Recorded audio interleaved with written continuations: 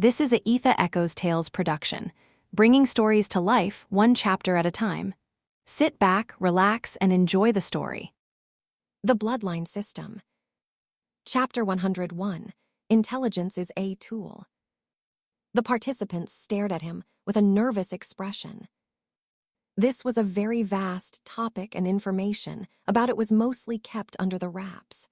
They had no idea if the question would be based on general knowledge or not, but everything still depended on the grading of the difficulty of the question. What tool was presented to Earth by the Slarkovs to show that they were a peaceful race? Gustav asked and walked back to his seat. Chatter, chatter, chatter. The hall became noisy again after Gustav asked his question. This was truly something that wasn't known to the general public, because history books relating to the Slarkovs' descent were extremely scarce. It was almost like information about that was being covered up. The screen started calculating the difficulty. In a few seconds, it displayed the difficulty, which happened to be a high school-level difficulty. Chatter, chatter, chatter. The hall became noisier. At first, the students believed it would be above high school level, but now that it had been displayed that it wasn't, the participants would have no choice but to answer. Small whispers could be heard on the stage, as teammates discussed among themselves how they would answer. Even after 2 minutes had passed, not a single participant stood up to answer. It's just as I thought. He is well versed in science than other topics. Gustav stared at Atrihia City's high school participants with a look of contemplation. He had studied the 3 students, representing them earlier. Holland, Ezekiel, and Vivi. The 3 were versed in different aspects that complemented one another, but Holland was the only person Gustav felt was more knowledgeable in the aspect he was versed in, which was science. If he were to come up with a scientific question, he was sure that Holland had an 80% chance of answering. Since Holland was the only person, he was wary if he decided to bring up a subject that wasn't related to science. The girl in their group, Vivi, was the only one who was really knowledgeable when it came to history, but Gustav doubted that even she knew the answer to this. Beep. Finally, a school tapped on the button. A female student from Black Rock School came forward to answer. The item wasn't mentioned in the historical records. How are we supposed to know it? She said with a squeezed-up face. Everyone thought she came up to answer. No one expected that she actually came up to complain about the question. The tool was very well mentioned, Gustav replied to her bluntly. Do you even know the answer to the question you asked? She pointed at Gustav with a dark look. We will find out when you all fail to answer, Gustav replied with an unbothered look. Aurora Gantz, that stage isn't for arguments, it's for questions and answers. If you know nothing about the answer to the question, please take your seat or you will get disqualified. A loud voice came from the other stage. It was the vice principal of Atrihia City High School. He had to give her a warning since she was using the stage for the wrong purpose. Aurora walked back to her seat with a look of embarrassment. Now everyone went back to waiting for another student to walk up the stage and answer. 10 seconds went by in silence. Another 30 seconds went by again, and yet no one stood up to answer. After a minute went by, the female student from Atrihia City High School tapped the answer display panel and stood up. She walked to the middle of the stage and started speaking. According to the history of the Slarkovs' descent, the humans thought they were hostile and acted unreasonably by sending out artilleries in an act to protect themselves from doom. The historical records also connote that an item was given to the Earth as a gift to show that they were a peaceful race, but this item wasn't mentioned. She paused for a bit before continuing. From our observation of Earth's history down the line, the Earth seemed to be protected by something relating to a prediction machine. The reason for this thought is because of the time a meteor shower was said to rain on the Earth. The places that were affected had been evacuated of human life beforehand, she said with a look of certainty. I believe the item is a technological doom prediction device, she concluded with this. Chatter, chatter, chatter. Voices conversing could be heard from the crowd. They talked about the possibility of Vivi's answer being correct while waiting for the result. Even the audience themselves were not very knowledgeable when it came to history, so they couldn't tell if the answer was correct. Beep. The screen finally displayed the status of her answer after a few seconds. To everyone's surprise, she was wrong. Here I was thinking she could actually answer correctly with the way she started. What a disappointment, Gustav said internally. The chatters from the crowd increased again. Since even Vivi got it wrong, I doubt any of the students can get it correctly. I doubt that this Gustav who asked the question can answer it. The crowd, especially Atrahia City High School students, had already seen Vivi as a goddess of history due to the way she had been answering questions related to them previously. Now that she failed to answer, they believed that no one else could. The participants that had similar answers to Vivi's answer remained in position with a dumbfounded look. They couldn't think of anything else that would be the right answer to this question. Beep. Another beep resounded in the hall. This signified that the timer for answering the question had finished counting down. Now the person who posed the question would have to answer it, since the other participants failed to do so. Gustav, knowing he was up, walked to the stage. I asked that what tool was presented to humanity by the Slarkovs. It's a very simple question. Gustav started speaking. In the past, when the Slarkovs descended, there was chaos, but the Slarkovs gave two things to humanity to prove that they weren't a hostile race. Instead, they were peaceful. Gustav paused for a bit before continuing. One is well known to everyone, while the other is hidden. Intelligence, Gustav stated with a profound look. Chatter, chatter, chatter. How could intelligence be the answer? Is he messing around right now, or he doesn't know the answer? Is he referring to intelligence as the tool received? The crowd refused to believe that Gustav was right. Gustav didn't mind their words and kept speaking. Chapter 102, Blatant Accusation. In the historical records of the Slarkovs' descent, it was well noted that the Slarkovs had given a tool to the humans as a gift to show that they weren't hostile, but this tool wasn't revealed. But was that the only tool that the Slarkovs presented the humans with? Of course not. The humans also demanded that the Slarkovs share their knowledge and intelligence on technology with them. If they had decided not to share, the Slarkovs would have been seen as a hostile race, so the Slarkovs also shared their intelligence with the humans. This means two tools were given. One is unknown and the other is intelligence. Gustav stopped moving and stood in the middle of the stage. Since I asked what tool was given and there happened to be two tools, you only needed to mention a single one, Gustav added with a slight smile. Beep. The screen lit up, displaying that Gustav had answered the question correctly. Silence. The crowd was once again rendered speechless. Gustav had practically played with their minds. It was public knowledge that technological advancement today was due to the Slarkovs, but when a question like this was asked, the first thing that came to mind would be the item that was presented as a gift to the humans. No one would think of the intelligence that was shared. Even the principals were surprised when they heard this. They hadn't expected such a reply since they knew the information about that item was very well guarded. They thought Gustav was also going to miss the question, including Principal Irwin. This kid, I thought he asked this question so everyone could fail and the 5 points would be lost.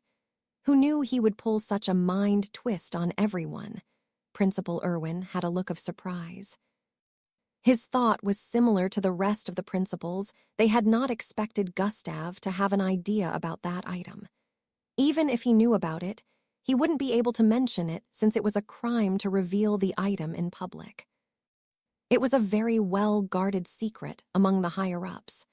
Gustav would be taken into custody if he knew about it and decided to reveal it here. Gustav walked back to his seat after causing the crowd feel odd. Angie cheered for Gustav from her seat area. From the start of the event, she had been the only one cheering for him. Her classmates would stare at her with a weird look, wondering which side she's rooting for, and why she would even be cheering for someone who didn't answer a single question the whole time, but she wasn't concerned about their stares. Only her close friends in school had heard her speak about Gustav, but they weren't impressed when he didn't answer a single question in the first half. Now they were starting to understand why Angie was so infatuated with him. Gustav walked back to his seat, amidst the awe-stricken faces of the crowd. We were fooled. The participants could only blame themselves for not deciphering the question properly. The event commenced, and a participant from the next school came on the stage. When the question was asked again and graded on the screen, the beeping sound was heard immediately. This time, a lot of the students tapped on the answer button at the same time. At least that was how the audience saw it, but the screen showed Gustav as the first person to tap the answer display button once again. Gustav answered the question, correctly adding extra 5 points to Echelon Academy. As the event continued, the participants and audience faces turned from shock to awe and from awe to disbelief. Gustav would always be displayed as the first to tap the answer button. The participants were starting to think that it was rigged, since they also tapped the button immediately after the question had been graded. Atrahia City High School participants would purposely stretch out their finger towards the panel before the question was graded, so they could quickly tap on it, but even with that, Gustav would still be displayed as the first to tap. Due to this, Gustav kept bagging points for Echelon Academy, causing them to rise on the rankings. Gustav kept answering one question after the other correctly. After answering the 17th question, Vivi couldn't take it anymore. She stood up with an incensed look and accused Echelon Academy of cheating. How could he keep being the first to tap when we all tapped it at the same time? She pointed at Gustav as she spoke. This disturbed the event, and the principal of Atrahia City High School had to address this on the podium.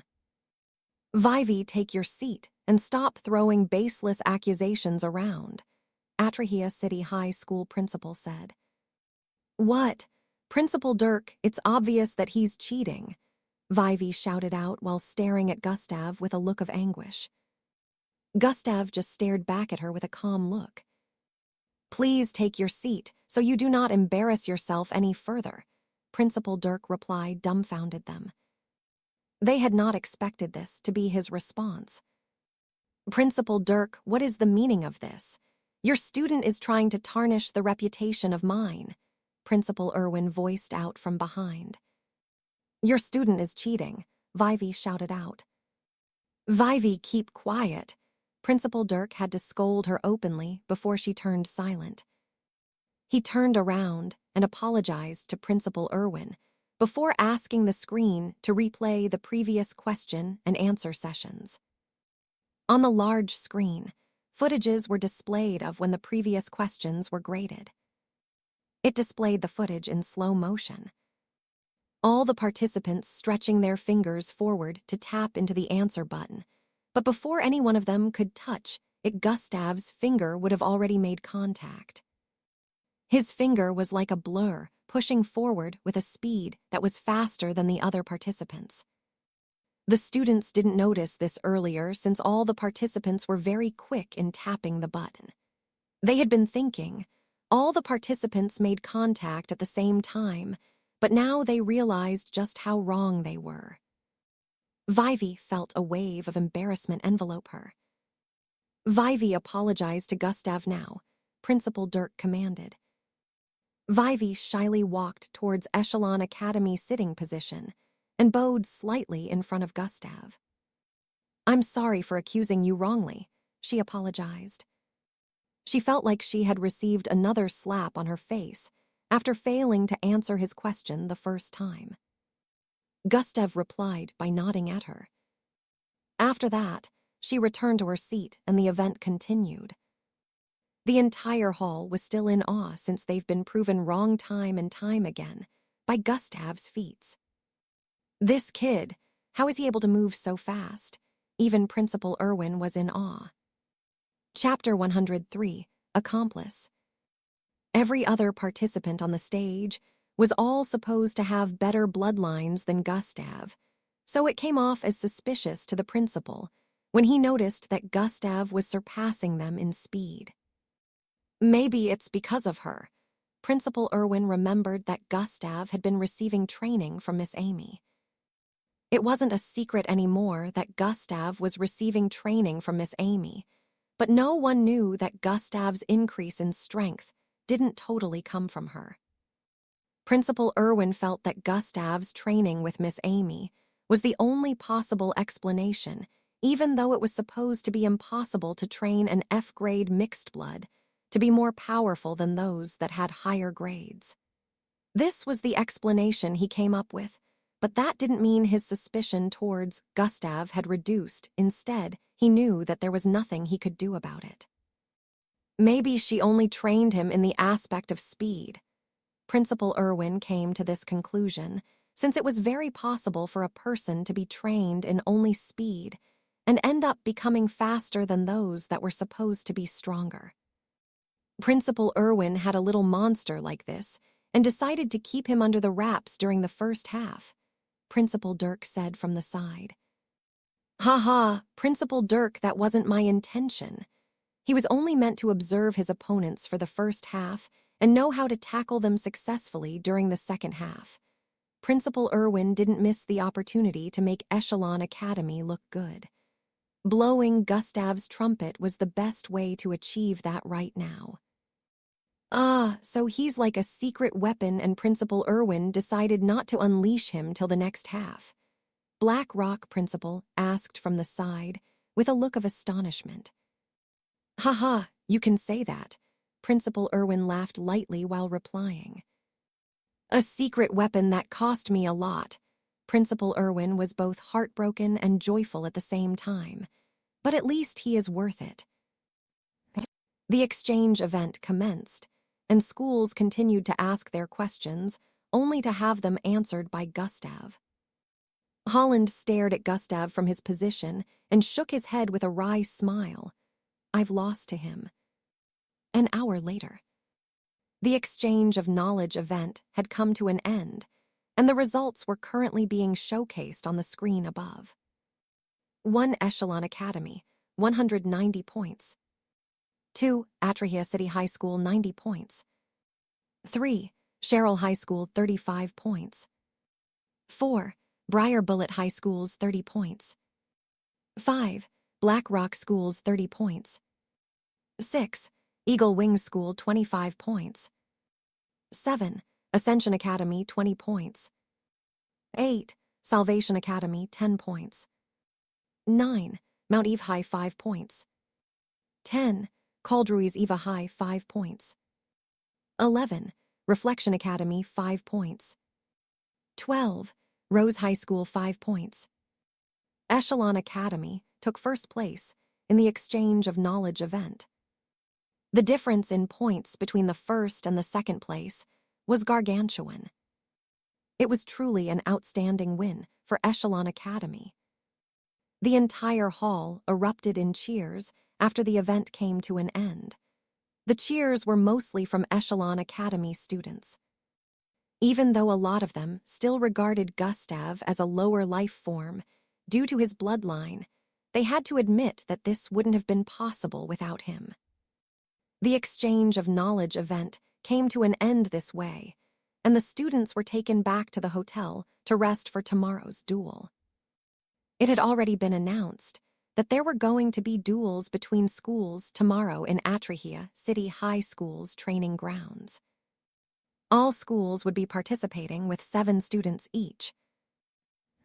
Some hours later, Gustav was heading to his room after he had a conversation with the principal and some of the teachers. That's more than 1,000,000 now. I just need to find a way to keep multiplying that, Gustav said internally as he walked across the hallway. He had finished receiving compensations from the principal and the teachers. It was truly a bountiful harvest for him. As Gustav transversed through the hallway, he noticed someone headed towards him from the opposite direction. What are you doing here? Gustav asked with a menacing look after figuring out who the person was. It was none other than the white-haired beauty Maltida. She paused her movement when she arrived in front of Gustav. Gustav walked to the front of his room door and stood before it while staring at her. What do you want? Gustav asked again. Well, first, good job today. We would have lost if you didn't step up, she praised Gustav with a smile. What exactly do you want, Maltida? Stop beating around the bush. I know you're not the type to care about others, Gustav said with an intense glare. Ouch, that hurt, Maltida muttered with a wry smile. But maybe you're right, Maltida replied with a serious gaze. When you live the kind of life that I do, you tend to ignore th. Before Maltida could complete her sentence, Gustav interrupted her. I don't care. Keep whatever you're gonna say to yourself. Gustav's tone and manner of speaking at this point sounded very uncaring. It was laced with such coldness that Maltida felt chills, especially with the way he stared at her. Just tell me what you want. Why are you on my case? Gustav asked while moving closer to her. I want us to make a deal, Maltida said while moving closer to Gustav. A deal? Sounds pretty interesting, but what makes you think I'd make a deal with you without knowing your motive first? Gustav asked. I want us to work together after getting into the MBO training camp. I want us to be accomplices. Maltida finally spilled the beans. Work together? What makes you think I'll pass the test and get into the camp? Even if I did, why would you want to work with trash? Gustav asked in successions.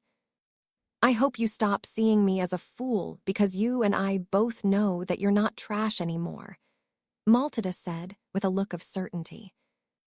I don't know what happened to you recently, but I can tell that you're not the same as you used to be, she added. I don't know what you're getting at. Why would you need an accomplice within the camp? Gustav asked with a suspicious gaze. You can't understand the information big families receive. If we become comrades, I will explain everything to you. It's gonna be a win-win in the end, Maltida answered. Just where are you getting such ideas about me being worthy of becoming your accomplice? Gustav questioned with a suspicious gaze. Chapter 104, Bloodlines. You survived the attack of the spacecraft in Site Hash 47. You left my side without me noticing during our tour in the market, and your personality took a complete 180 degrees turn. Gustav, it's all right if you want to hide the fact you're now different, but please stop treating me like a fool. I've already told you what I want. If we work together, we could really gain a lot of advantages from being each other's companion. Consider my request. Matilda's explanation left Gustav with a contemplative expression. Now that she had revealed her intentions, Gustav's suspicion towards her had reduced. If she didn't come clean, Gustav would never give her any chances. So you want us to make use of one another. You scratch my back and I scratch yours, mutual gains, is that it? Gustav said. Matilda nodded slightly. That's why I want to make a deal with you so you can see just how sincere I am about this, Maltida explained. Let's go talk somewhere. Gustav turned around and headed for a secluded place within the hotel with Maltida. An hour later, Gustav was in his room, seating on his bed. Only 2 of his roommates were in at this moment, so the room was quiet. A lot has happened today, but I still got a lot of rewards from them. Gustav reminisced about today's event. The other time, when he decided not to represent Echelon Academy, he unknowingly completed a hidden quest. Hidden quest completed. Disagree to the requests of your principal. Rewards. Plus 10, 000 EXP. Plus 5 extra attributes points. At first, when Gustav saw it, he nearly laughed out loud, wondering why the system would give him such a quest. But just as he was leaving the gathering of the principal and the other teachers, he received another quest. New quest has been issued.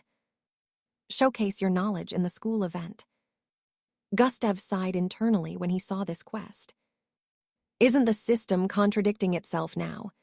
This was the thought that came to Gustav's mind when he first saw the quest. After the exchange of knowledge, he got another system notification that the quest had been completed.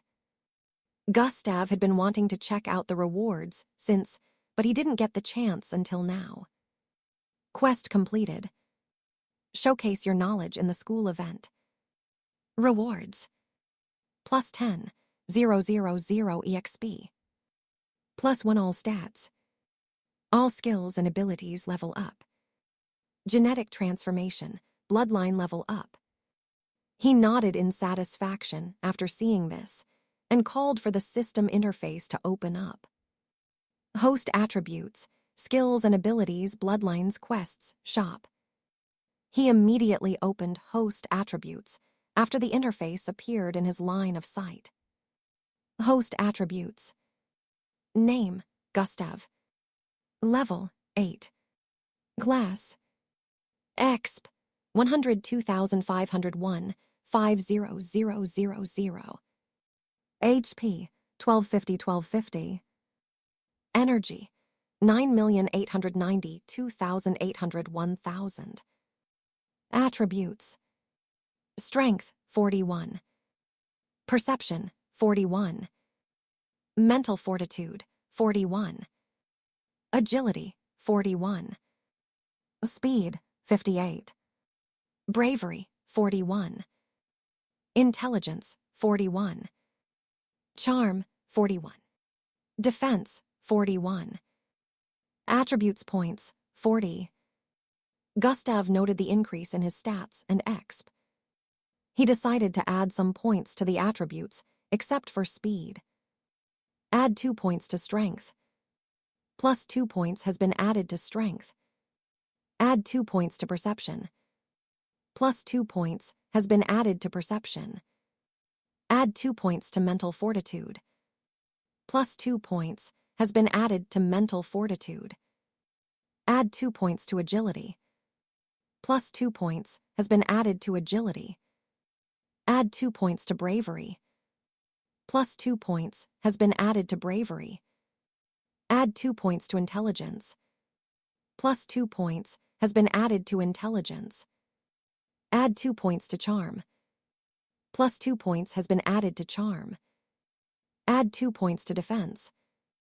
Plus 2 points has been added to defense.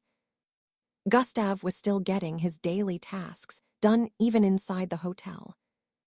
There were workout facilities within the hotel, which made it easy for him to complete his daily task. After Gustav finished distributing the points, he closed host attributes and opened bloodlines. He wanted to check on his bloodline upgrade. Bloodlines. Genetic transformation bloodline. Grade, C. Abilities tied to bloodline. Shapeshifting. Joint movement. Size manipulation.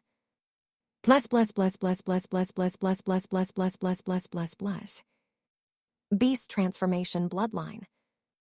Grade, D. Abilities tied to bloodline. Partial mutated bull transformation. Bloodwolf transformation. Savarinia, serpent transformation.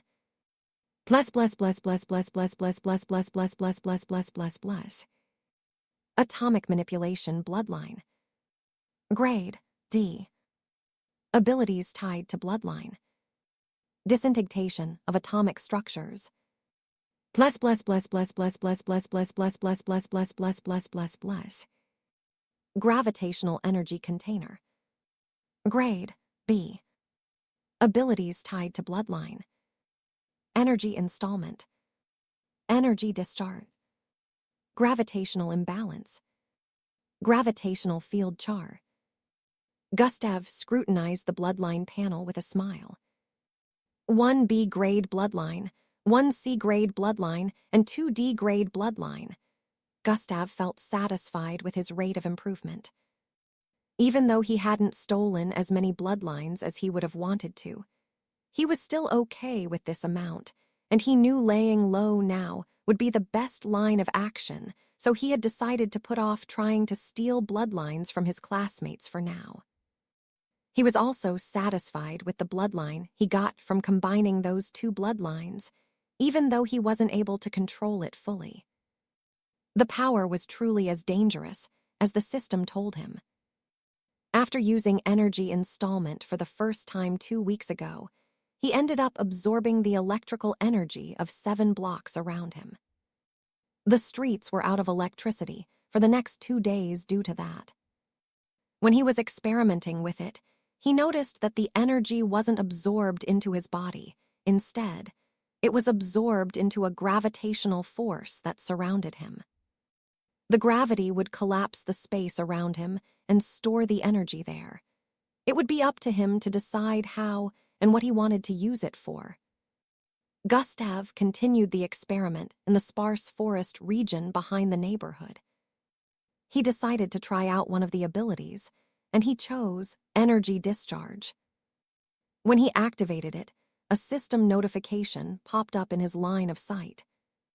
How much energy does host wish to discharge? But before he could reply, another notification popped up. All energy accumulated into gravity field will now be discharged. Boom! A vast wave of reddish energy, laced with electric snakes, blasted out of Gustav's body. Bang, bang, bang, bang, bang. Trees within the vicinity were blasted apart as the energy wave incinerated a radius of 300 feet around him. Even the ground was scorched. Gustav couldn't imagine what would have happened if people were moving around here. From then, he had decided that he would only use the ability of this bloodline in cases of emergencies. Chapter 105, Visiting the Arcade Again. Although Gustav had said he wasn't going to make use of the bloodline except in cases of emergencies, there were still times that the bloodline would activate by itself. An example was when he almost absorbed the border during their travels. He suspected earlier that a part of the energy would be absorbed into his body if the gravitational field was filled up, but the system had shown that it would absorb the rest of the energy if the gravitational field was filled up. Gustav would go to the forest area every day to try and train his control of this bloodline, but even with that, he still couldn't grasp control of it properly. He had calculated that the amount of force generated when he made use of discharge after absorbing 2 blocks of light was equivalent to a small nuclear electromagnetic force with wild electric currents within. It packed a lot of compounded destructive force, and he could tell that a Zulu-ranked mixed blood would be instantly blasted apart if he decided to unleash it before them. Right now, his gravitational field was filled up again. The energy always surrounded him and couldn't be sensed by anyone else besides him.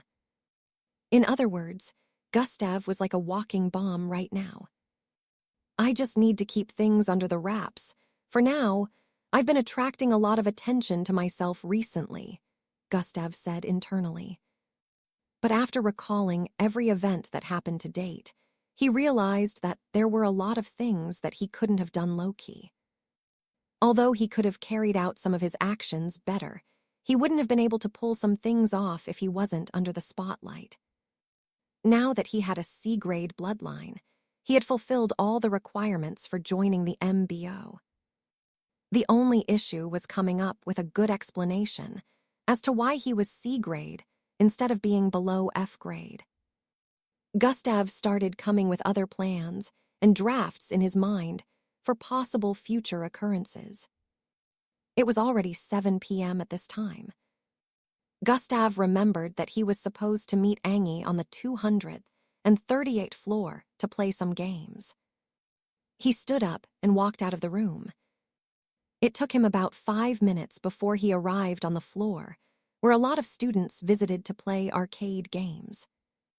On entering, what greeted Gustav's sight were glittering lights and a crowd of people moving to and fro. The place was as large as an entire outdoor park. Different kinds of gadgets could be seen at different spots. There were spots for playing shooting games, parkour games, virtual reality, casino bets, etc. This floor was always busy because of this. Gustav, a feminine voice called out to him from ahead. It was a girl in a white and green gown with an athletic figure.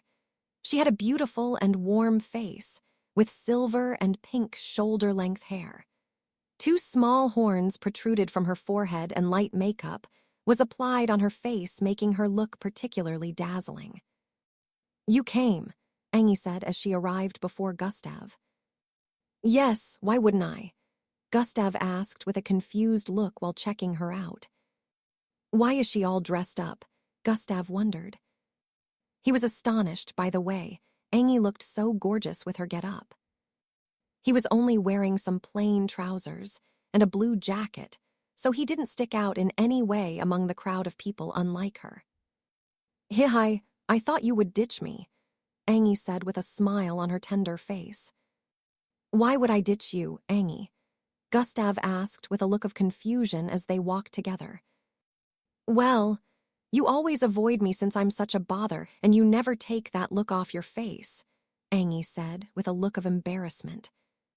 "What look?" Gustav with a confused expression. Don't mind me. What games are we playing tonight?" She quickly changed the topic.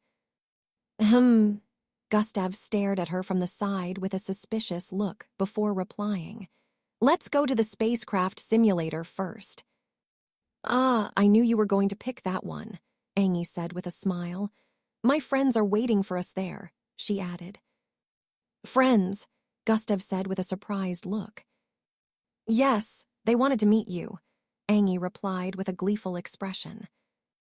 Gustav still felt uncomfortable when the word friend was mentioned, but since it was Angie, he didn't think much of it. They kept walking until they arrived somewhere around the middle of the floor. Around here, there were different screens placed above that showed spacecrafts battling in space. There were several battle rings where people with a helmet over their heads sat onto a chair. They weren't moving, but their brains were working at the moment. This part of the arcade was where VR games were played. "Ariana, Elle," Angie called out to 2 girls who were currently occupying one circle. "Angie," both girls called out at the same time and walked to meet up with Angie ahead. Ariana was brunette with cherry red lips, while Elle has green short hair and matured-looking face. Both of them were good-looking. "Is Lim still at it with that guy?" Angie asked when she arrived in front of them. "Yes, he's proving a bit difficult to defeat." The girls turn around to look at the circle behind and the screen above. The 2 other people within the circle, currently seated on a pilot-like chair with helmets on their heads. One was a female, while the other was a male. They were currently inside the game, going against each other with their spacecraft. On the screen above, 2 large war spacecrafts wheezed across space, shooting laser beams at one another intensely. It was hard for one to hit the other due to the way they moved fluidly. One was pinkish and red, while the other was full black. The former was being piloted by their friend, while the latter was being piloted by the guy. Chapter 106, Meeting Angie's Friends. It was obvious that they were both skilled. The 2 girls noticed the handsome blonde-hair male behind Angie. Angie is that, Elle voiced out with an astonished look. Gustav, Ariana shouted out with excitement and walked towards him. She arrived before Gustav and grabbed his right hand with both her hands. She held them up with an excited expression as she spoke. Gustav, I'm a fan. Gustav was surprised with the way she just grabbed him. Another thing was his hand was currently resting on her perky boobs. Gustav didn't know if this was done on purpose or subconsciously. Your knowledge on almost everything is second to none among our peers, and I'm still in disbelief even now. I'm also shocked that you're dating our best friend. Let's all be friends, please, she begged with a smile. Gustav was still short of words, so he didn't hear the part where Ariana mentioned dating their best friend. Puh. Oi, what are you saying? You'll scare him away. Elle slapped Ariana's head from behind, causing her to drop Gustav's hand. The feeling of softness and squishiness left his palm after it disengaged from her chest. Gustav, just ignore her, we're glad you're here, Elle said with a smile. Hey, come on, why did I have to receive a slap? Ariana said with a glare and pout. Because you're creeping him out, Elle glared back at Ariana. Angie's face was already turning red from embarrassment behind them as she stared at Gustav's face occasionally. Da-da-da-da-ting! Her mind wandered to another realm as the redness on her face intensified. It was almost like smoke was going to start erupting from her head soon. What a fun bunch. They don't seem bad, Gustav said internally while scrutinizing bickering girls. He doesn't look creeped out to me, Ariana said in her defense. Well, Elle was about to answer when she was interrupted by Gustav's statement. It's ending, Gustav said while staring at the screen. Ending, both girls voiced out as they followed Gustav's line of sight. They stared at the screen also, and noticed that the battle was still going on. She has won, Gustav said with a certain look. The girls stared at the screen with a look of confusion. They couldn't see any signs that their friend was winning, but in the next few seconds, their eyes widened. Two wormholes suddenly appeared out of nowhere, while the pinkish spacecraft was being chased by the black. Due to the fact that the wormhole was still gathering power, when it just appeared its pull wasn't powerful enough to hold the pinkish spacecraft in place. This allowed the pinkish spacecraft to speed out of its AOE, but the same couldn't be said for the black spacecraft behind. The black spacecraft was being pulled left and right by the gravitational force of both wormholes, preventing it from moving for a while. The pinkish spacecraft suddenly did a 180 degrees turn and shot out a large, pillar-like laser beam towards the black spacecraft. Truyan. The laser beam pierced through the spacecraft. Boom. The spacecraft exploded into smithereens. Player LIMWNS. Haha, Lim won, Ariana voiced out gleefully. Angie was brought out of her imagination after hearing that. Damn it, how could I lose? Let's go again. The guy who had just lost pulled off his helmet and voiced out. Another beautiful face was unveiled when the other girl removed the helmet on her head. It was a slightly tanned, red-haired beauty. Her body shape was already looking attractive before she removed the helmet. Now that she did, it further increased her attractiveness. Once a loser, always a loser. You've lost the chance to have me. Get lost, the girl said with a fierce glare. But I... The boy wanted to retort, but her fierce gaze made him flinch back in fear. She kept staring at him in that manner, till he turned around and left. Wow, Lim is at it again, Ariana said with a burst of light laughter. Lim turned around to stare at Ariana, Elle, and Angie. He was bound to lose, and there's no way I'd go out with a loser anyway, Lim said. Oh, is that? She noticed Gustav behind. The girls noticed that she was staring at Gustav and smiled. Yes, he's Gustav, Ariana said with a delighted look. Lim stood up from her seat and walked towards them. Lim reacted with a look of astonishment and turned to stare at Angie. He's cute. Can I have him? Lim said with a smirk.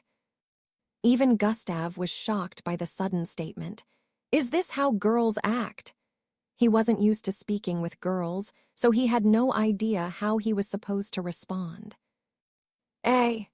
Angie shrieked and moved towards the side to stand in between Lim and Gustav. Haha, I'm just kidding, Lim said and stood up. There will probably be another challenger soon, Lim added. It's all your fault after all. Why would you declare such a thing in the first place? Elle said while sighing. Lim issued a challenge recently.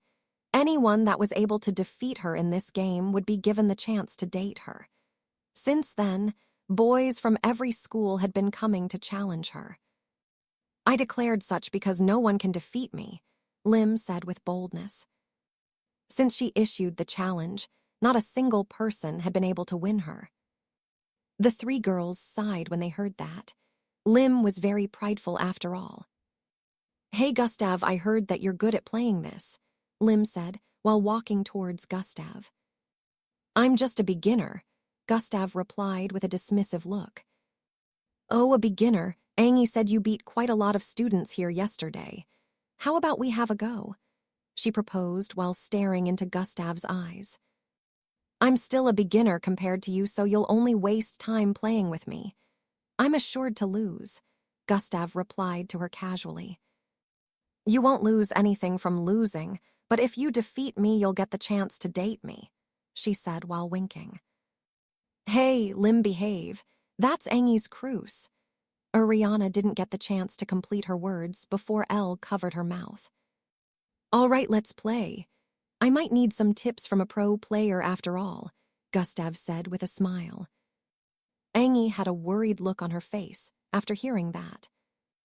Don't worry, he'll lose, Lim said while staring at Angie. Angie pouted her lips in displeasure. Gustav better lose, she said internally. Gustav only smiled and walked towards the chair. He grabbed the helmet and took his seat. Shall we? Gustav said like a gentleman. Yes, we shall, haha. Prepare to lose, but don't worry, I'll take it easy on you. Lim sounded like a sweet villainess with her statement. All right, let's play. Gustav placed the helmet on his head at the same time with Lim. 3 minutes later. Player Gustav wins. These words were displayed on the screen, along with blown-up parts of a pinkish spacecraft floating away in space. The three girls watching from behind had their mouths wide open. How did Lim lose that easily? Even Angie was surprised. Chapter 107, Repeated Defeat. Lim's expression of disbelief became visible after she removed her helmet. Gustav pulled off his helmet too. A small grin could be seen on his face. Thanks for going easy on me, Gustav said with a look of appreciation. Cut the bullshit, how did you do that? Lim asked. So vulgar for a young lady, Gustav said with a smile. The girls behind chuckled upon hearing that and seeing Lim swell up due to frustration. It's really very simple. Just study the patterns of the superclusters and Pleiades properly so you know which parts of space are weaker and more likely to collapse due to intensely powerful blasts, Gustav explained with a profound look. 3 minutes ago, when he started playing with her, Gustav didn't try to battle her head-on. When it came to direct battle, he knew he'd probably not be her match since he was still inexperienced when playing the game unlike her, so he decided to lead her around. She knew he was leading her around, but she had no idea why, or what reason he would have for shooting at different places in the open space, like he didn't know how to aim properly, since none of the shots he fired made contact, or came close to making contact with her spacecraft. Also, he used the most powerful shots the spacecraft could offer, which would consume power and fuel crazily. Although she was experienced in playing the game, She didn't really have knowledge about space, but Gustav was very knowledgeable when it came to a lot of things, and space was included. The cannons of spacecraft in this age had been built to be very powerful, that it was possible for consecutive blasts to destroy an entire star. There was another thing that those consecutive blasts could do, which was to cause space to collapse against itself and create a black hole. Gustav studied the patterns of space and knew exactly where to fire to easily cause space around a particular part to collapse. Spacecrafts of this age could escape wormholes and black holes, but when they appeared in multiples, they wouldn't be able to escape in one piece, or they might not be able to escape at all. Generally, black holes were more powerful than wormholes, so when 50 black holes appeared around Lim's spacecraft, she didn't know how to proceed. Her spacecraft was caught in between the black holes, while Gustav had navigated his spacecraft away from the AOC. Her spacecraft was torn apart by the multiple black holes, and Gustav won. Your knowledge led to my defeat. Lim couldn't really understand everything about the way Gustav won, but she knew it was attributed to his intelligence and knowledge. Author's note: some readers will wonder how that has got to do with intelligence, so I'll explain in the author's note below. I put this here because a lot of you don't read the author's note below and end up missing explanations sometimes. Let's go again, Lim stated with a decisive look. Are you gonna offer something else if you lose again? Gustav asked with a smirk. Lim's eyes widened in realization. I lost to you just now, which means he gets to date me, she said, voiced out. Everyone's eyes widened upon hearing this. Dottie, Angie voiced out with a look of indignation. Lim, you, Angie pointed at Lim with a look of speechlessness. Haha, calm down, I don't have plans of dating you or anyone else for that matter. I'll just ask for something else instead, Gustav said to clear up the weird atmosphere. Upon hearing that, the tension in the atmosphere reduced, just as Gustav expected. But Lim couldn't understand why she suddenly felt down when Gustav said he didn't have plans of dating her. Such blatant rejection. When did I lose my charm? She sighed internally. If anyone who knew Lim was to find out that Gustav had rejected her, they would think he was kicked in the head by a donkey. Lim was well known to be the #1 beauty who came from a family that owned a fashion company. She only attended Black Rock School because it was owned by her great-maternal grandmother. Every guy wanted to date her, and Gustav just threw that chance away. Let's go again. If I win, your previous win will be cancelled, Lim said with a look of unwillingness. What happens if you lose? Gustav asked. Well, if I lose, you can make a request, and I will grant it, Lim stated with a fierce look, however she still added. But I won't lose. All right then, let's have another round, Gustav chuckled softly after replying. 3 minutes later. Player Gustav wins. This was displayed on the large screen above. Lim grounded her teeth in frustration after removing the helmet. Let's go again, she voiced out. 2 minutes later. Player Gustav wins. Once again, Gustav won and Lim demanded a rematch. This went on till after they had rematched more than 10 times. The girls noticed that whenever Gustav defeated her, he would spend a shorter time to defeat her the next time they had a rematch. The next time would always be shorter than the last, and he defeated her within 30 seconds in their last rematch. They had lost count of how many times they opened their mouths in disbelief. Lim, who couldn't be defeated by any of their peers, was getting trashed by Gustav quite easily. After losing once again, Lim finally lost any hope of defeating Gustav. She noticed that with every round, Gustav would get better and better. It was as if he was using their battles to improve even further. Her thought was correct. Gustav was using their battles to improve himself on aerial warfare. Although the kind of spacecrafts they were using to battle in the VR was a smaller version of an original spacecraft and only needed a single person to pilot it, there were still a lot of similarities between both. Learning how to pilot a spacecraft within this VR was very possible, most especially because of the fact that it fully immersed the players into the game like they were in an original spacecraft. "Lim, do you want to go again?" Gustav asked after removing his helmet. Lim stared at him for a few seconds before turning to look in another direction. "What's the point? You've broken my confidence." She sighed with a look of defeat. Chapter 108, Duel Commencement. "I don't mind being yours now since you've totally dominated me," Lim said with her face becoming red. "Lim, what are you saying?" Angie said while staring at Lim. "He defeated me severely, Angie. He has gained the right to not only go on a date with me but have me," Lim said with her face turning red. "How can you just decide to let him have you like that?" Angie pointed at Lim with a wolf-like fierce face as she spoke. "It was a challenge and he won. He deserves his reward," Lim said replied. "No, he definitely doesn't want a reward," Angie said with an unwilling look. Ariana and Elle watched from the side with a look of confusion, wondering how things suddenly became heated. "I do want a reward," Gustav finally spoke. Every one of them turned to stare at Gustav after hearing that. "A reward? Then you want her?" Angie asked with a crestfallen look. "Don't misunderstand. I mentioned earlier that I would ask for something else," Gustav said.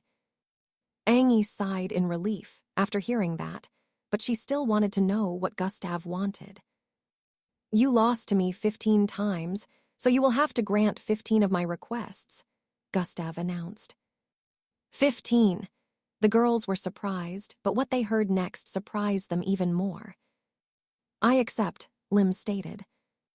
She accepted just like that? They expected her to still show unwillingness or make sure Gustav reduced the number of requests, but to their surprise, she accepted just like that. "But don't go overboard with your requests," Lim added. Gustav stared at her for a brief while before replying. "Overboard, eh? I guess we shall see." "By the way, what would you like to request for?" she asked. "Nothing comes to mind for now. I'll ask when I think of something," Gustav replied. With this, the tension in the atmosphere disappeared completely. Angie was still staring at Lim with a suspicious expression, while Lim was staring at Gustav with a contemplative expression. "How are you so good?" Lim finally decided to ask Gustav what was on her mind. It wasn't till around 10 in the night, before everyone returned to their rooms. The evening had been very interesting, and Gustav played a few more games with the rest of the girls. He got to know them better through this. Angie kept dragging him from place to place, and he noticed that she wouldn't let him complete a conversation with Lim before interrupting. Nevertheless, he was able to figure out the background of the girls. Elle, who was the most mature girl in terms of thought and looks, was the daughter of a famous international movie director. Ariana, the playful one, was from a well-off family of martial artists. Lim, as mentioned earlier, was from a very prestigious family, and she happened to be the fiercest out of the three. Angie was the only one whose family background didn't really fit into this group, yet the four of them were best of friends. They never cared about family background. They always cared for and protected one another. Gustav now understood why Angie wasn't tainted like he was. He now understood why she was able to remain innocent and caring. It was all attributed to her group of friends who always watched her back. It would be impossible for anyone to bully her and go scot-free since she had friends that she could count on. He wondered if he would have also remained caring if he had friends that would stand up for him and have his back as they had hers. On one hand, He was a little conflicted, while on the other he was glad that he became like this, because he felt Angie was just too naive. There was no way such friends would be there to protect her every time. Gustav worried that if she remained this way and ended up getting broken by the world, she might end up being worse than he is right now. He felt she'd probably turn completely dark and heartless, because anyone who was extremely good, nice, and caring had the potential to be extremely evil, vicious, and inhumane. Although it bothered him, Gustav felt this was unlikely to happen if Angie decided to live a casual life. Gustav decided not to sweat it and went to sleep after arriving in his room. The next morning, everyone had woken up at the appropriate time and done all their necessary morning routines. Today was the third day of the exchange event. The students were taken to Atrahia City High School again for the duel. When they arrived there, as expected, they were taken to the third training ground in the school. The training ground was like a stadium with spectators' seats, and the battleground was in the middle. The difference between the training ground and a stadium was, it was at least 7 times bigger. It was constructed this big so residual attacks from mixed bloods won't make contact with the audience by mistake. The students participating were called out to the battleground a few minutes after everyone arrived. The duel would be in teams, a team consisting of 7 students representing each school. There were some rectangular glowing outlines on the battleground. The rectangular glowing outlines on the battleground were spaced several hundred feet away from one another, and there were up to 6 of them. According to the rules, 2 schools would battle with their teams inside one of the rectangular outlines each. 7 students from a school against 7 others inside the rectangular outline. A person would be disqualified if they were thrown out of the rectangle. The students were laced in tight bodysuits of different colors. The 7 students of Echelon Academy were laced in red bodysuits, which depicted which team they belonged to. Every school participant had theirs. The principal started announcing the schools that would be going against one another. Every school would be dueling with another at the same time. That was the reason for having several rectangular rings, so every school would have their match at the same time. Atrahia City High School versus Cheryl High School. Both their participants should head to Ring C. Your duel will be taking place there, Principal Dirk announced. Black Rock Schools versus Rose High. Head for Ring D, Principal Dirk kept announcing. Echelon Academy versus Redemption High. Chapter 109, Captain V's Captain. Echelon Academy versus Redemption High, Principal Dirk announced.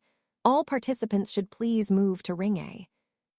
When Principal Dirk mentioned Echelon Academy, the entire training ground became noisier. Everyone remembered the way Gustav dominated the exchange of knowledge yesterday and hoped there wouldn't be someone who would dominate the dueling session like that.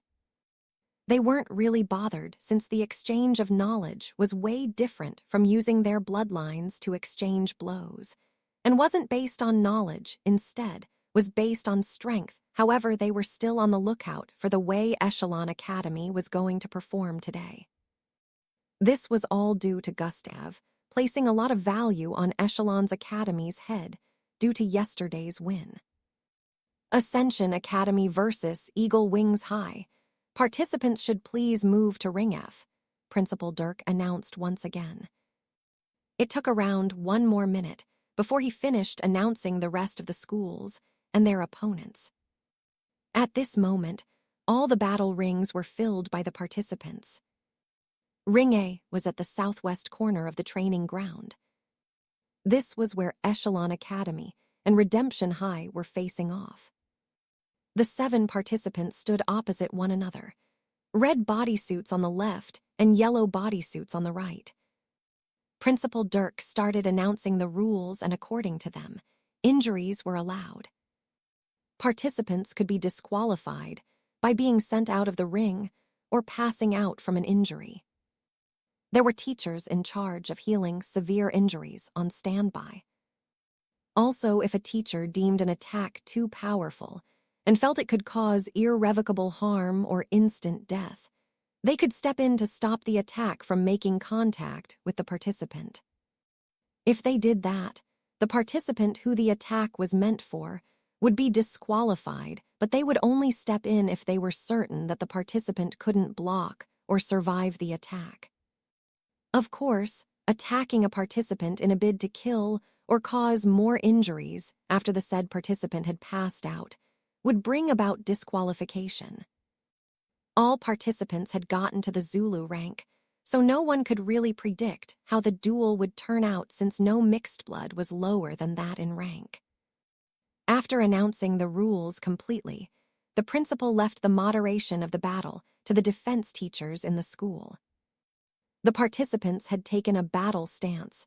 After using the battle formation, they were trained with to position themselves properly for effective battling. Once the go-ahead was given for the battle to start, the participants dashed out with vigor towards their opponents.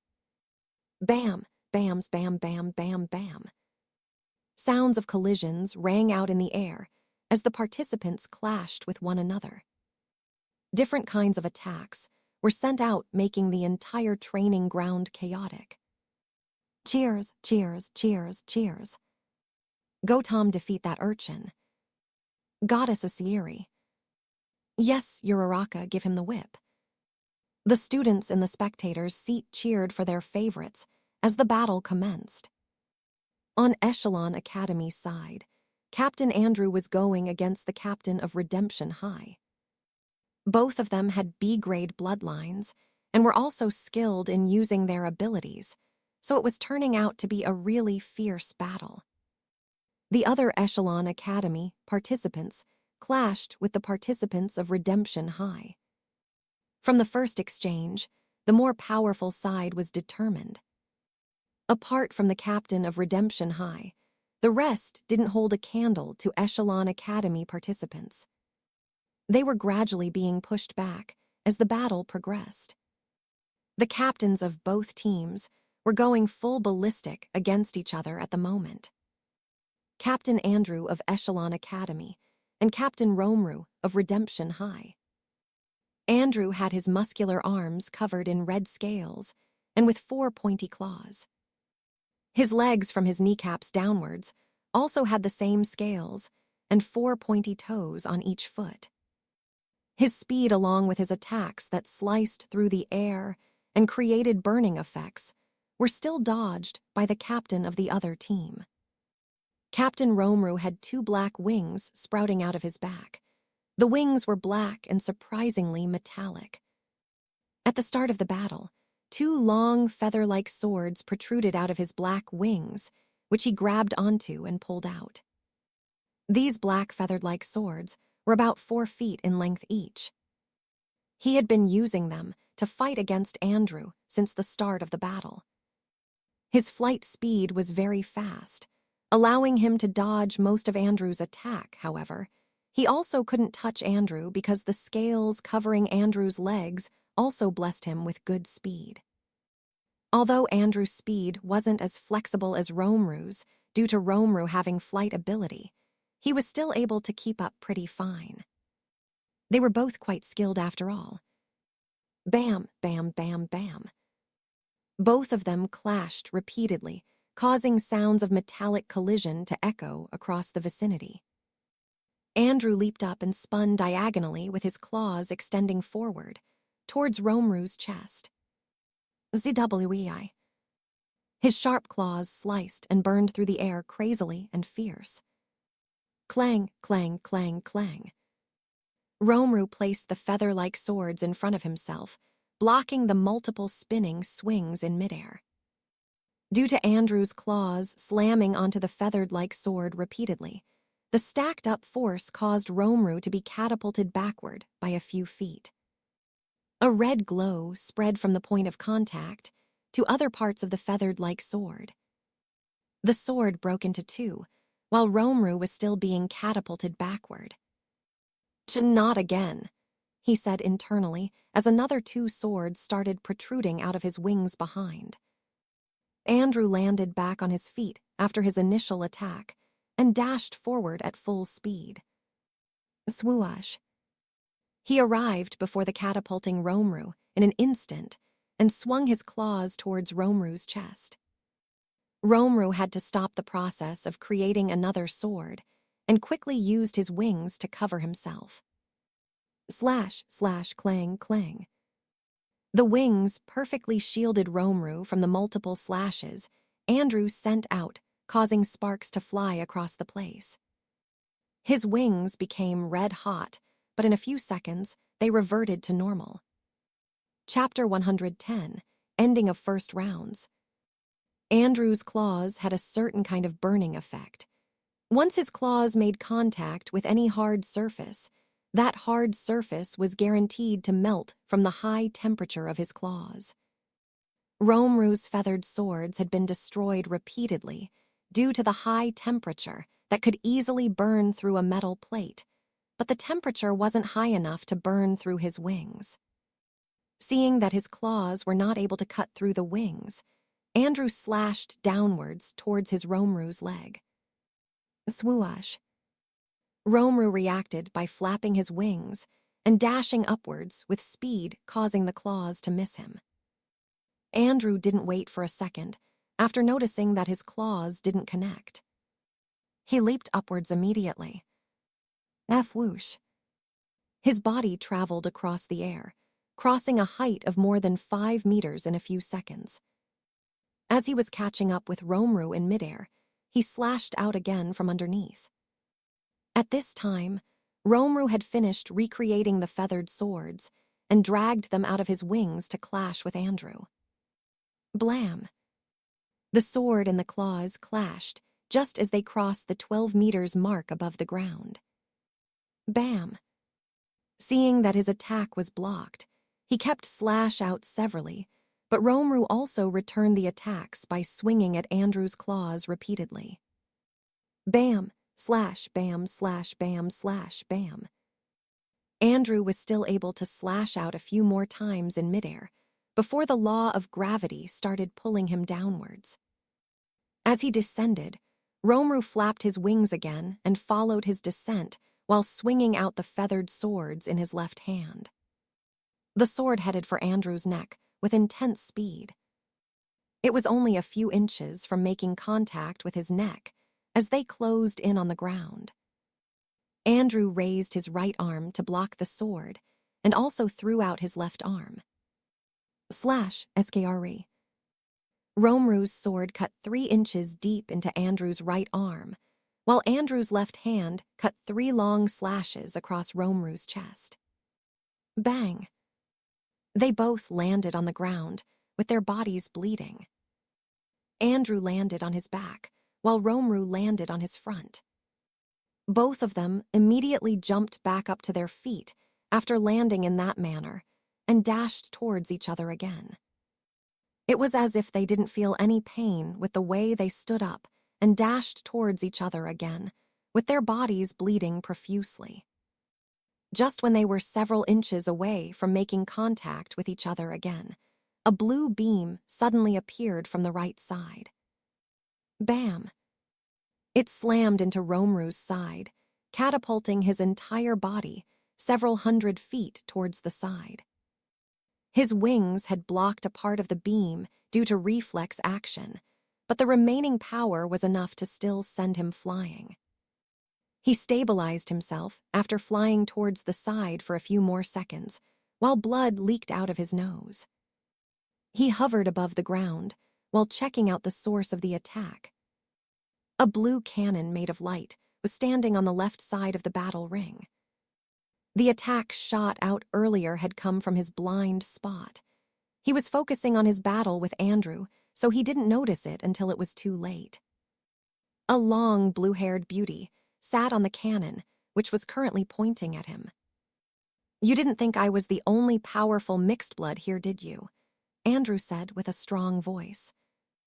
Even your impenetrable wings will not be able to stop her cannons from ripping you apart, Andrew said, before dashing towards Romru again. Romru figured that one of his teammates had already been disqualified, which was the reason for his current predicament. Toy. Another beam shot out as he dashed forward also. Swoosh. He was able to easily dodge the beams now that he knew about them. SW whoosh, toy swoosh, toy. He dodged the cannon several times as he flew across the air before arriving in front of Andrew. Another battle commenced, but Romru was not able to fight effectively like before. He would have to dodge the deadly beams, which for some reason couldn't hurt Andrew, even when it made contact with his body. This made Romru go from attack to defense. Bang, bang, bang, bang, bang. After trading blows repeatedly, one of Andrew's attacks finally connected with Romru's body, blowing him back, but before Romru could stabilize himself, the blue beams slammed into him again while he was still in midair. Bang! He was once again catapulted towards the left while spitting out blood. His body was still spiraling in midair when he noticed a monstrous-looking green foot suddenly appear from his right side and kicked forward forcefully. The large foot slammed into his ribs with intensity. Splurt. He spat out a mouthful of blood as his ribcage collapsed with his body sent flying towards the right. Another one. Romru's eyes were currently spinning with his face, showing an expression of pain, yet he was still able to analyze a bulky-looking beast with green skin standing on the side. Another one of my teammates has lost, Romru said internally, as he flapped his wings, causing his body to suddenly ascend with speed. Swoosh. Boom. A loud explosion rocked the air around him when he reached the height of 20 meters, and the strong blast it created sent him tumbling down. Bang. Even when his body slammed to the ground, he still didn't know what hit him. Romru was also unaware that at this moment, all his teammates had been kicked out of the ring, and he was the only one left. Right now, it was 7 against 1. Romru was only able to hold on for a few seconds more, before he was also sent crashing out of the ring with a battered body full of diverse injuries. All teammates of Redemption High have been evicted from the ring. Echelon Academy wins. A loud voice that announced the defeat of Redemption High and the win of Echelon Academy reverberated across the training ground. Cheers, cheers, cheers. The students erupted in cheers. Echelon Academy was the first to defeat their opponents, but after a few minutes, other schools were also starting to finish up. Atrahia City High wins. Salvation Academy wins. As time passes, more and more announcements were heard. Black Rock School's wins. Gustav only clapped when the announcement for Black Rock School winning was made. When Echelon Academy's win was announced earlier, he didn't even react. From the spectator's seat on the east side, he stared at Black Rock participants coming out of the battle ring. Good job, Angie, he muttered with a smile. Chapter 111, Most Supporting Teammate. Good job, Angie, he said with a slight smile. Angie happened to be one of the participants representing Black Rock schools. Not only did she participate, she was also one of the participants that supported the most during this duel. Her speed outstripped that of every other participant, and her combat power was not lacking either. Although it still fell far short of Gustav's prowess, it was nothing to scoff at. Especially in this battle, where everyone was slower than she was. Gustav also noticed that her speed had increased since the last time they raced. She was able to use a new ability with her bloodline that was also related to speed. Gustav figured that it was similar to him. Using sprint, however, there was a difference. Angie's speed was multiplied by 4 times when she making use of this ability, And although she couldn't maintain it for long before running out of energy, being able to use it for 10 seconds was more than enough to cause havoc on the battleground, because it was more than 2 times of Gustav's speed when he activated Sprint.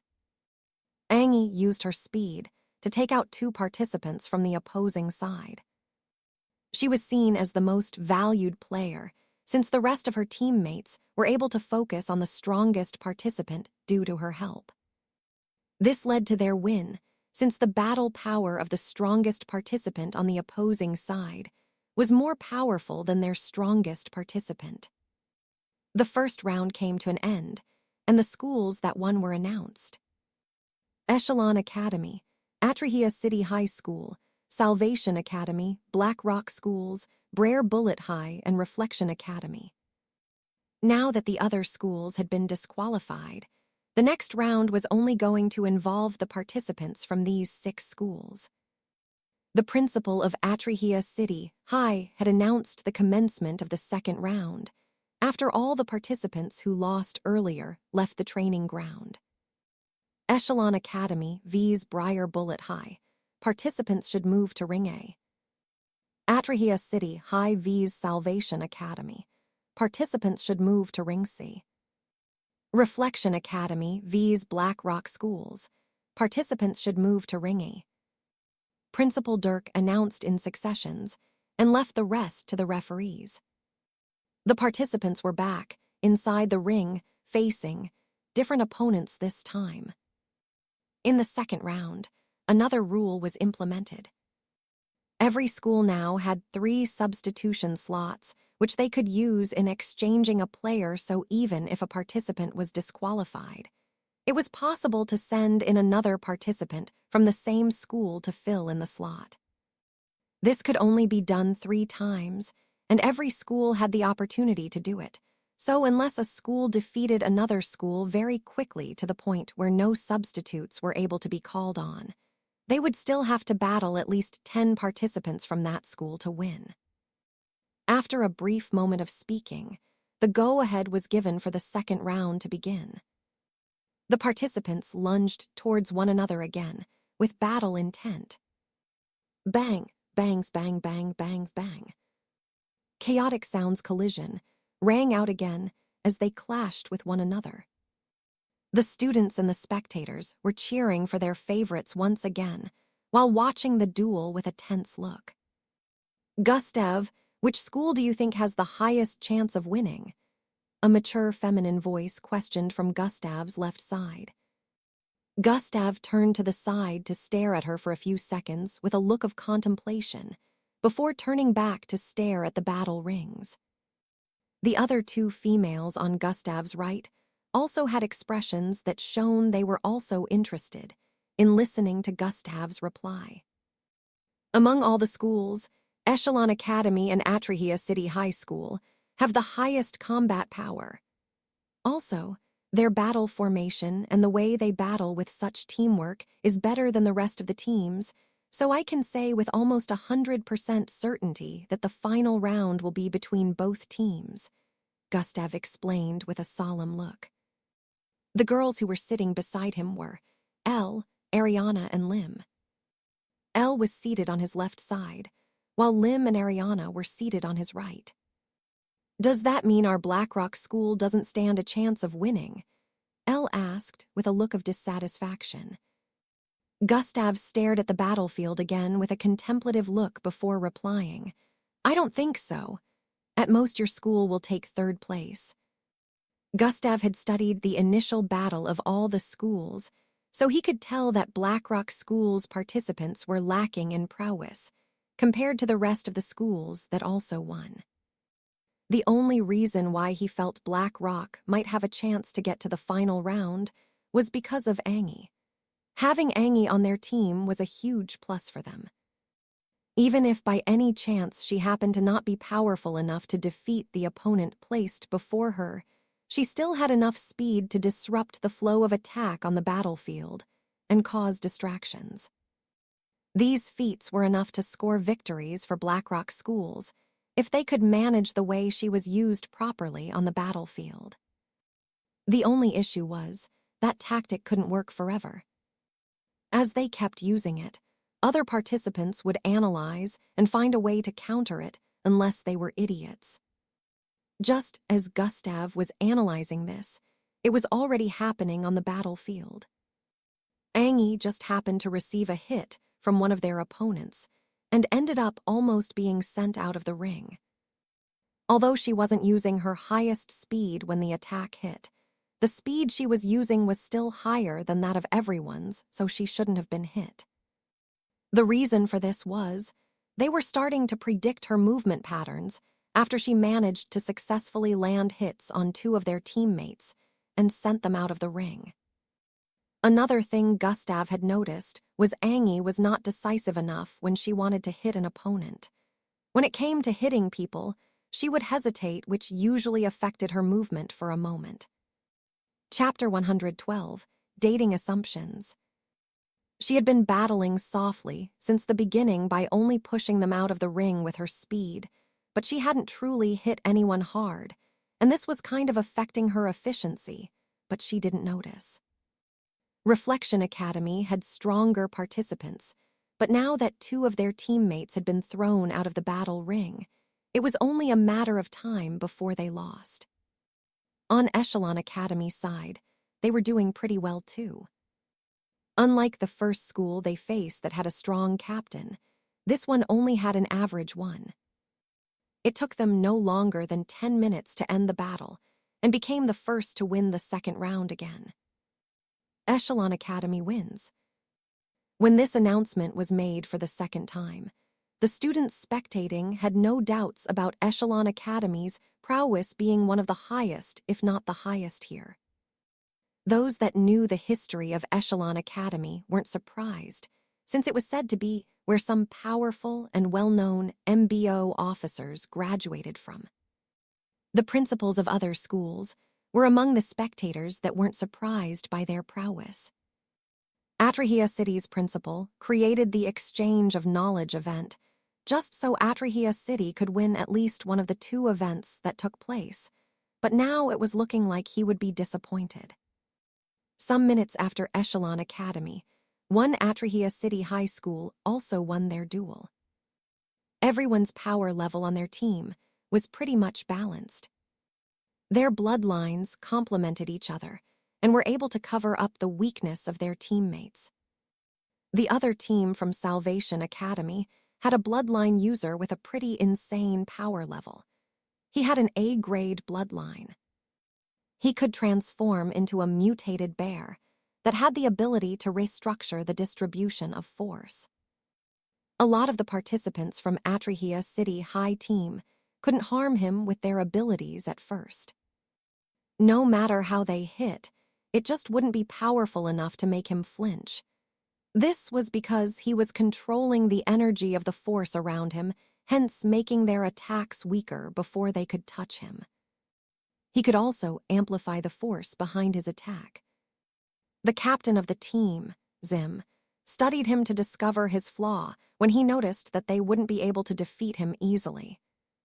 What he figured out was the speed of the creature the opponent transformed into was lacking, so he devised a plan and worked in accordance to it with his teammates. They avoided him and focused on dealing with the other teammates first. After that was done, all of them attacked him at the same time.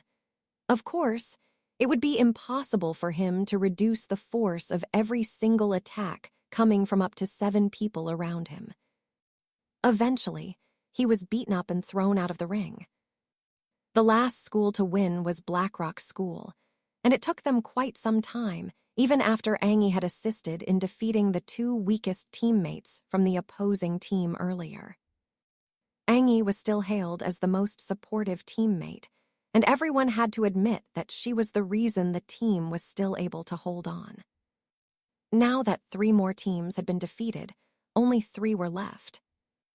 Echelon Academy, Atrahia City High, and Blackrock School. The principal announced that there would be a few minutes break for the participants to rest before the commencement of the 3rd round. "Let's go see Angie." Lim grabbed Gustav's right arm while standing up, pulling him along with her. "All right," Gustav said while standing up. Elle and Ariana exchanged glances before also standing up and following behind the both of them. They walked towards where the participants were positioned, which was beneath the spectator seats. They could already spot Angie in the distance, and she just happened to spot them too. She was clad in all black, same with the rest of the participants from Blackrock schools. Angie started waving excitedly at them, but when she noticed Lim holding onto Gustav's hand as they approached, she pouted her lips and walked towards them. When she arrived in front of them, she immediately jumped into Gustav's embrace, causing his hand to be released from Lim's grip. Gasp! The crowd surrounding them were surprised at the sudden intimacy. Gustav and Angie are dating. This was the thought circulating in their minds at the moment after Angie did that. Even Gustav was surprised by the sudden hug. Although this wasn't the first time, he was still surprised since his life wasn't in any form of danger this time. "Did I do well?" she asked Gustav with a sweet smile after disengaging from him. "H&M, you did well," Gustav replied with a smile too. The moment looked magical since Gustav wasn't the type to smile all the time, except he was up to something mischievous. "This is all thanks to you," Angie stated. Me?" Gustav asked with a look of confusion. "H&M," Angie nodded in reply. "Have you forgotten those nights?" she asked. Gasp. Another loud gasp was heard from the crowd surrounding them.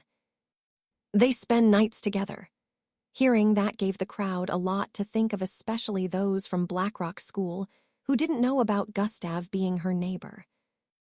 Angie happened to be popular among her peers in Blackrock School, so this came as a surprise to most of them who saw her as an angel that would never fall for any guy. The male students who were secretly admirers cursed themselves for not having the guts to approach her all this time. "Oh," Gustav muttered with a smile.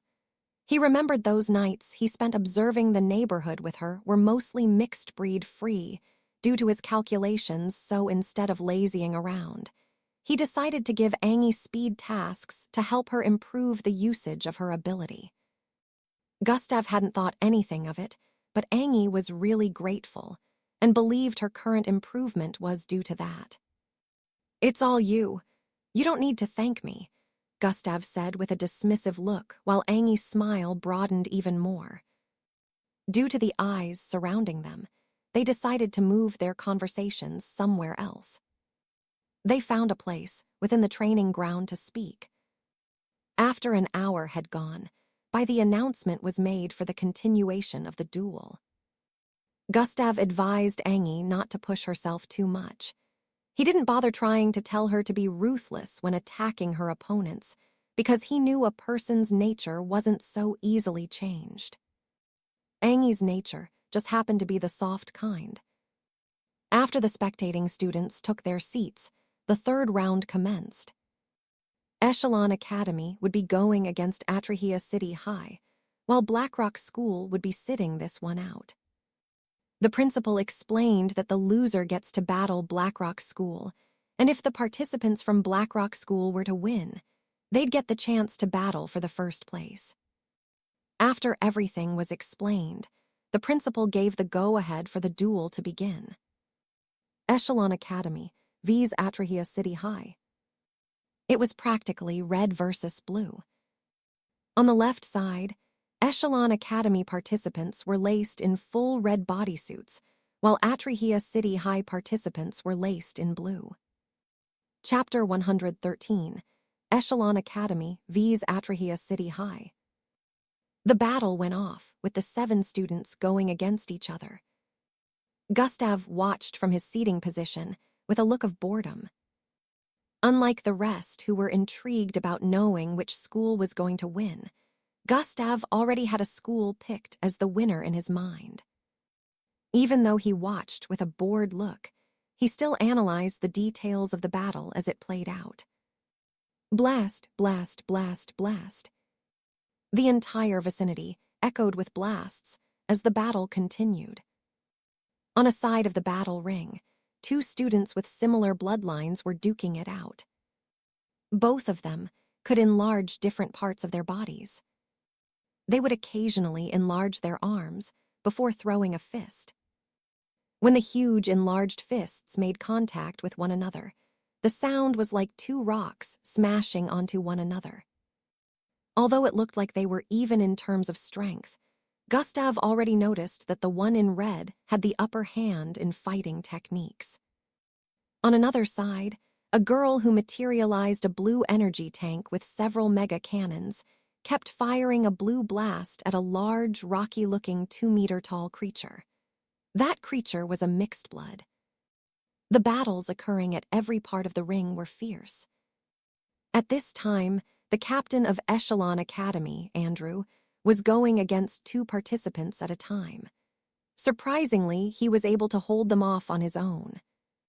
One would wonder where the 7th participant of Echelon Academy was located, since they couldn't be found on the battlefield, but in the next minute, an explosion rang out.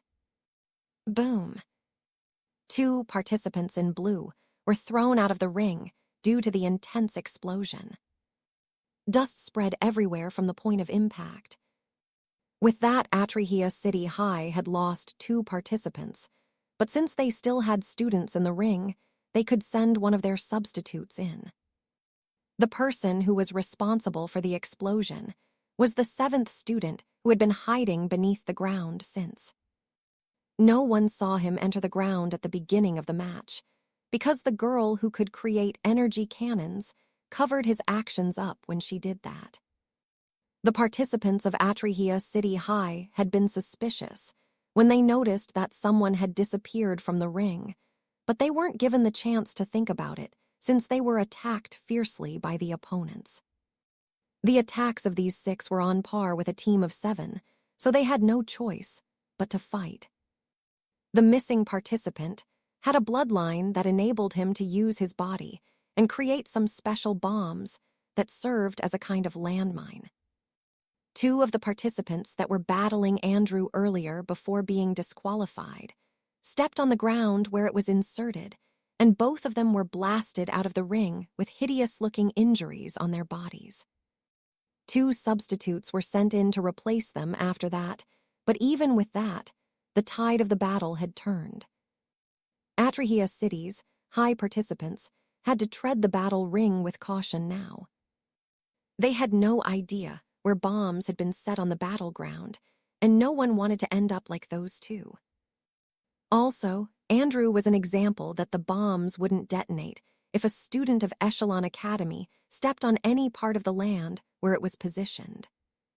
The fight continued as the Atrahea City high participants decided to gather together in a particular part of the ring where they wouldn't take a step forward or backward.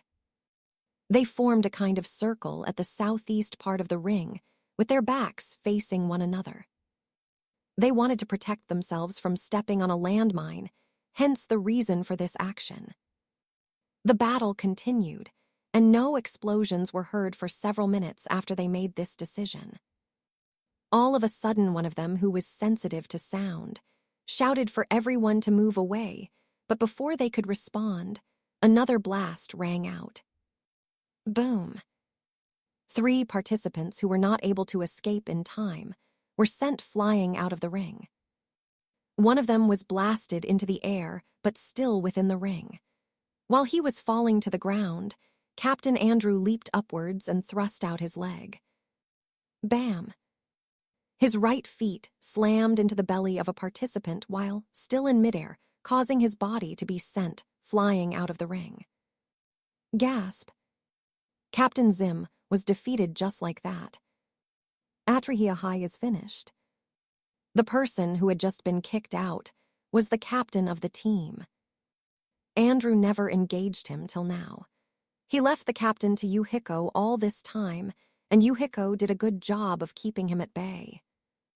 What Atrahea City high participants didn't know from the start was the bombs underneath the ground could move at will and change their positions if the person responsible for putting them there wanted that to happen.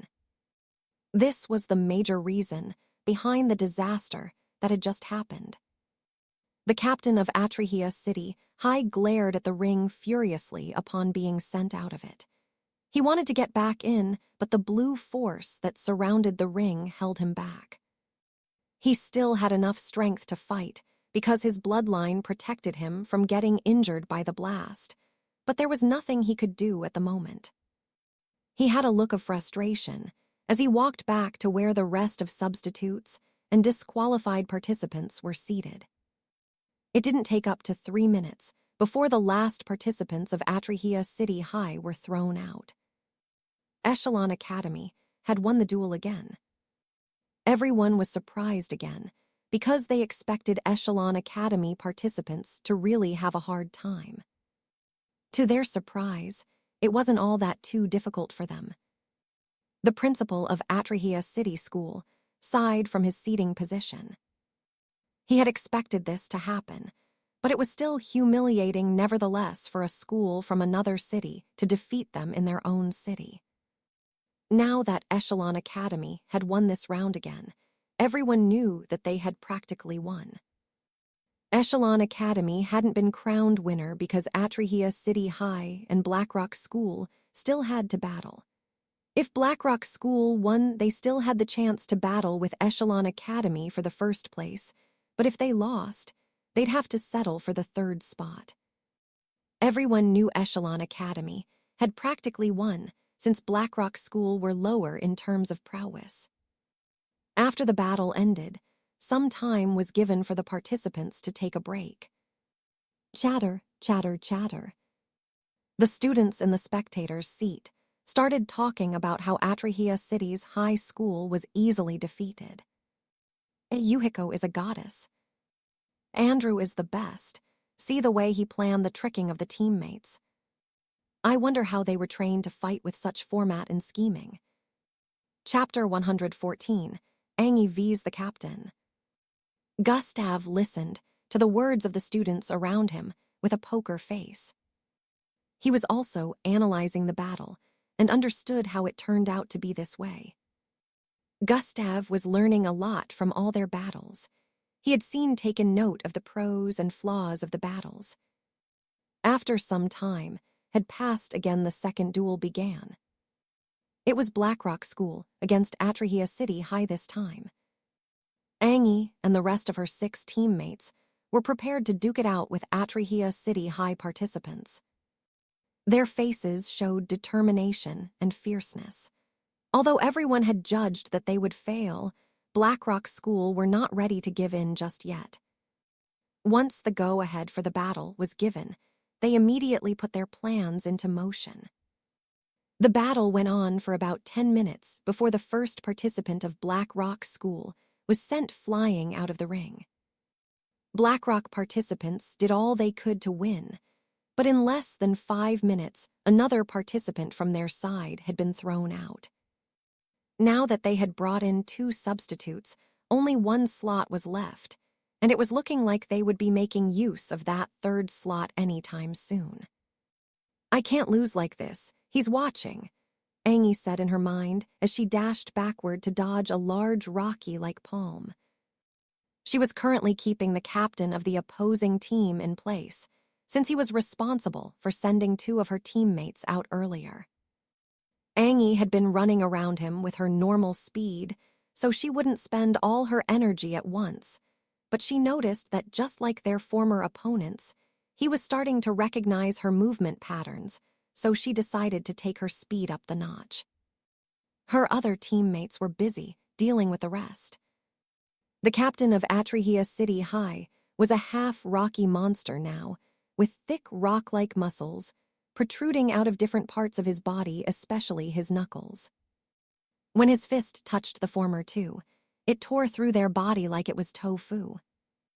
Angie was pained by that, so she decided to be the one to take him on.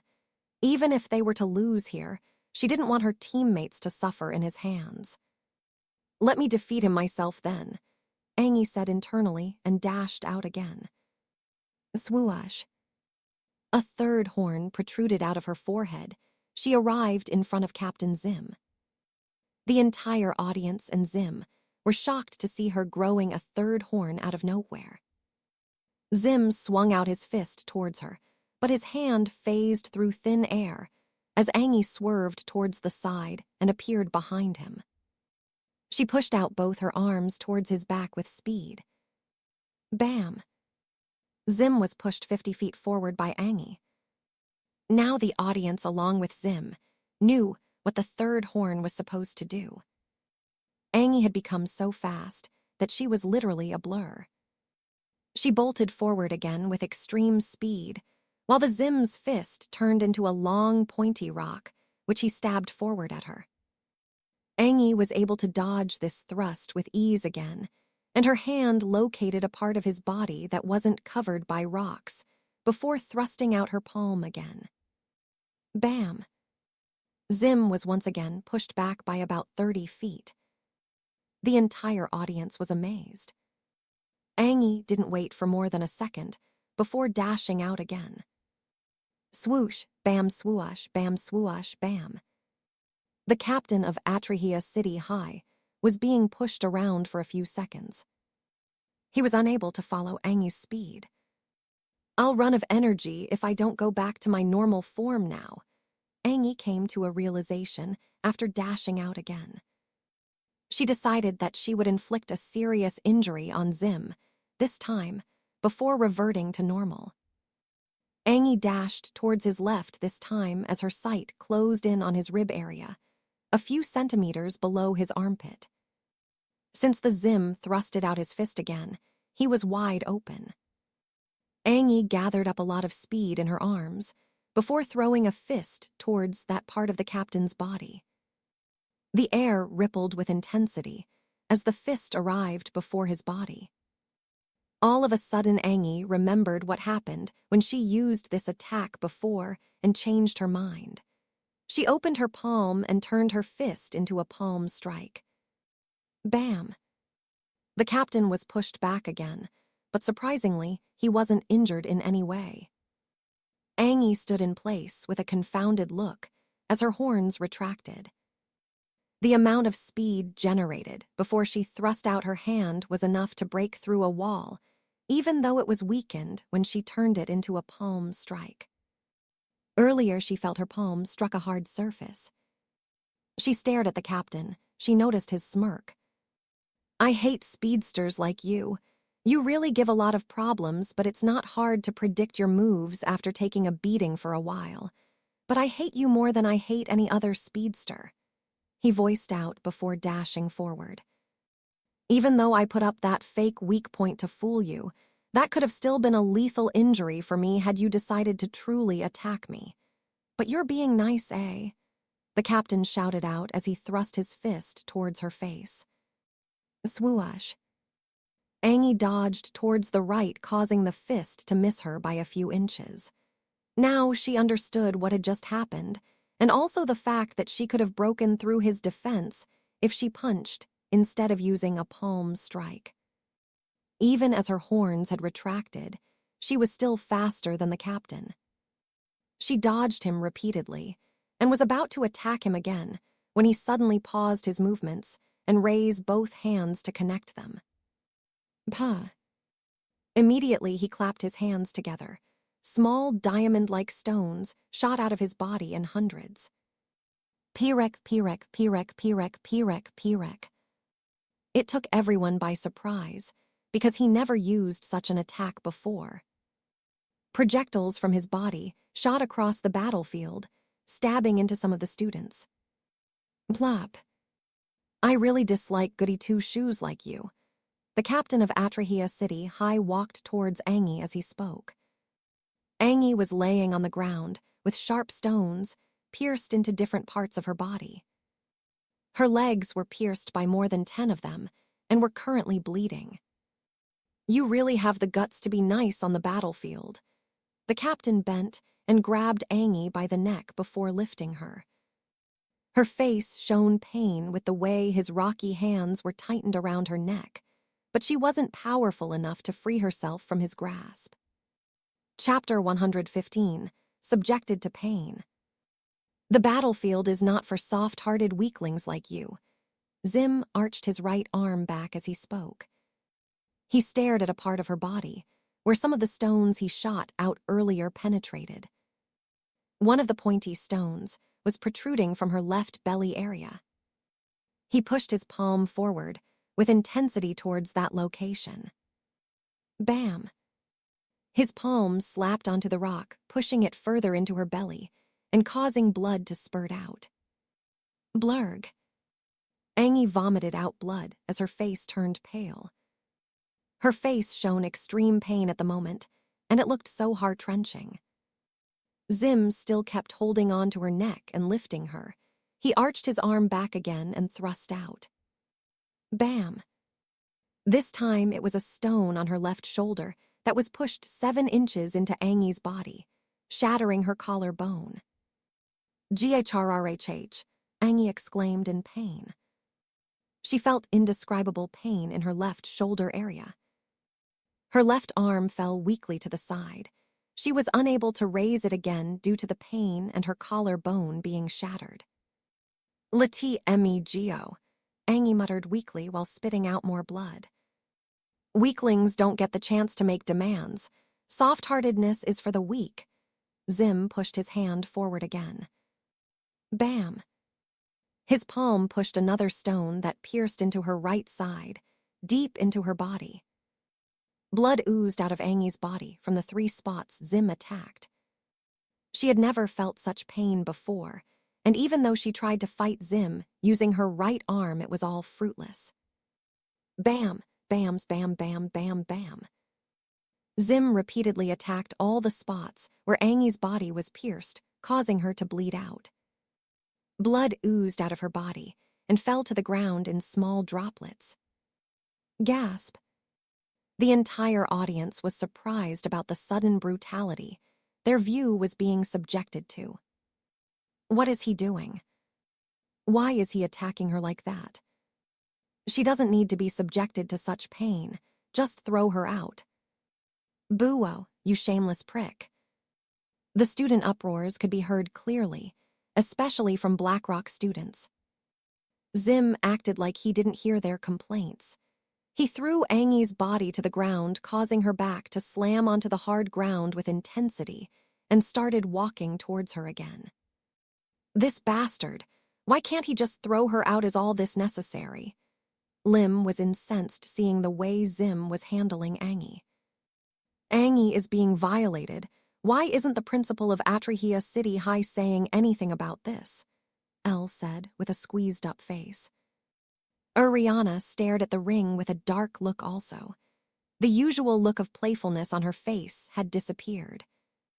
Even Principal Urhil hasn't said a word, which means, unless Angie passes out or gets thrown out, he can't interfere, Elle stated. Everyone knew just how tenacious mixed bloods were, so passing out wasn't something that would happen anytime soon. In the west corner where the principals were seated, Principal Urhil of Blackrock School currently had a look of anguish on his face as he spoke. "What is the meaning of this, Principal Dirk?" he voiced out. "What is the meaning of what?" Principal Dirk asked with a confounded look. "Can't you see what your student is doing to mine?" Principal Urhil said with an incensed tone. "What do you mean, Principal Urhil? When did we mention that this was against the rules? From what I see, your student is still conscious," Principal Dirk replied with a dismissive look. You know that this goes against morals.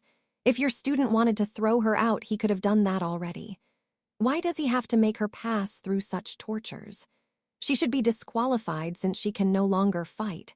Principal Urhil stood up with a look of anguish as he spoke. "Moral? Ha-ha-ha, Principal Urhil must be a comedian." Principal Dirk laughed for a while before his face suddenly turned serious. "On the battlefield, the enemies will show no such morals when killing your beloved students. She should learn the consequences of her actions.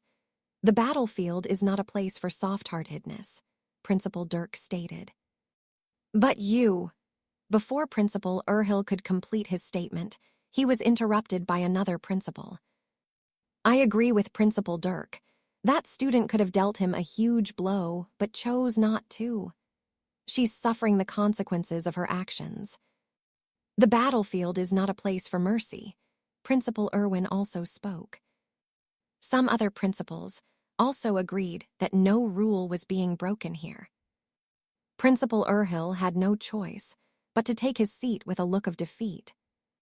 Back in the spectators' area, the three girls were still thinking of what to do. "We can't just leave that bastard to keep handling her like that," Lim shouted out with a look of anguish. At this moment, Zim raised his foot and stomped down on Angi's leg. The sounds of bone cracking could be heard clearly as he did that repeatedly. "You bastard! What are you doing? Let her go." Ariana had tears spilling out of her eyes as she attempted to jump out of the spectators' area, but Elle and Lim grabbed her. "The barrier will prevent you from going in," Elle said. There was a kind of protection set around the rings that prevented entry when battles were going on. It was possible to throw someone out, but impossible to enter until the battle was over or the officials willed it. Some of the audience had disturbed looks on their faces as they saw the captain of Atrahia City high-stomping on Angi's leg repeatedly. The stones that had pierced into her legs earlier were now embedded deep within. Angi's other teammates within the battlefield were being handled by Atrahia City's high participants. WHIREYO doing THs. Angi still hadn't passed out even after being subjected to such an amount of torture. Her voice trembled in pain as she spoke. Her entire outfit was soaked in blood, and her body shivered occasionally due to the intense pain. She still couldn't understand what she had done wrong. When did showing mercy become a bad thing? She wondered internally. "You're a speedster, right?" "Stomp.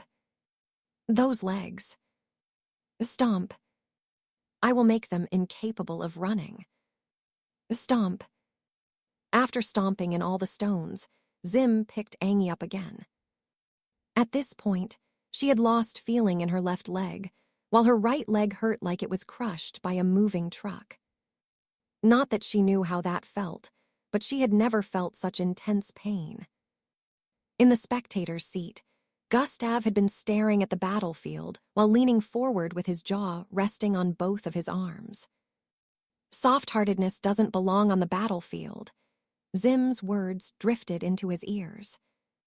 Even though it wasn't loud, his perception allowed him to perceive the small echoes carried by the winds.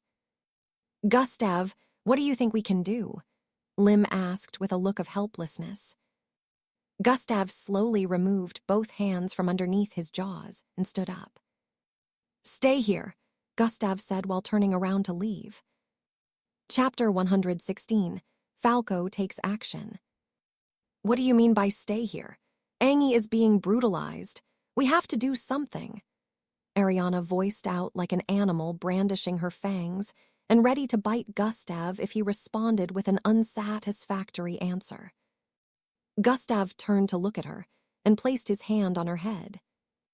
"It's gonna be fine. Remain here."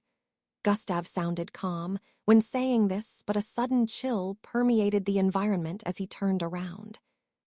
Everyone in that vicinity could feel the chill infiltrate deep into them, but they couldn't understand where it was coming from. It felt like something crazy was about to go down. Before the girls could react to Gustav's last statement, he had already disappeared into the distance. Only the crowd of students, most seating while some standing, could be seen.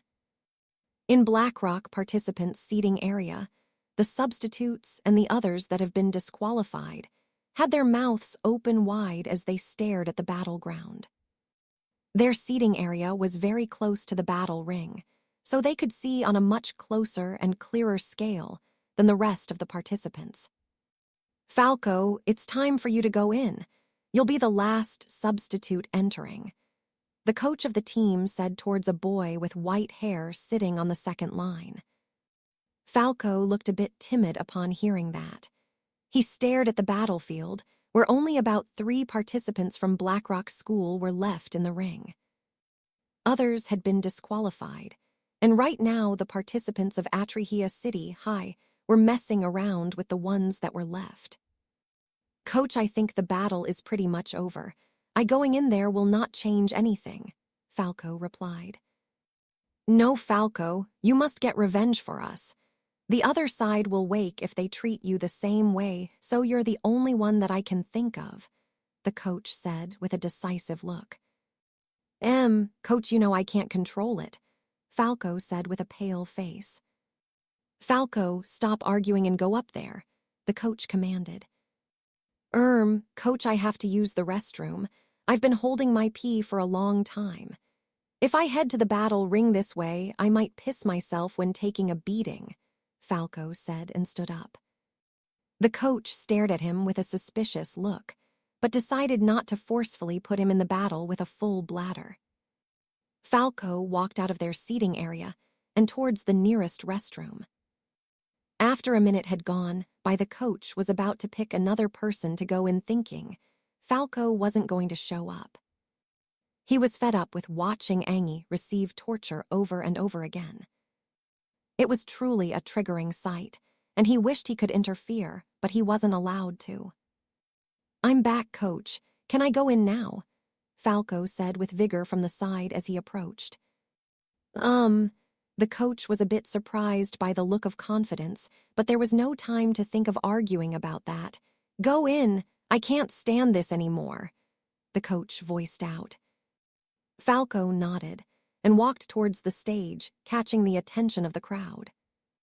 "Hey, Blackrock is putting in another substitute." "What is the point of adding a substitute now? He's just going to end up like her." "He looks pretty weak also." The students watched as the barrier around the stage opened up for Falco to go in. They were worried about what was going to be the outcome again. Zim was torturing Angie on the southwest part of the battlefield. The participants of Atrihia City High noticed the newcomer and started moving towards him with nefarious intent written all over their faces. Falco stared at the southwest corner and noticed that Zim had raised Angie again. This time, his right fist transformed into a pointed stone-like diamond. He arched his arm back to the limit while holding Angie up. Angie at this point was almost at the brink of losing consciousness, but she could still see that Zim was about to stab right through her with his diamond-like fist.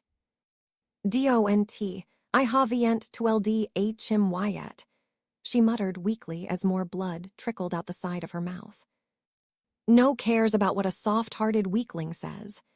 Zim stabbed towards her stomach with his diamond-like fist as he spoke. 3 participants of Atrihia City High had also surrounded Falco at this point, but he suddenly dashed out of the encirclement. Swoosh. His speed was faster than they could react to. They turned around and noticed that he had arrived before Zim and Angie. Zim's hand was close to stabbing through Angie's belly when Falco suddenly appeared in between them. Thoom. Zim's diamond hand collided with Falco's chest, but instead of penetrating, a metallic sound rang out. Zim pushed his diamond hand forward with a look of confusion, yet it couldn't pierce through Falco's chest. "Who are?" Before he could complete his sentence, he noticed a palm headed for his chest with an intense speed that it sounded like the air was being torn apart. Fuash tilde. Although Zim couldn't counter due to his speed, he wasn't worried in any way since his chest was defended by a rocky surface. Bam! To his surprise, when the palm made contact with his chest, the rocky surface cracked from the impact, and he was pushed back by about 70 feet. He subconsciously let go of Angie when he was sent flying by the palm's strike. Angie's body dropped from the air listlessly. Grab. Falco turned around with speed and quickly grabbed onto her body before she could fall to the ground. He lifted her princess style and stared at her face. He didn't know why, but he could feel a rage building up inside him upon seeing her blood-soaked face. Her body was also covered in blood, and holes could be seen on multiple parts which were pierced by sharp stones. His face turned extremely dark as he walked towards the edge of the battle ring. "I'll be back.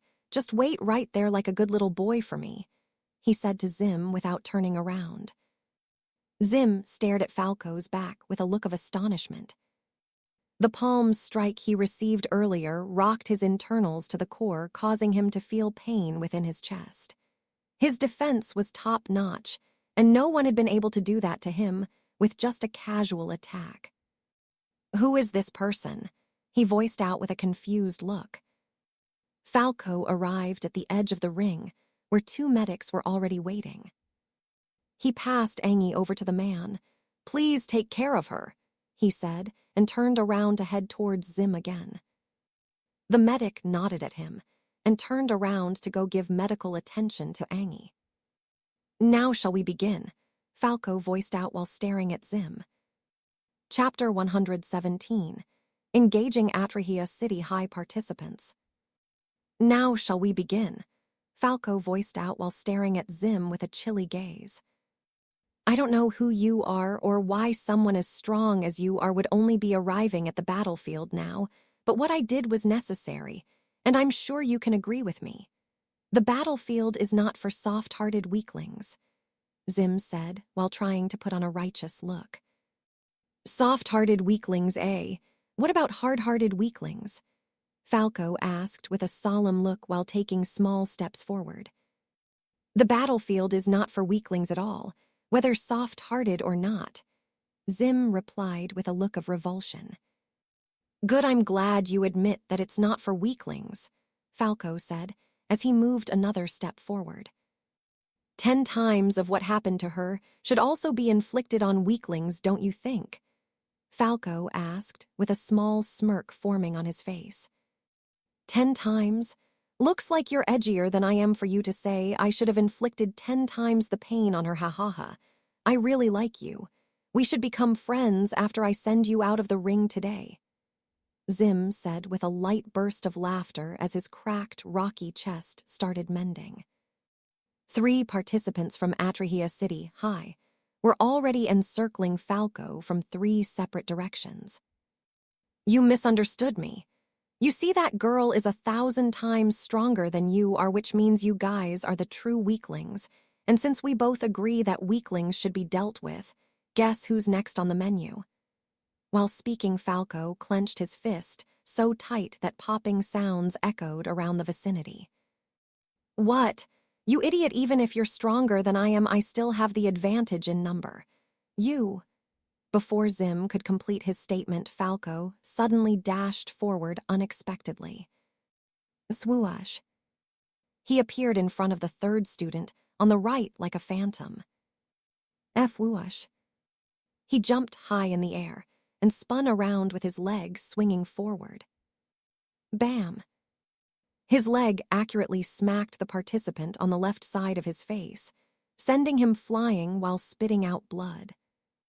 The other 2 were shocked once again by the speed and quickly activated their bloodline ability before dashing towards Falco. Black flames erupted from the body of the one participant on the left, while the one on the right turned her arms into green tentacles. The tentacles elongated and turned into large hammers, which she swung towards Falco. At the same time, a ball of black flames that were as large as half of a human shot forward with intensity, burning the air and causing the temperature to increase significantly. Falco turned around to face them and dashed forward once again with speed. When the tentacles' hammers and black fire were about to make contact, he suddenly bent his body backward. He descended so low that his back was nearly touching the ground as he slid across it. SHHHSSHH. The fire and tentacle hammers missed his body due to the descent. As his body slid across the ground, he suddenly slapped his left hand on the ground and used it to support the weight of his body before spinning with intensity. SWEI. His legs, along with his body, rotated and swept across the ground in a circular format. Pa. His feet collided with their legs in the process, causing their legs to be swept off the ground as their body flipped repeatedly across the air. Bam! Falco used his hand to push his body upwards, and while the two participants were still rotating in midair, his body lifted as high as 3 meters, and he proceeded to reach out both his hands to grab the two participants' heads while in midair. He pulled both heads towards him and slammed them together with force. Blam! The sound was similar to 2 watermelons getting crushed. Blood squirted out of both their heads as they fell limply to the ground. Gasp! The entire audience was in shock. How does BlackRock have a strong participant like this? Why wasn't he used in the initial round? These words circulated around the spectators' seats. Lim, Elle, and Ariana stared at the battle ring with suspicious gazes. They recognized Falco, but they couldn't understand why the coach would let him on the battlefield when he couldn't control what was within him. Falco was said to have awakened a bloodline that gave him a powerful but uncontrollable alter ego. Whenever his alter ego was in control, disaster always occurred depending on where he was at that moment. Most times they would be able to keep it under control, since the alter ego's strength didn't surpass the Zulu rank, but other times they weren't so lucky. There was a time it took control of him when he was still in middle school, and he ended up killing 2 of his classmates. This was hidden underneath the wraps since he was from a rich family. Luckily, as he grew, he was able to keep his alter ego in check. It only forcefully took over his body when he was in danger. The difference between him and the alter ego was the opposite personality. Also, unknown black tattoos would suddenly appear all over his skin. The coach, on the other hand, stared at the battlefield with an astonished expression. This was what he wanted after seeing Angie get tortured. He still had a look of suspicion mixed in with astonishment because he hadn't expected Falco to be able to do this without being controlled by his alter ego. He knew it was impossible for Falco to harm anyone in his normal state due to Falco being a soft-hearted wimp, but he couldn't understand why there were no tattoos on his body. The tattoos signified that he had been taken over, but right now, he couldn't see them on Falco's body. Yet the way Falco was currently dealing with the oppositions was just as ruthless as the alter ego would be. Back in the ring after Falco had slammed their heads together, he landed on his feet and kicked both participants on their chests, sending them flying once again with caved-in chests and blood spilling out of their body parts. He didn't even mind that one of them was a girl. Zim had wanted to attack severally when Falco was dealing with them, but he decided to activate an advanced bloodline ability before he engaged Falco.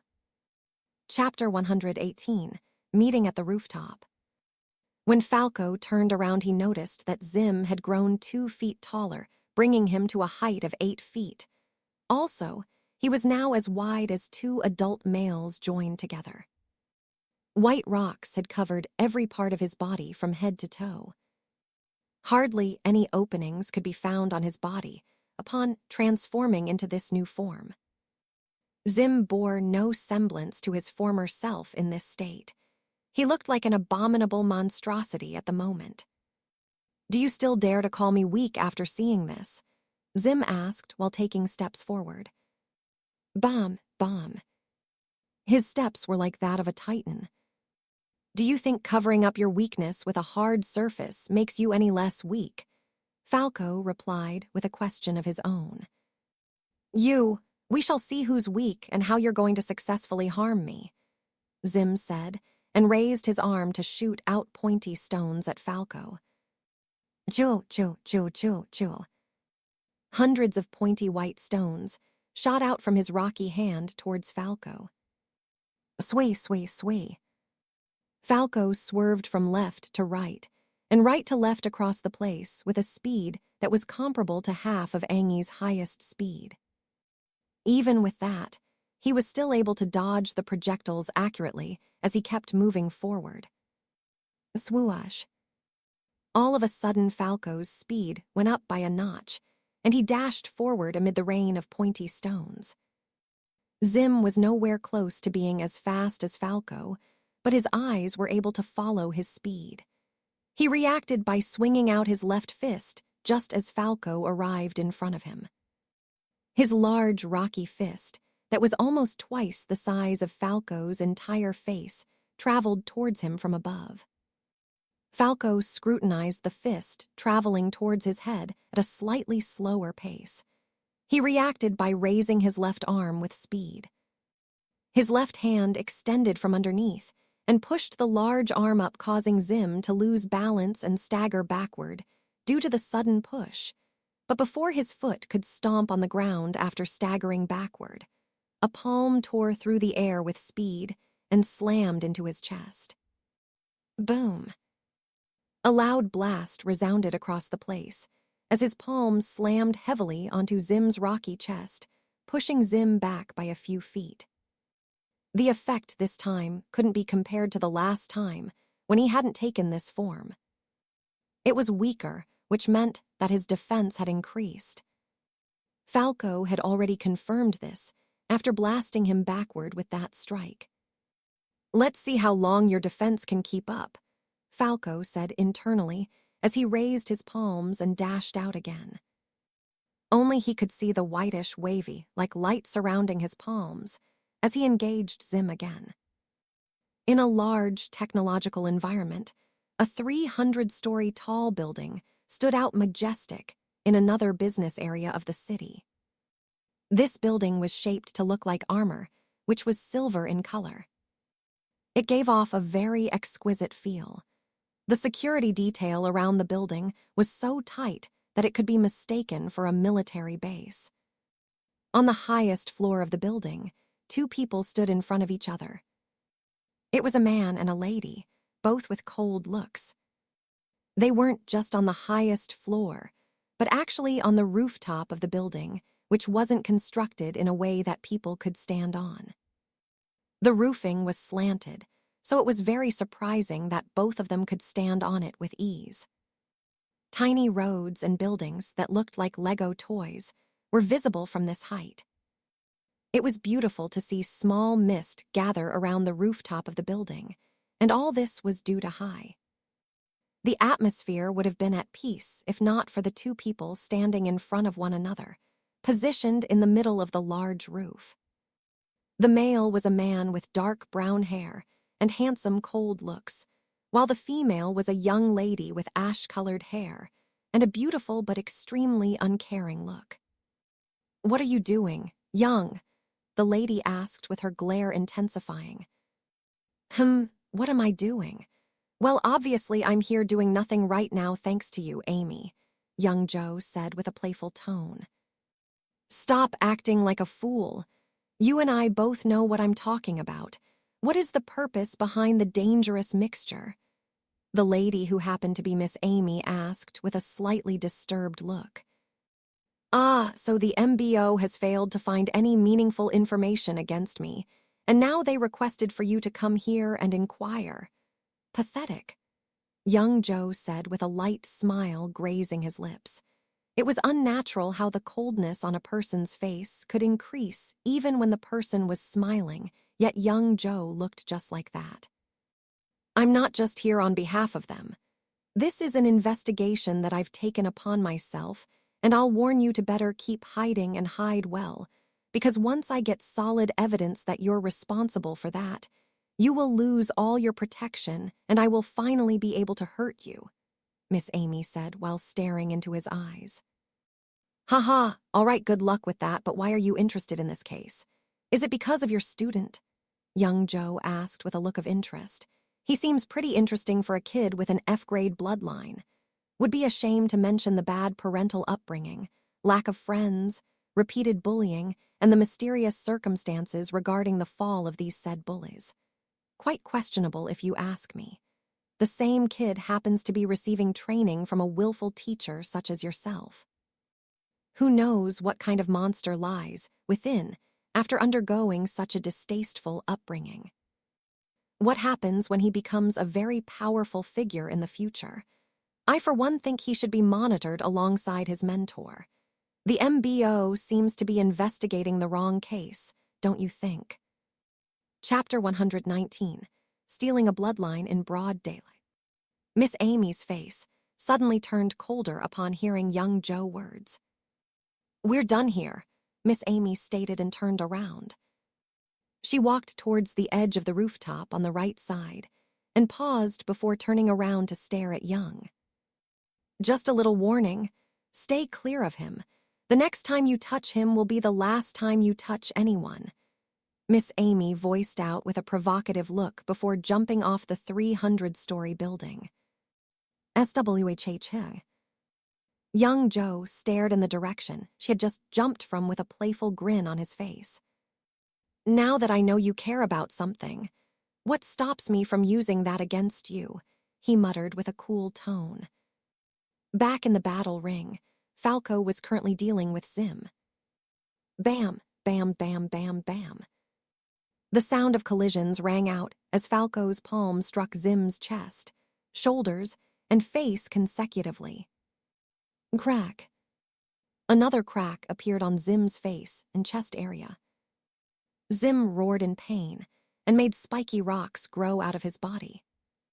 The spiky rocks also grew out of his fist as he threw it towards Falco. Falco swerved to the right and dodged the hand with ease. He bolted forward and leaped up while raising his knee. Bam! His right kneecap slammed into Zim's rocky jaw, causing a lot of rocks to blast apart as Zim was sent flying several feet backward, with a look of pain evident on his face. Falco didn't give him the chance to catch his breath before sending out a fist after landing. This would be the first time Falco was going to punch Zim, so he made sure to pour a lot of strength into his right arm before throwing it forward. A whitish light covered his right arm as it traveled with intensity towards Zim's face. Bang! His punch landed cleanly on Zim's face, causing him to stagger backward even more with his rocky face crumbling. Falco dashed forward and arched his arm back once again before throwing it at Zim's stomach. Bang, bangs, bang, bang, bangs, bang. Numerous amount of punches rained down upon Zim. One punch after the other slammed into his body nonstop. More rock-breaking sounds rang out across the entire training ground. In a few minutes, Zim had been reduced to a pitiful state. Not only was he unable to land a single hit since the beginning, but his protective outer covering had also been completely destroyed, and now he was receiving those brutal punches on his bare body. Bang, bangs, bang. He received 3 furious punches from Falco again that caused him to vomit out another mouthful of blood. At this moment, his face was full of blood, and most of his teeth were uprooted when he was receiving the barrages in his rocky form. Zim landed on the ground with a look of pain visible on his face. Right now, he had expended his energy, so transforming into a rock again would be impossible, and even if he did, he knew Falco would just beat him back to his original form again. Falco walked towards the battered body of Zim, which was laying on the ground and squatted before him. "Remember what we said about weaklings?" Falco asked before grabbing onto Zim's neck and lifting him. "What did we say about weaklings?" Falco asked while tightening his right hand on Zim's neck. "Gurgle, gurgle, gurgle." "Oh, sorry, was my grip too tight? Ah, you won't answer me. I guess I'll just continue then," Falco said before increasing the force of his grip on Zim's neck. Zim's eyes bulged as he winced in pain. He clawed, kicked, and punched repeatedly, but it was to no avail.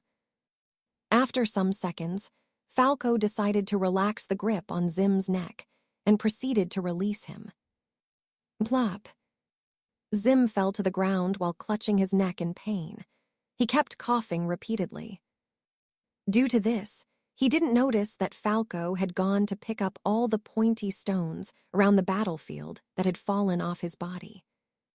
After picking up a lot of them, he held one in his right hand and raised it before throwing it out.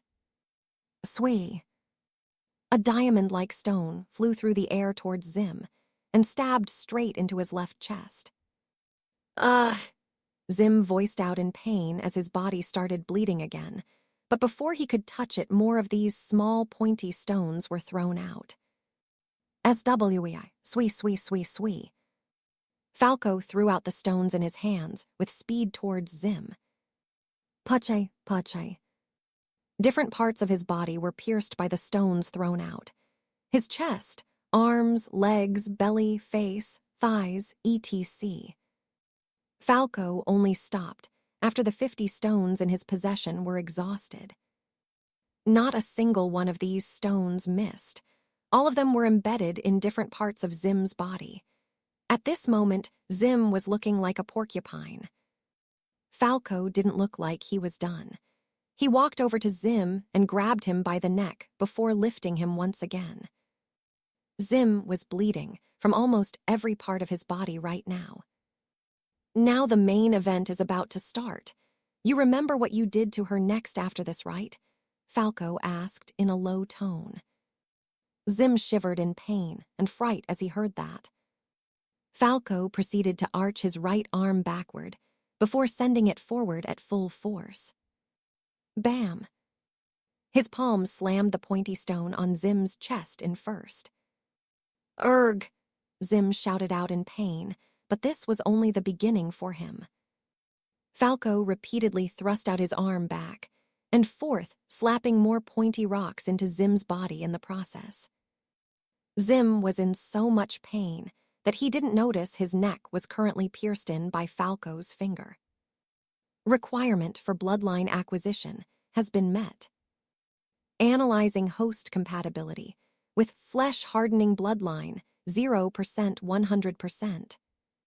Analysis complete, 89% 100%. Host compatibility with flesh-hardening bloodline is 89%. Does host desire to acquire this bloodline? Yes/no. Principal Urhill, what is the meaning of this? Is it necessary for your student to do this to mine instead of just throwing him out?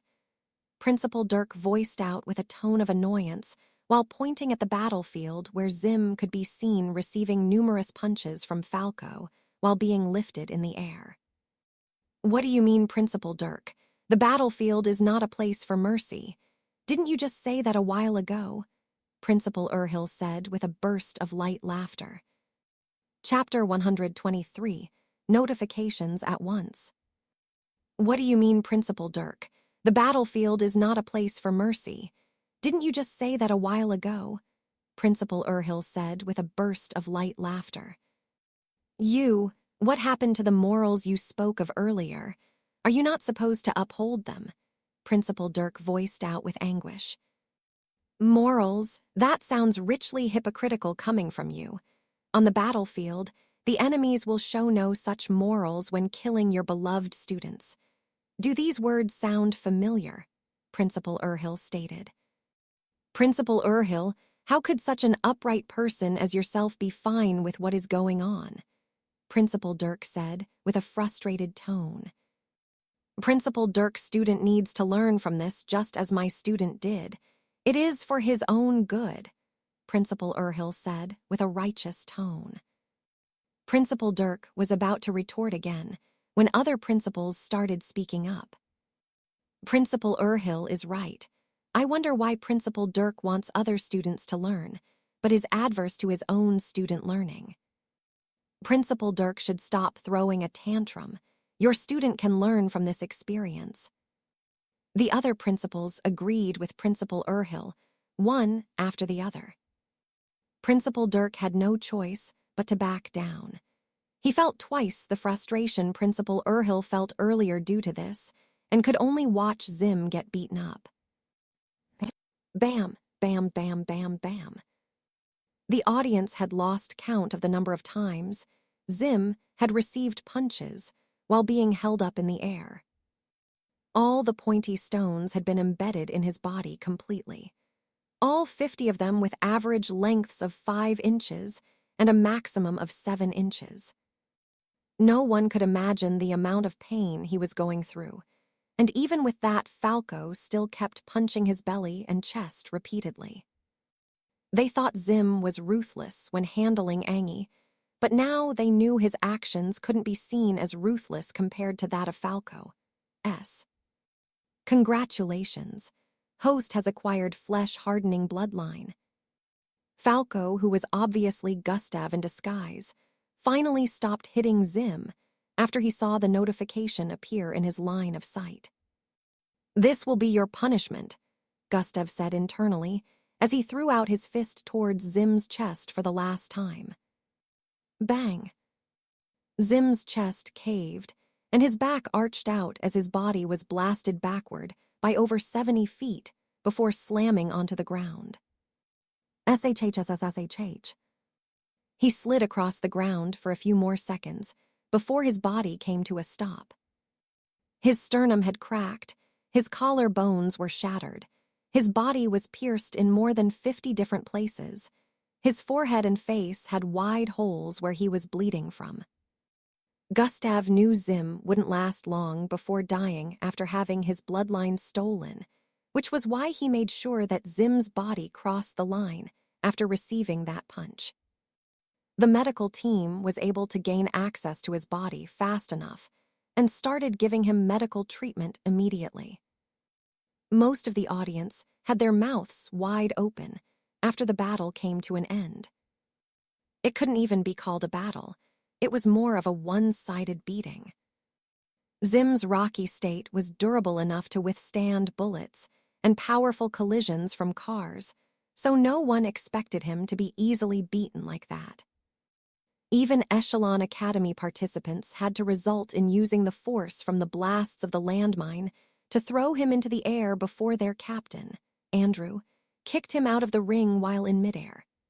They won due to strategy while not power, but in this battle, he lost completely in terms of power. There were still about 3 more participants in the battle ring who were in a good state. They could still fight if they wanted to, but they had been scared shitless when they saw the way Falco was beating Zim earlier. They were afraid that he would transfer his aggression towards them, since it was pretty obvious that Zim was receiving such brutal beatings because of what he did to Angie. Gustav turned around to glare at the participants that were left. Immediately they saw the cold look, they flinched back once again and ran out of the ring. Blackrock Schools win. A loud announcement rang out after they all crossed the line. Cheer, cheer, cheer. Gustav walked out of the ring amidst the cheers of the crowd. Most of the students weren't pleased with Zim's actions earlier, when he brutalized Angie, so they saw Falco's action as a heroic deed, especially students of Blackrock Schools. Gustav walked towards the Blackrock Schools seating area with elegance. His eyes scanned the area where Angie was being treated. Elle, Ariana, and Lim were surrounding her. They had looks of relief on their face, which made Gustav believe that Angie was going to be okay. Gustav didn't go to the seating area. He walked towards the path on the side that led out of the training field. This path also led to the restroom. He didn't bother answering the greetings of anyone, including the call of the coach. He didn't want to risk anyone knowing that he wasn't the original Falco, so he quickly headed for the restroom. Looks like his alter ego is still in control. Blackrock coach felt that this was the case since Falco didn't answer anyone's call or react to the crowd cheers. The normal Falco wouldn't do that, and this served as a perfect cover-up for Gustav. I will need Principal Urhill's help to bring Falco back. The coach started walking towards where the principals were seated. When Gustav arrived in the restroom, 3 notifications popped up in his line of sight. Hidden quest completed. Hidden side quest completed. Emergency quest completed. Angie finally opened her eyes an hour after the match had ended. She found herself lying on some kind of transparent stretcher, around where BlackRock participants were seated. Gustav. This was the first word she mentioned upon waking up. Angie. The three girls beside her shouted out with joyful looks. Elle grabbed her right hand. Ariana grabbed her left hand while Lim caressed her face. Angie saw the faces of her friends and smiled. Her smile was so warm and beautiful that it made it look like she had forgotten about the incident that occurred with Zim. Are you okay? Chapter 121, Drilling Angie. Do you still feel hurt anywhere? Say the word, and I'll have that bastard killed. The three girls voiced out at the same time, but Angie seemed to be looking around like she had lost something. Where is Gustav? She asked. The three girls' smile froze as they heard that. Gustav had disappeared over 30 minutes ago, and they hadn't seen him since then. Hela, Elle was about to say when a voice was heard from the side. I'm here. A cool masculine voice was heard from behind. The girls turned around and noticed Gustav walking towards them from the spectators' area. Gustav arrived before Angie and asked, Are you okay? A sweeter and broader smile appeared on Angie's face as she reached out to grab Gustav's right hand. The three girls remembered when Gustav told them to leave the situation to him before disappearing for over 30 minutes. They had a feeling that he played an important role in what had happened with Zim and Falco.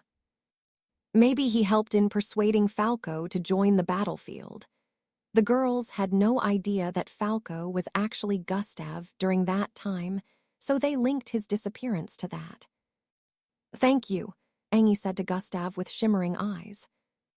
Thanks for? Gustav asked with a confused expression. For taking me out of the battle ring, Angie replied. Taking you out, Gustav said in a confused manner. Even the girls were also dumbfounded. Angie, that was the doing of Falco, Elle stated. No, Angie said, that was Falco. The girls stared at Angie with a look of confusion, mixed in with bewilderment. A part of them wanted to believe this when they remembered the way Gustav left the other time assuring them that it was going to be okay. But when they remembered the rumors they heard about him being an F grade, they felt performing such a feat would be impossible. The whole situation seemed suspicious, since Falco's alter ego wasn't as powerful as what was displayed on the battlefield, and also never took over without tattoos appearing all over his body. Angie had also told them many times about how Gustav was strong enough to defeat mixed breeds and surpass her in speed, so right now they were confused about what to believe. Which abilities does Gustav Bloodline grant him? This was a question no one knew the answer to, including Angie, since Gustav had never used Bloodline abilities in anyone's presence. They turned to look at Gustav, to listen to what he was going to reply with. The event ended for the day later on.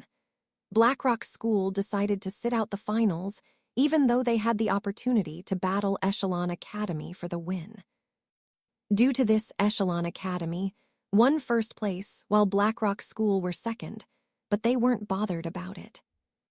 Now that the event had ended, schools would be going back to their cities the next day. News had already circulated about how Zim was unable to use his bloodline abilities since the fight ended. Everyone laughed at him, thinking he had been beaten to the extent that he didn't remember how to activate his bloodline. They all felt it was a psychological situation, and he would probably be able to use it after he got over his fears, but they had no idea that he no longer has a bloodline. The real Falco was found passed out in the restroom. When he woke up, they asked him about the battle, but he was unable to recall anything about what happened. He claimed he wasn't responsible for the situation until video proofs were shown to him. This made the coach of BlackRock believe that Falco was truly taken over by his alter ego, which was why he couldn't remember a thing. But what bugged him was the absence of black tattoos all over his body, and why the alter ego didn't go on a rampage like it used to because the alter ego didn't know friend from foe. Even though there were suspicions, no one knew that Gustav was responsible for the whole situation. Even if they suspected him, one would wonder how he would be able to defeat Falco, who had a powerful alter ego that would awake when he was in danger. Of course, when Angie and friends suspected Gustav, he denied having a hand in anything that happened earlier. They had no way of confirming that he was involved, neither was there any proof to justify Angie claims. That night, Angie spent a lot of time with Gustav in the arcade alone. She had already been given the best medical treatment, so she was able to heal up before the day came to an end. They had a short conversation about what happened today, and Gustav warned Angie that if she carried on this way, she would suffer a worse fate in the future. He told her that if she was going to remain a nice person, even on the battlefield, then becoming a fighter wasn't for her. This led to the conversation of what Angie truly wanted to do in the future. Her answer greatly surprised Gustav. "I want to join the MBO." "You what?" "I want to join the MBO. Do you remember I mentioned wanting to save people? I can only do that by joining the MBO." "Angie, do you think this is a joke?" "A joke? What do you mean?" "You are too soft-hearted. Do you think you can kill enemies on the battlefield with kindness?" "But, being. What happened today is just the start. If you ever joined MBO in the future with this same attitude and mindset, you won't live long. You want to hit enemies, kindness, but do you think they'll be merciful when returning your attack? Are you so naive as to believe the world out there will return the same kindness you've shown them? Do you really think enemies will treat you any better because you showed them kindness? Get a clue. You can't save anyone on the battlefield with kindness. Instead, you'll end up getting more people killed, since you're not ruthless enough." "So, what do I do?" Angie asked. Gustav paused for a few seconds and stared into Angie's eyes before answering. "You need to learn the difference between friend and foe." "Ahem. You need to learn how to not treat your foe like a friend." It was supposed to be a date, but Gustav used that night to drill these things into Angie. Angie listened to everything Gustav said with a crestfallen expression. She knew everything Gustav said was correct, but she couldn't bring herself to truly cause harm to another person, unless it was a beast, but Gustav threatened her with something. "If you don't change, we will never be companions within the MBO camp. If you cannot learn how to be ruthless to your enemies, your companions will suffer the consequences." Chapter 122, Unlocking God Eyes. "Tell me, Angie, do you think anyone will want to be companions with a person that can cause their death?" Gustav asked. Well, Angie stuttered repeatedly. There was no way anyone would want that, and she knew. "If you cannot change, people will die, and you won't be able to save anyone in the end." Gustav went back to his room after his discussion with Angie. Although their discussion made the atmosphere turn, a bit sore Gustav didn't regret telling Angie all that. Right now, he was interested in checking the rewards he received from completing 3 quests at a time.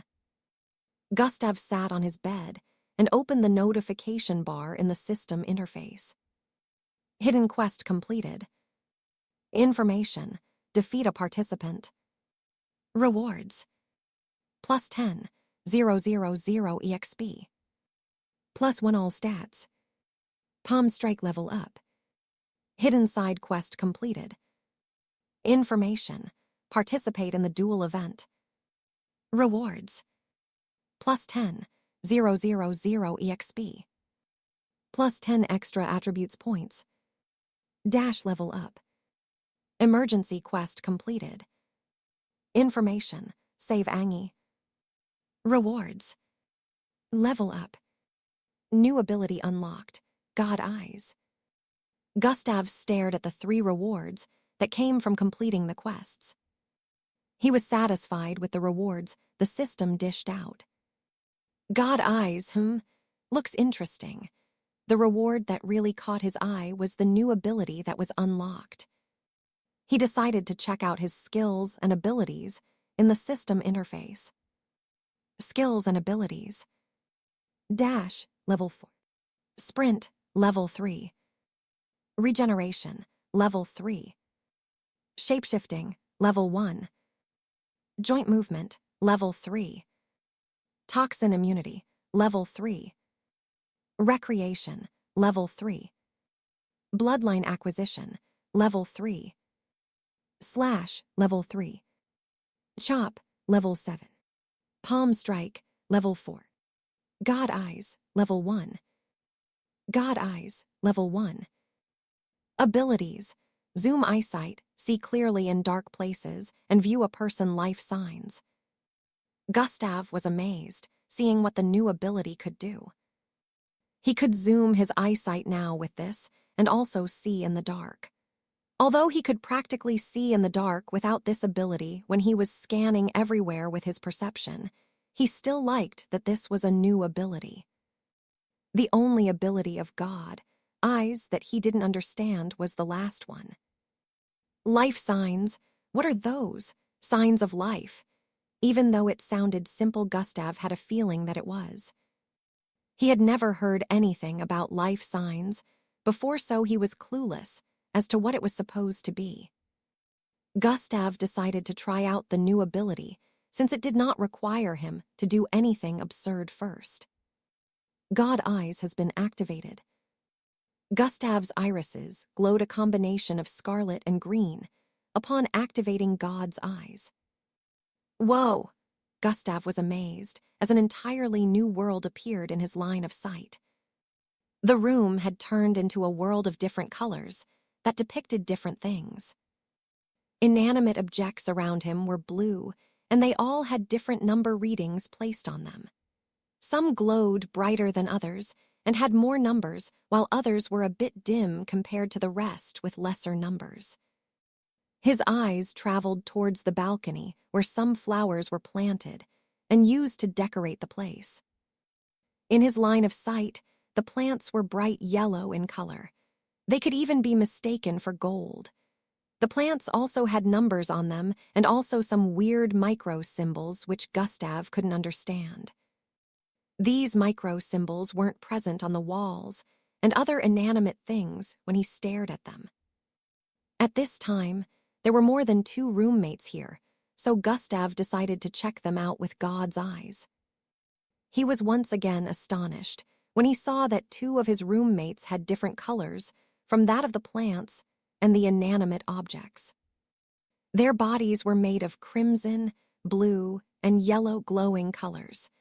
Gustav could also see that these colors would occasionally brighten, then get a little dimmer after that. Then he notices the micro symbols that were present on the plants were also present on them.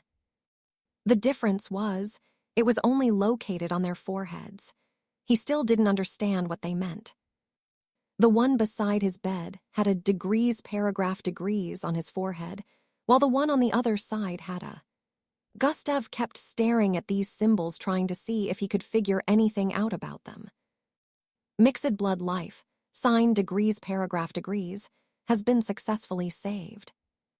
Mixed blood life sign has been successfully saved. Gustav stared at the system notifications with a look of confusion mixed with intrigue. So those are life signs. Gustav now understood a bit, but this only brought him more questions. What are life signs and what are they used for? He wondered, but no matter how much he tried to, he couldn't come up with anything. He also tried using it as a skill and called out to it repeatedly just to figure out its purpose, but it was of no use. After trying and failing to figure out anything, Gustav decided to try how far his sight could travel. He stood up and walked over to the balcony. He stood before the balcony, where a small pool of fishes could be seen within the glass that served as a rack to prevent people from falling off. Gustav looked down. The ground was more than 800 meters away. Gustav could see the people down there look like ants due to distance, but they seemed to also emit colors. He could see the combination of red and blue in some, while he could see red and yellow in others. Of course, he couldn't see them properly due to distance, so he decided to zoom his eyesight in and see how far it would take him. Gustav's sight traveled downwards, zooming in on everything located on the ground. The people walking on the ground that looked like ants in the distance slowly started becoming bigger and bigger. Gustav's eyes didn't stop zooming till it reached around 200 meters in length. He was able to calculate the zoom in length, based on the number of floors his sight passed by while zooming in. Gustav recalled his zoomed sight with a look of astonishment. This could really come in handy, Gustav said internally. Chapter 123, Infiltrating the Mixed Breed Border. Apart from seeing things in different colors, Gustav could zoom in on a particular place with the normal sight, which meant if he wanted to use the ability without seeing colors, he could decide not to. Gustav walked back to his bed with a smile. Looks like attending this event wasn't a waste, but I wonder why Miss Amy said this place is more dangerous than Plankton City. I never sensed or saw any form of danger, Gustav wondered as he lay down on his bed. I wonder what Miss Amy is up to right now. So this is why. A beautiful lady sporting gray hair stood in front of a glass barricade. This was a hidden underground facility, and the lady seemed to have broken in. People in white medical robes laid on the floor in different positions of the large room. They were taken out by this same lady. Within the barricaded glass walls was a large green rock. What is this energy it emits? Why does it feel familiar? She wondered while staring at it. It doesn't come from this world, that's why he wants to crack it open and use whatever is within for his selfish purposes, she muttered with a look of understanding. But what is this sense of familiarity I feel coming from it? The next morning, the schools departed for their various cities. It had been a fun event, even though some unexpected things happened. Everyone that got new friends due to this event wished to one day meet up again. Echelon Academy and Blackrock schools had the same destination, so their buses would occasionally meet with one another during the road trip back to their city. Their road trip was supposed to be eventless, but something crazy happened. Author's note: I don't want to keep dragging this arc, so we're skipping that scene. It will be told as a side story in the future. The students got back to their homes by night time. The first thing Gustav noticed when he got back to the neighborhood was the slightly somber atmosphere. When he and Angie were walking through the street, people were pointing at him and muttering words. Gustav was able to use perception to catch a bit of what they said, and his face turned dark upon hearing them. The first thing he did was visit Angie's father. It is just as you heard. A mixed breed attacked while you were away. What? How could that be? I killed one a day before I left here, and it hasn't been a week yet. The neighborhood believes you haven't been doing your work, and they've made a petition to skip your pay for this month. Oh, is that so? Yes, it would seem they believe you haven't earned it. No one knows about you killing a mixed breed a day before. If not for the good officer who just happened to be patrolling around at that time, there would have been casualties. The month hasn't ended yet, has it? There is still more than a week left, which means enough time to make you guys regret your decision. After saying this, Gustav stood up to leave, but Angie's father called for him to wait. Please, Gustav, don't do that. Angie's father already understood what Gustav meant by his statement. He didn't want the neighborhood to suffer due to this misunderstanding. All you need to do is talk with the people of the neighborhood, Angie's father suggested. There was a small gathering where Gustav was able to converse with the people of the neighborhood. He's not doing his job. Imagine leaving us to danger for the past 3 days. He has never protected us since the start. He just keeps collecting payment for undone work. Yes, he never protected this neighborhood but receives payment. No, I believe he has done quite the job, observing the neighborhood during the night time. Also, don't forget that he saved this neighborhood even before he became an observer. Have you ever seen a single mixed breed attack the neighborhood again since he became the observer? Exactly my point. Not a single mixed breed has attacked since then, which means he hasn't done anything.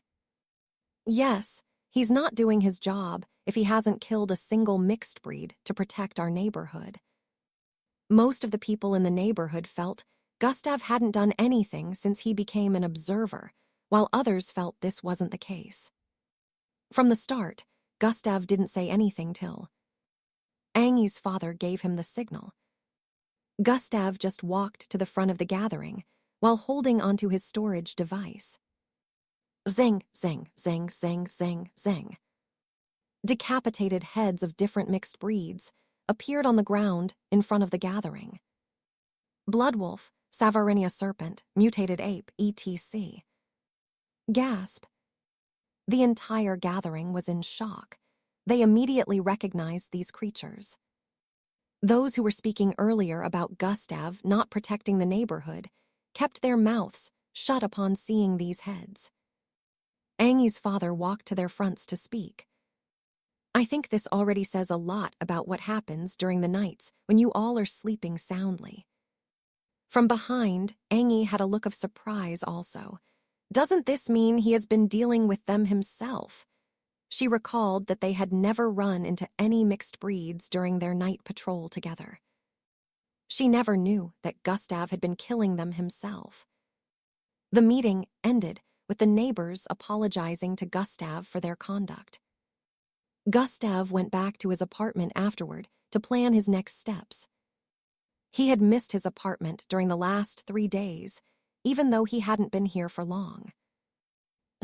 Another mixed breed attacked the neighborhood, eh? Gustav couldn't help but think that something was wrong somewhere. The attack from mixed breeds usually came once or twice a month before he started living here. Then it increased to once a week, and now it seemed like it would be coming twice a week from now on. Gustav wondered what will become of the neighborhood when he left here. Will they be able to hire another mixed blood? I have to find a way to get through the border and investigate how the mixed breeds keep crossing it. Gustav came to a decision. For the next few days, Gustav trained his gravitational energy container bloodline and focused on channeling his bloodlines to their next points. The system was currently upgrading itself with the energy he absorbed from the astrobic tank. Upgrading system, 34-100%. Since the system started upgrading, he hadn't been able to access it. No quests were issued, including the daily tasks. Even though there were no daily tasks in the last few days, Gustav still did the exercises because he was used to them. He had learned a new skill with his gravitational energy container, and he was ready to try it out where the border was located.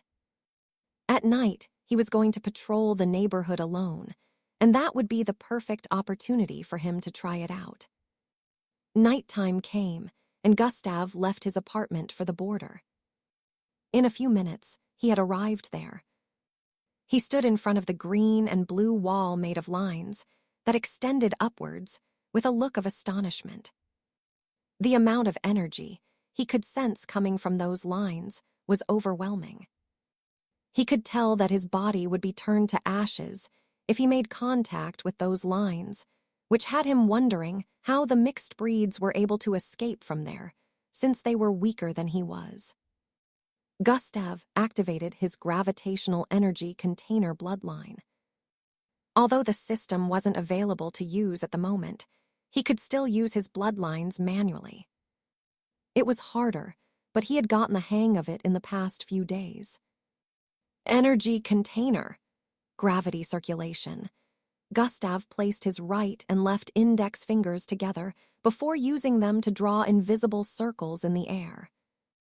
He moved across the place and did this several times before clapping his hands together. Puh. Immediately he did that, more than 100 milky glowing circles appeared in front of the border. Truin. The lines from a small part of the border below was being sucked into these circles. All the circles focused on absorbing power from that particular point. The circles begin to get filled up with some red-colored energy. After a few minutes, a small opening could be seen forming in front of Gustav. The energy from that part of the border was being absorbed at a rapid pace, causing the opening to expand even more as seconds passed. Swoosh.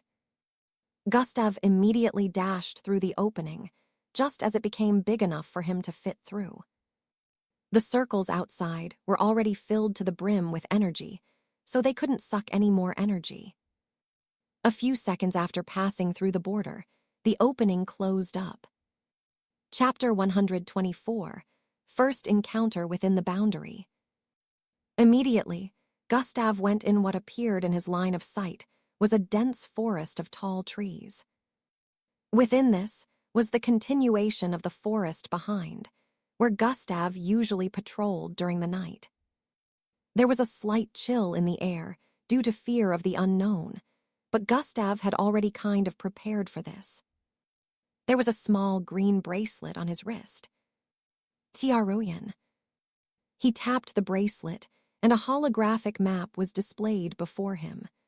The holographic map floated in the air and levitated till it got to the level of his face. Zing. The holographic map turned into light particles and entered Gustav's head. Immediately after that happened, the map was perfectly displayed in Gustav's mind. He got this map from Miss Amy, and it was the map of the entire border region where the mixed breeds lived in. The area within the first border was more than 3,000 miles of land mass, so Gustav knew it would be impossible to cover the entire border completely within a month, but he had planned to keep coming back here until he discovered how the mixed breeds kept passing through the border. Miss Amy had labeled some parts of the map as danger spots, where powerful mixed breeds that were on par or even stronger than she resided. She had no idea that Gustav would try something as crazy as this. If she had known, she would have told him that these creatures could sense him from a mile away. Gustav already knew which spots to avoid and decided on which parts of the forest to visit. From his entry into the border, he could already sense mixed breeds in large numbers ahead. This place might be good for farming exp, but I have no idea if exp will be counted when I kill mixed breeds since the system is still upgrading, Gustav said internally as he started moving forward. He had two reasons for entering the border. One was to investigate the weak mixed breeds crossing the powerful border, and the other was to farm exp, since this was the living place of mixed breeds within the city. He was sure he would find a lot of mixed breeds here. He only had to be careful so he wouldn't run into a mixed breed he couldn't handle. Swoosh. Gustav used silent advancement along with dash and ran across the dense forest. F-whoosh, swoosh, F-whoosh, swoosh. As he ran, he swerved left and right, dodging the trees in the process. It was a bit hard to use silent advancement without the system, so Gustav still occasionally caused the wind to whistle. His perception picked up on something up ahead, and he quickly came to a stop. He turned to his left, where a 35-meter tall tree could be seen with red leaves and branches that were similar to that of an evergreen conifer. Gustav squatted a bit before leaping up into the air. Zoom. He ascended more than 7 meters in the air before grabbing onto one of the branches and used it to pull himself upwards. Once he got to half the height of the tree, he stopped climbing higher. He looked around his surroundings, where similar trees could be seen, and jumped forward. Thoom, thoom, thoom, thoom. Gustav leaped forward from one tree branch to the other. After crossing over 300 feet by leaping from tree to tree, Gustav came to a stop on top of a tree that was 68 meters away from a small cave. He squatted on the thin branch and stared at the cave entrance. Vruyai, vruyai, vruyai, vruyai. Huge mammoth-sized red worms could be seen wriggling back and forth across the place. They had some yellow spiraling scales on the surface of their skin, but overall they were red-skinned. Some wriggled out of the cave, while some were going in. Others moved around the vicinity. Gustav counted their numbers and noticed that there were more than 20 of them moving about right now. He guessed that the cave was their home, and they happened to live together. Solar worms, said to emit unbearable temperature into the surroundings that cause human skins to melt when they sense danger. Gustav recognized these worms. The ones present here also happened to be level 4 mixed breeds according to the map. What he wanted now more than anything was to check out the cave for anything suspicious, but he was worried about their numbers being higher than what he could handle. He knew his defense could probably put up with one of the worms if it emitted an unbearable temperature, but what if 100 or more solar worms did that? Would he be able to escape unscathed? From what he heard, they had fire resistance, so there was no way the severe increase in temperature would harm them. The only thing that Gustav believed he had to his advantage was speed. The solar worms happened to be very fast, but dash made up for that. Another problem was he couldn't activate sprint. When he ran, he could only increase his speed to dash level. His speed couldn't get to sprint level, and he supposed it was because of the system upgrade that was currently happening.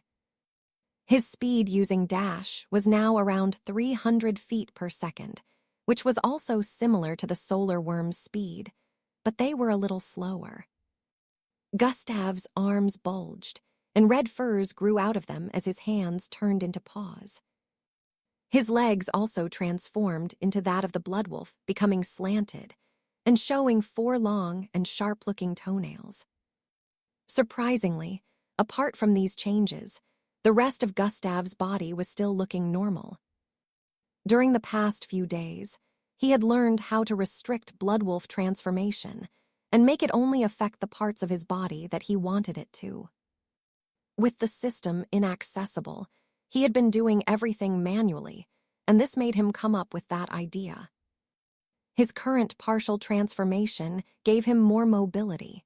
He didn't have as much mass as the bloodwolf in his current state, yet he could move as fast.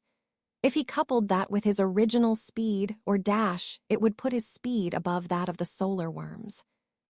Swoosh. Gustav jumped down from the tree while swinging his claws downwards and landed directly on one of the solar worms. Slash, Kryak.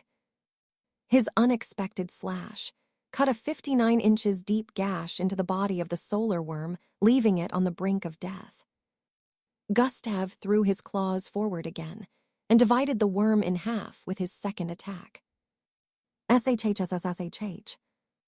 Molten-like blood oozed out of the dead worm, causing the ground to get roasted by its scorching heat.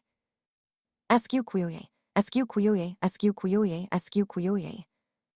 After performing that action, every solar worm within the vicinity made some weird shrieks with loud voices before bolting crazily towards Gustav. Chapter 125.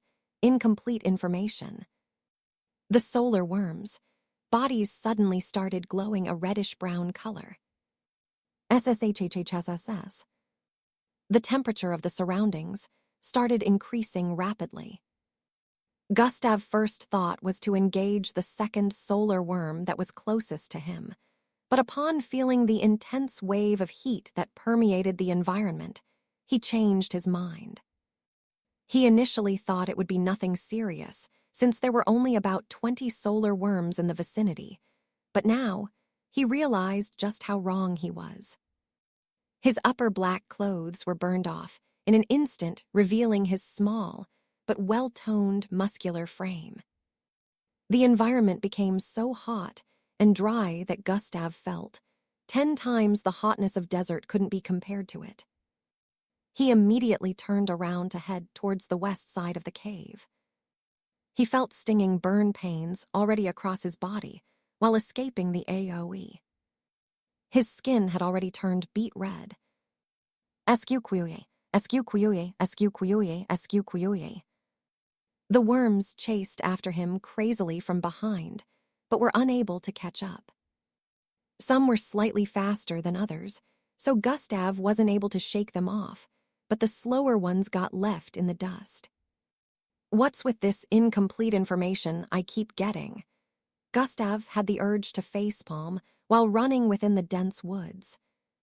The information on the solar worms that he sourced stated a particular amount of temperature that each worm emits. He calculated the rise of the temperature in the surroundings based on the combined temperature of the 20-plus solar worms, and concluded that he would still be okay if they were to activate the power of their bloodline, but to his surprise, the temperature was way higher than that. He wondered how it would have felt if they were more solar worms in the vicinity. The trees and other things that could be found in the environment were unaffected because they had adapted to this habitat. The current state of the solar worms served to further enrich them.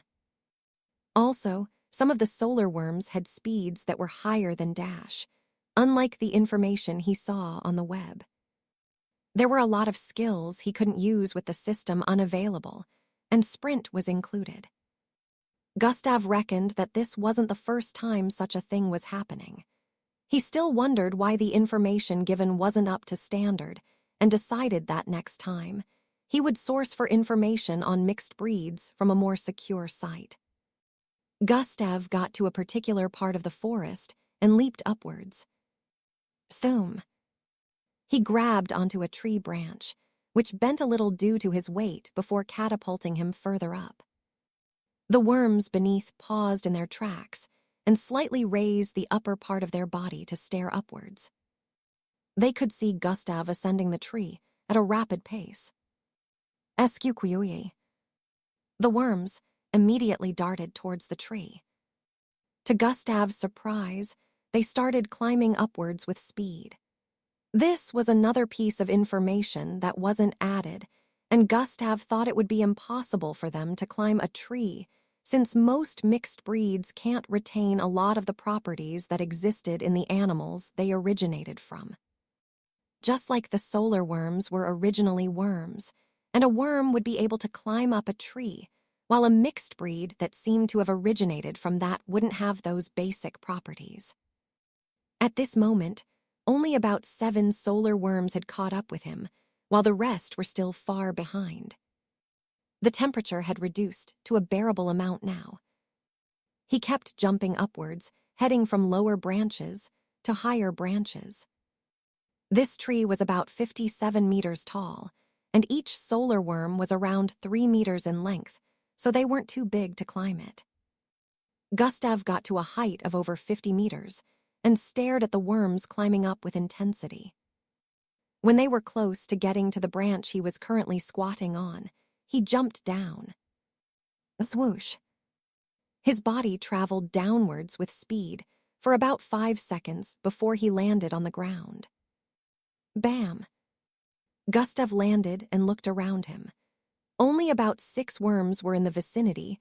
5 had climbed up the tree while around 9 of them were still behind, trying to catch up. Swoosh. Gustav dashed forward with intense speed and swung out his claws, which were coated in a whitish glow. Swii. The side of the worm was cut open, with hot blood spilling out. Gustav dashed backward to dodge the hot blood that was jetted out. Another worm had leaped towards Gustav when he attacked the first one, so when he leaped backward, he was leaping towards the worm. He extended both his arms in separate directions while in midair and slashed down in an X format. The solar worm was completely severed into 4 different parts. Splush. Blood blasted in all directions, and some of them fell on Gustav's chest. SHHSSH. Some thumb-sized holes were burned through his flesh and penetrated deep into his body. Ugh! Gustav landed on the ground and dashed towards the side while holding his chest. The hole in his chest showed his blood vessels. Damn, I should be more careful, Gustav muttered with a look of pain. Although the blood really hurt and did damage when it fell on his body, his regenerative ability kicked in, so his chest was starting to close up at a fairly rapid pace. Tuash. One of the worms on the left spat out a silver-colored liquid towards Gustav. Swoosh. Gustav dodged it by a hair length and dashed towards the creature while brandishing his claws. Slash, slash, slash, slash. He hacked at the solar worm several times, turning its body into shredded pieces of meat.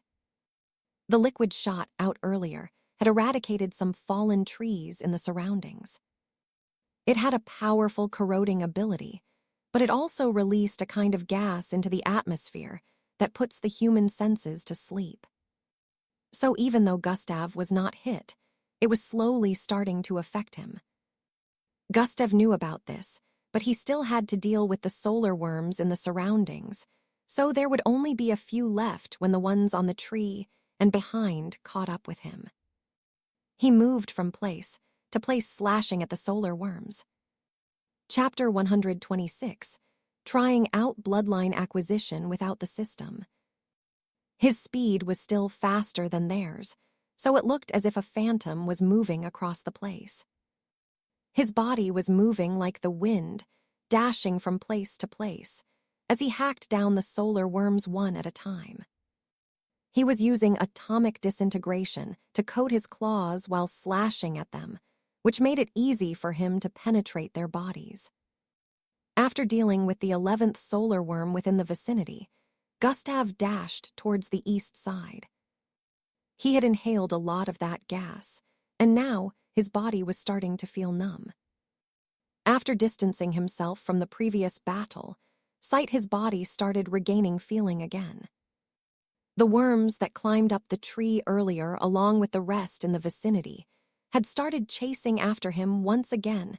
However, the temperature in the surroundings had decreased significantly after killing 11 of them earlier.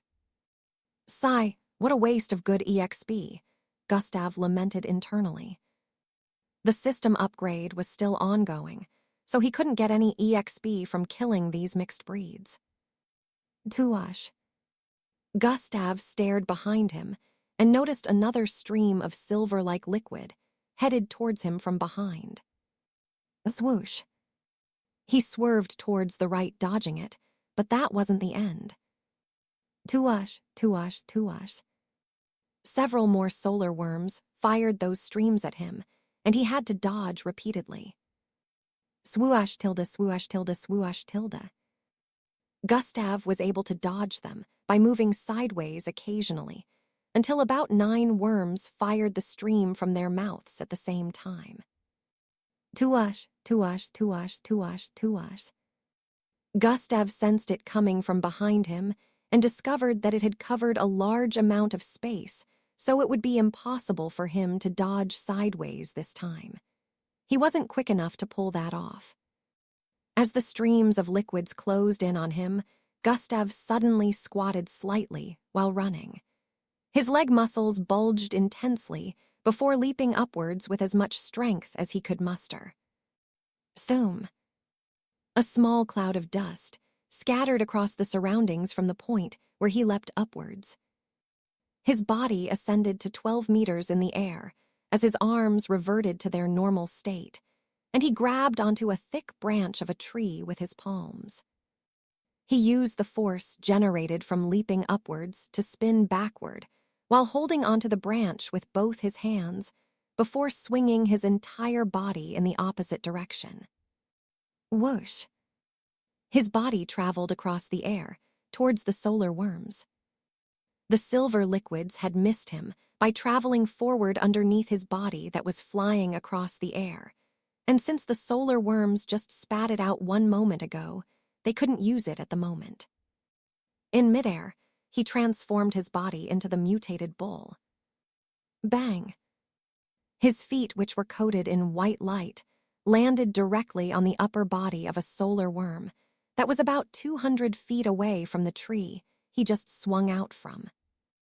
Pache. The upper body of the solar worm was pierced through by Gustav's entire lower body. He found himself inside the body of the worm after this had happened. The internals of the solar worm stuck to his body like a piece of clothing. He placed both hands on the body of the worm and pulled himself out of the hole he created with its body. The body of the creature fell limply to the ground, creating another massive pool of molten-like blood. Thoom! Gustav immediately jumped towards the side, dodging another stream of liquid that slammed into the corpse of the solar worm he just killed. The liquid pushed the solar worm's body backward, slamming it into a nearby tree. Bang! Gustav had already dashed out again after dodging this attack. He didn't transform his body back into that of the Bloodwolf. He was still in mutated bull transformation mode. He threw his fist towards the face area of the worm. Bang!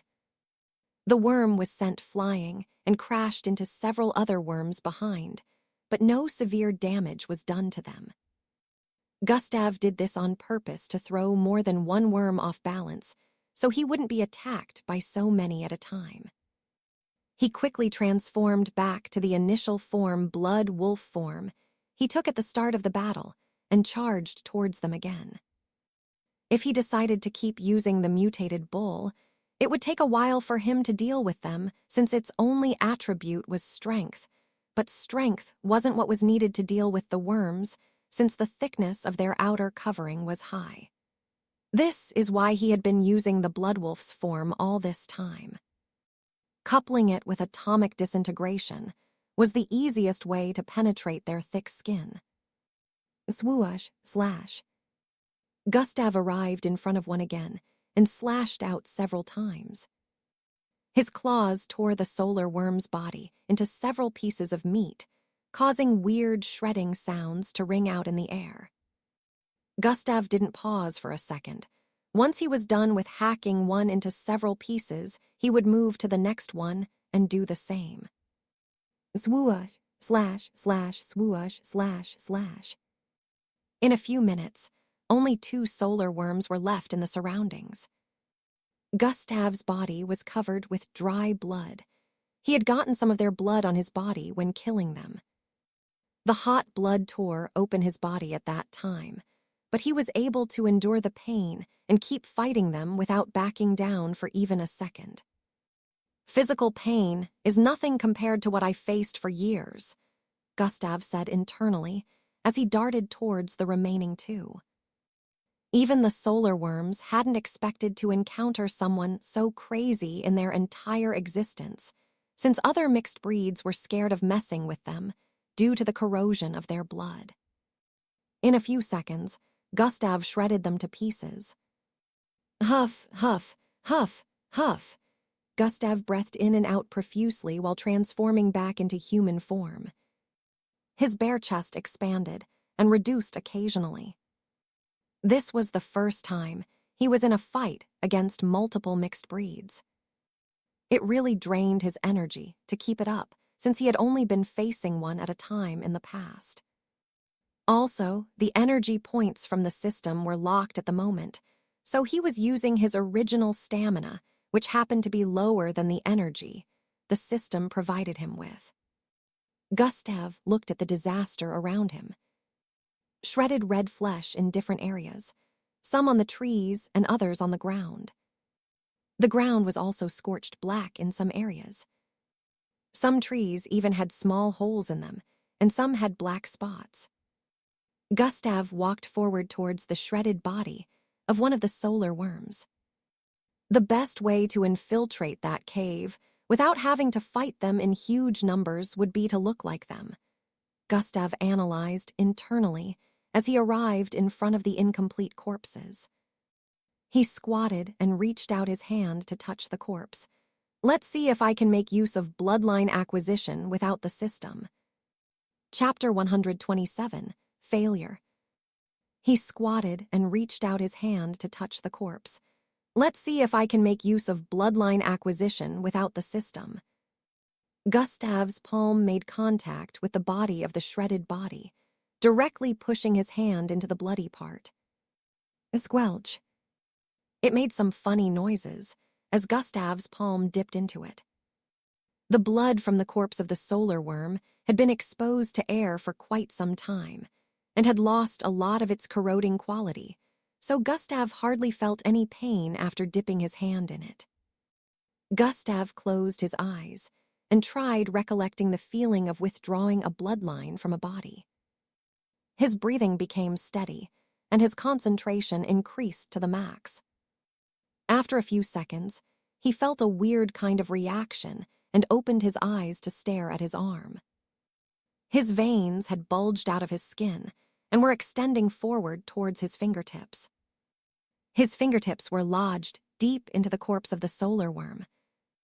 He remembered that this was the same phenomenon that occurred when he was sucking the bloodline from the body of others. Gustav focused on the bulged-out veins that traveled to his fingertips and tried drawing the bloodline of the solar worm out. Moments turned to seconds and seconds turned to minutes. Before Gustav knew it, 10 minutes had gone by, and he was still unable to draw out the bloodline of the solar worm. Gustav moved his hand to another body part and tried again. He focused on drawing out the bloodline once again, but he was met with the same situation: failure. Gustav started moving from one corpse to another while trying to draw out their bloodline. As time passed, he had dipped his hand into the shredded corpse of more than 7 solar worms, and it was still the same result. Gustav decided to stop.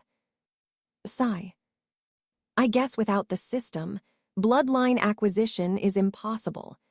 Gustav came to this conclusion after failing several times.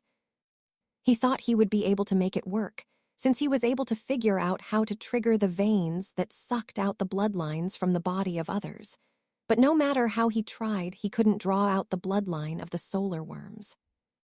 It felt like something was blocking him from completing the process, and he could tell that it was because of the absence of the system. Gustav wondered about what he could do to get into the cave without being noticed. Even after thinking for a long time, Gustav couldn't come up with any good ideas. The only ones he thought up needed him to change his skin color to match that of the caves when he entered. To do this, he'd have to be stark naked, but that wasn't the problem now.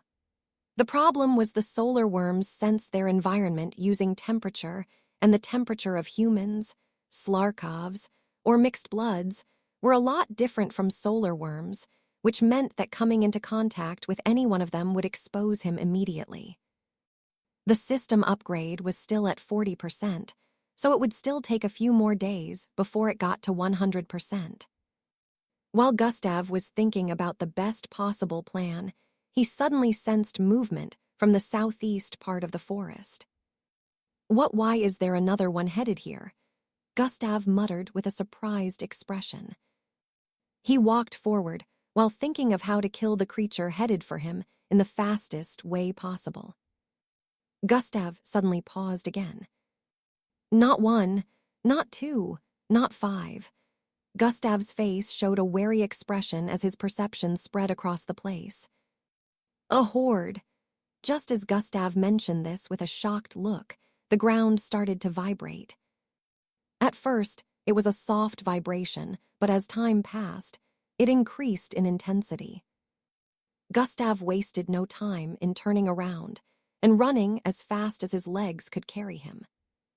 He took the form of the partial blood wolf he used earlier and activated dash manually to boost his speed. SW whoosh. Behind him was a horde of solar worms coming from the direction of the cave. They all had their bloodline activated, so their movement carried an intense heat wave as they traveled. Even the living things in the environment that had adapted to the heat couldn't handle this. A lot of trees in the vicinity were already getting smoked, while some turned to ash. Gustav had already sensed the intense heat wave before it arrived, so he had to run for his life. More than 100 of them, coming to avenge the death of their kind. Gustav never knew that they could sense if their kind died. If he had known, he would have left earlier, but now he had to run as fast as he could to escape the heat wave. With his distance from them being a bit longer, it would take some time before they would catch up to him. But the same couldn't be said for the intense amount of heat wave they were bringing along with them. The heat wave was literally like 20 feet behind Gustav as he bolted across the place madly. If the first layer of the heat wave came into contact with him, he would turn into cooked meat. Zwoosh. Gustav swerved from left to right and right to left while running forward and dodging the trees. Feeling like the ground was slower than the air, due to the number of trees he had to dodge each time, Gustav leaped up. Thuum, grab. He grabbed a branch and swung further forward before landing on another tree branch ahead. Thum, thum, thum, thum. He kept jumping from tree to tree for a few minutes until the forest of tall trees started becoming sparse. The trees within the area reduced as he further jumped ahead before he arrived at a wide opening. Bam!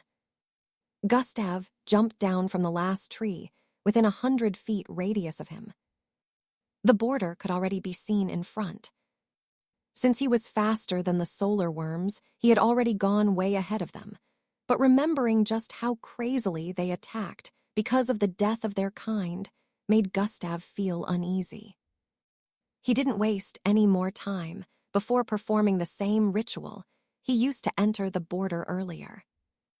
This time, it was done with a faster speed. When the border opened up, Gustav darted through it. Swoosh. It closed up when he arrived on the other side. Chapter 128, System Upgrade Complete. Within the border, the solar worms came to a stop after they arrived in front of the sparse forest area. They looked around for the assailant that dealt with their kin, but Gustav was nowhere to be found. Gustav had spent close to 2 hours in there and almost forgot that he still had to patrol the neighborhood in case of mixed breeds that might appear, although he had doubts about them appearing today. Looks like I'll have to wait till the system finishes its upgrade before heading there. Gustav sighed in defeat once again after remembering what just happened some minutes ago. He knew the solar worms were aggressive due to the information he sourced for, but he never knew they were as aggressive and unforgiving as this. Other species would definitely leave him after he traveled a particular distance, but these ones kept following him. Also, he doubted he would survive for long due to the scorching heat, so infiltrating their cave right now would be a death task. Gustav went ahead to patrol the neighborhood for the night. 2 days later, Gustav woke up in the morning, and the first thing he saw was system upgrade complete. Gustav sighed in relief after seeing this. He could finally put his plans into motion. Now he noticed how reliant he had been on the system, but he was also glad that he was able to train himself when the system was unavailable. This way, if anything like this ever happened again, he would be able to handle the situation better. The last 2 days were spent training himself, and he had progressed a lot. He created a new skill using atomic disintegration without the help of the system. He wanted to see if the skills he had learned in the past 3 days would be added to the system. Also, he wanted to know what changed about the system. He wanted to open the system interface, but before he could, notifications started to pop up in his line of sight. New attribute unlocked, Vitality. New attribute unlocked, Endurance. New skill unlocked. Super jump. New skill unlocked. Combination. Shop function is now operational. Host can now increase stats and levels of abilities by exercising. Skills learned by host has been added to skills and attributes. Attributes added to God Eyes. Energy reading. New requirement has been attached to Bloodline acquisition. System now has a history panel where information on bloodlines can be checked. Goals panel is now available. Host can now gain EXP from killing humans/Slarkovs/mixed bloods. The list of notifications still went on, but Gustav paused at the part where it said, Host can now gain EXP from killing humans/Slarkovs/mixed bloods. He had a look of contemplation while staring at that particular notification for a while. Is the system pushing me to kill people now? Gustav muttered while walking around his room. After the attack that happened on our way back from Atrahia City, I can say for sure that lots of criminals still exist on the face of the earth, even though the MBO happens to be very active. If I'm gonna gain EXP from killing people, it will have to be such rotten people, Gustav added. Or maybe I should just become a mercenary instead, Gustav chuckled as he voiced out this thought. I am not powerful enough to handle such criminals for the time being, so farming EXP can only come from dealing with mixed breeds for now. And maybe some idiots who will decide to choose death on their own. Gustav walked towards the bathroom as he came to this conclusion. He decided to check the system interface while taking his bath. When Gustav was done with his bath, he prepared for school and walked out of his apartment after a few minutes. School today was pretty much uneventful again, except for rumors flying around about where the MBO entrance test would be holding. Originally, this information was never revealed until a few days to the MBO entrance test. But when Gustav remembered what Maltada said about big families getting access to such information earlier, he felt that there might be an iota of truth within the rumors flying around. Different locations were mentioned, so it was impossible to know which one was correct without guessing. Some said a volcanic mountain range, while others mentioned an extreme ice region located in another continent. There were still some other locations mentioned, but the majority of them believed that the first two were more likely. Gustav decided to ask Miss Amy for clarification on these rumors during their training session. You mean none of the rumors are correct? Gustav voiced out with a surprised expression. H&M, Miss Amy nodded slightly in affirmation. The real information never spread like this. Those that have the original information spread these rumors to keep the truth hidden so they'd be the only ones who will benefit from it. Think about it. Why would they want to share such information with the public instead of keeping it under the wraps? If they keep it under the wraps, more people get to fail because they relied on the wrong information to prepare themselves for the test. If more people fail, it means their candidates get a higher chance of passing by indirectly eliminating a bunch of mixed bloods, and no one knows just how many potential mixed bloods will fail due to this. Only about 200 slots are available for mixed bloods trying to get enlisted into the MBO camp. Decrease in competition is what they want, Miss Amy explained. Gustav had a look of understanding now, after hearing that.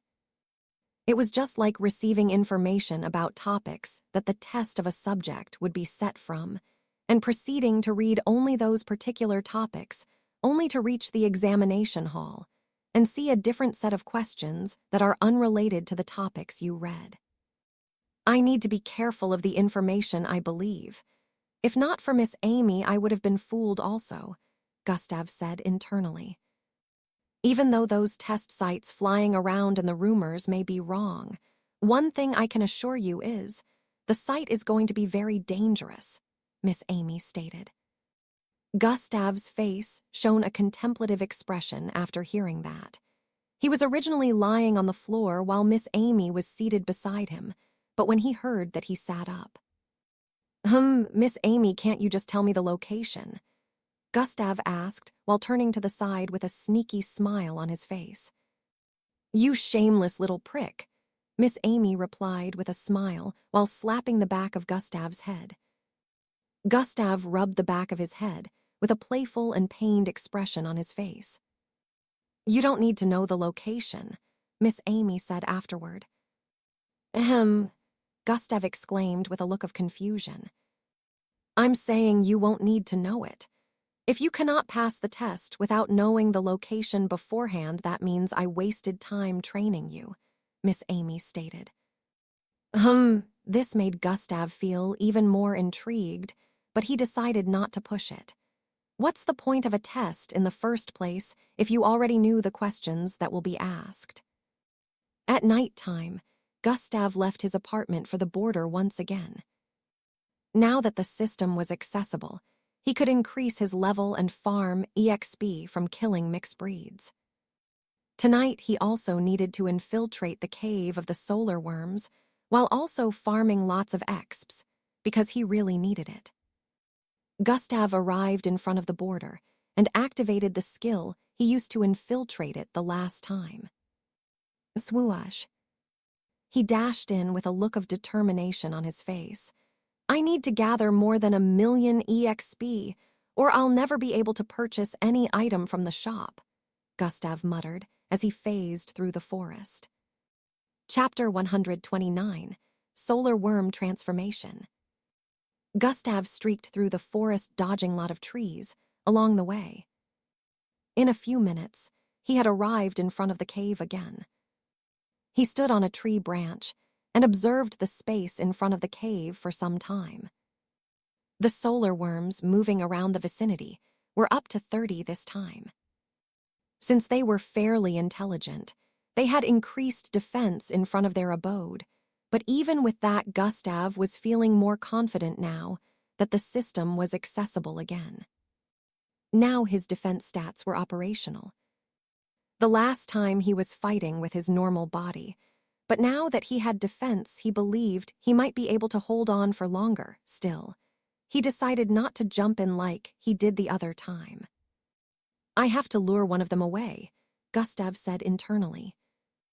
"Energy is still stored in my gravitational field, but I cannot risk detonating it and drawing more mixed breeds to this place."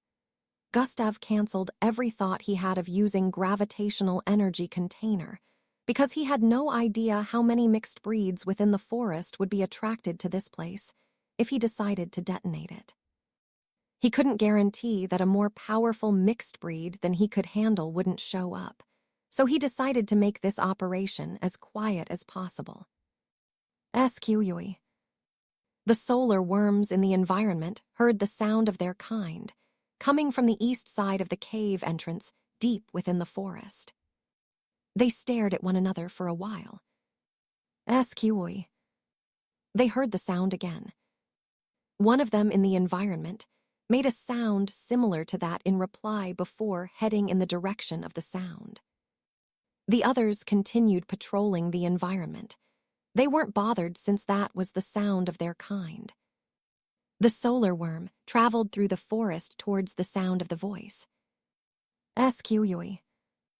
It heard the sound again and followed it. Whenever it felt it was closing in on the sound, the next one would sound farther than the last. The solar worm kept moving forward and tracing the sound, even though that happened 3 more times. It squirmed across the ground till it got to the front of a small bush. The bush wasn't that big, but it wasn't small either, however, it was very thick. This was where it traced the last sound. At the moment, it had traveled more than 7,000 meters away from the cave entrance. The solar worm raised its upper body and looked around for the other solar worm making that sound. Just as it raised its body to around 3 meters high, a silhouette suddenly dashed out of the small, thick bush in front. Slash, slash, slash, slash. The solar worm didn't even get the chance to check out the silhouette before it was hacked to several pieces with blood and flesh flying in separate directions. The silhouette was obviously Gustav in his incomplete bloodwolf form. He had taken the solar worm by surprise. He perfectly mimicked the sound of a solar worm earlier and kept drawing it into the forest to make sure that he was able to kill it without raising an alarm. He had already calculated the amount of time it took the solar worms to aware of the death of their kind, so he knew they won't be aware any time soon, which gives him enough time to test out bloodline acquisition. You killed a level 4 solar worm. Plus 8,000 EXP. Gustav squatted and placed his hand on the shredded body of the solar worm. Mixed breed corpse found, solar worm. Host has met the requirements to absorb bloodline. Does host wish to collect this bloodline? Yes/no. Gustav stared at the notifications with a look of relief. He finally saw the notifications he had been missing for the past 3 days. Yes, Gustav answered immediately. Extraction process shall now begin. 1/100%. Gustav waited for about 1 minute before it was done. 100%. Extraction successful. He was pleasantly surprised. It was never this fast in the past. The least amount of time it took was 3 minutes, but this time it only took a third of that. This made Gustav wonder, when the system gets another upgrade, would the time spent on bloodline acquisition shorten even more? He felt that a time might come when he would be able to steal a bloodline instantly. Gustav decided not to think about it too much. He had a task at hand, and that took priority at the moment. Gustav activated his storage device and kept the body part of the solar worm within it. Solar worm transformation, Gustav said inwardly. His body suddenly bloated, and his skin began to turn red with yellow spots appearing at different parts. Gustav's body length increased also while his body bloated. His arms retracted into his body, and in a few seconds, he had transformed completely to look like the same solar worm he had just killed. His vision had changed along with his sense of smell. His sight was able to cover a range of 270 degrees in this form. Gustav squirmed across the ground towards the location of the cave. Swoosh. He was still extremely fast in this form. In about a minute, he arrived in front of the cave. The cave entrance was still being patrolled by the same amount of solar worms earlier. Gustav made those sounds, the solar worms used in communicating with one another, before entering the cave. On entering the cave, what appeared in Gustav's line of sight were glowing blue rocks protruding from the ceiling of the cave. Blue liquid dripped from the tip of some of them and fell to the ground before turning into small blue stones. Gustav noticed that these small blue stones were practically everywhere in the cave. Another thing that Gustav noticed was the pure energy flowing within this cave due to the stones. As expected, he could see a massive number of solar worms moving about within the cave. Some remained stationary at different parts. Some were moving on the walls of the cave, and some coiled around the pointy rocks on the cave ceiling. Chapter 130, Saliter Pure Crystal. The path Gustav was on right now within the cave was very wide and kept extending forward into the distance. Gustav really couldn't see anything out of the ordinary as he kept moving forward, but his plan right now was to check out every part of the cave. After he was done checking it out, whether there was anything suspicious about the cave, he would push forward his next plans to farm EXP. Gustav kept moving forward, and there were times he would see some worms mating. The manner in which they did it disgusted him, and he secretly thanked the stars that he wasn't a solar worm for real. One of the female solar worms around was even sending signals to him, but Gustav speedily distanced himself from her. In some minutes, he had crossed several hundred meters. God eyes! Gustav activated God Eyes while he was still in the form of the solar worm. God Eyes has been activated. The cave turned into a myriad of colors from his point of view. Every single solar worm that he came across had readings above their heads. Some had similar numbers while others didn't. Gustav stared at the stones up, and they happened to be bright green with different energy readings too. 2,000, 3,200. These numbers are too small for the next upgrade, Gustav analyzed. During the day, he had checked out the system interface and noticed that the system now had a bar where the amount of energy needed for the next upgrade was placed. It happened to be a very massive number, more than twice of what was needed earlier. Gustav had decided to absorb the energy within these rocks, even though they were a far cry from what was needed in total. Gustav was already closing in on the ending of the cave, after moving through it for about 5 minutes. His sight zoomed in on the ending of the cave, where 3 different large holes could be seen on the walls. These holes were more like rooms, because Gustav could see several solar worms inside, and he could also sense an immense amount of energy coming from all 3 of them. Escui, escui. Some of the worms outside the hole saw Gustav and shrieked at him. If Gustav didn't understand their manner of speech, he would have thought they had figured out that he was an imposter, but due to his current form, he knew what they were saying. Escui, escui, escui. Gustav replied as he squirmed towards the middle hole. Escui, escui. The 2 worms on the outside made those sounds at Gustav again while rotating their body. Gustav replied again, with something similar before both worms moved out of the way for him to enter the hole in the middle. Gustav crawled towards it and got in.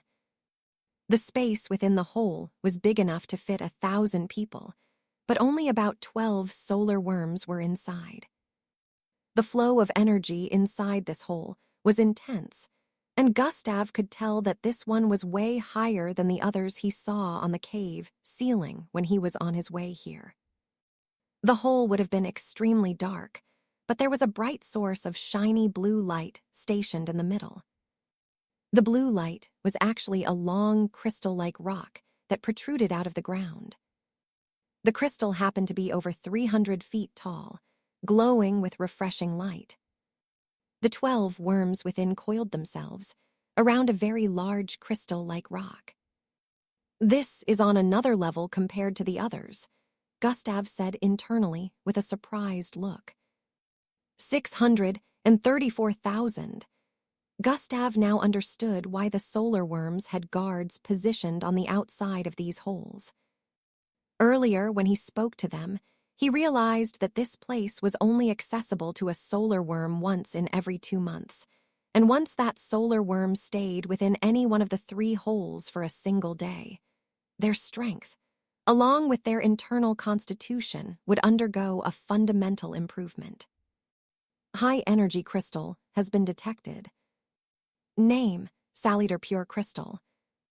If host wishes for the system to absorb the energy within this crystal, proximity range must not be farther than 2 meters. These notifications appeared in Gustav's line of sight as he closed in on the crystal. The 12 solar worms did not notice him since they were basking in the glow of the crystal. When he got to the required range, another notification appeared in his line of sight. Does host wish to absorb energy into the system? Yes/no. Gustav stared at the notification with a contemplative look. He could also absorb this energy into his gravitational space and keep it for emergencies, but the system seemed to be compatible with it. Gravitational energy container can absorb all kinds of energy, but the system can't. I should let the system have this. Gustav came to a decision and called out within his mind, yes. He wasn't bothered about the 12 solar worms laying around the crystal since he got to the end of the cave. It was time to farm EXP. He already decided that he was going to kill every one of them there. The crystal just happened to be an additional bonus. Energy from Saliter, pure crystal, will now be absorbed. Process 1/100%. A blue stream of energy, as thick as a human body, extended out of the crystal towards Gustav. Process 2100%. Process 57/100%. As the system absorbed the energy, the crystal was slowly getting dimmer. Process 97/100%. Process 100/100%. Energy has been successfully absorbed. The crystal dimmed completely as this notification appeared in Gustav's line of sight. The entire hole darkened due to that, and the solar worms within it opened their eyes and looked around in confusion. Inside the dark hole, the only visible thing was a pair of scarlet and green eyes that glowed ominously. Immediately after the hole dimmed, earlier Gustav had taken the form of the half-blood wolf. God eyes were still activated, so he could see clearly in the dark. Swoosh. He dashed forward, hiding under the cover of darkness. Before the solar worms could understand what was going on, sounds of meat being shredded reverberated across the space. Chapter 131, The First Hole. Escui, escui, escui. The panicked cries of the solar worms were heard outside, alarming the two solar worms at the entrance of the hole. SWEI, SWEI. The two solar worms at the entrance squirmed towards the hole with speed. On entering into the hole, darkness along with the sounds of flesh being ripped to shreds and the smell of heated blood greeted them. The worms didn't understand what was happening, and they could only sense that there was some unknown being here, but the said being was moving too fast for them to pinpoint their location. Atomic disintegration coat has been activated. -10 EP. Gustav's claws were covered in a whitish glow once again as he dashed out and hacked at the upper body, part of a solar worm, positioned on the left of the crystal. Slash has been activated ×3. SWI, SWI, SWI. Gustav's claws slashed out thrice, dividing it into 3 pieces. At this moment, Gustav had already killed 5 of the solar worms within the hole. Even though the temperature of the hole had increased by a lot due to their numbers initially being 12, Gustav was able to endure the increase. Not only was the temperature way lower than when he had to handle the 20 at the entrance the other day, but he also had defense now, so he was hardly disturbed by the increase in temperature. Swoosh, slash, swoosh, slash. Gustav dashed across the place while swinging out his arms repeatedly and ripping their bodies to shredded pieces of meat. The 2 solar worms that entered earlier started shooting out corroding silver liquids from their mouths. Sway, sway, sway, sway. They couldn't really pinpoint Gustav's location, but they could sense him from time to time due to his temperature. But their attacks only hit thin air because Gustav could see them clearly and dodge, unlike them who had their visibility reduced. After a few more seconds, Gustav had killed the 12 solar worms he met here when he first arrived. He darted towards the 2 worms that were standing guard on the outside earlier. Both of them already sensed that he was headed towards them. Sway, sway. They shot out the steam of silver liquid towards Gustav's direction. Both attacks accurately headed for Gustav. Zoom. Size manipulation has been activated. Gustav's body lessened in width, becoming about 5 inches wide, and he positioned himself right in between both attacks while dashed forward. Both attacks passed by his right, and left side missing him by a hairbreadth. -20 HP. Even though he dodged it, He still lost a little bit of HP due to the air becoming corrosive from the liquid they spat out. Swoosh. Gustav's body went back to normal after successfully dodging their attacks. He extended both his arms as he reached the middle of both solar worms. Slash. His right and left claws sliced through the sides of both worms as he kept running forward with his arms outstretched. Blark. The solar worms screeched out in pain as the sides of their upper body, their belly, and their lower halves were torn open, causing their internal organs to spill out along with a puddle of lava-like blood. Plop, plop. Both bodies of the solar worms fell to the ground as system notifications popped up in Gustav's line of sight. You killed a level 4 solar worm. Plus 8,000 EXP. You killed a level 4 solar worm. Plus 8,000 EXP. Now that he had killed all 14 of them, Gustav had now reached level 9. SSHHHSSS. Gustav stared at the corpses of the bloodworms with a contemplative look. Their bloods were already corroding the ground, causing a sizzling sound to ring out. I won't be cooking mixed breeds for dinner this time. Gustav stared at the mess around him with a repulsed expression. I wonder if any restaurants will be interested in buying their body parts. Gustav couldn't conclude on whether to take the bodies of these solar worms or not. After thinking for a few seconds, he picked them up and put them in his storage device before leaving the hole. He knew he had to be as quick as possible now that he had killed some of the solar worms. He reckoned that he only had about 30 minutes and quickly dashed into the third hole to continue. Just like the previous, the third hole also had a similar crystal and worm surrounding it. High-energy crystal has been detected. Name, Saliter Pure Crystal. Just like in the previous hole, the same notifications popped up here. Gustav moved closer to the crystal, which was positioned on the right corner of the hole. Does host wish to absorb energy into the system? Yes/no. Gustav quickly said yes, and the system started absorbing the energy of the second crystal. After the system was done absorbing the energy, the same situation as the previous hole happened again. Gustav was already prepared for it. This time he didn't spend up to 5 minutes before killing all the solar worms within the hole. He kept calculating the amount of time left before the entire solar worms would start scurrying towards his location. Gustav quickly bolted out of the small hole and quickly moved towards the first hole. The first hole was where he sensed the energy to be higher and also at its purest form. Gustav dashed into the hole without any hindrance and was surprised to see something different from the other two. Instead of looking at the center of the hole or whatever, Gustav's sights were locked on the ceiling. On the ceiling, he could see the blue crystals similar to the ones he saw in the last 2 holes.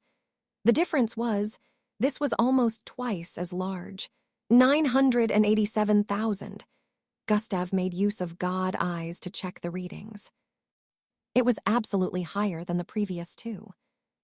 If I'm able to absorb this, the system would have received 1/6 of the amount of energy it needs for the next upgrade, Gustav calculated, but it didn't look like it was going to be easy to absorb this one.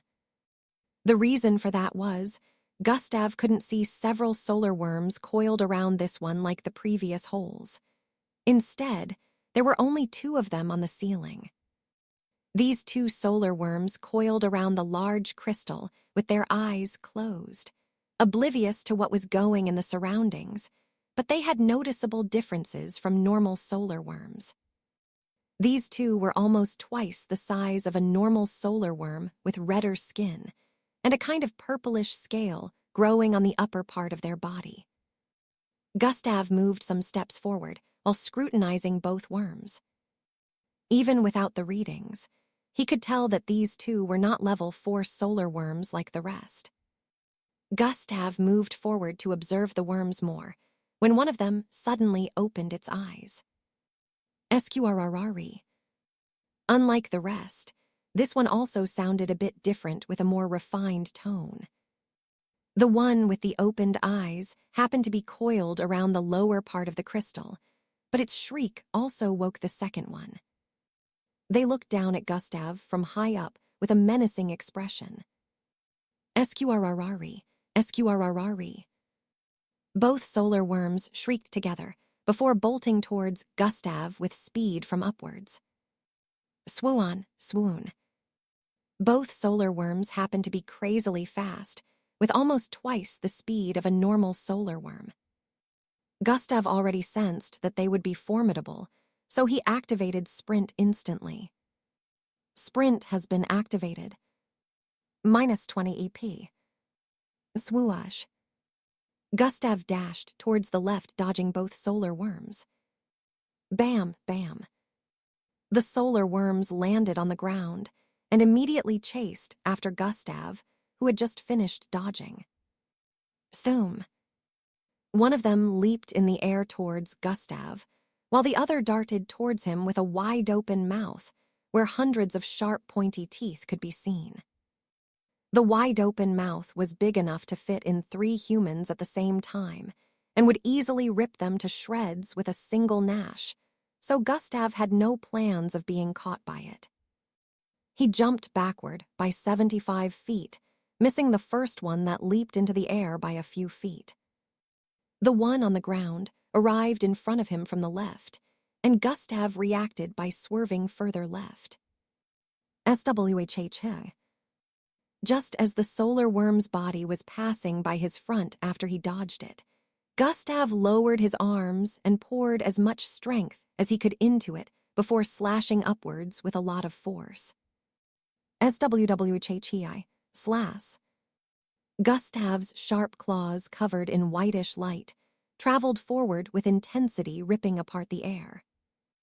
Krifr. When it made contact with the solar worm, it tore a 16 inches deep gash on its body, sending it flying several feet forward. What the? Gustav was surprised that he didn't manage to deal more damage than that since he used all of his strength in that attack earlier. Sqrrri. The solar worm shrieked out in pain after receiving that attack from Gustav, but that attack wasn't enough to severely harm it. Immediately it landed back on the ground. It dashed out crazily towards Gustav again. Chapter 132. Resilient Solar Worms. The solar worm shrieked out in pain after receiving that attack from Gustav, but that wasn't enough to severely harm it. Immediately it landed back on the ground. It dashed out crazily towards Gustav again. Thway. It shot out a wider stream of silver-like liquid that covered a width of more than 75 feet. This was practically a point-blank attack. Gustav, knowing that there was nowhere to dodge, transformed his hand back to normal immediately and straightened his palm before raising it. Chop has been activated. Atomic disintegration coat has been activated. Whitish light appeared around Gustav's palm before he swung it down with force. Swhhi.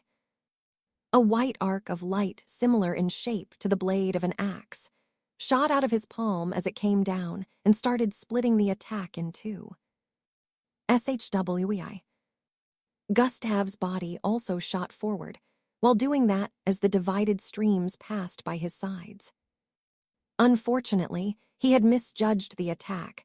His palm's strike from the combination of chop and atomic disintegration was unable to divide the stream completely because, unlike the other solar worms, these two could shoot it out for longer. The rest of the liquid slammed into Gustav after his chop lost power. The intense force lifted Gustav off the ground and threw him backward. Bang! Gustav's back slammed into the wall on the other end of the hole. Urgh! Gustav exclaimed with a pained expression and fell to his knee after his back slammed into the wall. SSHHHSSS. His upper clothes had been burnt off again, and his parts of his skin peeled off. "That hurt," Gustav muttered slightly as he straightened his body. Minus 200 HP. His arms and his entire upper body had been scorched by the attack. Gustav was practically in a sorry state as he breathed in and out profusely. Regeneration has been activated. Gustav's body started healing up bit by bit, but the solar worm was incensed after seeing that its attack failed to disintegrate Gustav. It dashed out again, along with its partner towards Gustav. Even though Gustav had lost 200 HP due to that attack, he wasn't really in any danger. Even if he lost more, he still wouldn't be in any real danger. This is because his healing function will never stop until he ran out of energy, which meant his HP can't dwindle to 0 until his energy points ran out. Amidst the scorching pain, Gustav swerved towards the left, dodging the first solar worm, who ended up slamming into the wall. Gustav was about to attack its opening, but before he could, the second one jumped high up again in a bid to use its entire body to crush Gustav with its weight. Thuum. Gustav leapt backward, dodging the dropping body of the solar worm. Both worms had such great synergy, and Gustav guessed, that must be attributed to the fact that they're mating partners. Gravitational imbalance has been activated. Gustav finally decided to activate a gravitational energy skill, since the battle was taking longer than he wanted. The gravitational force around a circumference of 10 meters suddenly turned weird. The solar worms who had already dashed out suddenly felt like their bodies become heavier, decreasing their mobility. Due to the sudden change, they were distracted for a split second, which gave Gustav the chance to dash towards the one on the left. Before both of them could react, Gustav's right arm had already been thrown out with his palm transforming into that of the bloodwolf. Slash. His foreclaws accurately landed on the right eye of the worm, tearing 4 bloody lines on it. Squi. The worm screeched in pain and started thrashing around while blood spilled out of its eyes. Gustav didn't stop moving. He dashed towards the second one on the side. He had injured this one earlier, so it was easy to land more hits on it due to its previously injured state. Gustav's claws were covered in the same white light as before, as he repeated hacked at the upper body of this solar worm. Slash, slash, slash, slash. His claws tore deep gashes across the body of the worm in a few moments, causing it to bleed out more. He wanted to slash at the solar worm again, when the one on the side threw its body over intending to slam Gustav against the wall. Whoosh. Gustav leaped towards the side and kicked the wall with his right leg, causing his body to propel further into the air as he spun repeatedly in midair to dodge the body attack. At this point, one of the solar worms had lost its right eye, while the other was already severely injured and bleeding out. Squi. Outside the cave, the solar worms around suddenly started shrieking loudly to one another. Some of them squirmed back and forth across the vicinity for a few seconds before turning around to face the cave. Squi. They made those weird noises at one another again, before darting towards the cave. Inside the cave, the same situation as outside was playing out. The solar worms within the cave stopped whatever they were doing at the moment and started heading towards the end of the cave. The sound of their wriggling bodies moving across the ground gave off a weird and creepy feeling. Gustav continued engaging the 2 solar worms, unaware of the multitude of solar worms headed for the hole. At this moment, he had inflicted severe injuries on them both, but they still had enough vigor in them to last for a while. His body had also healed up completely, but he hadn't been able to kill them both yet. Damn it, I have 1 minute left till they storm this place, Gustav said internally with a frustrated look. He had been calculating the time he spent fighting the two solar worms, and he figured that the solar worms should be aware of the death of their kindred in a minute time. I don't have a choice anymore. I have to use it. Gustav's face shone resolve as he said this internally. Energy, 140-1750. Not only was he low on time, but his energy was almost completely spent. Chapter 133, Using Energy Discharge in a Battle. Both injured solar worms were still headed towards him with animosity. Gustav turned and jumped backward about 3 times before running towards the left. Although the worms wondered why he suddenly went defensive, they still chased after him. They were the aggressive type, so Gustav inflicting injuries on them triggered their anguish. Gustav suddenly came to a pause when he got to the middle of the space. The worms still bolted towards him crazily, even though their speed wasn't as great as before. Gustav stared at them approaching with a concentrated look. Immediately, they were 6 meters away from reaching him. He activated a skill. Super Jump has been activated. -30 EP. Gustav squatted slightly with speed before jumping into the air. Thuwum. 6 feet wide cracks appeared on the ground surface as his body lifted above the ground with extreme speed. SWEI.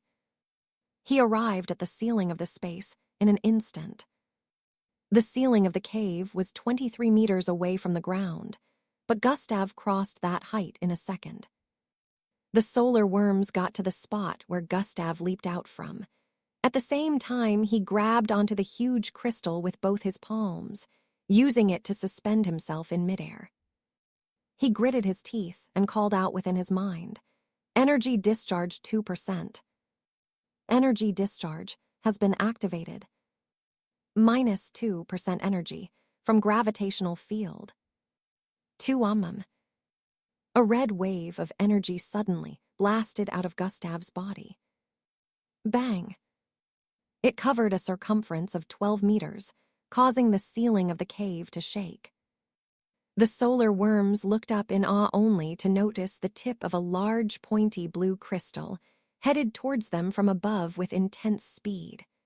Gustav happened to be at the top and was holding onto the large crystal. ZW. The solar worms tried to escape, but before they could move further than 2 feet, the gigantic crystal tip slammed onto one of them with intensity, impaling it completely and penetrating deep into the ground. Boom! Blood splattered across the place as the solar worm was blasted open due to the incident that had just occurred. The entire crystal was more than 8 meters long and wider than 3 human bodies combined, but its tip was only palm-sized. Due to the force at which it fell along with the combined weight of Gustav, it didn't just penetrate the solar worm. Instead, it caused it to explode into blood and gore. You have killed a level 6 solar worm. +20, 000 EXP. The notification rang out in his mind as he jumped down from the glowing crystal. High-energy crystal has been detected. Name, Saliter Pure Crystal. Does host wish to absorb energy into the system? Yes/no. These notifications had already appeared in Gustav's line of sight from the moment he leapt upwards, but he ignored it. The crystal was still looking extremely beautiful and glowing brightly, even though its tip was covered in corrosive blood. Gustav dashed out again towards the other solar worm immediately after he jumped down from the crystal. The solar worm that he just killed was in a much better condition than the one that was alive right now. They had been taking advantage of their numbers to battle with Gustav earlier, but now that one had been annihilated, he would be able to focus on dealing with only this one. Gustav rained down a massive number of slashes on the last solar worm, adding to the grievous amount of injuries it already had. In another 20 seconds, the solar worm breathed its last and fell to the ground with blood flowing out of its cuts like a fountain. You have killed a level 5 solar worm. Plus 14, 000 EXP. Gustav didn't dwell on the notifications. He immediately dashed towards the crystal. Just as he arrived in front of it, he sensed the approach of solar worms in multitudes. He could hear them dragging their bodies across the ground as they headed towards this location with speed. Gustav quickly reached out for his pocket with a look of urgency and brought out a button-like storage device. The solar worms were speeding towards the 3 holes at the end of the cave as the bloody scent of their kind wafted across the air. Immediately after the solar worms arrived at the entrance of the hole, the large crystal disappeared from its spot. Zing! The space instantly became pitch black. The Salidar crystal's glow always kept the space within the hole bright. Now that Gustav had kept it inside his storage, the place turned dark. Escui, escui, escui. The solar worms made shrieking sounds as they dashed into the 3 holes despite the darkness. They confirmed the death of their leaders and kin and proceeded to start thrashing around the place, looking for the culprit.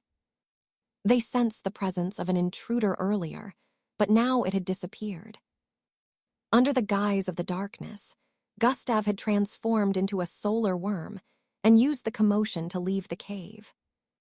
Many other solar worms were still arriving as he was squirming his way through them. Originally, he would have aroused suspicion, but the worms arriving didn't try to question him. The loud voices of the solar worms announcing the death of their leaders and kin had traveled all across the cave. Gustav kept moving for about 5 minutes more before arriving at the entrance of the cave. The entrance of the cave was empty at this moment. Gustav moved further into the forest for several hundred meters more before transforming back into his human form. He leaped up and landed on a branch before squatting and staring in the direction of the cave. The cave was several hundred meters from his position. He activated God Eyes and zoomed his sight so he'd be able to see the entrance of the cave clearly in the dark of night. They are all in now. I wonder how many it will end up killing, Gustav said internally as his mind linked with what he kept within the 3 holes. Inside the first hole, more than 100 solar worms had gone in.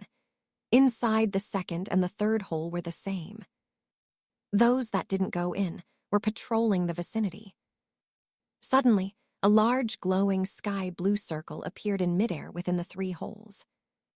The glowing blue circles were the size of a human head. Red electrical streaks kept swimming around them. The worms stared at the glowing circles in awe, wondering what it was. In Gustav's position, his eyes were still focused on the cave entrance. "Detonate," he muttered with a low tone. Chapter 134, Rocking Explosion. Within the holes, the glowing blue circles suddenly increased in brightness and expanded immensely. The red electric arcs circulating around them also became extremely unstable and flashed brightly while spreading across the surroundings.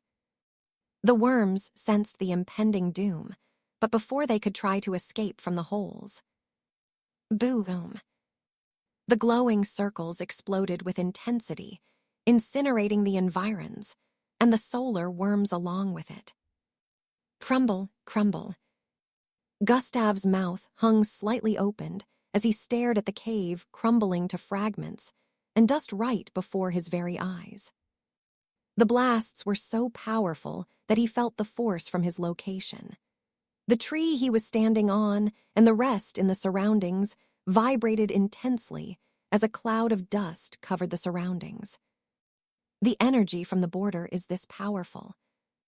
When Gustav was leaving the holes one after the other, he planted a little bit of the energy he absorbed from the border. He placed it in a gravitational field that only he could sense. Gustav was surprised by how much devastation it caused. This further put him in a dilemma about the mixed breeds escaping from the border. You have killed a level 4 solar worm. +8, 000 EXP. You have killed a level 4 solar worm. +8, 000 EXP. You have killed a level 4 solar worm. +8, 000 EXP. Level up. You have killed a level 4 solar worm. +8, 000 EXP. The notifications kept ringing in his ear over and over, giving him a feeling of gratification. He was glad the gravitational energy bloodline worked well this time. He had been training himself on how to control and use it effectively, but he wasn't quite there yet. He even felt reluctant to use the 2% energy discharge skill in his battle against the solar worm leaders. He was glad it worked out fine this time, because there were times when he tried it out during training, and things went really south. I have to leave now. Gustav recalled that this blast would definitely attract other mixed breeds towards this location. He quickly turned around and started jumping from tree to tree with speed. 20 minutes later, Gustav had arrived outside the border. He had spent more than an hour dealing with the solar worms. He quickly ran towards the direction of the neighborhood to make sure that no mixed breed had escaped the border during his time in the cave. As Gustav streaked past the trees in the sparse forest area, he suddenly sensed something in the distance. Around 70 meters ahead was an oversized yellow-colored bunny, hopping towards the neighborhood at fast speed. Looks like one did manage to leave through the border while I was dealing with the solar worms. Gustav's eyes zoomed in on the 13 feet tall bunny. He was glad he finished up with the solar worms earlier than last time. If he had taken longer to deal with them, this mixed breed would have caused havoc in the neighborhood. His mind was once again plagued with the question, how do they keep escaping through the border? Remembering the amount of destruction the energy from the border caused, Gustav was sure that these mixed breeds were definitely getting help from somewhere. As Gustav closed in on the bunny, it also noticed him. Roar. The bunny roared with a loud voice, causing a spiraling sonic wave to shoot out of its mouth towards Gustav. Within the border. At the site of the cave, scattered rock fragments could be seen in the vicinity. The air reeked of burnt flesh, and a view of destruction was displayed. The former glorious-looking cave was nowhere to be found right now. Within the vicinity of the crumbled cave, the silhouette of a 7 feet tall man in dark clothing was visible under the glow of the moonlight. Every part of his body was covered up. Black cloak, black boots, and full black mask which covered even his hair up. Even the presence he carried was a dark one that wasn't easily noticeable. He squatted in front of the crumbled cave, with his index finger placed on the ground. I wonder what a mixed blood is doing within the border. The man muttered with a husky voice as a red glow coated his fingertip.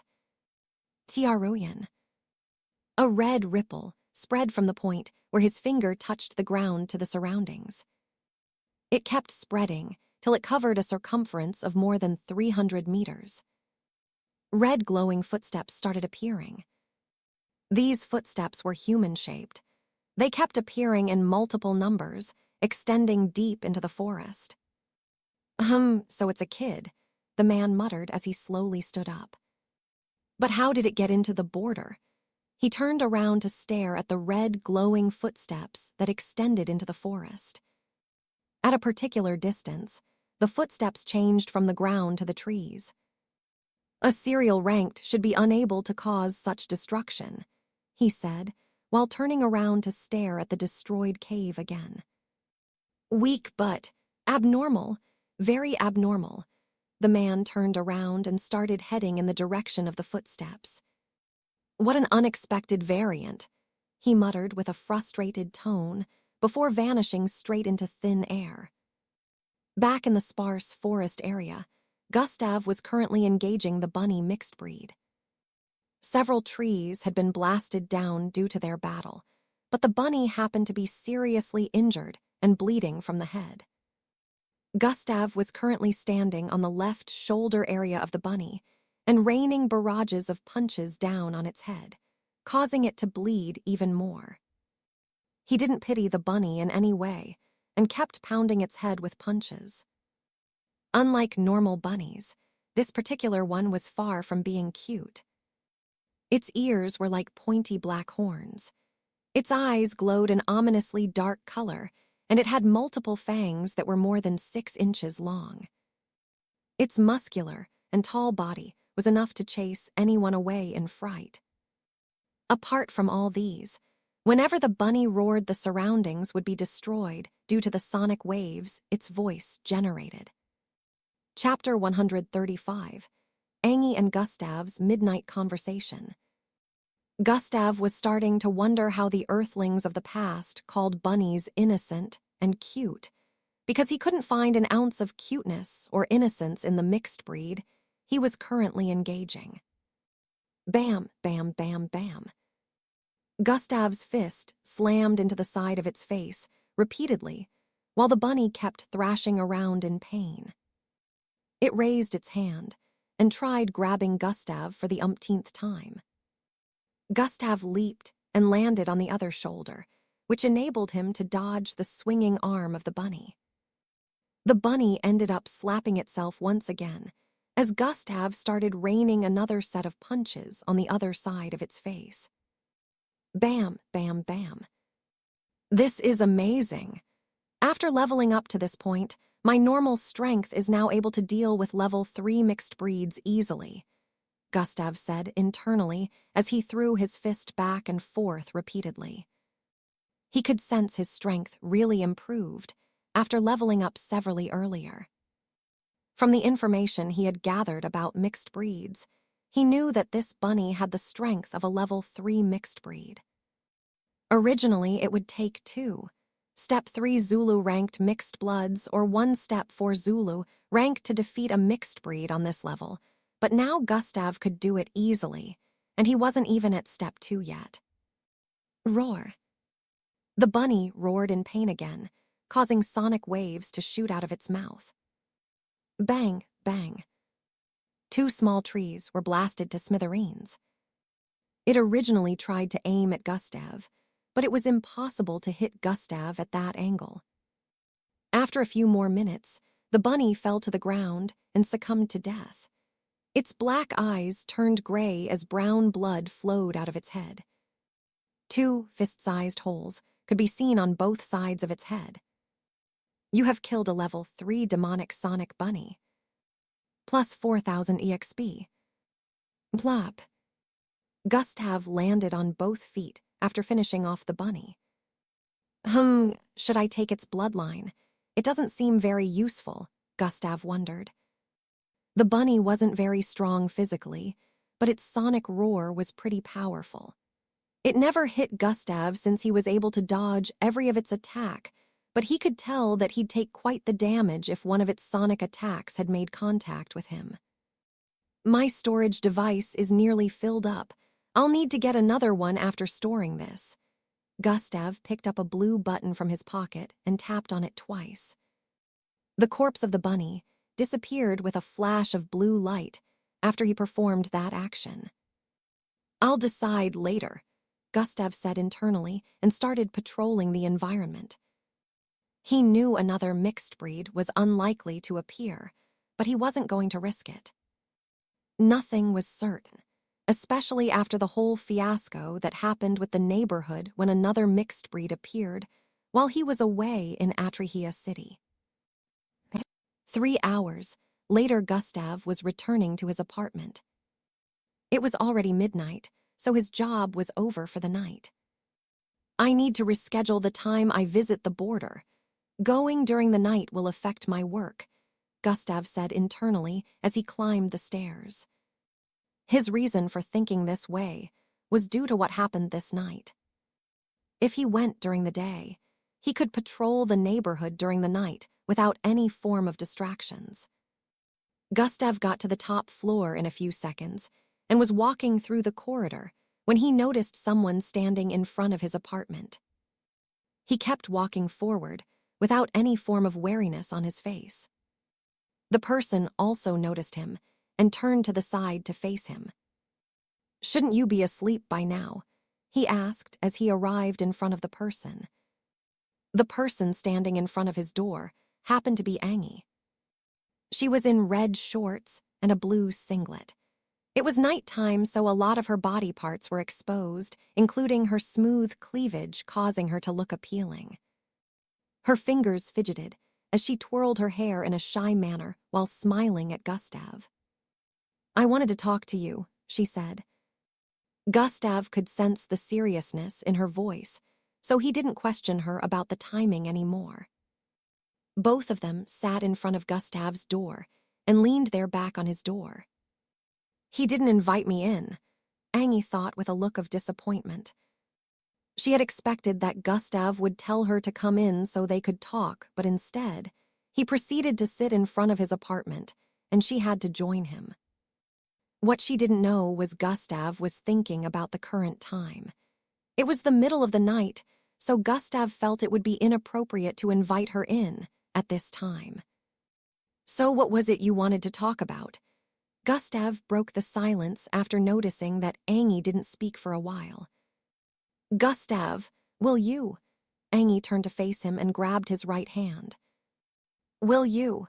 If I change, will you remain my companion even within the MBO camp?"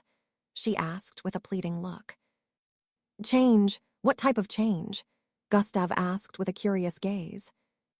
"Well, let's say I become a little more ruthless. Will you still discard me?" Angie asked while turning her face away. It depends on the subject of your ruthlessness. If it's to your enemies, then you can be guaranteed that I won't break ties with you," Gustav replied with a profound gaze. Angie slowly let go of Gustav's hand as her face shone unwillingness. "I want to try, but I don't know if I can ever come to terms with hurting someone," she said softly while staring at the floor. "Look, Angie, I'm not asking you to hurt or be ruthless to just anyone, but when it comes to people who have the intention of harming you, it's either you or them. If you decide to pull your punches, that means you've chosen to be their punching bag, which is pretty stupid." Chapter 136, Buying an Item in Shop. Even though you're a kind-hearted person by nature, there should be a limit, and you have to understand that not everyone deserves your kind-heartedness, Gustav lectured. "He sees me as a kind-hearted person." Angie felt her heart flutter when she heard Gustav say that.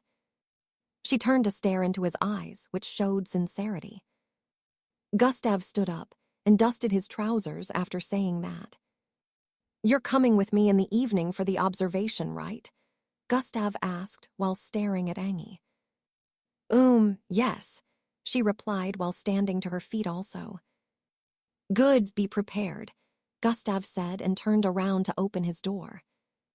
"Prepared for what?" Angie asked with a look of curiosity. "You'll see when the time comes. Go to bed," Gustav said as he walked into his apartment. All right," Angie answered. "Good night, Gustav," she added while turning around.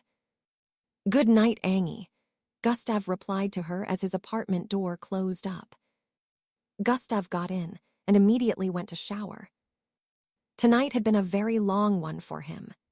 Dealing with the solar worms, managing to absorb energy from 2 energy crystals, killing more than 100 of the solar worms and destroying their cave, lastly defeating the bunny mixed breed. His energy was nearly depleted in the fight against the level 5 and 6 solar worms, but he regained it after leveling up several times.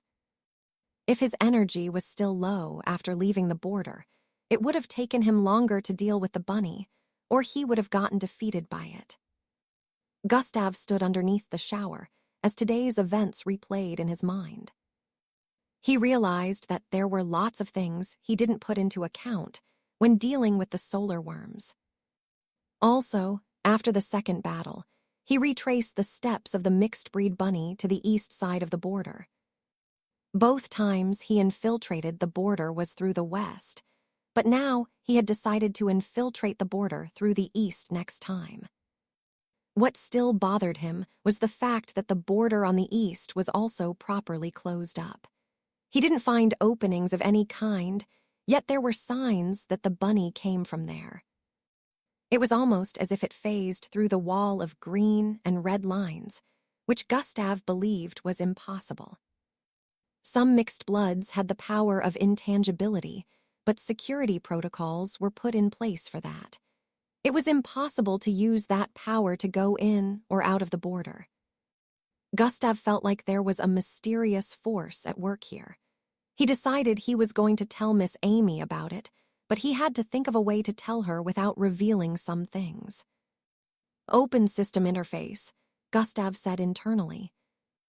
Host attributes, skills and abilities, bloodlines, quests, shop goals, bloodline information. Host attributes.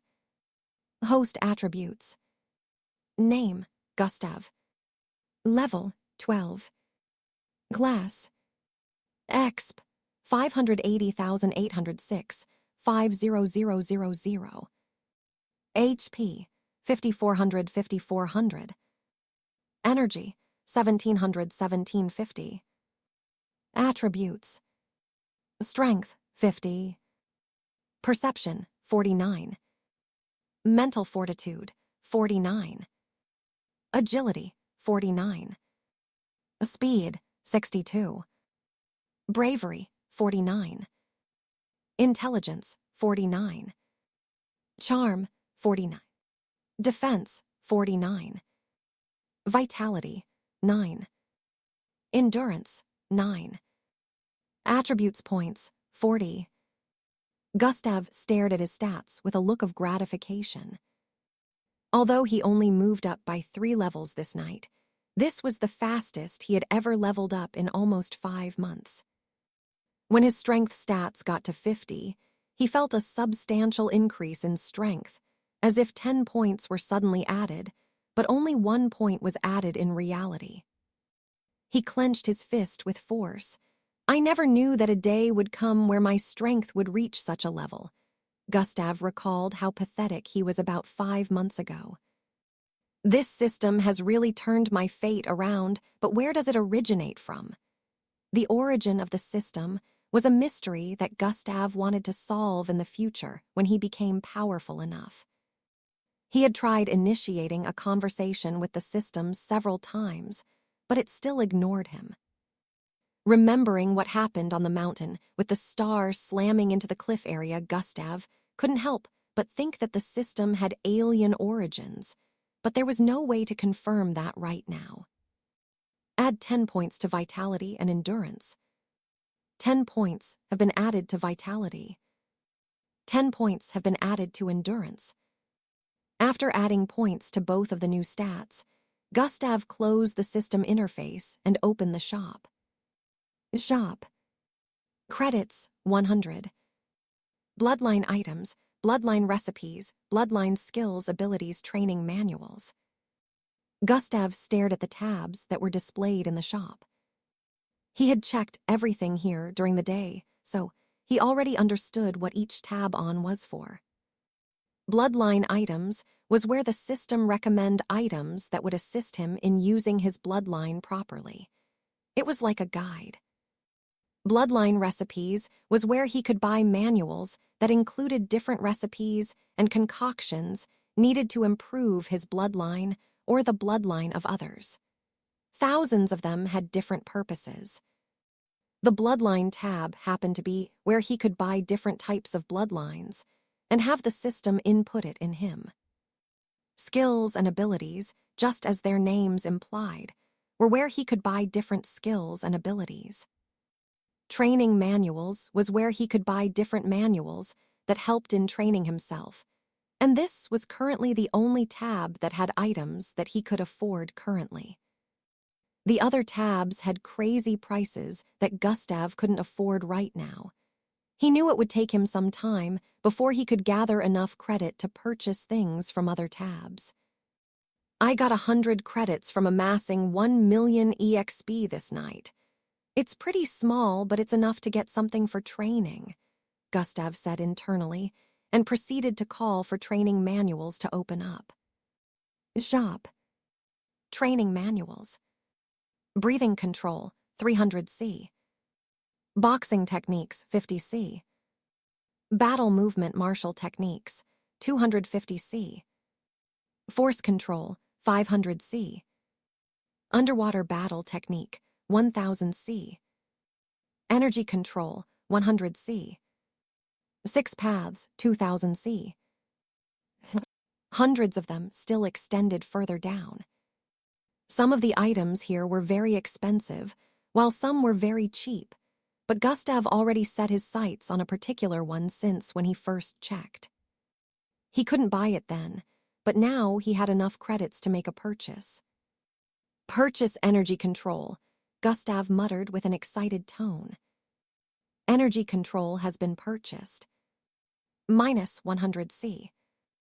A bright golden glow suddenly appeared in the middle of Gustav's forehead. He suddenly felt a massive amount of information flowing into his mind. The contents of this information were about energy control. Images, texts, and different scenarios flowed into his mind in waves, all divided into several categories. After a minute had gone by, these pieces of information had been completed downloaded into his mind. Wow, Gustav exclaimed with an astonished expression. He didn't expect the information to be directly uploaded into his mind. When the process was happening, he kept wondering, what if I forget it?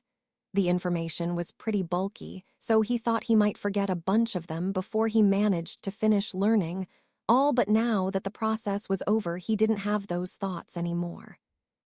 The information was directly installed into his mind, in such a way that he only needed one thought to picture everything. He was sure that he wouldn't be able to forget it, even if he tried to. Chapter 137, Birthday Invitation. These pieces of information are pretty detailed.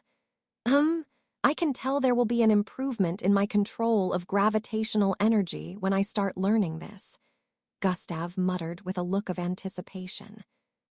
He closed the training manual tab and opened that of Bloodline.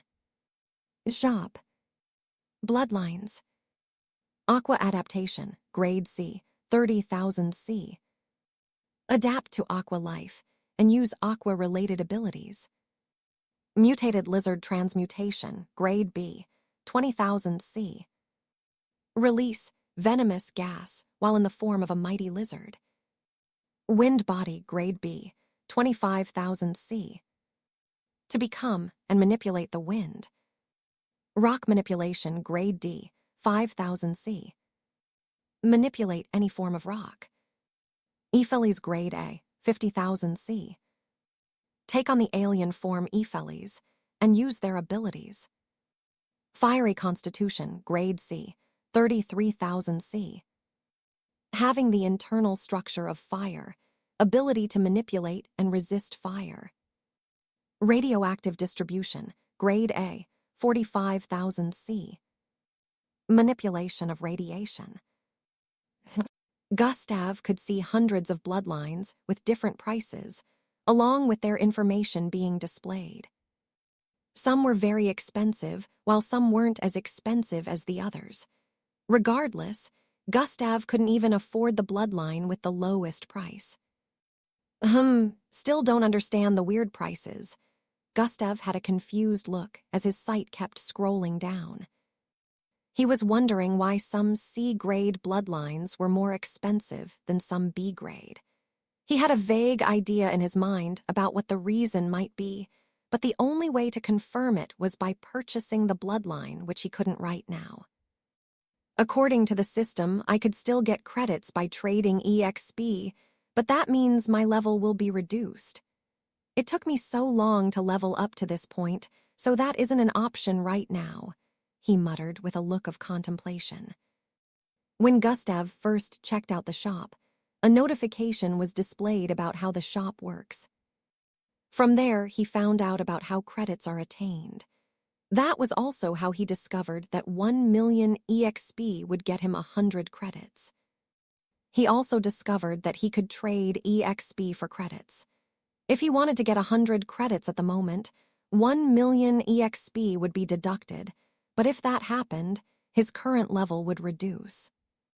Gustav was reluctant to do that since leveling up hadn't been easy, so he decided he would get credits the normal way, which is by killing more mixed breeds and farming EXP.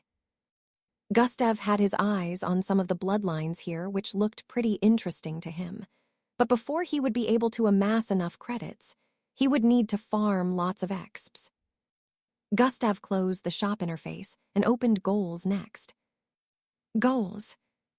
Kill 500 mixed breeds, 321 500. Read 100 books. Become independent. Pick a new household name, Oslav Times. Save 100 lives, 100. Join a powerful organization. Learn a dancing skill. Defeat a higher-ranked mixed blood. Travel into outer space. Picking a new name is something I haven't thought of yet.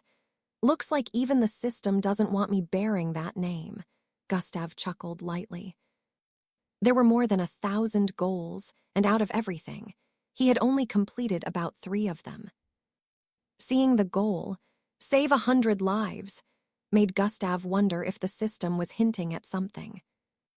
Yes, he planned on saving lives after joining the MBO and attaining strength, but he didn't want to be forced to do it. He wanted to save lives at his convenience and save whoever he wished to save. It didn't really seem like the system was forcing him to do that the moment, which made him feel glad. But he had a feeling that something like that could happen in the future, where the system would mete out punishment for not doing what it wanted. He once again decided not to overthink it. When the time came, he would make decisions then, since he couldn't think of a way to go against the system for now. Gustav finished showering and went to bed. He had scheduled his activities for tomorrow and believed it would be a productive day as well. The next morning, Gustav woke up and prepared himself for school once again. 40 minutes later, he arrived in school and went to the kitchen to work. Boss Danzo was pleased to see him again, and they exchanged pleasantries. The staffs were always jealous of Boss Danzo and Gustav's bond. Boss Danzo never showed such a wide and peaceful smile until Gustav arrived in the kitchen. Both of them stood in front of a large cooking equipment as they discussed. "Let's make a special dish today," Boss Danzo said with a smile. What do you have in mind?" Gustav asked. "The Tradashi dish," Boss Danzo replied. "Oh, what's the occasion?" Gustav asked with a surprised look. "Well, nothing much, just that my granddaughter, whose picture you've been masturbating to, happens to be a year older today," Boss Danzo said while chuckling. "Ha ha ha, Boss Danzo sure knows how to mess around." Gustav couldn't hold back his laughter after hearing that, even though he was surprised. Boss Danzo has a granddaughter for real. He had only been joking about using Boss Danzo's granddaughter picture to masturbate. He never knew that Boss Danz truly had a granddaughter. Boss Danzo only looked like a middle-aged man, so Gustav still couldn't wrap his head around why a man who looked no older than 45 would have a grandkid.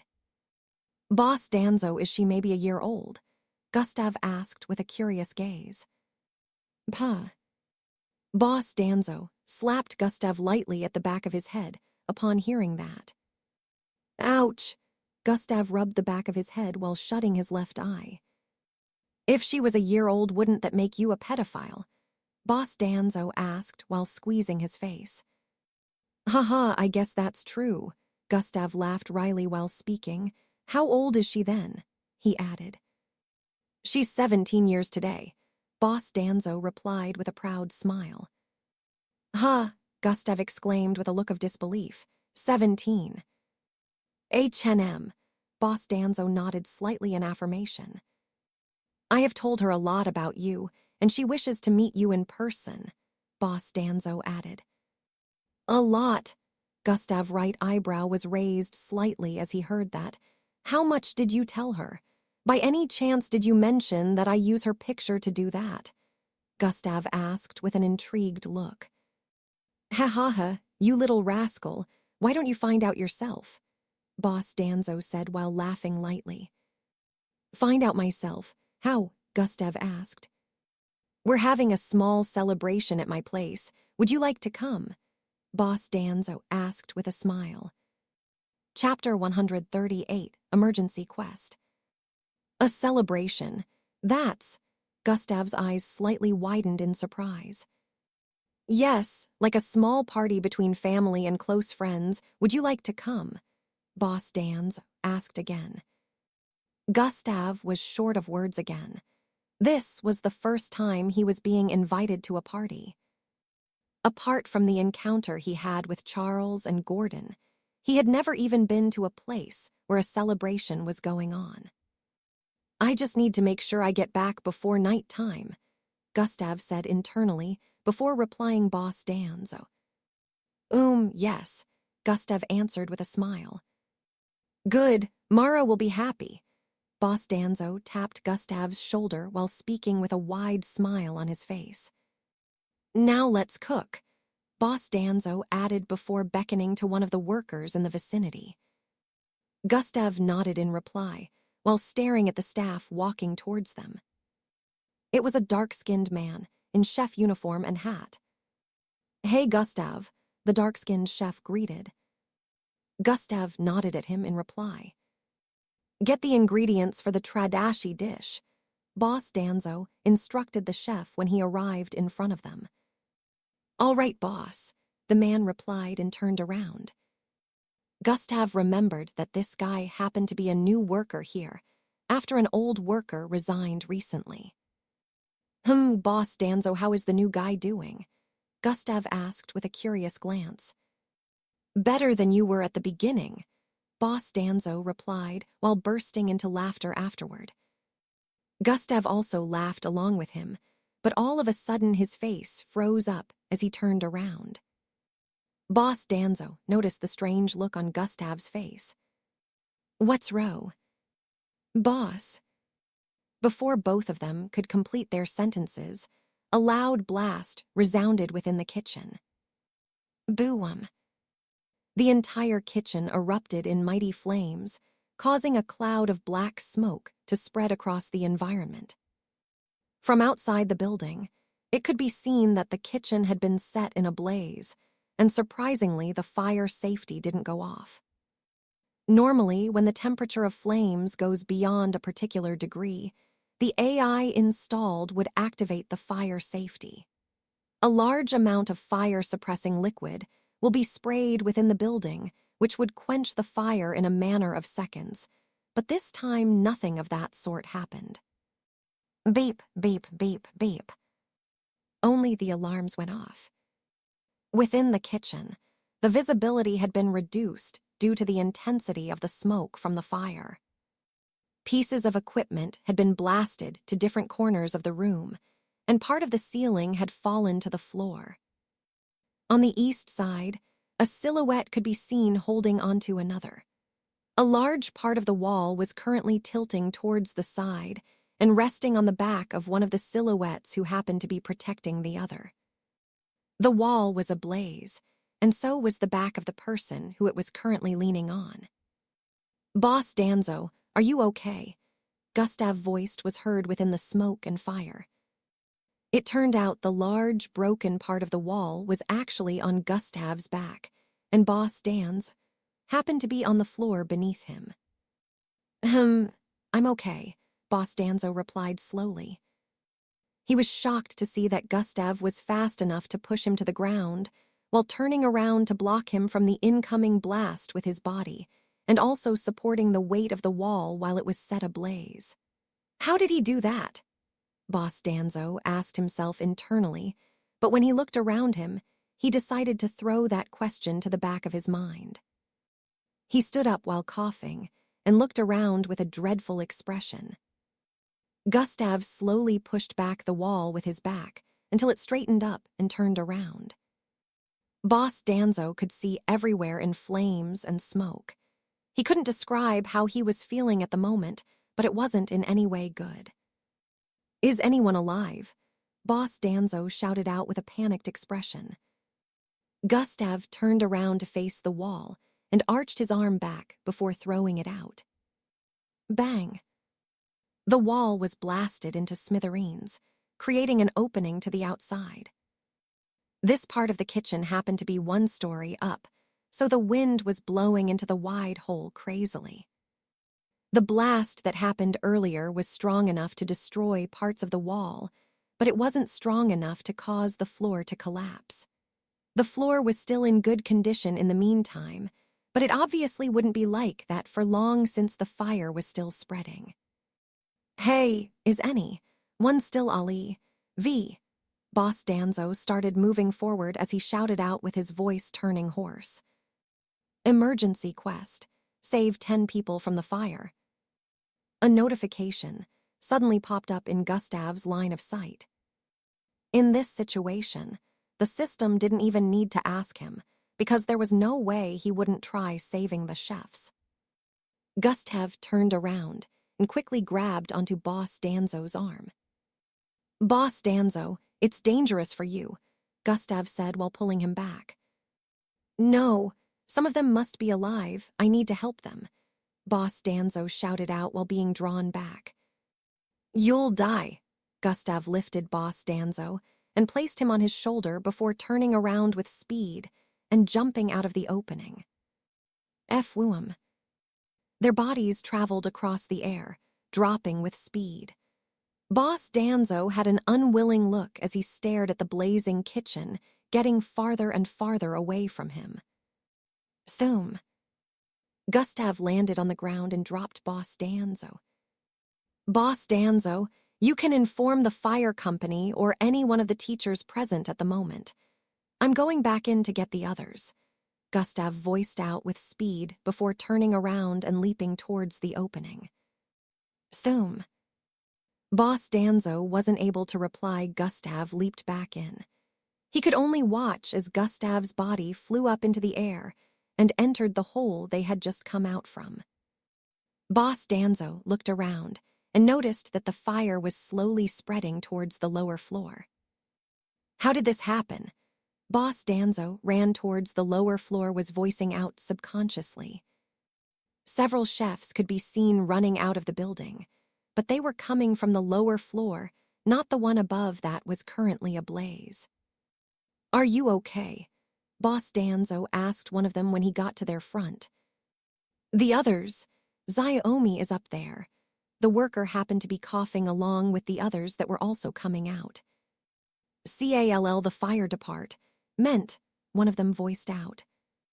The problem now was, it was still early in the morning, around 6 am, so hardly any teacher had arrived yet.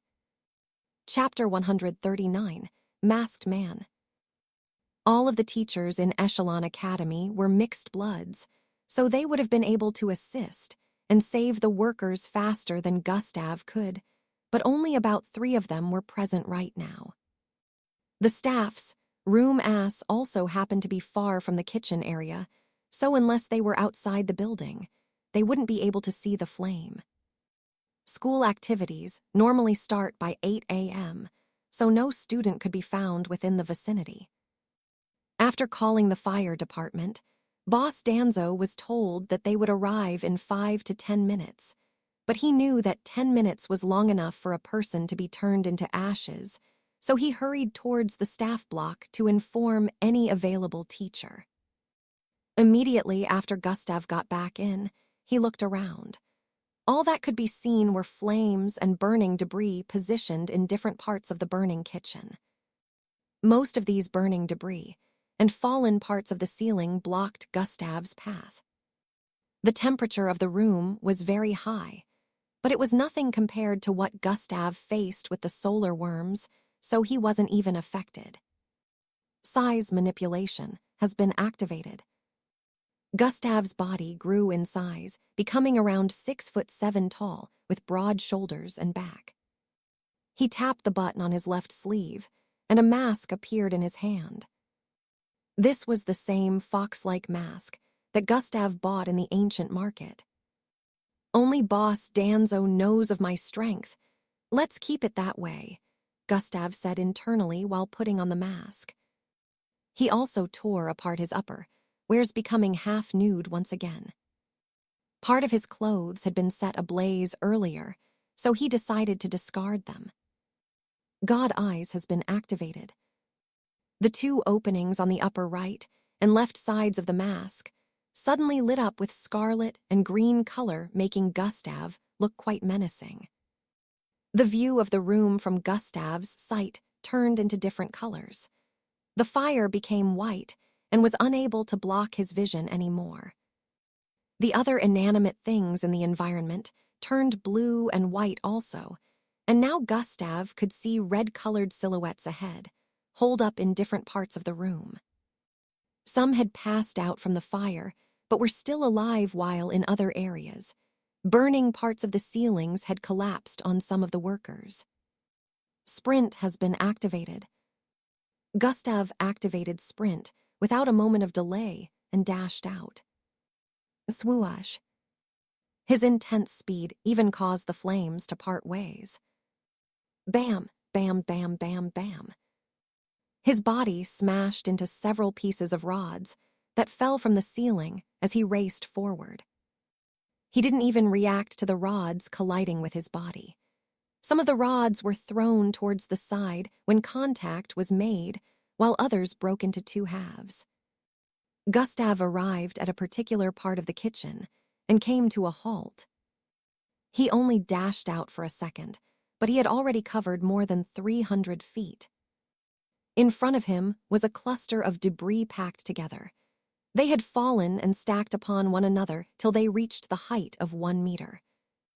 Gustav bent and dipped both hands underneath the debris before lifting it with force. Crumble, crumble. Some blazing parts of it fell to the floor. Gustav turned around and dropped the entire thing like it weighed nothing. He turned back around, and an unconscious lady could be seen lying on the ground with a partly burnt chef outfit. Two slightly bent rods in a diagonal position were few inches above her body, with their tips lodged into the wall. These rods were what prevented the debris from squashing her. Had the debris continued to stack up, the rods would have been unable to hold on and end up collapsing. Gustav squatted and grabbed onto her body before lifting her and turning around. Whoosh. His body blurred as he dashed across the sea of fire and leapt out of the hole on the other side of the kitchen. Thoom. Gustav landed on the ground where some chefs had already gathered and dropped the lady before turning around and leaping upwards again. The chefs in the surroundings quickly dashed towards the unconscious lady. Yerma. Who is that masked man? Who cares? Let's help Yerma. All right. Gustav arrived back inside the burning kitchen and darted towards another corner of the room. Swoosh. He arrived in another part of the room and moved some debris to the side, revealing two trapped staff that happened to be boxed in by fallen walls. They were seated on the ground and were already coughing hard. Their faces had turned black, and parts of their outfit were also burnt. Gustav grabbed onto the male and female chefs and put them on his shoulder quickly. Both of them had teary eyes due to the smoke, so they couldn't even see Gustav. They only felt they were being carried away, and due to their current predicament, they didn't try to resist. Gustav dashed out of the kitchen again and dropped both staff on the outside before heading back in again. He was moving faster than he ever had. Only about 1 minute had gone by, and he had already saved 3 people, But he felt he wasn't fast enough, as he could already sense with his perception that some workers had been set ablaze. Due to the crackling of the fire, their screaming voices could hardly be heard. Gustav moved quickly towards another part of the room. He had to punch an entire wall that blocked his path this time. About 4 staff were holed up within this time, and he had to place 2 on his back and carry 1 in his left hand and the other in his right. Even with the load, Gustav's speed was only hindered slightly. He still managed to bring 4 of them out safely. They only suffered slight burn injuries. Gustav went back in, after leaving them with the staff below. He didn't waste a second before leaping back into the building. This time he dashed towards the southwest corner of the kitchen and removed the obstacles on his path. He got to a part where a small hole had already been burnt through the floor, making the room below visible. Gustav leaped forward a bit and landed on the other side, before arriving in front of a small blockage of debris once again. Kirhh. The scream coming from beyond, the blockage drifted into his ears. Chapter 140, Using Combination. Kirhh. The scream coming from beyond, the blockage drifted into his ears. Gustav stared forward with his eyes squinted. He already sensed this, but seeing it with his 2 eyes still gave him some kind of chill. In front of him was a person who had been set completely ablaze. From the sound of the screams, it was obviously a male. He kept thrashing around in pain and hitting the walls surrounding him, which was also on fire. Gustav quickly reached out to him and grabbed his shoulders before lifting him. "I need to go faster. It's time I made use of this skill," Gustav said internally as he turned around with speed. Combination has been activated. Dash plus sprint has been activated. Minus 500 EP. Toosh. Gustav only moved once and arrived outside the hole in an instant. The movement of his body created afterimages due to the intense boost in speed, causing the flames within the room to create a path. Bang! Gustav landed on the outside, and a cloud of dust was formed.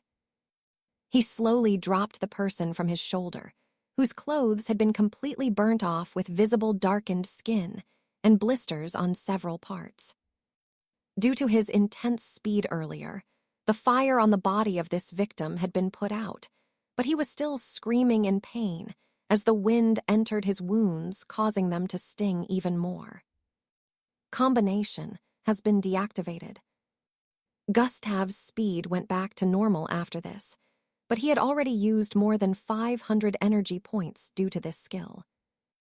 He knew that a lot of energy points would be spent when he saw the information of this skill for the first time, which was why he never used it until now. This was because he didn't have any other means of putting out the flames on the body of this worker, so he had to make use of combination. His intense boost in speed had been the key factor in putting out the flames. Gustav had a weird look on his face while staring at the man who had been burnt half to death. Although he had carried the man earlier, he didn't even feel pain from the flames because of his body defense, but that didn't mean he was unaware of the high temperature. Although it unlikely that normal flames would affect him from now on, he could still imagine how the victim felt due to his first encounter with the solar worms. While still on the mask, Gustav squatted and placed a healing medicine in the mouth of the man. After doing that, he turned back around to face the building before leaping back in. Gustav started moving from place to place, bringing out the workers that he could find, and in the next 3 minutes, he had brought out every person he could find within the building. Gustav leaped down once again. He could already sense the approach of vehicles and silhouettes coming from ahead. Swoosh. Gustav turned east and dashed off into the distance. Chatter, chatter, chatter. Who is that masked man? I wonder who he is also. He is so big and muscular. I bet he's a powerful mixed blood. We should just be glad that he saved so many of our colleague lives today. Even though the atmosphere was somber, the chefs couldn't help but talk about how heroic the masked man was. In less than 30 seconds, the fire department had arrived, along with the 3 available teachers in the school. The fire department activated a machine that flew above the kitchen and conjured an ice-like liquid that was the size of a lake before dropping it entirely on the building. The chefs within the vicinity were asked to move away from the surroundings due to the volume of the liquid which spread to the vicinity. The fire was quenched in an instant, and the fire department began investigations to find out the cause of the incident. When Boss Danzo arrived back with the teachers, the first thing he did was ask about Gustav. "I didn't see him, boss. I don't know if he got out." One of the workers replied with the same statement as many others. Boss Danzo was starting to get worried, and even some of the workers looked around for him until he was found sitting underneath a shade 300 meters from their current location. The chefs were glad he wasn't burned to death, but they wondered when he got out. They didn't suspect Gustav to be the masked man in any way because of the difference in size and strength. They had also heard rumors of Gustav in the past, so they knew he couldn't be as strong as the masked man that appeared earlier. Also, Gustav was currently shirtless while sitting under the shade of the tree, with his blonde hair having dark burns in different places. His face had soot on it, and there were signs of burns on his upper body. The workers could never forget the mighty look and bearing of the masked man, along with the red hoodie jacket he wore that somehow didn't get burnt even when he was coursing through the flames repeatedly. Gustav's figure paled in comparison to that of the masked man. The workers felt he was probably saved by the masked man also. Only Boss Danzo had a different opinion from the rest of them. "Are you okay, Gustav?" This was Boss Danzo's first question when he arrived in front of him. "H&M, I'm fine," Gustav said while nodding. His face showed tiredness and disbelief. "Some of them didn't make it," he added while staring at Boss Danzo. "IKNOW. You did your best, thank you," Boss Danzo said with teary eyes. "Could have done better," Gustav said with a sigh, but he decided not to beat himself up over this even though he couldn't describe his current emotions. Gustav was able to bring everyone out of the building before the fire department, and the teachers showed up, but not everyone survived. Chapter 141, Cause Revealed. The fire didn't start slowly like most fires usually did. It exploded and spread across the vicinity in an instant. But even with this, the explosion occurred from a particular point in the kitchen before spreading outwards, and this particular point was where the force would be the highest. When Gustav got to that place, in particular, he met about 3 people with missing body parts who had received the full force of the explosion.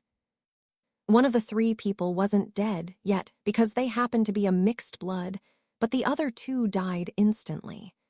Gustav still brought their body out regardless.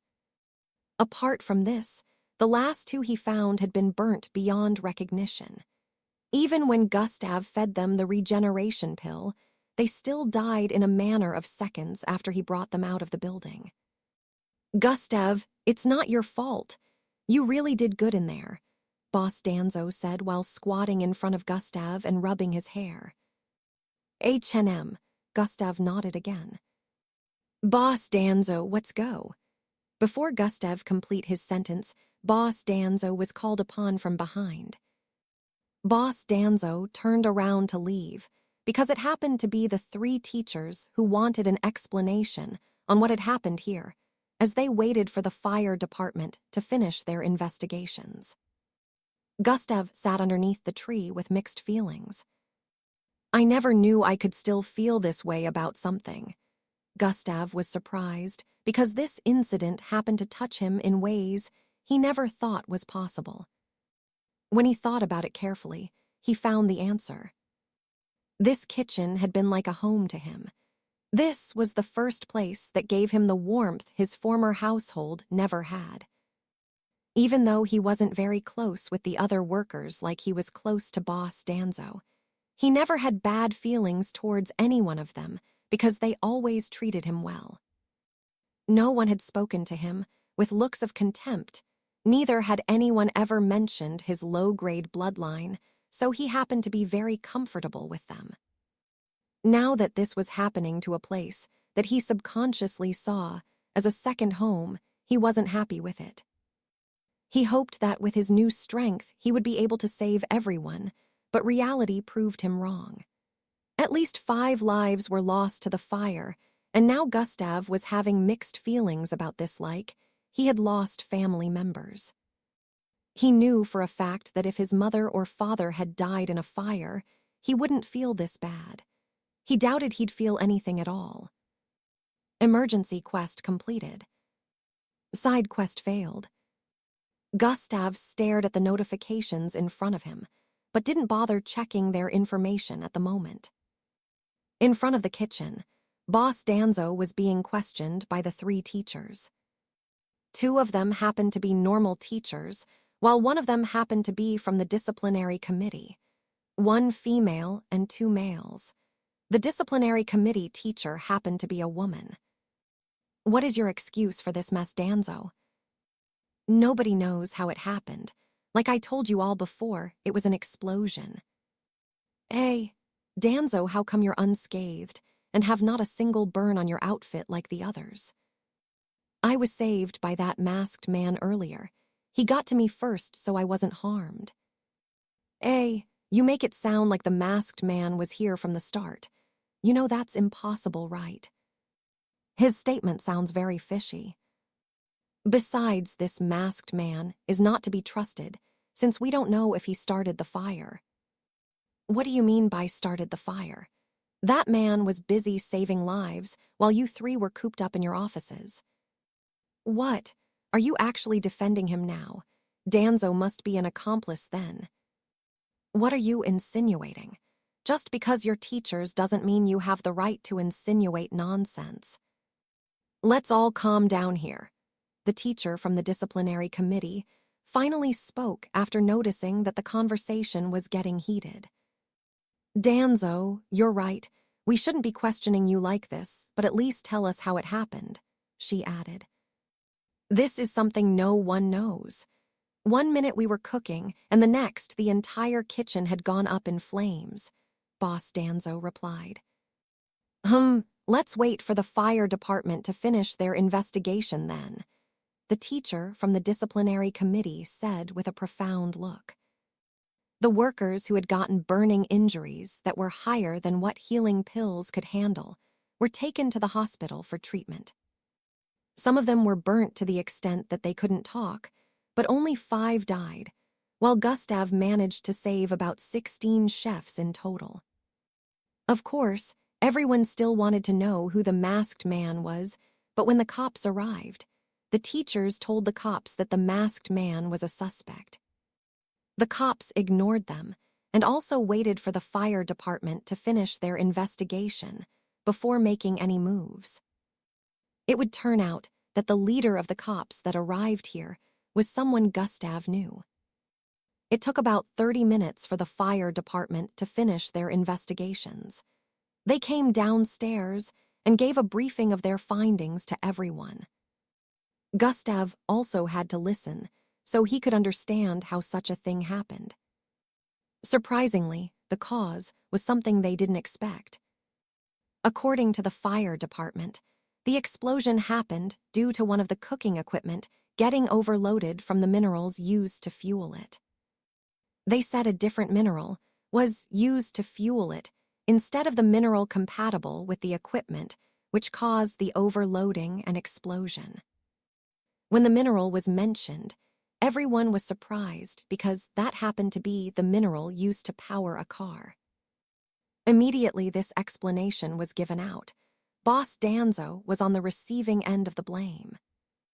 The teachers accused him of not being able to supervise his workers well, since such a rookie mistake was committed. Even Boss Danzo was shocked at such a thing happening.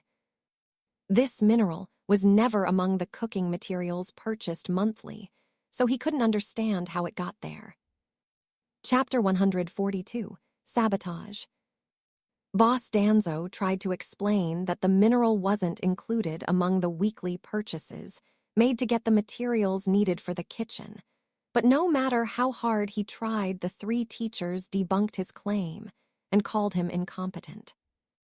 Even the other chefs tried defending Boss Danzo, but it still didn't change anything. "Wait for the board's jurisdiction after they hear of this blunder," one of the teachers said as he left. The other two teachers later took their leave after getting a detailed report from the fire department. It turns out that the fire safety was faulty, so it failed to activate when the temperature of the fire went above the threshold. For some reason, the blast within the kitchen happened to be below the degree that would cause the fire safety to activate. Gustav felt the whole situation was kind of fishy. Why would a mineral that wasn't purchased be among the minerals within the kitchen? Some of the chefs felt that the person in charge of purchases must have made some kind of error and ended up getting the wrong minerals, but even if that was so, whoever was using the equipment should have known that the mineral wasn't compatible with it, which means it shouldn't have been made use of even if it was purchased. "Boss Danzo, let's check out the equipment." Gustav walked up to where Boss Danzo was discussing with the cops and suggested. "Hey, Gustav," one of the cops called out to him. "Officer Betty, good to see you again." Gustav nodded at the female officer sporting red hair and some white strands. You too," Officer Betty replied. "Isn't it a bit too early for you to be in school by now?" Officer Betty asked with a look of confusion. "He works with me," Boss Danzo chipped in. "Oh," Officer Betty was a bit surprised to hear that, but she nodded in understanding. Officer Betty happened to be the same officer that arrived with her squad after the incident with the Blood Wolf. She was also the one who helped deal with the mixed breed that attacked the neighborhood while he was away. Gustav was surprised to actually see her here and started wondering why her team would be dealing with situations here since it was pretty far from his neighborhood. It seemed as if the cops didn't have divisions or anything like that, and this surprised Gustav greatly. Might the masked man be him? It looks like he's the only one powerful enough to pull something like that off among the workers, but the description is way off. Officer Betty wondered while staring at Gustav. "Thanks for the last time," Gustav said with a grateful look. "It's nothing," Officer Betty replied with a dismissive expression. Boss Danzo and the workers around wondered what they were referring to, but since Gustav and Officer Betty didn't say more than that, they decided to suck it up. "We need to check out the equipment so we know who was making use of it," Gustav proposed with a look of suspicion. Officer Betty immediately sensed where Gustav was headed for with his suggestion. "I don't know, but if you guys are going to conduct an investigation, at the very least we need to know this," Gustav replied with a bold look. "I agree with him," Boss Danzo chimed in. He was also finding the whole situation weird with the mineral stuff. "All right then, let's go in, but you have to be careful because the floors are weak at the moment and could cave in when we're walking on them," Officer Betty stated before turning around to start moving towards the kitchen with two cops beside her. Gustav nodded at her and told Boss Danzo to stay beside him at all times. They walked into the kitchen, though the stairs had almost been burnt down completely. Gustav activated God Eyes as they walked on the kitchen floors. He was able to know which part of the floors was weak and which parts were strong enough to hold both their weights. The cops didn't need this since they had their helmets on which scanned the environment automatically and showed them the weak spots of the floor. The entire view within the kitchen was that of destruction. Scorched floors, fallen ceiling parts, cracked and broken down walls, burnt cooking pieces of equipment, a large hole in the roof, etc. The entire place reeked. The floors didn't have as many openings as expected due to being strong, but some parts were already weakened from the fire, and only a little pressure would cause it to give way. Gustav and Boss Danzo moved forward for some seconds before turning towards the right to avoid a huge, fallen debris from the ceiling. The place still had workers from the fire department, moving around and making more investigations. They moved for a bit more till they arrived at the middle right corner of the kitchen. They stopped in front of the rectangular-shaped device that the two fire department officers happened to be inspecting at the moment. This device used to be placed against the wall, but now there was no wall beside it. Whoosh! The wind drifted in through the 7 meters wide opening. It turned out that when the device exploded, the wall beside it paid the price. The cops stopped here and turned to face Gustav and Boss Danzo. "This is the equipment responsible for this mess," Officer Betty said after taking off her helmet. Gustav also turned to face Boss Danzo before questioning. "Boss Danzo, who used to be positioned on this side of the kitchen?" he asked with a suspicious look. He had no idea about how the Boss Danzo shared the workers, so he didn't know who managed this spot. "This place is." Boss Danzo looked around and pictured how the kitchen used to be before the incident. "This is where Marilyn used to stay," Boss Danzo said immediately he remembered. "Marilyn, she resigned some time ago, right?" Gustav asked with a look of uncertainty. "Yes, she did," Boss Danzo confirmed. "Which means this is where Anu the new guy uses now," Gustav came to a realization. "H&M," Boss Danzo nodded in affirmation. He remembered putting the new guy here after supervising his cooking for up to a week. It only made sense that he would make use of this spot, since this was where the previous worker used to man. "Where is this Anu? We'll need to question him," Officer Betty asked. "He should be down." Gustav was about to reply when he remembered that Anu wasn't among the people he saved. "I don't think I saw him among the chefs outside," Gustav said with a weird look. Officer Betty and the rest of the officers stared at Gustav with a contemplative look after hearing that. "Does that mean?" Officer Betty didn't get to finish her statement before Boss Danzo interrupted. "Before jumping to any conclusions, let's go check for him outside," Boss Danzo proposed. They all went outside after that and called on the chefs to gather in one spot. The workers were checked out one after the other. After doing that, they noticed that Anu was nowhere to be found. "There's only one more place to check before assuming that he's responsible," Gustav said internally.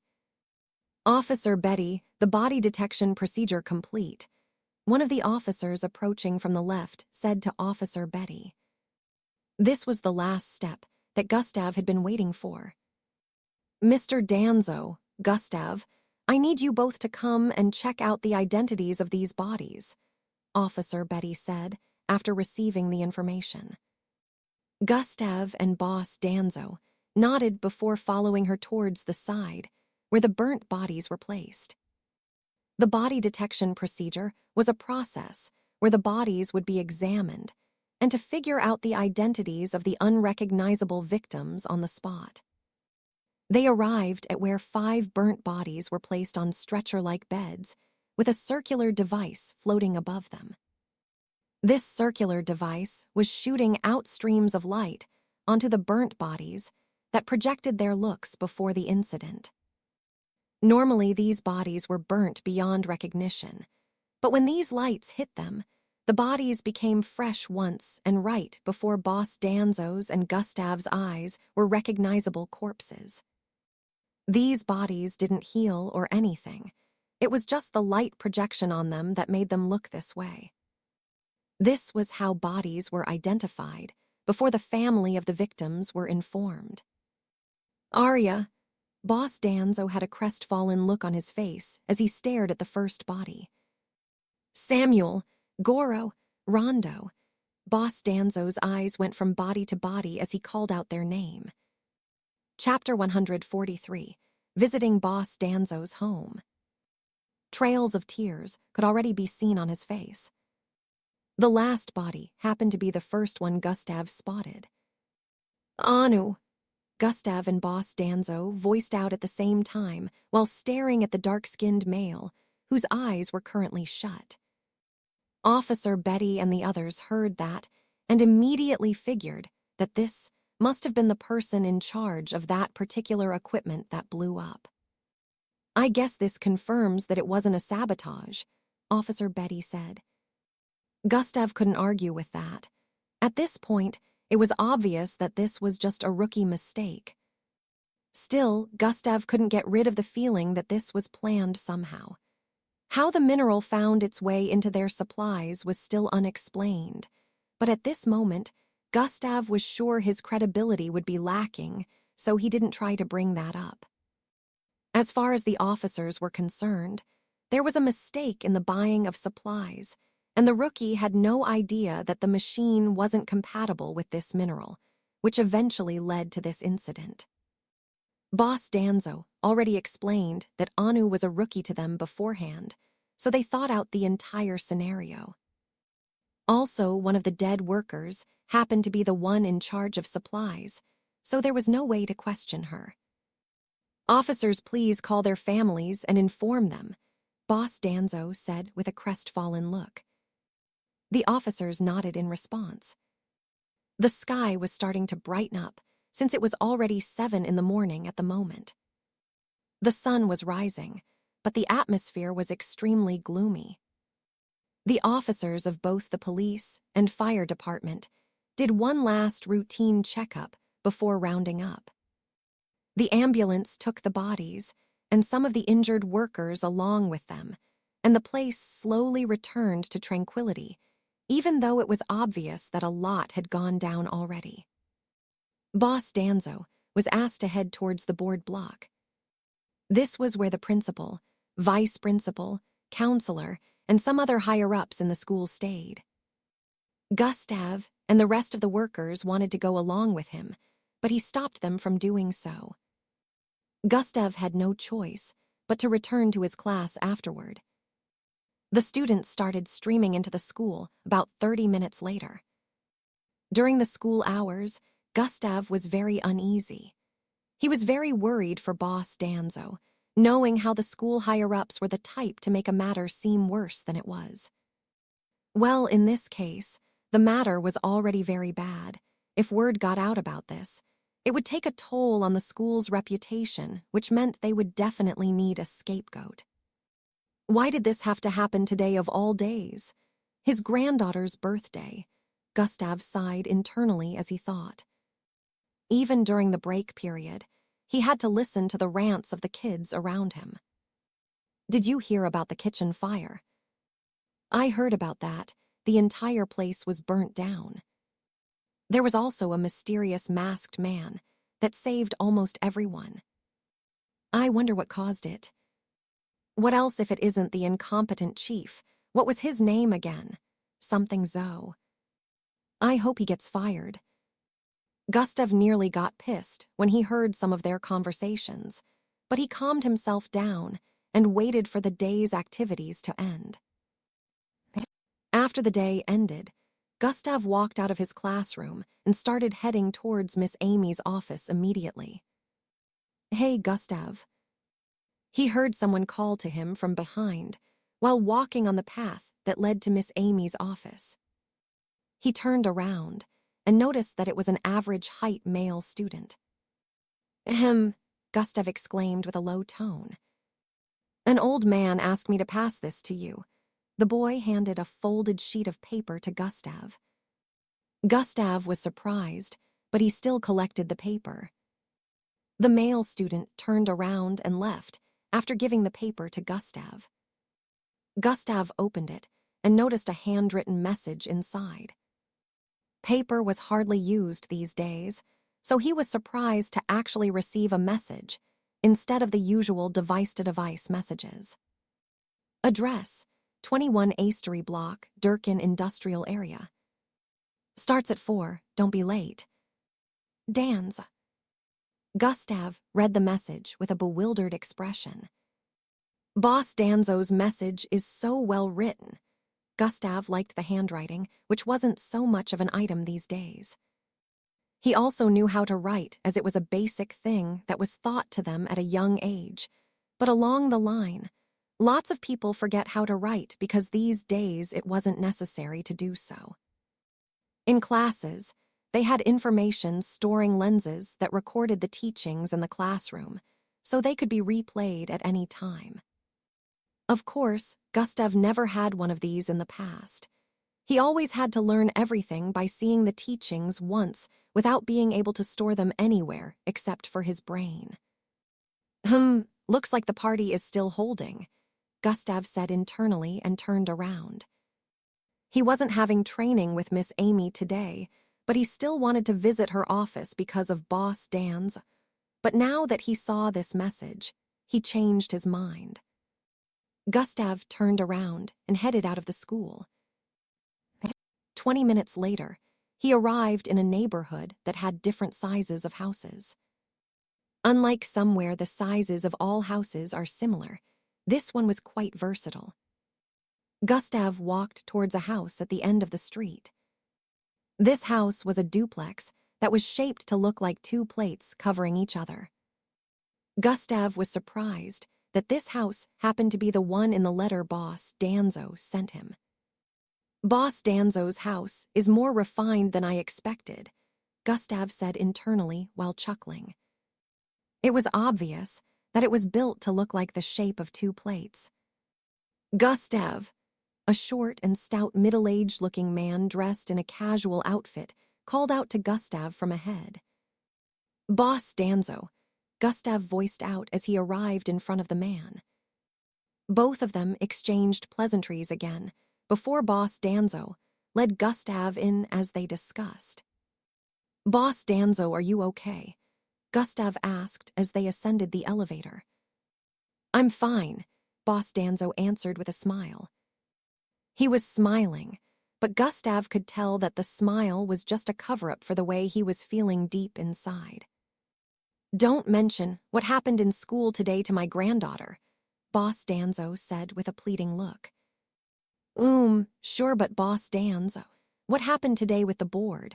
Gustav decided to ask.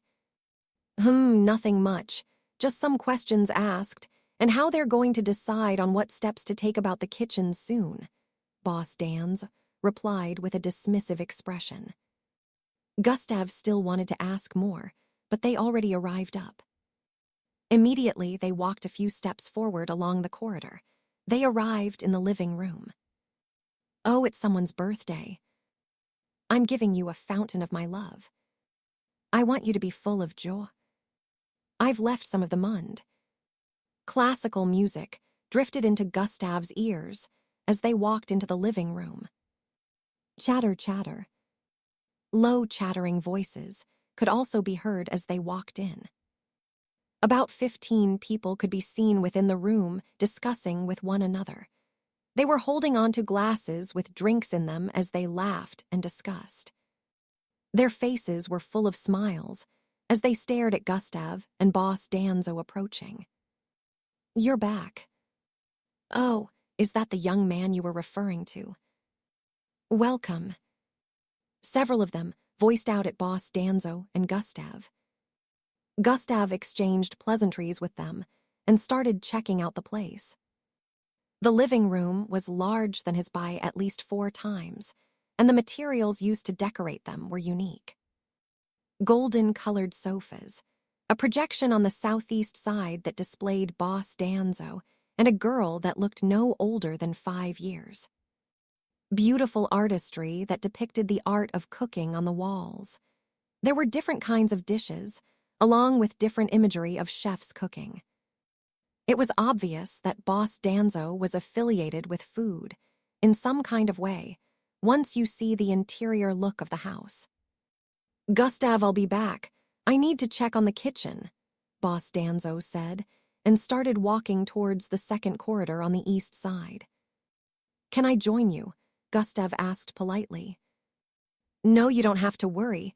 Just make yourself feel at home, Boss Danzo replied before he continued walking forward. Just as Gustav was about to say something, someone called out to him from being. Are you Gustav? He heard a small, cute feminine voice turned around. It was a beautiful and slim girl with an oval face shape. She wore a fancy pink gown sporting dark red hair and blue pop socks. Her eyes looked extremely lively, and she seemed overjoyed to see Gustav. Gustav didn't need to be told before he knew that she was the celebrant. Yes, I am, Gustav replied with a slight smile. Chapter 144, Gustav's Worry. It was a beautiful and slim girl with an oval face shape. She wore a fancy pink gown sporting dark red hair and blue pop socks. Her eyes looked extremely lively, and she seemed overjoyed to see Gustav. Gustav didn't need to be told before he knew that she was the celebrant. Yes, I am, Gustav replied with a light smile. Her eyes shimmered even more after hearing his reply. I'm glad to finally meet you.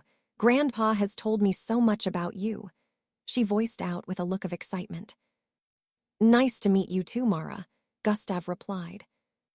He remembered her name from when Boss Danzo mentioned it earlier.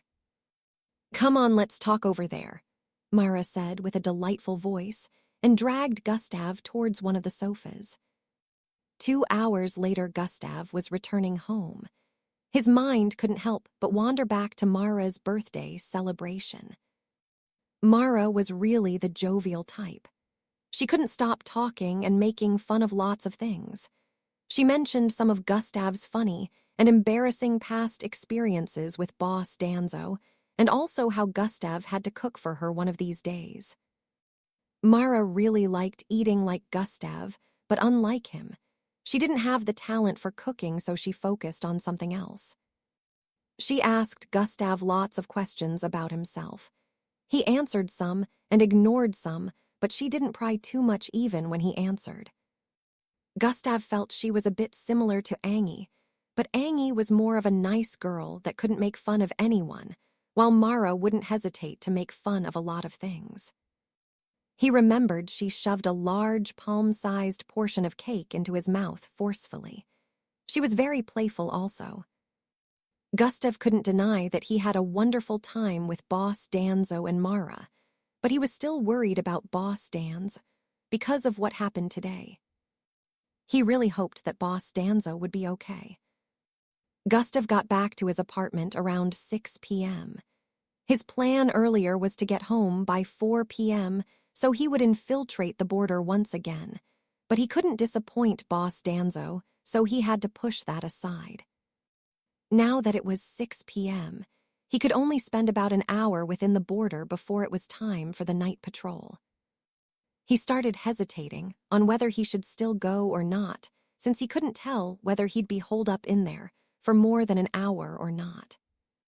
Gustav was still contemplating while sitting on his bed when he heard a knock on the door. Tiaroyan. Rays of light shot out from the ceiling, forming a holographic projection in which a beautiful girl with 2 horns on her forehead was displayed. This was one of the functions Gustav added after when he upgraded the security protocols in his apartment. Angie's early, Gustav muttered as he stood up and walked out of his room.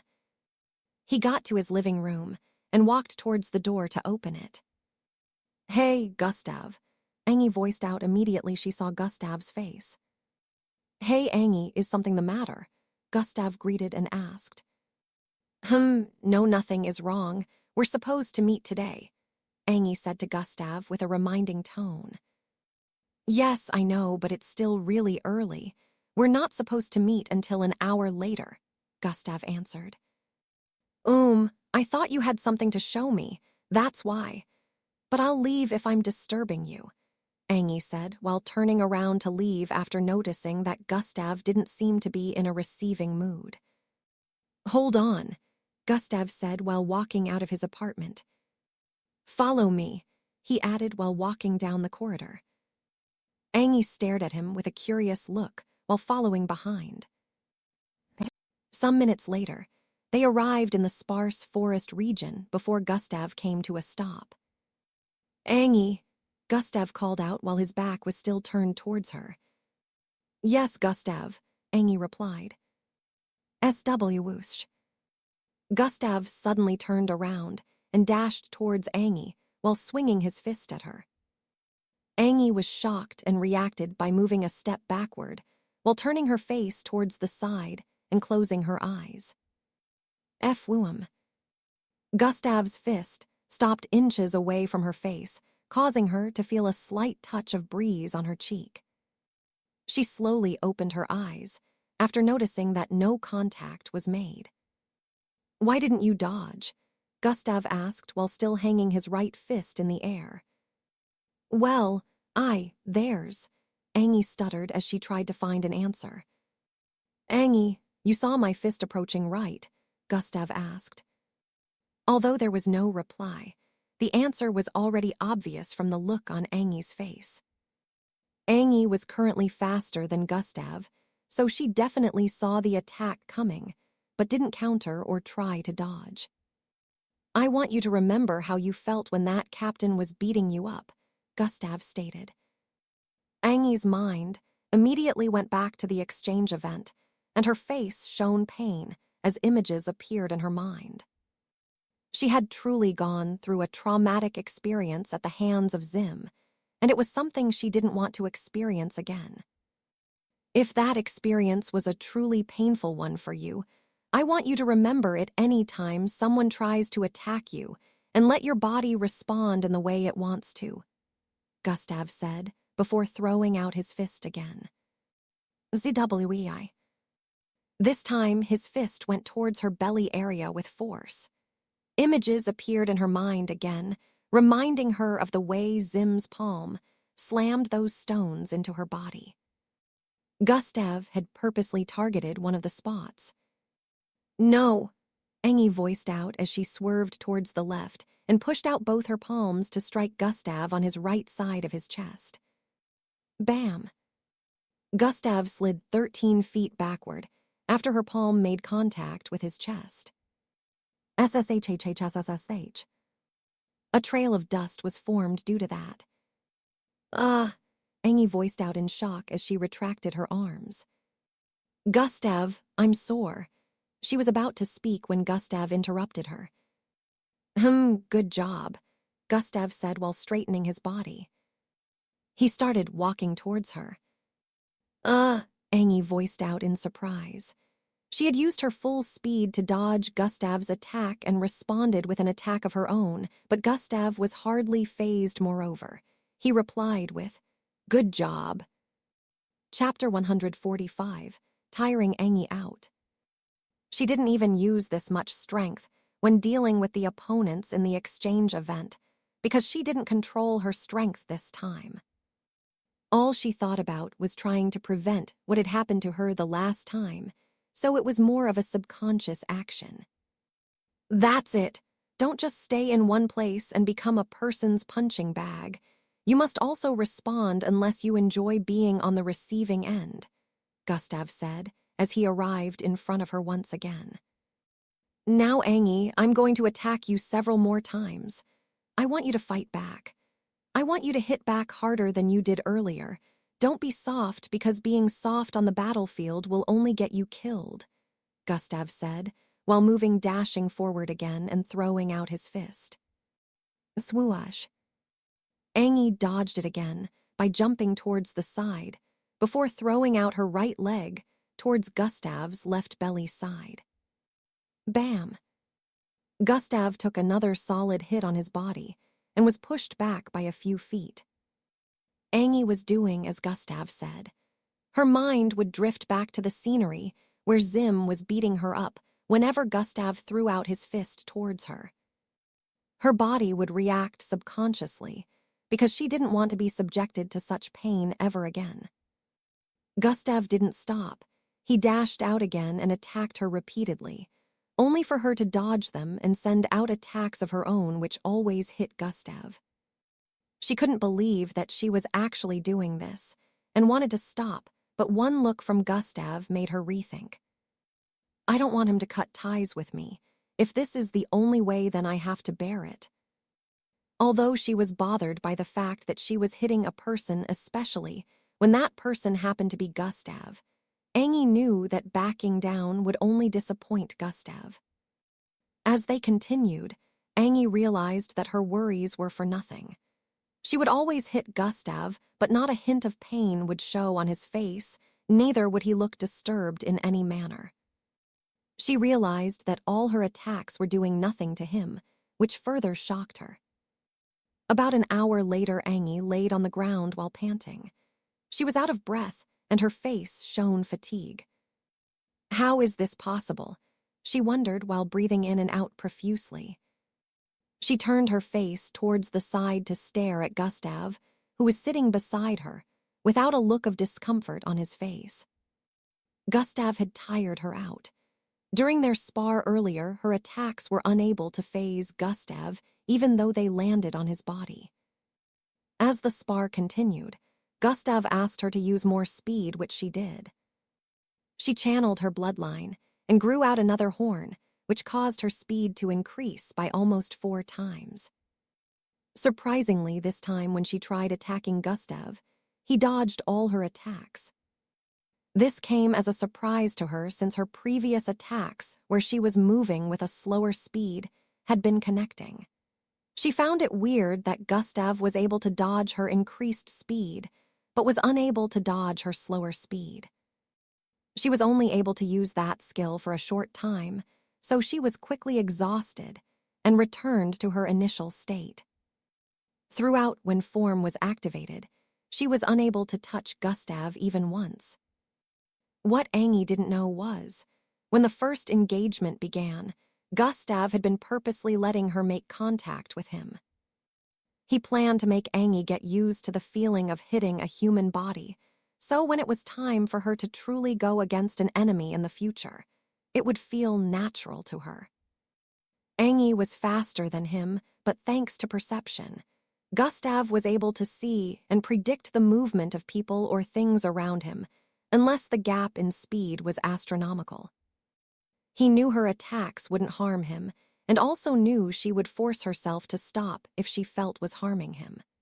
The latter happened to be something Gustav could do nothing about, since they both knew he wasn't an enemy, so Gustav just decided to focus on her getting used to hitting a person for now. When he asked her to use her highest speed, Gustav also made use of sprint, so even though he wasn't as quick as she was, it was just like when both of them were making use of their normal speed. With that high amount of speed, Gustav tested if she would be reluctant with attacking, but to his astonishment, she still attacked him with vigor just like he was aiming for. Another reason why he dodged was, he would have taken damage had she managed to touch him while in that state. After she exhausted her energy, they both decided to take a break. And this time I thought I would get him to reveal it, but I still don't know what his bloodline power is. Maybe I should just ask him. Angie stared at Gustav's face with a contemplative expression. Gustav was thinking about something while staring into the distance, so it was unknown whether he noticed Angie staring at him or not. Looks like I will have to make my visit by midnight after the neighborhood observation, Gustav pondered with a solemn gaze. Another all-nighter for me then. Maybe this time I can manage to complete a goal. Gustav. He heard his name being called from the side and turned towards his left to stare at Angie. What is it, Angie? You've regained your energy already, Gustav asked with a look of disbelief as he stared at Angie. No, that's not it, she replied. What's up then? During the duel, that was you that appeared as Falco to save me, right? I want to know what your bloodline ability is, Angie asked with a look of uncertainty while staring at Gustav. I heard them saying you're only F grade. It doesn't matter to me if you are, but I've never seen an F grade as strong as you are. Please tell me about your bloodline, Angie added with a pleading look.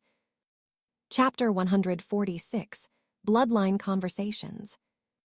I heard them saying you're only F grade.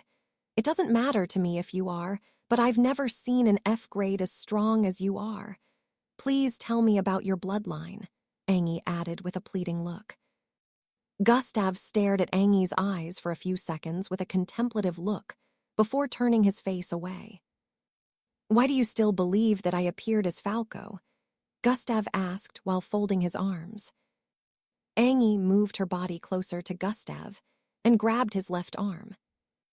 Gustav was intrigued by her action, but she wasn't done.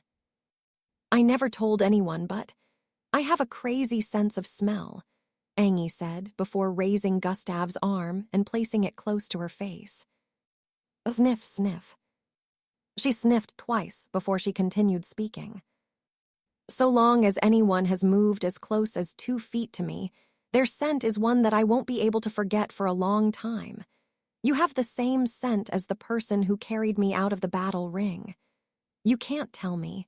That's a coincidence, Angie stated, white with an assured expression. Gustav stared at her with a disbelieving expression. Is she an animal or something? How come I didn't notice that she was sensitive to smell and also able to master another person's scent? He had 1,000 ways of telling her off, but no matter what explanation he gave at the moment, she would keep suspecting him because of the scent. The shapeshifting doesn't include body scent. Gustav held his chin as he wondered. This might be a problem since someone with an ability similar to that might uncover me in the future. It's good that Angie is the one who figured it out this time. If it was another person, it would be a problem. Gustav took note of this so he wouldn't be caught unawares in the future. He decided he would check out more flaws that the shape-shifting ability had later. I guess this must be because of the levels. Maybe when I max out the levels in the future, shape-shifting will become almost flawless. Gustav's thoughts ran deep due to this blunder, and he had nearly forgotten Angie was still waiting for an answer. Please tell me, does your bloodline have to do with transformation? Angie's voice brought him back to reality. Gustav wasn't surprised by her deduction this time. Anybody with a brain would be able to tell that his bloodline had to do with transformation once they figured out that he was pretending to be Falco the other time. Well, it doesn't seem like there will be any harm in telling her about my original bloodline, Gustav said internally as he came to a decision. Angie was still staring at him when she noticed his skin changing color. It went from being white to being dark, then from dark to pale white and some other different colors. Angie had her mouth wide open in shock. Initially, I could only change my hair color. Gustav started speaking while his hair turned into different colors. But now my bloodline has improved after reaching the Zulu rank, so now I can do this. Gustav's body slowly transformed into a copy of Angie's. Angie's eyes widened even more. It's like staring in a mirror, she muttered subconsciously while staring at the horns on his forehead. She couldn't find any difference between her looks and his current appearance, except for the clothes that Gustav was wearing. Gustav slowly transformed back into his original self, and both of them stared at each other for several seconds. I've never seen someone with such a unique bloodline ability, Angie said with a look of astonishment. You can become anyone. You can infiltrate anywhere without anyone realizing, Angie added. Well, you didn't get fooled, and there are places that have advanced security that will immediately expose my disguise, so it's not flawless, Gustav stated. True, but it's still very fascinating, Angie said with a smile. But that doesn't explain his insane strength and how he's able to receive my attacks without taking damage, Angie said internally while staring at Gustav. Are you truly F-grade? Angie asked with a look of disbelief. Well, that was the result of the bloodline exams I had when I was 6 years old, Gustav replied while shrugging his shoulders. How can that be F grade? Angie still doubted that Gustav was F grade. Are both your birth parents mixed bloods? Angie asked with a look of curiosity. Yes, they're mixed bloods too, Gustav answered with a glance. He wondered where Angie was driving with this. What about your grandparents? She asked once again. I never met them, but I remember my birth parents spoke of them in my childhood days. Yes, they were also mixed bloods, Gustav answered once again. Did you ever do a re-examination? Angie asked. No, I've never done a re-examination since there's no point to it. Bloodline grades don't ever change unless you have enough money and connections to access the bed, Gustav replied with a dismissive look. You should do a re-examination, Angie advised. Why? Gustav asked. You know about the theory where the combination of two mixed bloods creates offsprings with special bloodlines? Angie asked. Yes, I've heard of that, but isn't my F-grade bloodline proof that this theory isn't always right? Gustav stated with a contemplative look.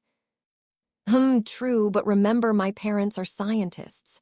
They have gotten cases where mixed bloods who have parents and grandparents who are also mixed bloods had their grade increased due to late blooming or something like that. There was a term they called it. I can't remember. Angie had eyebrows furrowed while speaking. Either way, what I'm trying to say is, although it's only a 0.0003% chance, there is a possibility that a mixed blood with parents and grandparents of mixed blood's origins might have their grade increased later when they reach an older age, Angie stated. Gustav never knew that such a thing was actually possible in the first place. After hearing what Angie said, he thought, if this is true, there's a chance that I might be able to use this to my advantage in the future. Chapter 147, Mysterious Observer. After hearing what Angie said, he thought, if this is true, there's a chance that I might be able to use this to my advantage in the future. In other words, you're trying to say, my bloodline might have undergone this change, Gustav stated while staring at Angie. Yes, I've never seen an F grade as strong as you are. For all we know, you might be a B grade or even an A grade by now, Angie replied with a contemplative look. Ha, I really doubt that, but I'll take your suggestion into consideration, Gustav replied with a light burst of laughter. This will be useful for covering up in the future, but I have to make sure I act well so I won't arouse any suspicions, Gustav said internally as he rose to his feet. Now it's time for our patrol. I'll also use this period to give you more tasks to perform, Gustav said after standing. H&M, Angie nodded and proceeded to stand up. The sky was already darkening since it was past 7 p.m., and a full moon had already appeared high up. Swoosh. Gustav and Angie sped off in two separate directions. One moved towards the west, while the other moved towards the east of the sparse forest region. Whenever they patrolled together during the nighttime, Gustav's work was made easier. Although he wouldn't be able to reveal a lot of his abilities in her presence, they'd still be able to cut the environment covered in half. Gustav usually covered one half, while Angie would cover the other half. They had a way of communicating with each other, so if anything happened, Angie would be able to inform Gustav immediately, but Gustav had decided that he wouldn't inform her if he bumped into a mixed breed. This had never been a problem, since Gustav had never met any mixed breeds on the nights when he and Angie patrolled together. After both of them had gone their separate ways, something happened at their initial location. The tree behind, where they sat earlier, suddenly started glowing bright red. A door-like opening was formed within the tree, and a figure in all black walked out from it. That boy seems to be the one who those footprints belong to. Did I misjudge his strength? A husky male voice could be heard coming from underneath the black mask on this person's face. He doesn't seem to be a scout sent by them, so how was he able to infiltrate the border? The man sounded confused as he spoke. I need to observe him more before I can come to any conclusions. The masked man turned towards the left after saying that and vanished into red smoke. By midnight, Gustav decided to return to his apartment. He postponed his infiltration into the border after remembering that he had to train with Miss Amy the next day. Since their training sessions were now shorter than they used to, Gustav wanted to be in his peak state when training with her. The night had most certainly been a fruitful one. He killed a mixed breed a day before, so he and Angie didn't have to fight any mixed breeds tonight. Instead, he used it to train Angie even more. He noticed that Angie really had a lot of fighting potential. Her body was flexible, and if she put power into her attack along with speed, it was enough to cause severe damage to Zulu-ranked mixed bloods. She was not in any way weak. Her personality was the only thing holding her back. Now that he was getting her to unwind little by little, he believed that Angie truly had the potential to be really powerful in the future. After taking a shower, Gustav sat on his bed, and today's event flowed into his mind again. A big frown appeared on his face as images of the kitchen explosion streamed through his mind. The feeling of distraught came back to him as he remembered the death of 5 of his colleagues within the fire. Who would plan such a thing, and why? Gustav pondered internally, but couldn't find an answer as to how the mineral found its way into the kitchen. The staffs were all lovely, and the only person he suspected was the new guy, but the new guy also died. Even the person who was in charge of the kitchen purchases died within the explosion. The rest were old staff, and since none of them plotted such a thing in the past, why would they need to now? Gustav felt really powerless thinking about this, and it made him recall his days of being bullied. Now that he had been granted this power, he never knew that he would ever feel like this again, but he was wrong. On the bright side, nothing has happened to Boss Danzo yet. The fact that the school hadn't meted out punishment to Boss Danzo gave Gustav a momentary form of relief on this matter. Gustav kept racking his brain for ways to solve this situation when he noticed something. I forgot to check it out throughout the entire day. Gustav's eyes moved towards the top right corner in his line of sight as he spoke. There was a blue blinking light in form of an envelope. Whenever notifications appeared in Gustav's line of sight, he would need to focus his sight on that notification for more information on it to appear. If he didn't do that, the notification will end up disappearing after a few minutes and entered a kind of message box on the top right corner. Whenever he wanted to, he could decide to open it up and check on the information regarding that notification. Gustav's eyes focused on the blinking box for a few seconds before the notifications popped up in his line of sight again. Emergency quest completed. Side quest failed. He remembered receiving a notification for failing a side quest also. He already had an idea of what the side quest was. Emergency quest completed. Information: save 10 people from the kitchen fire. Rewards: plus 100, 000 EXP. New skill unlocked: fire resistance. Plus 5 points defense. Side quest failed. Information: save everyone from the kitchen fire. Punishment: none. Chapter 148: Fire Resistance. Fire resistance. Do I even need such a skill when I have the defense attribute? Gustav muttered while holding his chin.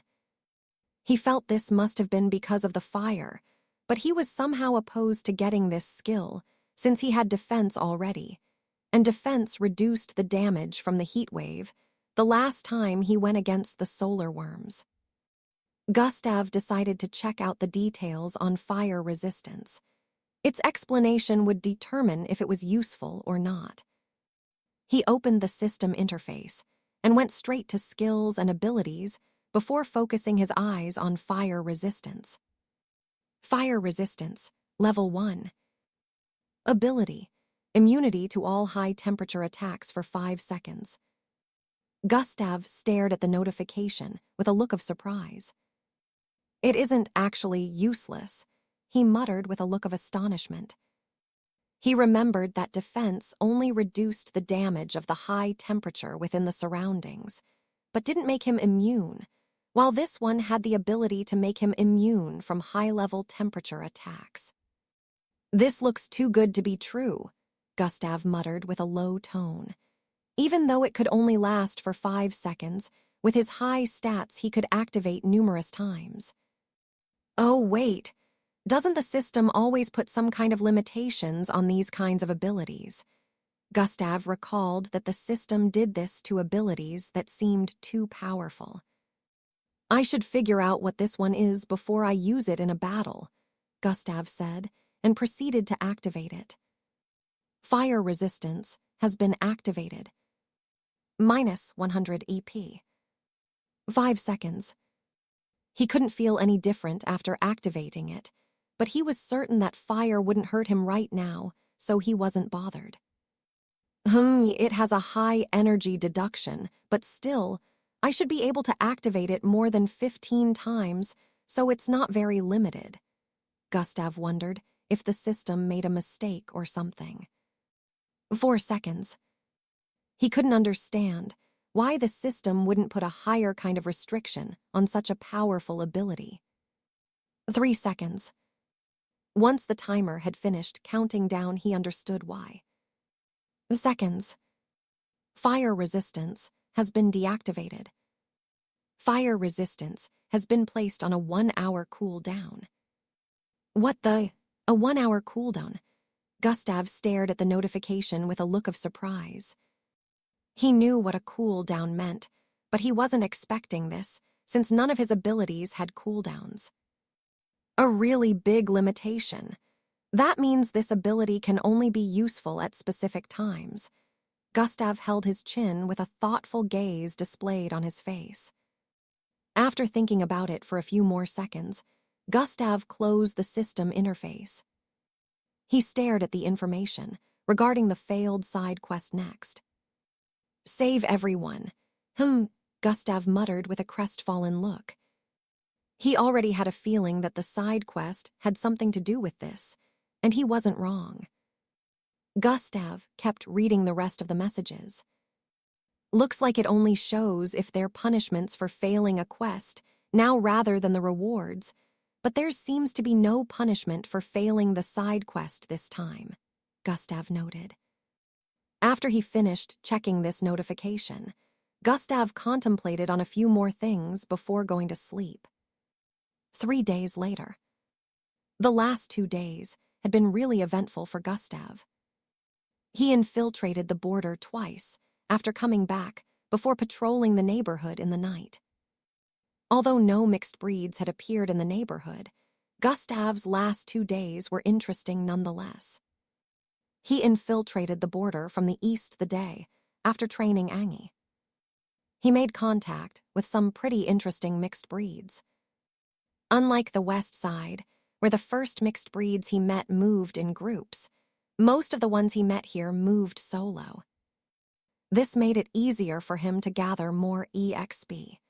He didn't try to use the explosion from the absorbed energy of the border this time, since he was still learning the energy technique he got from the system. Also, since this was the same part of the border where the bunny mixed breed he killed the other time appeared from, Gustav decided to tread with caution. He didn't want to alarm whatever was responsible for the happenings, so he investigated while farming lots of exps. He wasn't able to gather any useful information in the past 2 days, since no mixed breed appeared in the neighborhood, but he was able to farm a large number of EXP. He had the chance to do this due to most mixed breeds moving solo. Still, the credits he gathered were far from being enough to purchase lots of things in the system shop, but he decided to keep amassing credits in the meantime. There was something he noticed, although he had no idea if he was just seeing things or not. For a split second when he was fighting against a gigantic frog, he made use of god eyes and noticed a reddish human silhouette in one of the trees nearby, but the next time he checked, he couldn't find anything like that. He felt it was probably his senses playing tricks on him. Gustav was hoping he might find some energy crystals to absorb like the last time, but he found nothing like that. The border on this side seemed to be very different. A few of the mixed breeds still moved in groups and had a turf of their own, yet nothing like energy crystals could be found. Gustav felt he must have gotten lucky. Right now he was in school, and it was noon. He was contemplating about which part on the map he should visit next after infiltrating the border once again today. The sound of the automatic buzzer rang out, signaling that it was time for break. The students walked out of their classes and headed towards the cafeteria. Gustav also headed out. Ever since the incident 3 days ago, the school had to call in a new set of chefs that prepared food on the go. These were the kind of chefs that traveled about in their vehicles, cooked within, and sold food, but these types were reliable. They had been selling food in the cafeteria, while the old chefs were now on some kind of probation. Gustav. A female voice called out to him when he was about to enter the cafeteria. Chapter 149, Miss Amy's Refusal. Gustav turned to the side and noticed a beautiful girl with white long hair and a tall figure headed for him. Maltida, Gustav voiced out in a low tone. I'm also heading in. Let's go together, Maltida said as she arrived in front of Gustav. Gustav took another weird glance at her before proceeding to walk into the cafeteria. They entered together and walked side by side, causing the students within the cafeteria to stare at them with surprised looks. Hey, is that Maltida, or are my eyes deceiving me? She's the one. Then what is she and Gustav doing together? I must be dreaming. They look so comfortable walking together. How is this even possible? Why would she move with someone like him? Have you forgotten that he became more popular after winning the exchange of knowledge event for the school? Still, even with that, we all know that a mixed blood like him doesn't have a future, so it makes no sense that Maltida will keep moving with him. The students discussed among themselves as Maltida and Gustav walked towards the stairs. They climbed up to the second floor, which happened to be less rowdy than the lower one, but immediately the students within this floor saw Gustav and Maltida moving together. The environment became noisy. The students here were also surprised to see Maltida and Gustav moving together for the second time, and wondered if this was going to become a normal thing from now on. Both of them walked towards the counter on the right side of the floor. Gustav, have you considered my proposal? Maltida broke the silence between them as they arrived at the counter. Oh, that. I haven't made a decision yet, Gustav replied before proceeding to make orders for himself. Maltida also ordered her desired food before turning around with Gustav to get a seat. Both of them sat around the back, which happened to be Gustav's favorite spot. Maltida had to seat here because Gustav would definitely not agree to sit elsewhere, and since she wanted to be with him during break period, she had to compromise. The students within the cafeteria had to turn their heads around several times to glance at the both of them. Why do you keep hesitating? The time of our graduation is close already, Maltida asked after downing a full spoon of food. Yeah, 1 month away. I'll give you a reply when I'm ready too. Till then, don't bother me about it, Gustav replied with a calm look and proceeded to shove food into his mouth again.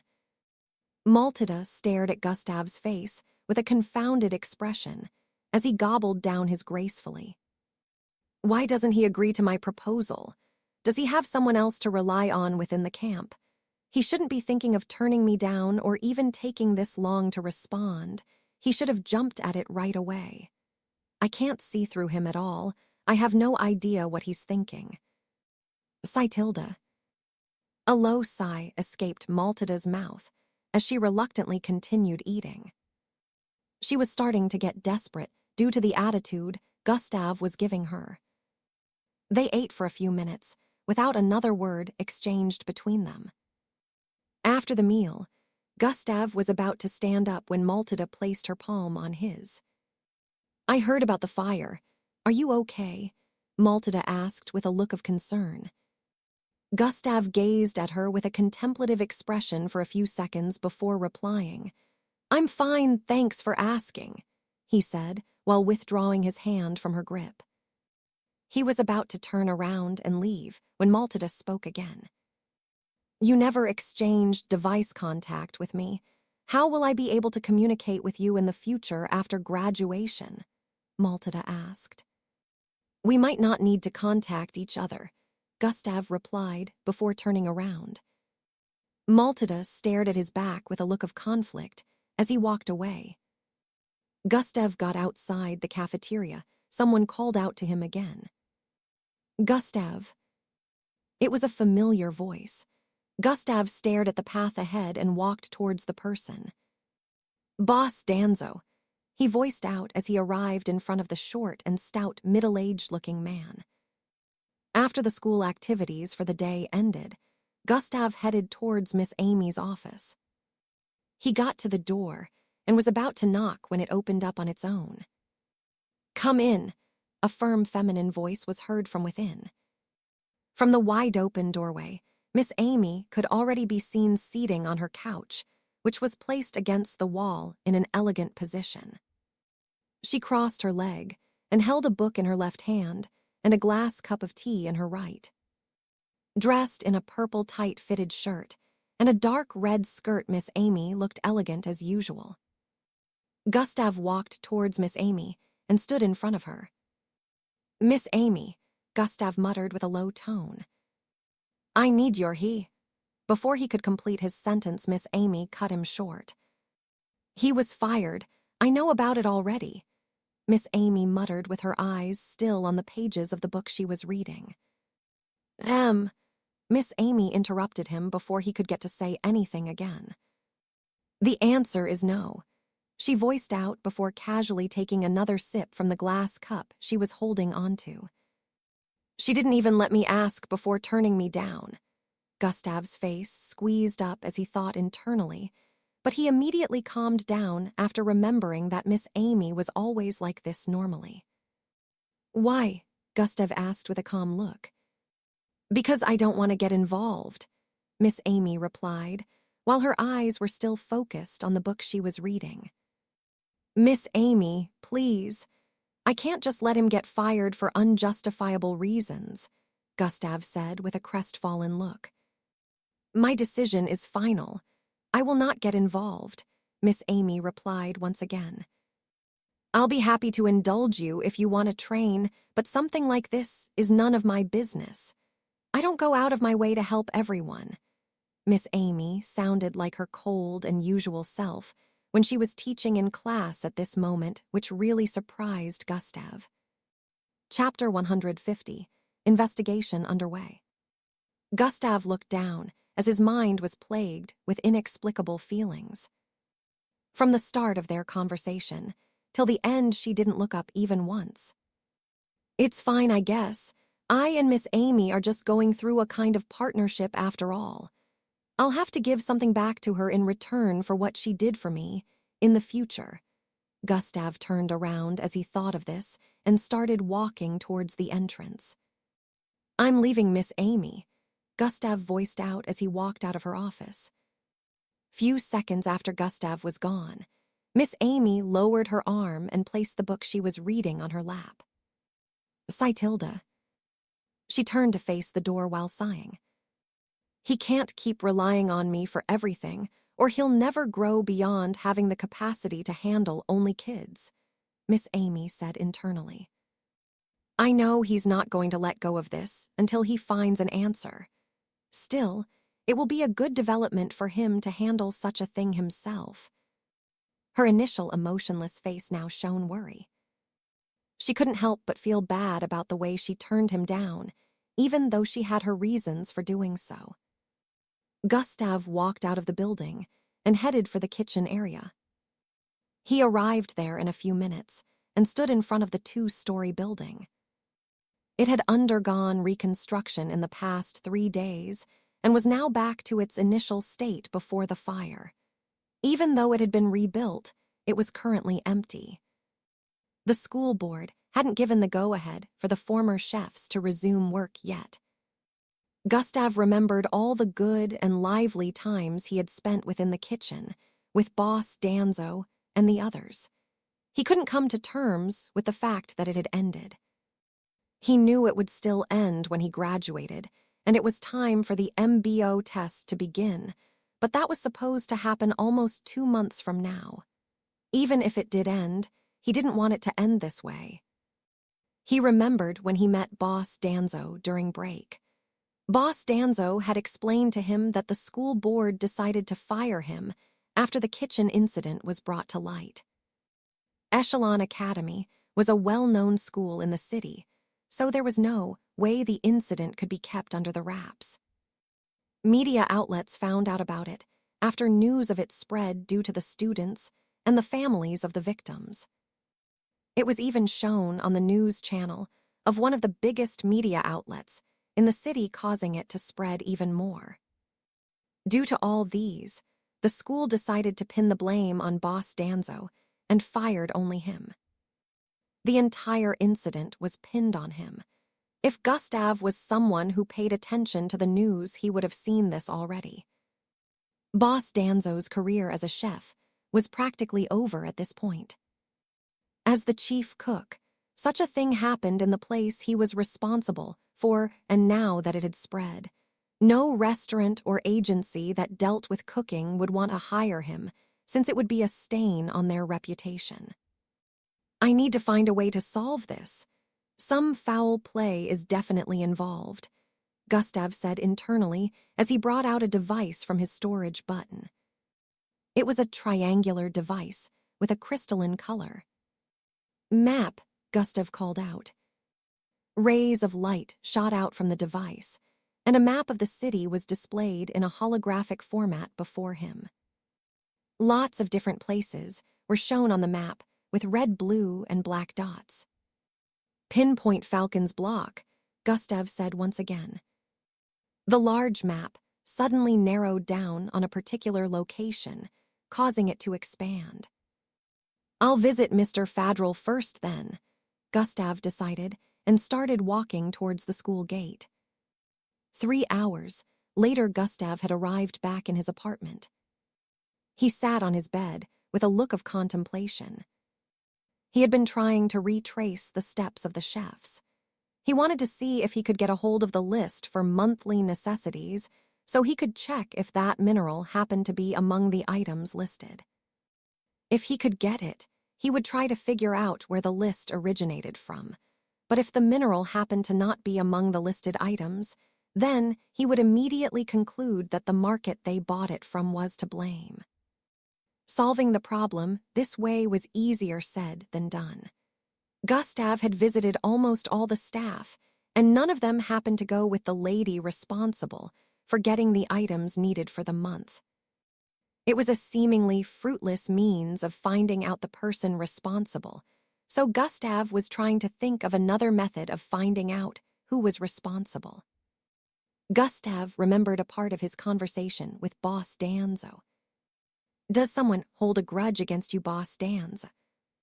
Grudge? My boy, so long as you live in this world, no matter how good of a character you have, people will always hold grudges against you.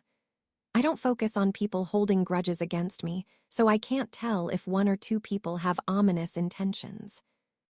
Gustav was speechless for a few moments before he spoke again. Boss Danzo, I understand what you mean, but right now you have to think. Has there been anyone who showed a visible dislike or some kind of sign that they're not in support of an action you took. I'm not sure. Boss Danzo had a contemplative expression as he thought hard. After a few seconds, his face shone an expression of realization. I don't know if this is valid, but... Boss Danzo paused for a few seconds while still contemplating. But what Boss Danzo? Gustav asked with a look of curiosity. The disciplinary committee that was responsible for giving you the punishment of working in the kitchen were not satisfied with the way I treated you when you first started working here, Boss Danzo voiced out. Chapter 151, Suspects. The disciplinary committee responsible for giving you the punishment of working in the kitchen were not satisfied with the way I treated you when you first started working here, Boss Danzo voiced out. Gustav was a bit surprised to hear this.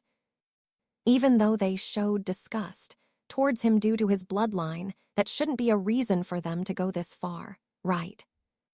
People died, and Gustav felt it made no sense for them to this far for something that minor. Boss Danzo, what made you feel this way? Gustav asked after hearing that. Well, I discussed with one of the 4 teachers from the disciplinary committee, Mr. Lon. They wanted me to increase the workload you were receiving in the kitchen, and when I disregarded Mr. Lon's demands, he didn't look very pleased, Boss Danzo explained. Of course, they wouldn't be pleased. They went as far as spreading rumors about me using bloodline enhancement drugs when I beat Hung Zhou and his gang up. This is definitely their doing. At that moment, Gustav was feeling incensed. Also, they were unhappy when I officially employed you to work part-time in the kitchen. Boss Danzo added. As Gustav recalled this conversation, his face squeezed up even more. Those bastards, 5 people are dead because of you all. Since the initial investigations brought him no answers, he decided to use another means of approach, but he had to wait till tomorrow to do that.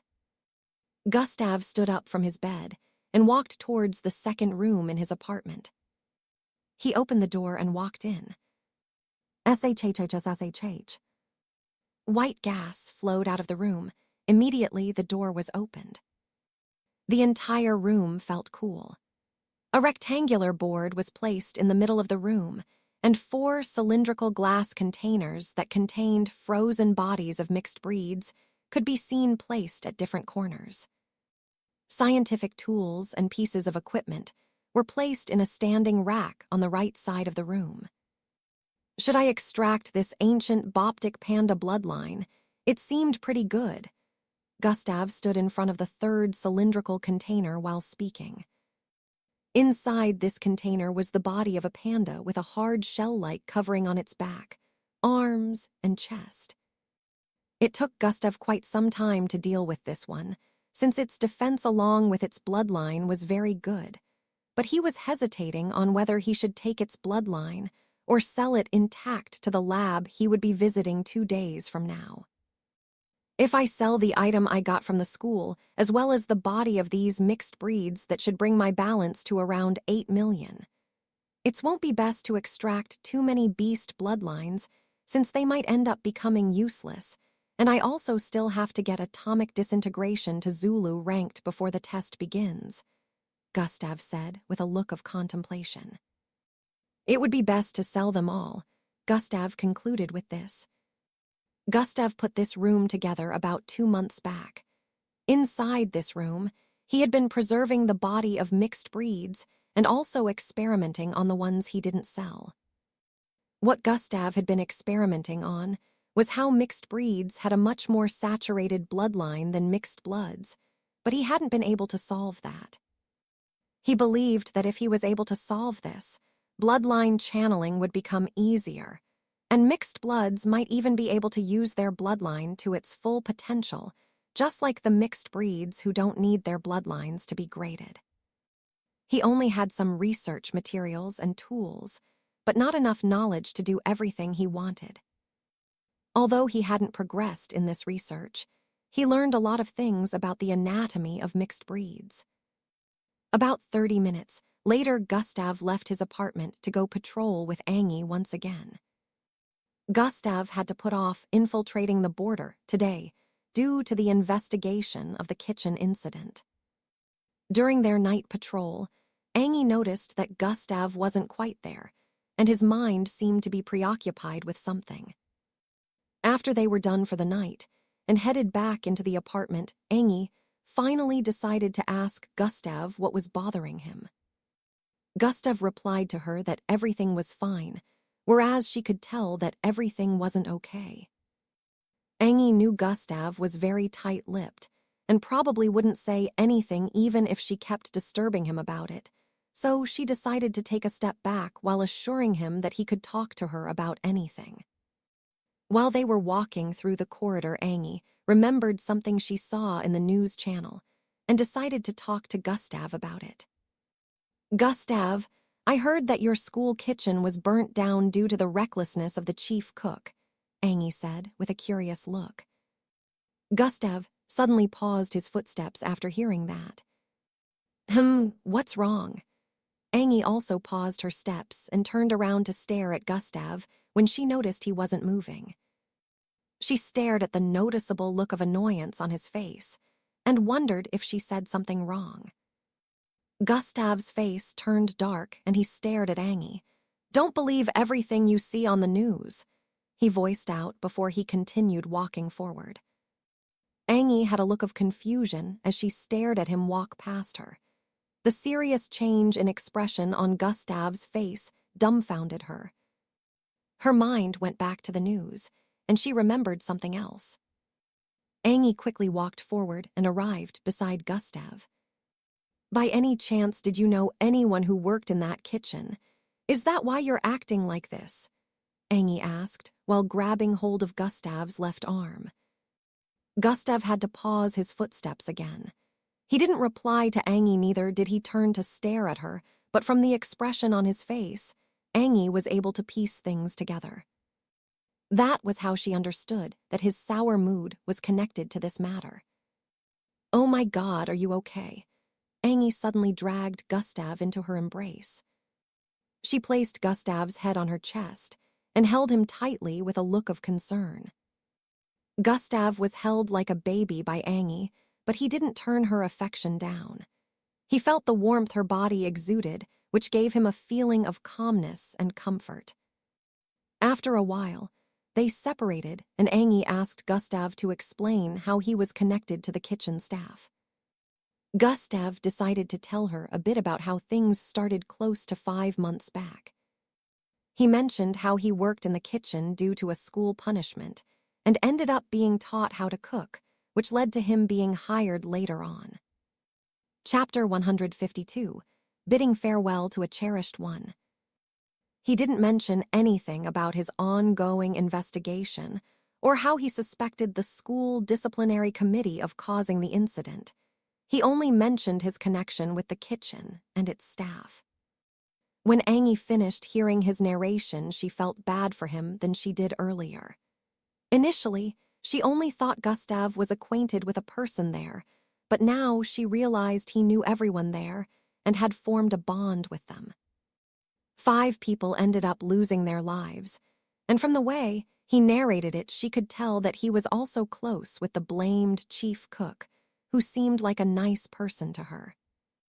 Angie and Gustav talked for a few more minutes, and in their discussions, she kept trying to cheer Gustav up. Angie hugged Gustav one more time and rubbed his face affectionately before bidding him good night. The next few days were pretty uneventful in school. The kitchen incident was starting to die down and the old chefs were reinstated, all except for Boss Danzo, Gustav, and the dead staff, of course. A new chief cook was put in charge, and this person happened to not be an old staff. He was placed in charge by the school board and happened to be quite an influential cook also.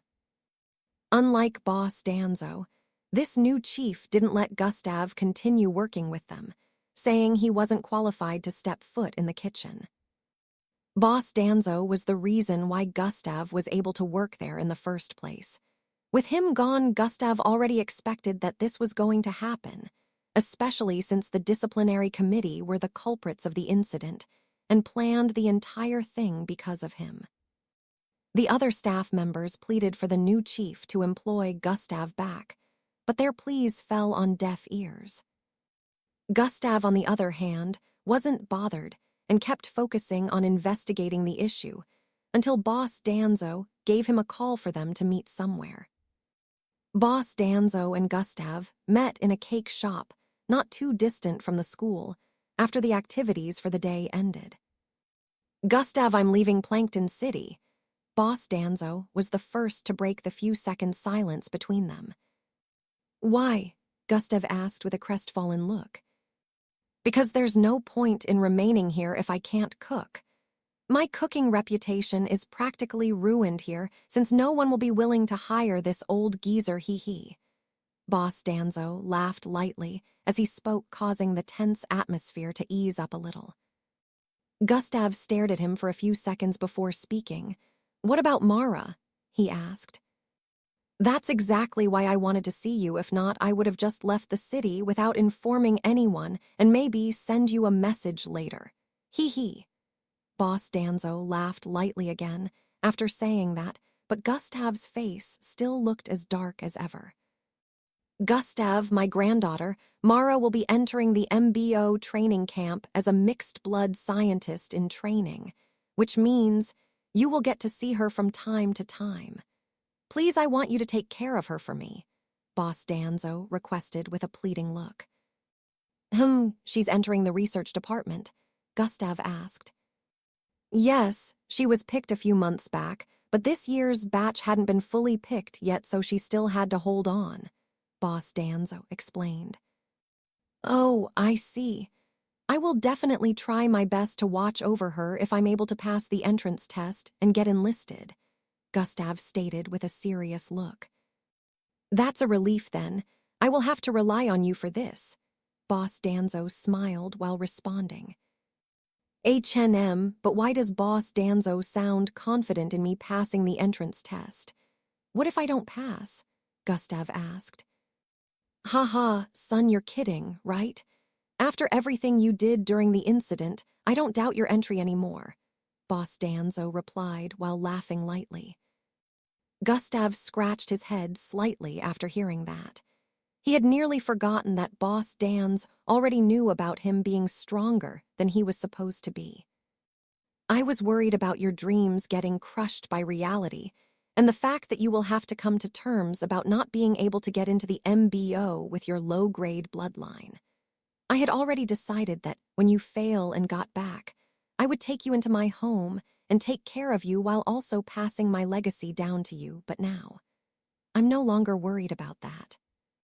I'm sure that you'll do well and won't have to suffer the fate of reality crushing your hopes.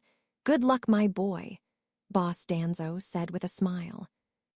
Gustav was moved by Boss Danzo's words again. He stood up from his seat in front and gave a low bow. "Thank you for everything, Boss Danzo," he said with a look of gratitude. Even though others within the cake shop were staring at him, he didn't flinch in the slightest and remained in the same position for several seconds.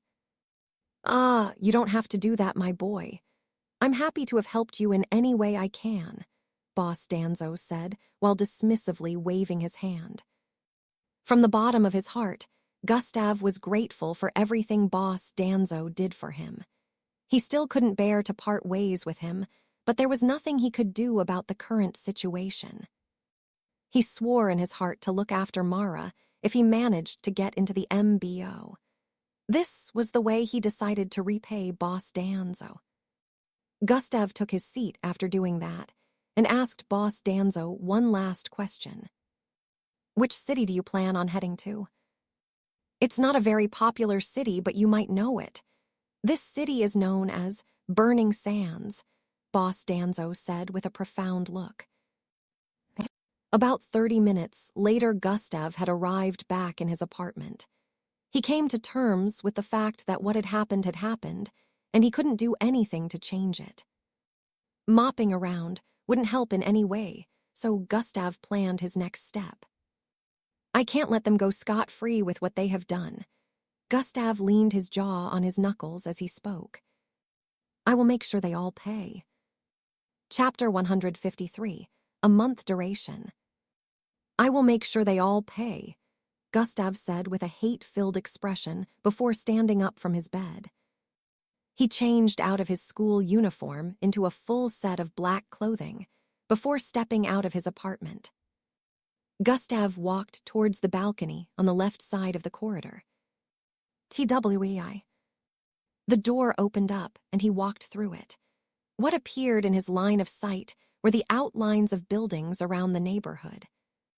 This building was 7 stories high, so Gustav could see the roofs of other buildings in the area, since this was one of the tallest in the neighborhood.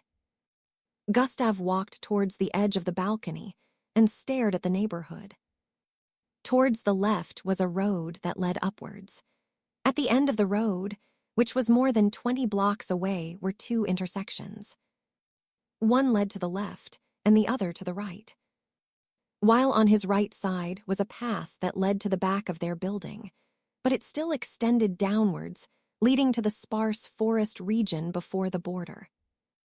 Gustav usually went through the path on the right, but this time he was heading for the east of the border since he was still investigating the issue of mixed breeds crossing the border, so he would be headed for the path on the left. Gustav brought out a mask from his storage ring.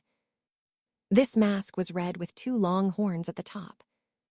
Although faint, I've been sensing that weird presence more and more recently, Gustav muttered as he put on the mask. Size manipulation has been activated. Gustav grew to a height of over 6 feet with a slightly muscular frame. Gustav didn't need size manipulation to change his appearance anymore since he had shape-shifting. The problem was, shape-shifting not only took up lots of energy points, but also had limitations since it could only enable him to take the form of a person.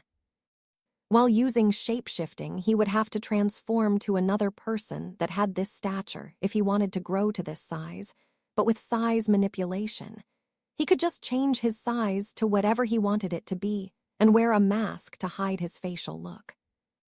Gustav turned towards the left and walked to the edge. The other building's rooftop was about 11 meters away from his position, and the entire building was about 5 stories tall. Silent advancement has been activated. Gustav turned around and moved 9 steps away from the edge.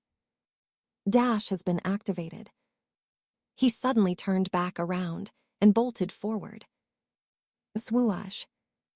His body arrived before the edge immediately after taking 1 step. Once he got to the edge, he squatted slightly without pausing his movement before pushing his body upwards with his legs. Thuum. Gustav's body traveled in midair, flying above the neighborhood and the street below. His line of sight only caught a 1-second glimpse of the street downwards, while he was in between both buildings, rooftops. Bop.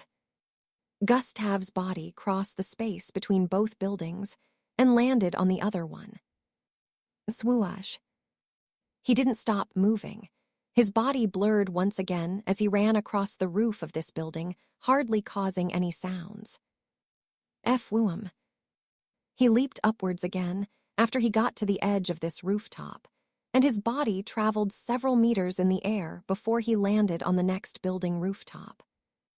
Gustav continued leaping from rooftop to rooftop within the neighborhood, headed towards the east side of the border.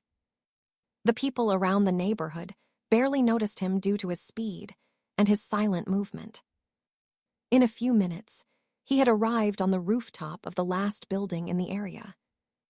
From this rooftop, he could see the sparse forest region ahead, and to his left was the road that divided the border into 2 halves. Gustav leaped downwards and dashed towards the right side. Some minutes later, he arrived before the border. Gustav once again carved out miniature circles using his right and left index fingers while moving across the place. When he was done carving out around 50 invisible circles, he clasped his palms together. The instant he did that, 50 milky glowing circles appeared in midair around the place and began to absorb the power of the border into them. The green, red, and blue wall of lines were being absorbed from the bottom corner, and in a few seconds, an opening had started forming. The first time when Gustav made use of this ability, he could only make smaller circles due to the fact that gravitational energy container bloodline was unstable and hard to control, so he had to create up to 100 smaller circles before he was able to absorb enough energy to create an opening. If he had made each circle bigger, it would have collapsed, so making it smaller was the only way for it to work, which was why it usually took around 3 minutes for the opening to appear. But as Gustav started learning the energy technique he got from the system, he was able to increase the size of the circles as the days went by. Now that he was able to create palm-sized circles, he only needed to create 50 circles to absorb the energy from the border and create an opening under 2 minutes. Once the opening was created, Gustav dashed in along with the circles following behind him. In a few more seconds, the border closed up and the energy balls disappeared, phasing with the space around Gustav. This marks 235. Since the entrance test is coming up soon, if I get enlisted, I won't be able to come back here for a very long time. I must make sure I gather lots of EXP as well as filling up the gravitational field around me with enough energy just in case of emergencies, Gustav thought as he walked towards the dense forest in the distance. According to the map, there are still 43 places that I haven't visited on this side of the border. In a month and a half, I must make sure I visit every one of them as well as the ones on the other side. Sprint has been activated. Gustav dashed into the distance and leaped onto the branch of the first tree he arrived in front of before he started to leap from one tree to the other. End of Volume 1. Chapter 154, 1 day left. 6 weeks later. It was early in the morning, around 9 a.m. The weather seemed lovely, and the entire city looked very lively. The sun hung on the eastern part of the blue skies, shining down upon the beautiful modern city. The screens on the surfaces of buildings, as well as the ones placed in midair across several parts of Plankton City, all showcased one thing. Number of days left till the start of the MBO entrance test. 1. A particular building that extended high into the skies, piercing the clouds above, was looking particularly glamorous today as it stood tall in the heart of the city. It also displayed the same announcement. The MBO entrance test that everyone had been waiting for was going to take place the next day. The youngsters, most especially, were excited about it. Some were feeling very tensed, while others felt confident in their abilities. Rumors had been flying around about the test. Some said it was going to be extremely difficult and brutal, while others said it would be fun-filled.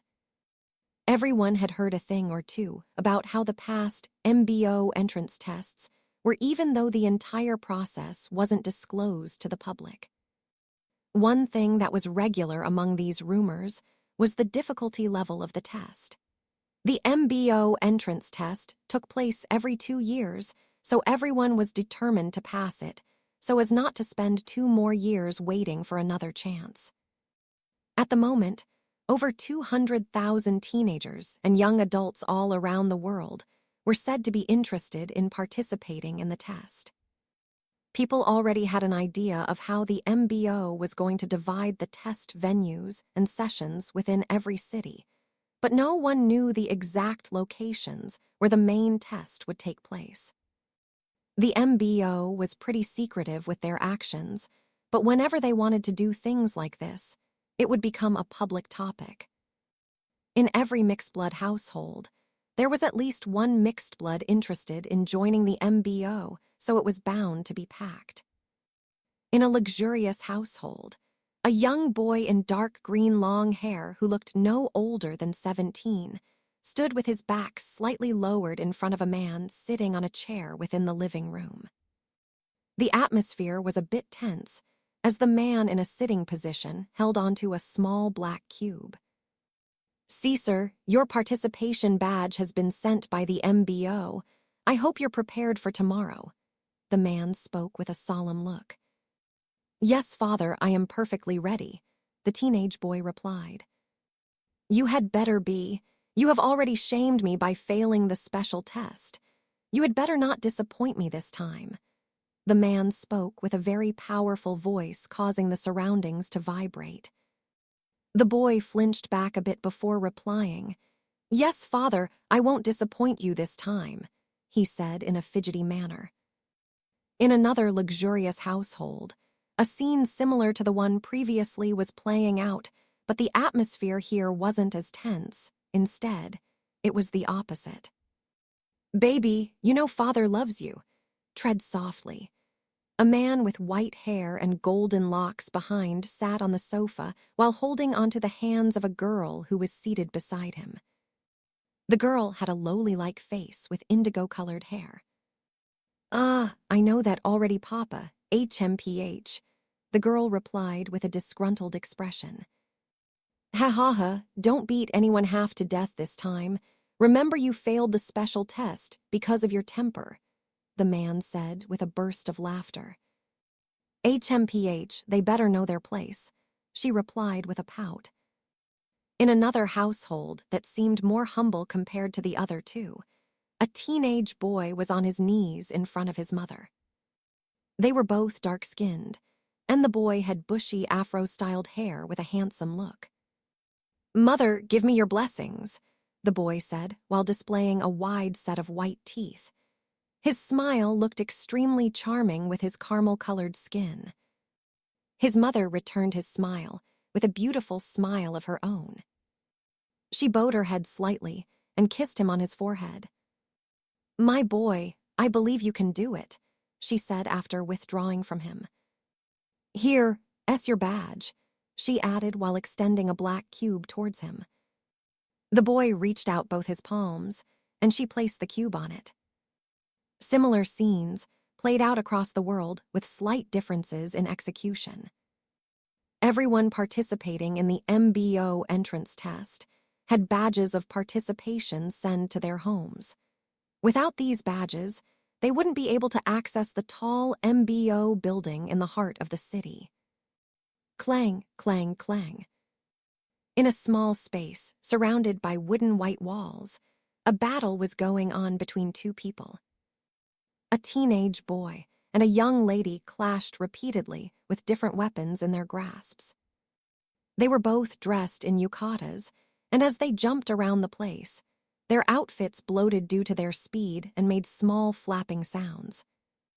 Their bodies blurred due to their fast movements, and small winds were also generated. "Good thing you're able to contain your attacks to a particular range, now instead of spreading destruction to the surroundings." A female voice was heard as both figures blurred across the place. "It's all thanks to you, Miss Amy," a light male voice replied. Bang! A loud collision was made, and both figures slid backwards, separating from each other. The boy slid back by 17 feet, while the young lady slid back by 3 feet. Both of them straightened their bodies and stared at each other with a light smile displayed on their faces. In both, their hand were purple metallic poles with pointy tips. "Good job. You're able to measure to 1/10 of my strength now." The female, who happened to be Miss Amy, was the first to speak up. "Even though it's just 1/10, I'm glad," the boy, who was obviously Gustav, replied. "You've really grown in these past 6 months," Miss Amy said while walking towards Gustav. "A truly unbelievable amount of growth," she added. Gustav at this point was around 59 in height. He was now taller than Miss Amy with a slightly buffer look. "It's all thanks to Miss Amy," Gustav replied while staring into Miss Amy's eyes with a smile. "No, it's all due to your hard work and mysterious power which you never revealed to me," Miss Amy said while placing her right palm on his chest while staring back into his eyes. Do you plan on keeping this secret from your mentor forever? Chapter 155, Last Training Session. Do you plan on keeping this secret from your mentor forever? Miss Amy asked. Gustav's face still had the smile on even after hearing her question. He continued staring at her with a calm look while responding. But Miss Amy already knows that I can copy the appearance of whoever I wish to. Miss Amy was very shocked when she found out about this. About 1 month ago, because she had always believed that Gustav's original bloodline wasn't useless like everyone said. She believed its ability was only limited by the grade, and just as she had thought, his bloodline was truly a rare type. His bloodline really has a lot of potential. Well, if not for the stunt you pulled, I wouldn't have known about that since you never told me outright, but still. We both know that your ability to change your appearance still doesn't explain your insane strength, neither does it explain some of the things that happened in the past. Miss Amy voiced out with a complicated expression displayed on her beautiful face. Like? Gustav asked with a look of curiosity. Like how those mixed bloods lost their bloodlines. Miss Amy responded with her eyes widening slightly. Miss Amy already knows enough. I will leave the rest to your imagination, Gustav said with a small chuckle. Hiding things from even me, Miss Amy said as she removed her hand from Gustav's chest. Gustav chuckled even more at her response and proceeded to sit on the floor. Miss Amy also did the same and sat beside him. For a few seconds, there was silence between them, causing the atmosphere to give off a peaceful vibe. Tilda. A small sigh escaped from Miss Amy's mouth after several minutes had gone by. Tomorrow is the day, huh? She voiced out with a low tone. Gustav kept looking forward with a solemn expression. This is our last training session together. I sure won't miss a troublemaker like you, Miss Amy muttered. On the other hand, I will miss the times we spent together. Miss Amy, and I'll be sure to pay back your kindness in the future, Gustav said with a smile as memories of the last 6 months came flooding through his mind. Where did you learn those cheesy lines? Save them for your lover, Miss Amy said with a dismissive look. Gustav laughed after hearing her words again. With your current strength, passing the physical test phase shouldn't be a problem, but the rest will be based on a variety of other things. Watch out for the other tests. The main test will be a combination of 5 things. Miss Amy paused before turning her face to stare at Gustav while raising her index finger. Bloodline, prowess, intelligence, wisdom, and mental capability. Miss finished raising her 5 fingers and placed her hand down after listing out those things. Bloodline will always be the #1 requirement because the MBO believes that even without intelligence or the rest of the other qualities, a mixed blood with a high-grade bloodline can still be trained to achieve greatness, Miss Amy explained with slightly furrowed eyebrows. From what I remember, your bloodline used to be below F grade, but it has undergone some changes within this past 6 months. We can only hope for it to be as high as C grade because if not, passing the test would be a problem, Miss Amy said with a look of worry. Unless I get involved, which would cause some suspicions. Miss Amy could already sense that Gustav's bloodline was no longer below F grade. Anyone with a brain would be able to tell after seeing the change his original bloodline had undergone. Gustav wanted to assure Miss Amy that he met the bloodline requirement, but if he did, he would practically be admitting the fact that he was aware of his bloodline increasing in grade, which would arouse suspicions, since the only known way of figuring out your bloodline grade was by undergoing the examination in a lab. Gustav didn't want to risk the system being exposed, even till now. Let's hope the examiners are a little lenient even though my bloodline doesn't qualify, Gustav said in response, even though he knew this was impossible. Ha ha ha, those old foogies, that's impossible. But don't worry. I believe in you, Gustav, Miss concluded with a smile. Gustav smiled back. At the very least, I can't betray her expectations of me, he said internally with a resolute look. Have you gotten your participation badge? Miss Amy asked. Participation badge, Gustav voiced out with a clueless look. Miss Amy explained to him that it was something received by young adults all over the world participating in the test. That's the only way you can be allowed entry into the tower. Miss Amy concluded her explanation with this. Oh, that tower. Gustav's eyes shone a bit of excitement after hearing that. I finally get to enter. The MBO Space Underground Tower 7 is where the registration will take place, and it's also where kids from this city interested in joining the MBO will be addressed by the higher-ups, Miss Amy explained. Oh, I see. How do I get my badge then? Gustav asked. It will be sent to your home by the MBO themselves. Although they don't send it to everyone, you will definitely have received it, Miss Amy assured Gustav. Gustav's mind became calm after hearing that. It should be home by now then, Gustav thought. Gustav, it's time for you to show them what you're capable of. Are you up to the task? Miss Amy asked with a smirk. H&M. Gustav nodded in response with a look of resolve, but then he remembered something. Will Miss Amy be picking another student from the school to train after I get in? Gustav asked. Miss Amy extended her right hand towards Gustav's forehead upon hearing his question. Flick.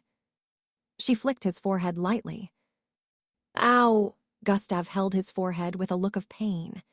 Even though she barely put strength into her finger when she flicked his forehead, it still hurt. There can only be one Gustav. No other student is interesting enough for me to spend so much time with, she said with a smirk. Chapter 156, Surprising Appearance. I doubt anyone besides me would be able to take your bullying either, Gustav replied, while faking a look of annoyance. Both of them burst into laughter after that exchange for several seconds before stopping. Silence reigned for many seconds as they stared at nothing with smiles on their faces while reminiscing. Gustav, I will be resigning from teaching. Miss Amy finally broke the silence. Gustav was not surprised by her declaration, but he still asked, Why? Due to your discovery within the border. I have to finish investigating that issue, so I will be traveling to another city 2 weeks from now, Miss Amy said with a solemn look. Gustav stared at her with a contemplative expression. He was quite speechless and didn't know how to respond. Don't worry, we'll meet again in the future. Don't forget that I still have to receive my compensation, hee. Miss Amy laughed lightly after speaking. Gustav couldn't help but smile back. This was the very first time he was seeing Miss Amy show so many emotions in an hour. What Gustav didn't know was, Miss Amy smiled more in the last 6 months than she ever did in the last 6 years. She never shone such in classes or around anyone else he knew besides him, so even though she kept mentioning compensations, Gustav knew that she truly cared for him, and he was very grateful for that. So, Miss Amy, which city will you be headed to? Gustav asked with a curious gaze. An hour later, Gustav had arrived in his apartment. Today's events played out in his mind, and he couldn't help but look very focused at the moment. Oh, Miss Amy mentioned the badge. Gustav remembered this and stood up from his bed before he started checking around his apartment for the badge. Miss Amy already described its appearance to him and assured him that his apartment security protocols couldn't stop the cube from finding its way in so long, as it was sent by the MBO. Gustav looked around for over 30 minutes, but he couldn't find anything like what Miss Amy had described to him. Even though he knew he had checked properly while also making use of his abilities, Gustav still decided to search the entire apartment once again, and this time it took him 30 minutes. After he finished doing that, he sat on his bed with a dumbfounded and defeated expression. Did the MBO make a mistake or what? Where is the participation badge I was supposed to receive? Or am I one of those who didn't receive one?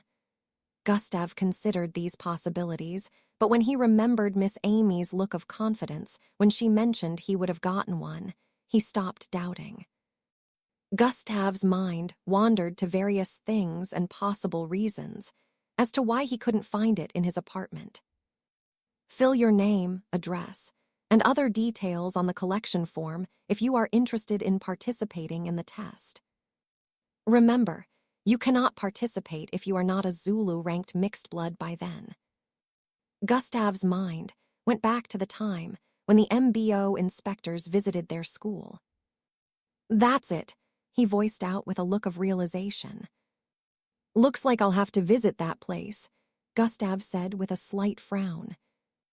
When he filled in his information on the collection form 6 months back, he hadn't rented this apartment yet, so he filled in the address of his parents' house. Gustav guessed that the cube must have been sent to his former household. If I'm gonna visit them, I might as well get it done before nightfall, Gustav muttered and stood up to change his clothes. After a few minutes had gone by, Gustav left his apartment and headed towards the nearest bus station.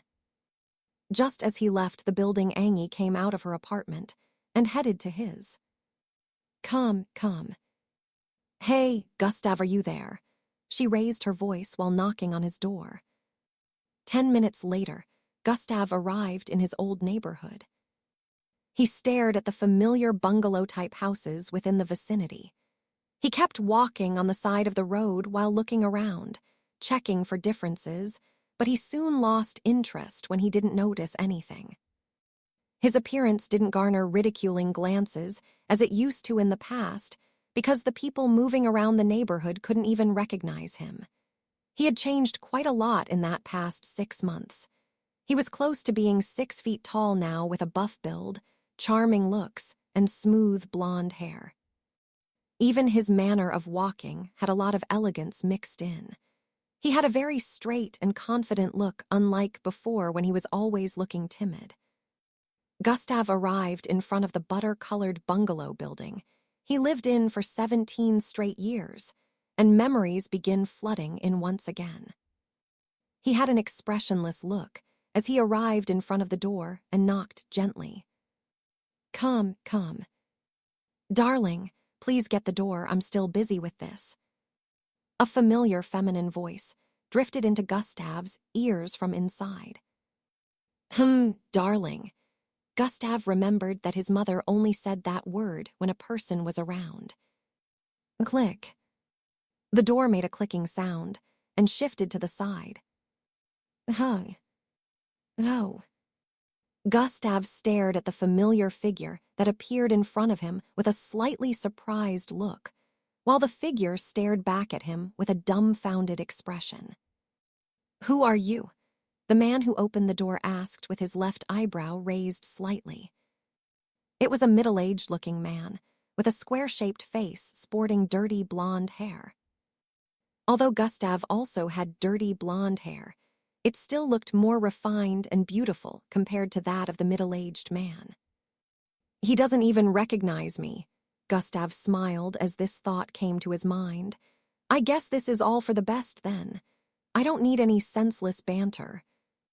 Gustav changed the tone of his voice, making it deep before speaking. I am participating in the MBO entrance test. I seem to have sent the wrong address to the MBO, so my participation badge ended up here. I'm coming to get it, Gustav said with a polite look. Oh, you mean that? The man asked while pointing towards the shelf area inside the apartment. Gustav's sight followed where his finger pointed at inside the apartment from his position at the entrance. He saw a black cube floating above the shelf on the other side of the living room. Chapter 157, Shameless Beyond Compare. From his position at the entrance, Gustav's sight followed where the man's finger pointed to inside the apartment. He saw a black cube floating above the shelf on the other side of the living room. "Oh, thank you," Gustav said and walked in while the man moved towards the side. Gustav walked into his former abode and looked around the place. He noticed that neither his brother nor his mother was in the living room, which gave him a sense of relief. He really didn't mind meeting them, but he would rather not spend an extra second than he was supposed to in here. "If the cube is yours, it should react to your presence," the man spoke from behind while staring at Gustav's back. Gustav arrived in front of the shelf, and just as he said, the cube flew towards him and landed on his palm. "I will now take my leave." Gustav turned around to head out, but he was blocked by the man. "My son is also participating in the MBO entrance test. I want him to have allies with high-graded bloodlines such as yourself," the man voiced out with a pleading look while staring at Gustav. Gustav stared back at him with an expressionless look. "I'm sorry, mister. I can't be allied with your son," he said, while moving towards the left and passing by the man's side. "But why? I just showed you kindness by letting you into my home, and you want to repay me with this ungrateful attitude," he voiced out loudly. Gustav paused before he got to the door and slightly turned his head towards the side. "I can't help your son since I only have an F-grade bloodline," Gustav voiced out with a smile. "What? You're an F-grade mixed blood," the man voiced out with a look of disbelief. "H&M," Gustav nodded in response. "I allowed such filth into my home. Toy!" the man shouted with a look of repulse and spat towards the side. "Get out," he shouted out once again. "I was already." Before Gustav could complete his sentence, a woman rushed out from the passageway behind with a look of urgency. She looked to be in her early 40s, sporting long brown hair.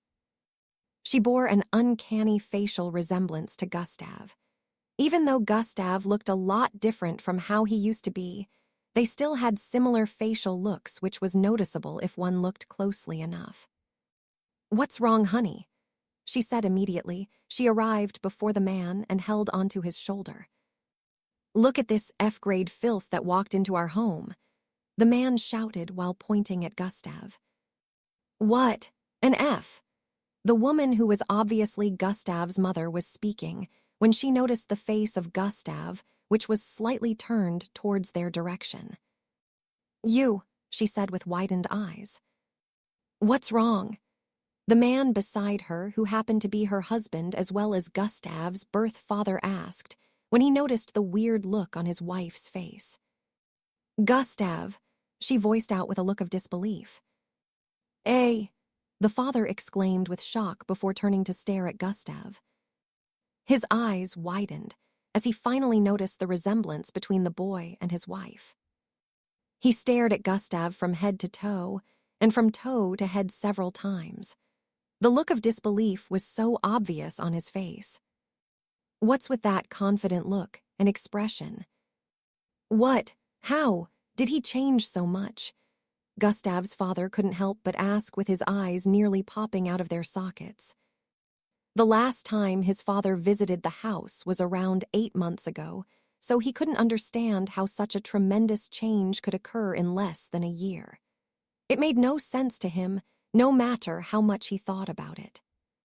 "But you said he was dead," the father said while pushing his wife's arms away from his shoulders. Honey, I," she stuttered repeatedly while trying to reply. Gustav snorted and turned around to leave. Gustav, hold on. This isn't what you think you're our precious son, too. You have to look after your brother in the MBO, the mother said frantically. The father was once again dumbfounded by her statement and wondered where this was coming from. Gustav paused his steps again and turned around to stare at her. "I'm just an F grade, though. How can I be your precious son or watch over your truly beloved son?" Gustav asked. "Come on, son, don't be like that. I know that with your teacher entering into the MBO should be an easy task. Won't you watch over your little brother, Endrick? She said with a loving gaze while staring in Gustav's direction. What a shameless woman, Gustav said internally before turning around. She's no longer my teacher, and I have to pass the test before getting in, Gustav stated just as he got to the door. Oh, is that so? The look on his mother's face suddenly changed into that of disgust.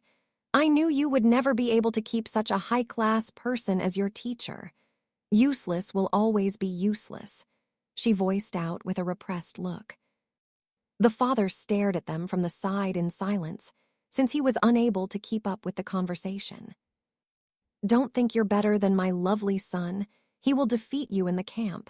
Yes, he has already left home for the tower as a special candidate. He won't be joining the likes of you for the test, she added with a crazed look.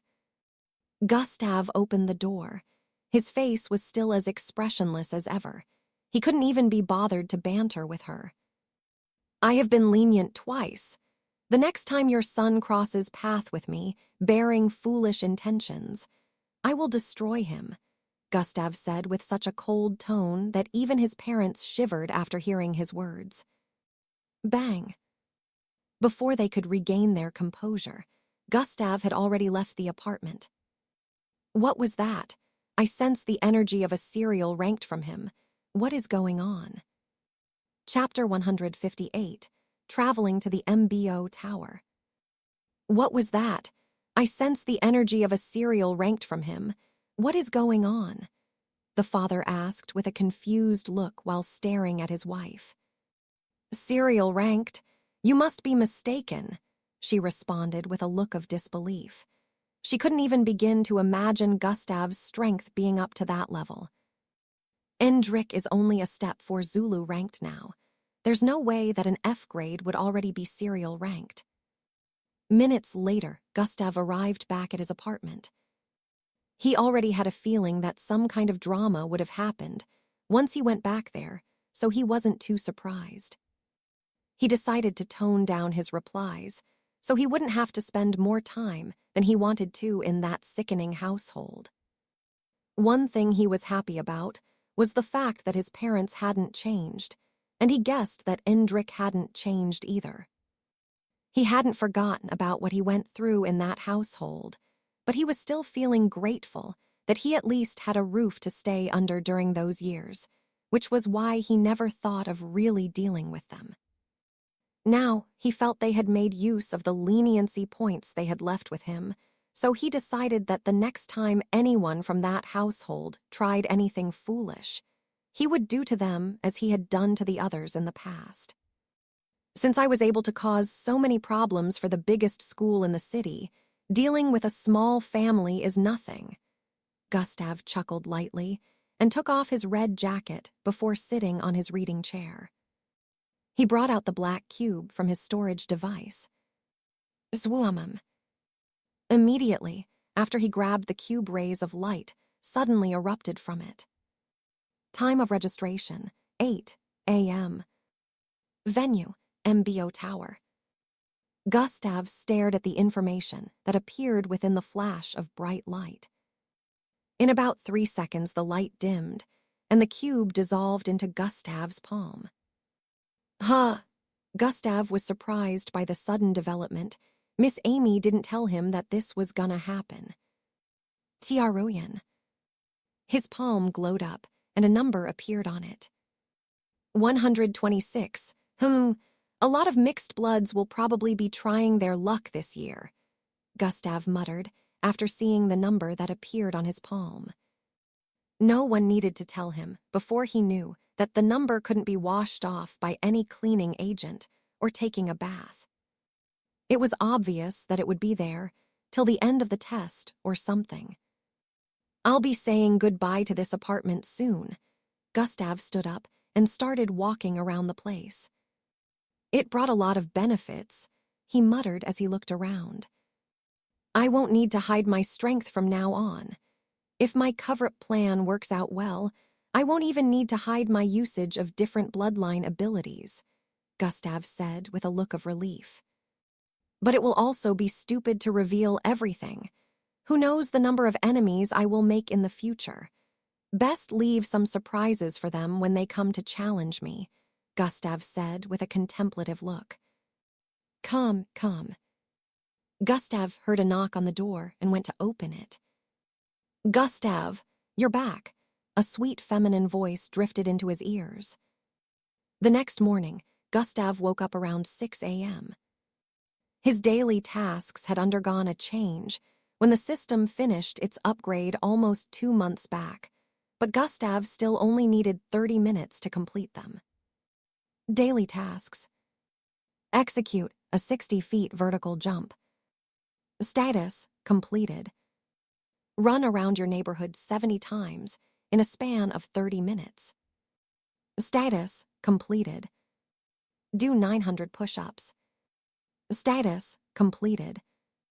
Difficulty level C. Rewards. Plus 200 EXP. Plus 1 vitality. Plus 1 endurance. Gustav stared at the rewards after completing today's task and nodded with a look of gratification before heading back to his apartment. The daily tasks were not only different from before, but also changed to different tasks each day. The rewards every day was also different based on the difficulty of the daily tasks. If the difficulty was higher, he would be able to get more rewards. Although there was not any sweat on his body, Gustav still headed to the shower after getting back home. In a few more minutes, he had dressed up.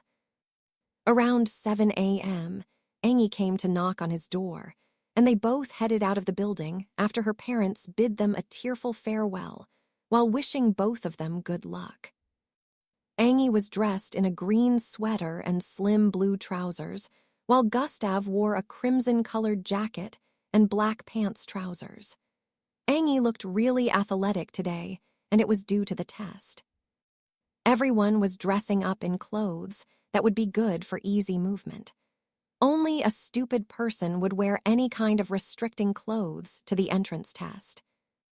Immediately after they arrived outside their apartment building, they noticed a hoverbike in the distance. On it was a beautiful lady sporting ash-colored hair. Hey kids, let's go, she voiced out with a sweet smile. Miss Amy. Angie smiled while voicing out and hastened her steps. This is a surprise. Gustav didn't expect that Miss Amy would be transporting them with her bike. Angie sat on the bike first, and Gustav sat behind her. Hold on tight, Miss Amy warned as she started the engine of her bike. This warning was for Angie, since this was her first time boarding Miss Amy's bike. Angie nodded and held onto Miss Amy's waist.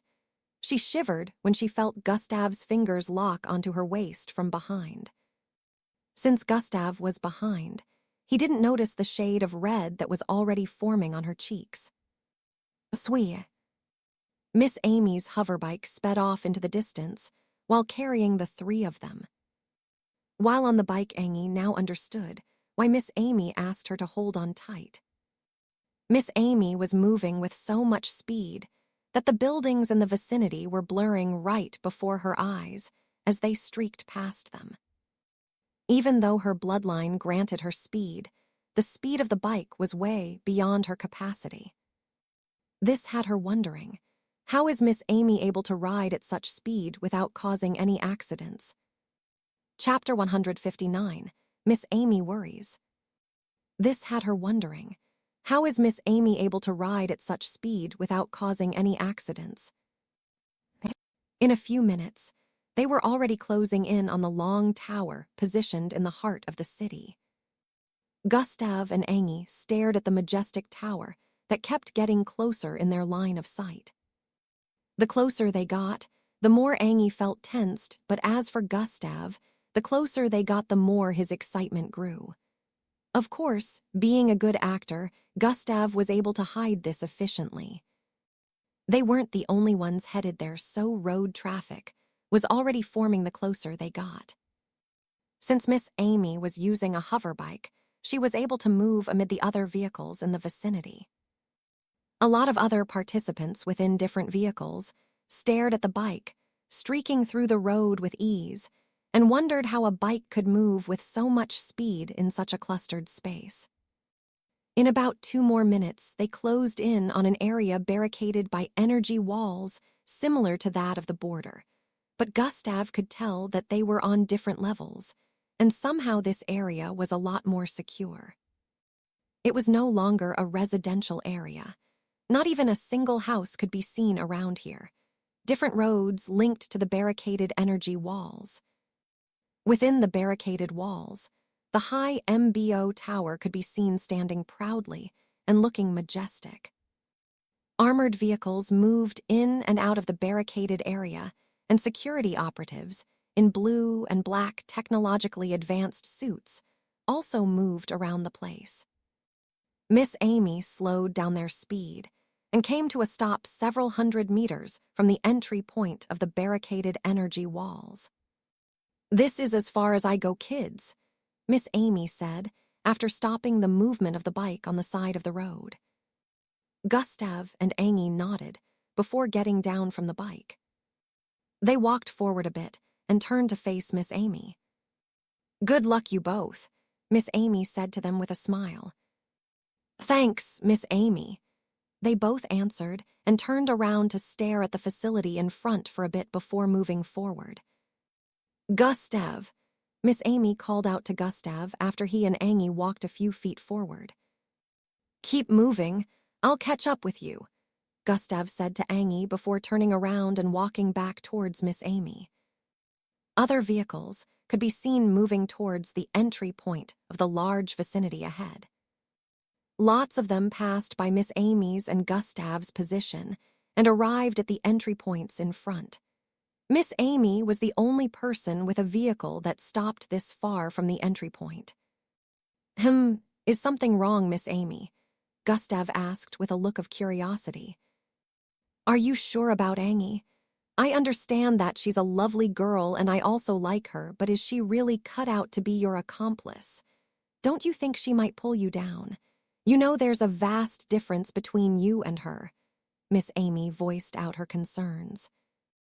"I understand what you mean, Miss Amy, but I can assure you that although she doesn't seem it, she actually is quite special. She might surprise you today," Gustav said with an assuring look. Gustav speaking up for Angie made Miss Amy reevaluate Angie. Maybe he sees some kind of potential in her that I don't. Also, it's an individual test, so if she fails, we won't be able to partner up in the future, so I can't be sure if we will become accomplices in the future," Gustav added. "Don't jump to conclusions so soon. What makes you think every test is going to be individual?" Miss Amy said before turning on her hoverbike's engine again. "Huh," Gustav exclaimed.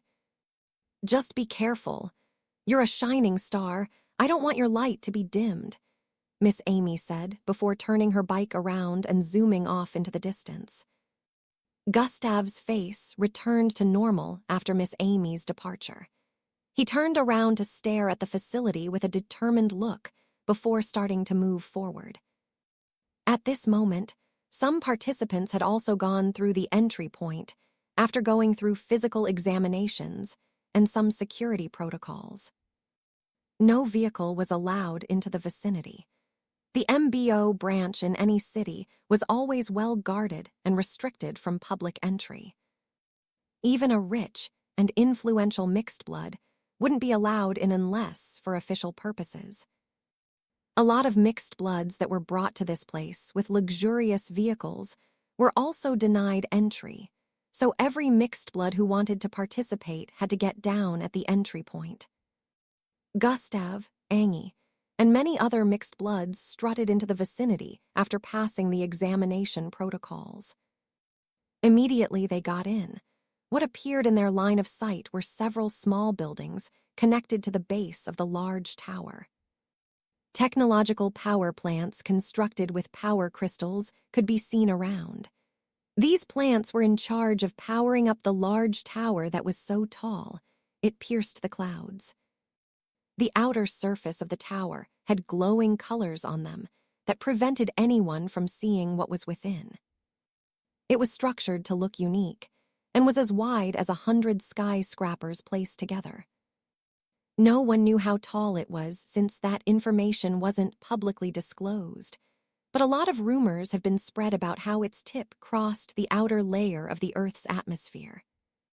The vicinity surrounding the tower was also very wide, so the participants would have to walk for up to an hour before they could arrive at the tower. There were still vehicles moving within the facility, mostly armored vehicles, but they didn't even bother trying to carry any one of the participants. The participants had been told at the entry point that they had to walk towards the tower themselves. Gustav and Angie were currently moving with a group of 60. Chatter, chatter, chatter. Of course, being teenagers, there was no way these kids wouldn't interact with each other. Although a lot of them were tensed and didn't interact with anyone, the rest weren't bothered. Chapter 160, It Has Begun. Gustav remained focused and stared at the building ahead while activating God's eyes.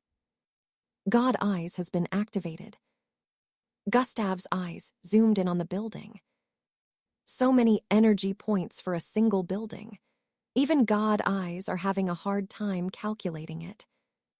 In Gustav's line of sight, the base of the building had had a stable yellowish with green energy flow, but the energy points kept increasing in number. 798, 932, 534, 678, 002. This was the highest energy count Gustav had seen while making use of God's eyes, yet it still kept increasing. Gustav's sight started traveling upwards from the base of the MBO tower. Even though God Eyes had improved over the past weeks, it was still impossible for him to see the top of a building that was more than 10,000 meters in height. Gustav was intrigued even more. Just as he started retracting his vision, he noticed something along the road that led to the base of the tower about 100 feet away from their current position. What's going on? Gustav wondered with a curious look. He was currently walking in the middle of the crowd, so he wanted to move further ahead to check on what he noticed. However, before he could, something happened. Boom, boom, boom. The ground was suddenly blasted open, toward the east, west, and north. Kaya. The participants were caught unawares, and about 13 of them started falling into the wide holes. The cracks continued to widen across the ground, and more of them kept falling into the holes. Mixed bloods with fast reaction time quickly activated their bloodlines and leaped out of the coverage area of the crumbling ground.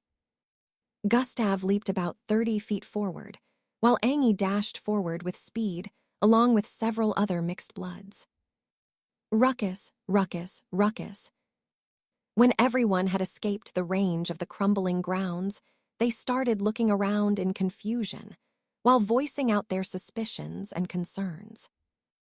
Behind them was a 300 feet wide hole created from the combination of 3 holes. They were so deep that the bottom couldn't be seen. This frightened everyone. About 20 of the participants had fallen into this hole. What's happening? Why is such an incident happening in the MBO, yet no official is trying to help us? Everyone looked around and noticed that the tanks and other vehicles moving around in the vicinity didn't even bother with them. The crumbling of the ground was loud enough since it sounded like an explosion, which meant the officials in the vicinity must have heard it.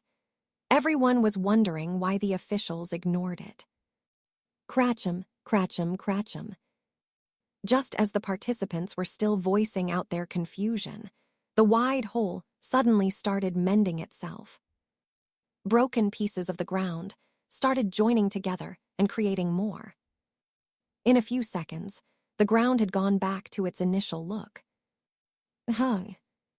Everyone was surprised to see this happening and wondered what was going on. Angie, let's keep moving. Gustav said to Angie, who was also gobsmacked by the current development. "Hey," Angie exclaimed, but Gustav didn't mention anything else before moving forward. Angie quickly followed him from behind. "Hey, you still want to keep going after seeing what just happened? What if the ground collapses again?" A boy with a silver-colored forehead called out to them with a worried look. "You want to stay here?" Gustav asked without turning around. His question brought everyone back to reality. They couldn't get to the tower without walking. Since the officials in the vicinity kept ignoring them, they could either decide to keep moving forward or backward. Either way, they couldn't escape walking on the ground. Gustav and Angie were at the forefront now, and everyone else followed behind them. "Angie, this way." Whenever Gustav moved to the side, he would call out to Angie to also follow his footsteps. Sometimes he would move 7 steps to the left. Other times he would move several steps to the right also. The mixed bloods behind guessed that he was probably doing that because he didn't want to trigger the ground crumbling, so they decided to follow in his and Angie's footsteps. This continued for some time, and some of the people behind grew tired of Gustav moving about like a drunk. "Why do we have to follow this guy and do what he does?" "I think it's because he knows the parts of the ground that is dangerous." "Don't be ridiculous. How could he know when we're all clueless about it?" "I'm tired of moving about like a monkey." They voiced their displeasure. Gustav, who was at the forefront moving from side to side with Angie, heard their voices and said, "I didn't ask for anyone to follow me. If you're free to walk however you wish to." The 3 who spoke from behind stared at Gustav's back and gritted their teeth before straying from the lineup of the others following Gustav. "Ah, you see, I knew this monkey was just leading us around." One of them spoke while walking on the right side of the road, several feet behind Gustav. "Angie, we need to cross 70 feet in the next 3 seconds. Go," Gustav voiced out and dashed forward. "Dash has been activated." Whoosh. Angie heard that and reacted instantaneously by dashing out after him. The mixed bloods behind them wondered why they suddenly sped up, but once Gustav and Angie traveled more than 70 feet forward, loud explosions rocked the grounds again. Boom, boom, booms, booms, booms, boom. 6 different parts of the ground blasted open this time. The smile on the face of the mixed blood, who spoke earlier, froze as his body started falling into the first hole when the ground beneath his legs disappeared. The other 3 that agreed with him also started falling into the same hole. As the holes on the ground kept expanding, more and more mixed bloods fell into them, but others that were a bit farther from those 3 were able to react in time and activate their bloodlines before distancing themselves from the grounds that were caving in.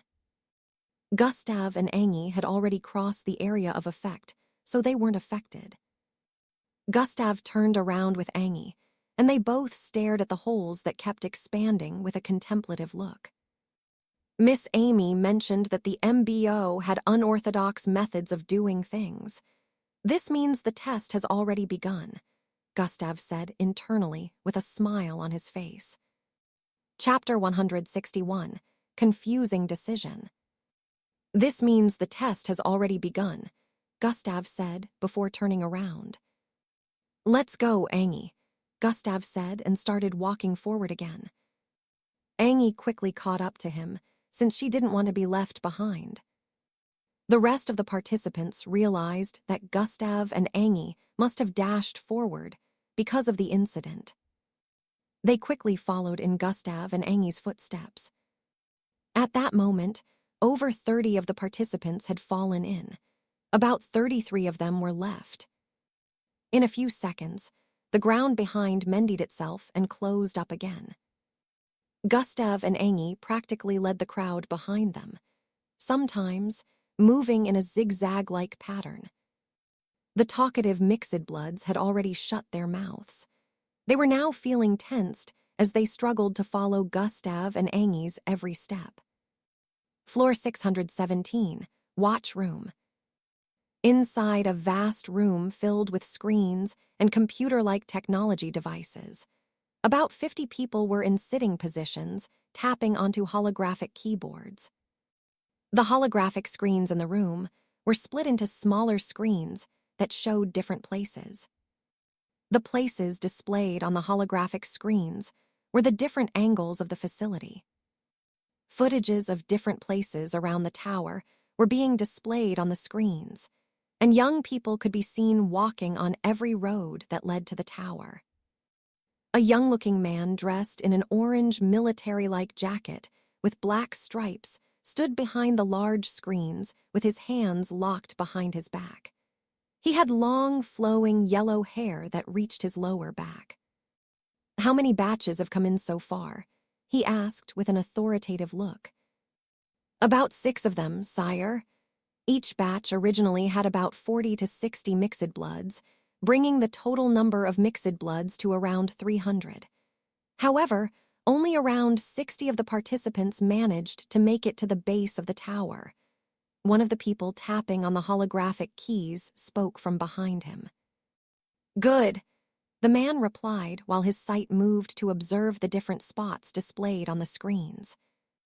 He noticed something and paused his sight on the top right corner of the screen. "This batch seems to have the highest remaining number of participants," he muttered with an intrigued look. On this particular screen, the participants were about 30 in number, moving speedily towards the base of the tower. On other screens, the number of the participants ranged from 12 to 15, which was why he was intrigued about the number of participants retained in this batch. "They seem to be following that boy over there." His sight closed in on a boy with dirty blonde hair, leading the crew. Even though there was a girl with 2 horns following him by the side, it was apparent that the person leading was the boy. The yellow-head man stared at how the boy avoided different spots on the ground while traveling towards the tower. "Interesting. Looks like he can see the traps," the man muttered while analyzing the boy's looks. "Another promising candidate might have shown up, but it's too early to judge," he said internally. Gustav and the rest were already about 700 feet away from the base of the tower. The other participants following Gustav and Angi for more than 15 minutes now noticed that they had not faced the problematic situations they did in the past. The ground didn't blast open while they followed in his footsteps. They were intrigued about how Gustav was able to pull this off, but they were more concerned with getting to the tower, which was the primary goal. After a few more seconds, they crossed another 100 feet, but immediately they did, Gustav paused his footsteps. The rest behind also paused and stared at Gustav from behind with a look of confusion. Gustav stood there for quite a while, with his irises glowing scarlet and green. "Hey, what's going on? Why did he stop?" The participants behind were starting to get impatient after seeing that Gustav hadn't moved for about 30 seconds. "Is something the matter?" Angi asked from his side after noticing Gustav's intense staring. Yes, something is up, but I need to confirm my suspicions first," Gustav said, and proceeded to sit on the ground. What's going on? Why is he sitting? The crowd behind couldn't understand Gustav's actions. Angi also didn't understand it, but she didn't question him. Instead, she proceeded to join him in sitting on the ground. This continued for more than 2 minutes.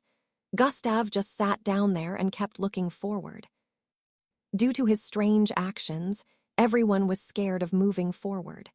Some of them even approached him and Angi to ask if anything was the matter. Gustav only smiled at them and replied, "I feel like taking a rest. You guys can move along." Even after hearing Gustav's statement, no one still moved. Some of them were good at sensing vibrations due to their bloodline.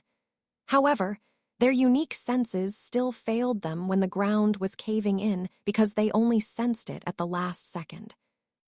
What madness is this? We can't just sit around and do nothing. A chubby boy with a bald black head walked towards Gustav and Angie while speaking. He was already tired of standing around, so he decided to do something. "Hey, keep leading us," he threatened after arriving behind Gustav. Isn't it a little too early for me to be meeting nuisances?" Gustav sighed after hearing the chubby boy speak from behind. "Hey, did you hear me? Either you keep leading us or I'll—" Before he could complete his sentence, Gustav interrupted. "Is it wise for you to cause trouble here? You know where we are, right?" Gustav said without turning around. "Eck," the boy flinched back after hearing that. He remembered his father warning him not to cause any problems within the MBO branch. He moved back with a wary expression. Screw it, I'm gonna keep moving forward," one of them voiced out and activated her bloodline. The chubby one stared at the person moving, who happened to be a girl with green skin and a brown tail. Immediately, she activated her bloodline. Red aura-like energy covered her entire body, and she started moving forward. Chapter 162, Cannon Fodders. Everyone stared at her as she moved past Gustav and Angie's position. After she crossed over 20 feet, the chubby boy decided to join her. He also activated his bloodline, causing black metallic shards to cover his face, hands, and legs. Bang, bangs, bang. His movement caused the ground to make loud sounds. He caught up to the girl, and they kept on moving forward together. Seeing the way they weren't affected, everyone joined them, running forward and leaving Gustav and Angie behind. Immediately, the two at the front crossed about 70 feet. Silver-colored cannons suddenly sprouted from the ground. Swoon, swoon, swoon. About 17 cannons, with 2 or 3 mini cannons, sprouted out in less than 5 seconds, shooting blue beams towards the participants. Bang, bangs, bangs, bang. Since every participant was a Zulu-ranked mixed blood, 3 seconds was more than enough for them to prepare to dodge the attacks. However, immediately they tried to move their body. A strange pressure suddenly descended upon the vicinity. Thoom. Everyone suddenly felt the weight of their bodies increase by 2. Due to this sudden change, a lot of mixed bloods were not able to move their body fast enough and were hit by the beams. Bam, bam, bam, bam. About 7 people were hit in one go. Immediately, a beam slammed into a person. They'd pass out. Once their body collided with the ground, it would open up, and their bodies would fall into the opening. The chubby boy was among the first to be blasted into the ground below. The girl, who had a red aura-like covering on her body, could still move about unhindered by the sudden change in the gravitational force. A swee. She dodged the cannons and dashed forward. She formed a 2-meter-long sickle made of red energy and swung it towards the cannon in front of her. SWHH. The cannon was smoothly divided in 2. Bang, bang, bangs, bang. More participants were still being shot down. Nevertheless, some of the mixed bloods used others as coverings to prevent beams from touching them. They also attacked the cannons, even though their speed was decreased significantly. In a few minutes, the 17 cannons had been destroyed. However, only 21 participants were left. After all the cannons were destroyed, the gravitational force returned back to normal. "Let's go, Angie," Gustav said and proceeded to stand up. Angie was still amazed by what she had just witnessed.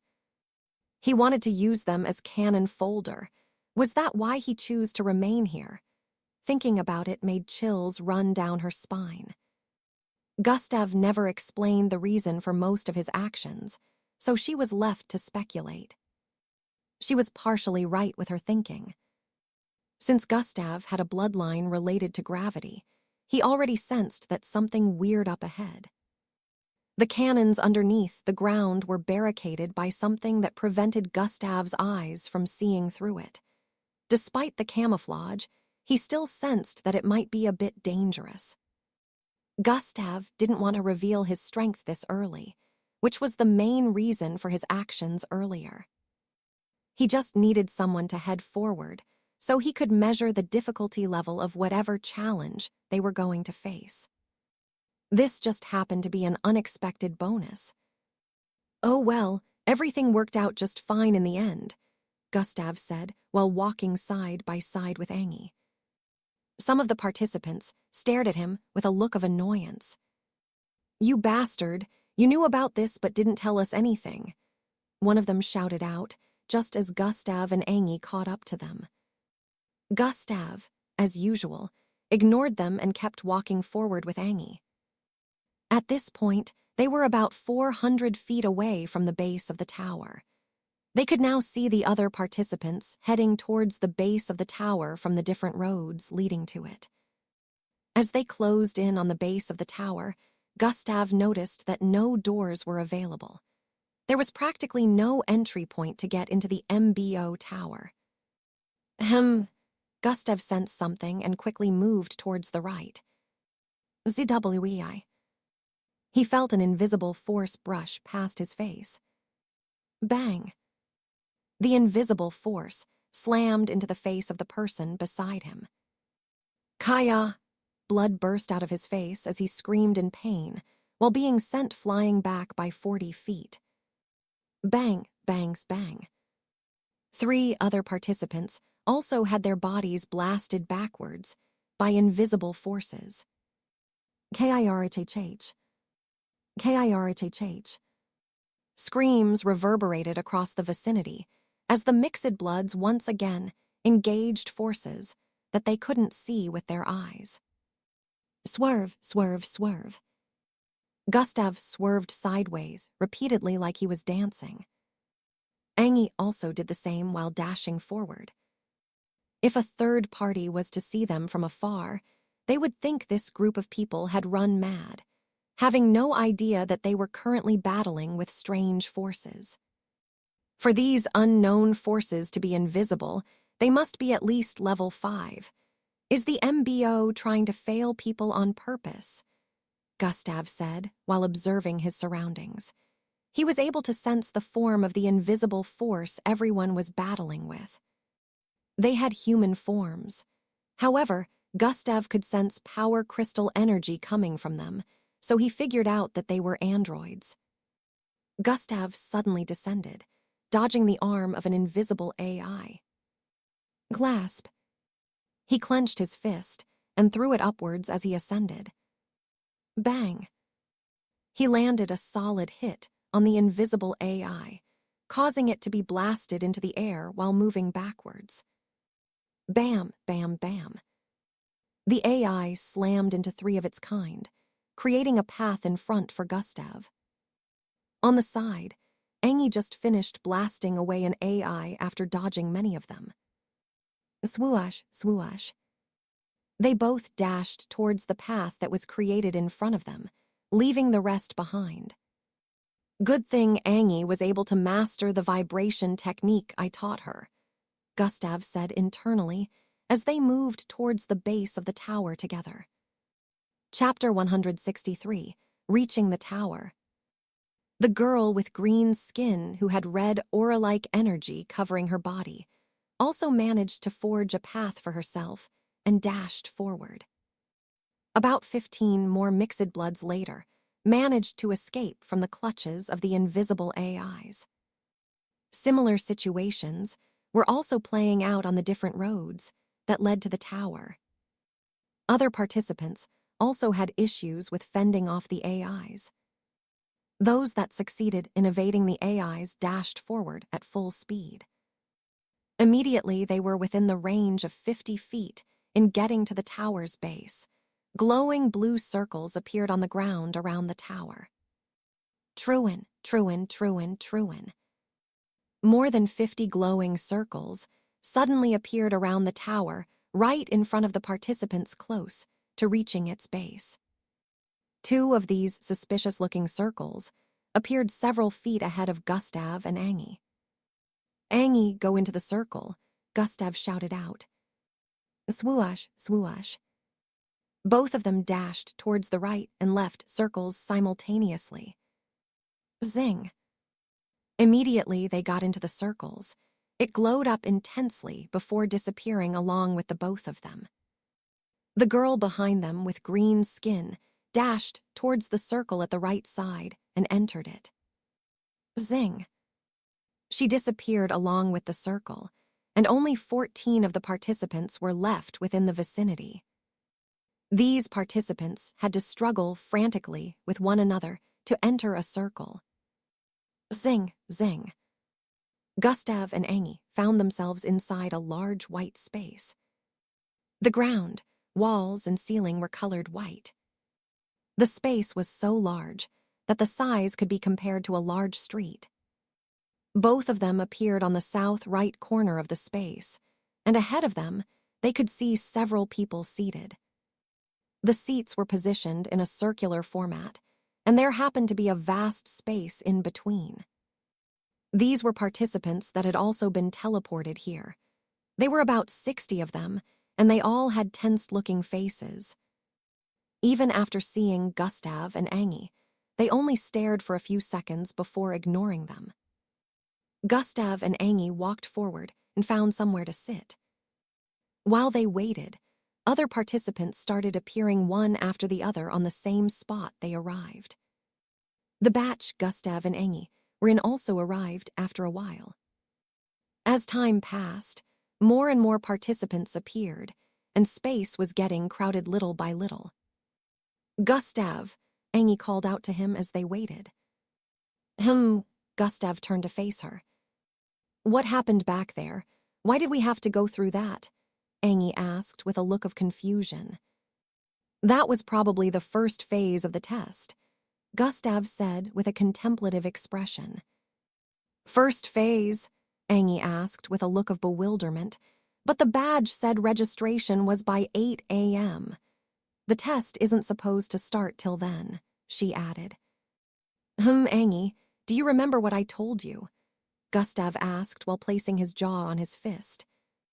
To be ready for surprises," Angie said with a look of uncertainty. "That's right. Prepare yourself for surprises. Let your mind be in an active state at all times," Gustav stated. "In other words, we have to be alert at all times." On Angie's face, a determined look could be seen as she was in pensive thought. "Ha, bunch of useless fools.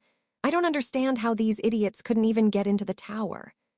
A tall and slim-looking young participant with spiky orange hair shouted out while laughing. He had just been teleported into the space a while ago. A wide grin was plastered on his face as he placed his hand behind his head and walked towards the rest of the participants. While walking and voicing out his disgust for those who failed to get to the tower, the other participants stared at him with weird looks. Why does this place look dead?" he voiced out after noticing their stares. "Toy," he spat out, "bunch of losers, see how they all look scared," he said as he proceeded to sit beside the green-skinned girl that came from Gustav's batch. "You bastard, how dare you call us weak?" "You're the one who's weak, loudmouth." "I'll cut that tongue off," some of the participants said. They were provoked by his words and voiced their anger, but he ignored them and put one of his fingers in his left ear. "You don't look like those weaklings," he said with a grin to the girl beside him. "Hey, don't talk to me so casually," the green-skinned girl voiced out with a repressed look and proceeded to ignore him. Don't be so prideful, 'cause I acknowledged your strength," he shouted out. Go talk to the gutter, loudmouth," she replied and stood up. She moved to Gustav and Angie's position, few feet towards the left, and sat beside Gustav.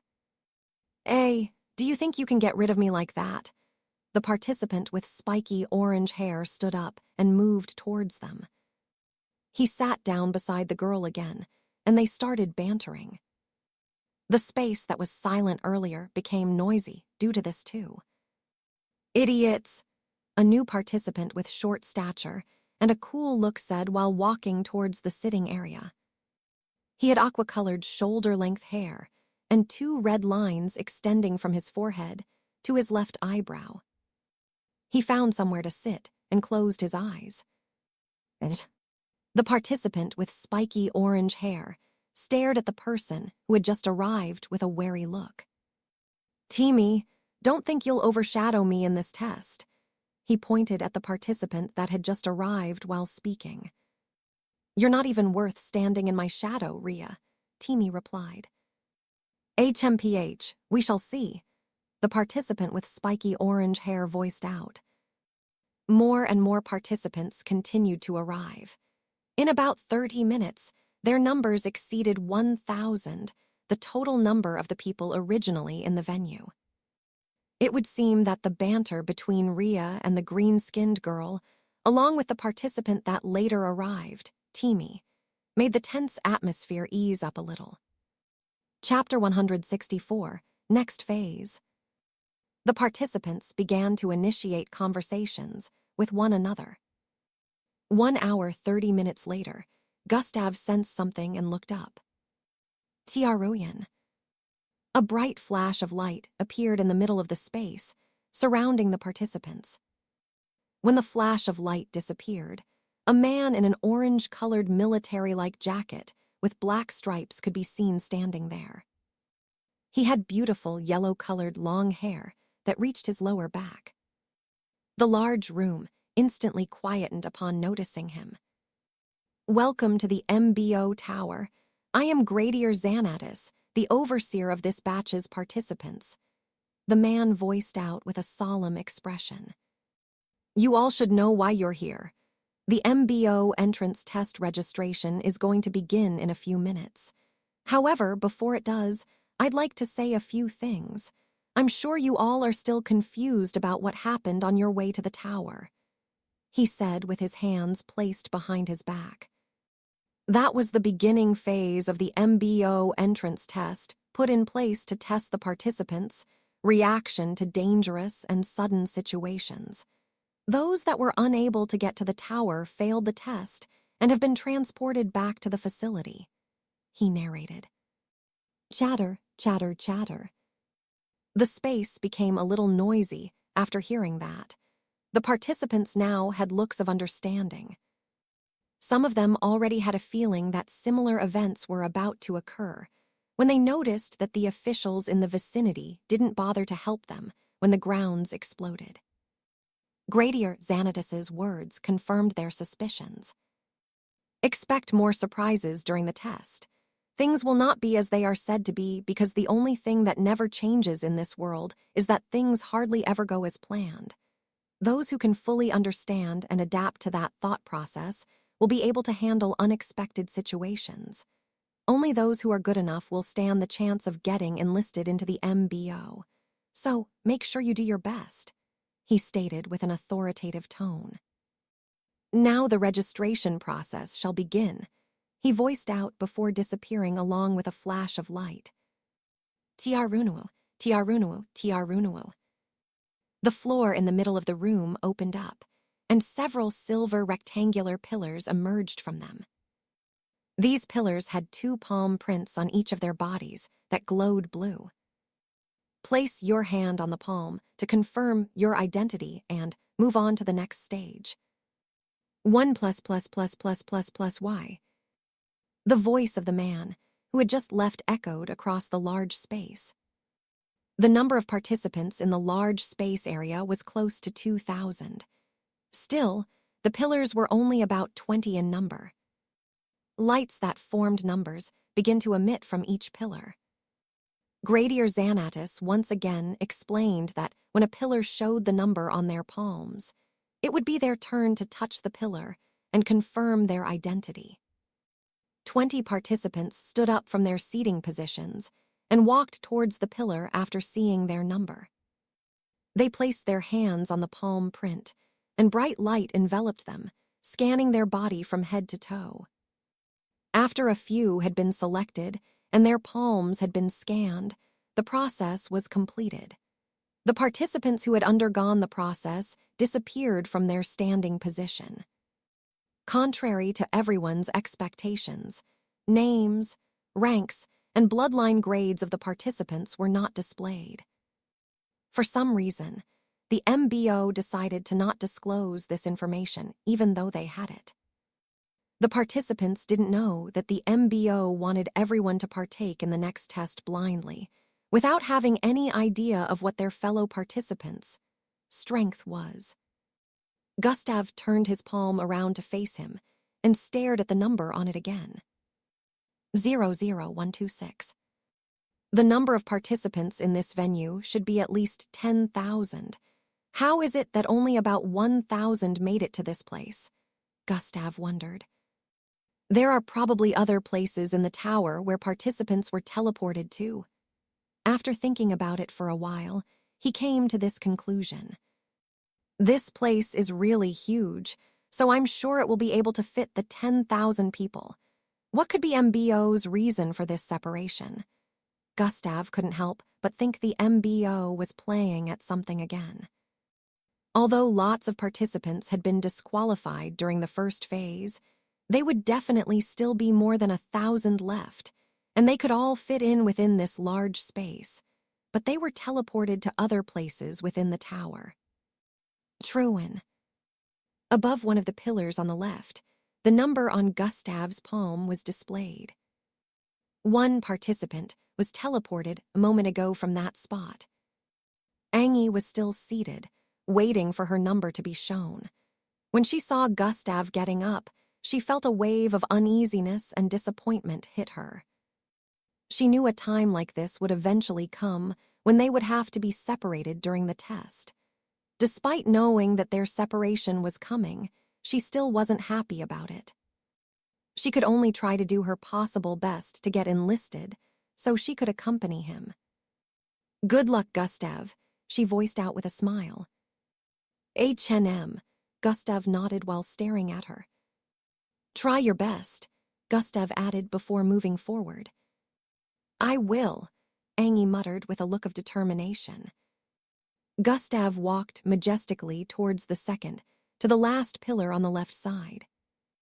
His bearing and vibe of confidence, along with his handsome looks, dragged a lot of people's attention towards him. Especially the batch he came in with earlier. Some of them still had a grudge against him due to what happened earlier. However, at this moment, they could tell that his bearing wasn't that of an ordinary person. I wonder what grade he is. These were the thoughts of almost every mixed blood in the vicinity. Gustav arrived in front of the pillar and stretched out his hand to touch it. Truin. Lights reflected from the pillar and scanned his entire figure. In a few seconds, he disappeared from his spot. Zing. Gustav's eyes regained its clarity after the blinding light disappeared, and he found himself in a different place. Chapter 165, Throwback. After Gustav disappeared, Angie sat and waited for her turn. I hope I get teleported somewhere close to him, she said internally. After a few minutes more of waiting, it was her turn, and she proceeded to walk towards the front. Gustav walked around after arriving at the new place. Unlike the former space, this one had no walls. The entire space was white and bright except for the ground, which had patches of green grass on it. The space was vast, and it was impossible to see the beginning of the end since it extended as far as the eyes could see. In the air, a large holographic image of numbers counting down could be seen high above. 1504. Gustav could tell that the next phase was probably going to begin after the holographic timer's countdown was complete. Gustav was sure that he wasn't the only participant in the space, and that the others were probably too far apart for him to sense their presence. Hopefully, they'll give us a heads up on what the next phase is about, Gustav said internally, and proceeded to sit on the ground. The past weeks, events drifted into his mind as he sat. After boss Danzo left 6 weeks back, Gustav was enraged, and he promised to deal with the teachers in the disciplinary committee. He hatched plans and plotted some things secretly. Gustav didn't just want to do something that they could recover from easily. He wanted to get proof that will show that they had a hand in the incident. Gustav wanted solid evidence that will put the teachers in a precarious situation without him feeling any form of repression. Gustav impersonated a school cleaner and infiltrated all their offices one after the other to search for clues. There were about 4 teachers on the disciplinary committee, 3 men and 1 woman. Mr. Lon was the person who personally demanded that Gustav's workload should be increased. The rest were Mr. Butch, Mr. Sun, and Mrs. Grace. Gustav went into their offices one after the other to search for clues. After searching about 4 of their offices, Gustav couldn't find anything that linked to the incident. He entered Mr. Lon's office last to search for clues. However, like the others, he couldn't find anything. He even hacked their schedule tablet, but nothing critical came up. Gustav was about to leave when he noticed something on Mr. Lon's schedule tablet. The schedule tablet was a circular device where Mr. Lon's daily schedules were placed. Gustav had checked the schedule tablets of other teachers from the disciplinary committee. Still, he couldn't find a lead of any sort. By contrast, something on Mr. Lon's tablet caught his attention. Delta Labs. Gustav voiced out what he saw on the schedule tablet. On the tablet, it was displayed that Mr. Lon had some kind of appointment in a certain lab the next day. This particular lab caught his attention because this was one of the labs that Gustav sold corpses of mixed breeds to. The location wasn't far from his neighborhood, and it happened to be a lower-rated lab compared to the other labs in the city. Gustav began to wonder why Mr. Lon would want to visit such a lab that wasn't befitting of his standard. Gustav was also supposed to visit the lab the next day to sell some mixed-breed corpses. It was the perfect opportunity for him to see what Mr. Lon was up to. Flicker. Gustav opened his eyes after hearing a beeping sound within the space. 03:59. He looked up and noticed that the time left was less than 4 minutes already. The holographic projection of the timer displayed had turned red, and the beeping sound increased the tension in the hearts of the participants. "Welcome once again, everyone," a loud voice boomed across the space. Every participant in different parts of the space could hear the voice. "This is Gradier Xanata speaking. The second phase of the entrance test shall begin in a few minutes," he added with a vibrant tone. "This phase is based on a single skill." Gradier Xanatus paused for a few seconds, causing the tension in the air to rise. "Endurance," he said with a loud voice. "Oh," Gustav said. He expected this phase to be more complex, but it turned out to be an endurance test. "Now, I will brief you on this phase," Gradier Xanatus said, before proceeding to explain what was required to pass the test. "You only need to do one thing during the duration of the test. Follow the light." Follow the light. Everyone was dumbfounded at his statement. They only needed to follow a light to pass the test. No matter how they tried seeing it, it seemed very simple to them. "This is definitely not going to be as simple as he says," Gustav said internally upon hearing Gradier Xanatus's words. Gustav wasn't the only participant who had this thought. Some of them remembered the ordeal they went through while trying to get to the tower. This made them raise their guards up because they felt that the test might not be as simple as it was being made out to be. Gradier Xanatus explained some other things for a few more minutes. 00:30. When only 30 seconds were left on the holographic timer, Gradier Xanatus ended his briefing and wished all the participants good luck before his voice disappeared. After his voice disappeared, a massive ball of green light appeared in the distance. It looked so far away, but everyone could see it clearly. Nobody needed to be reminded that the light was what they needed to follow because, according to Gradier Xanatus's words, they had to keep moving until they got to the light. Also, Gradier Xanatus mentioned a hidden scoreboard where participants would receive points based on their performances during each test phase. This hidden scoreboard would not be revealed until the end of the MBO entrance test. 0019. Chapter 166, Follow the Light. This hidden scoreboard would not be revealed until the end of the MBO entrance test. 0019. Everyone looked ready from their various positions. They stared at the green ball of light ahead with a look of determination. God Eyes has been activated. Gustav stared at the ball of light from his position, but couldn't find any energy points on them, which surprised him a little.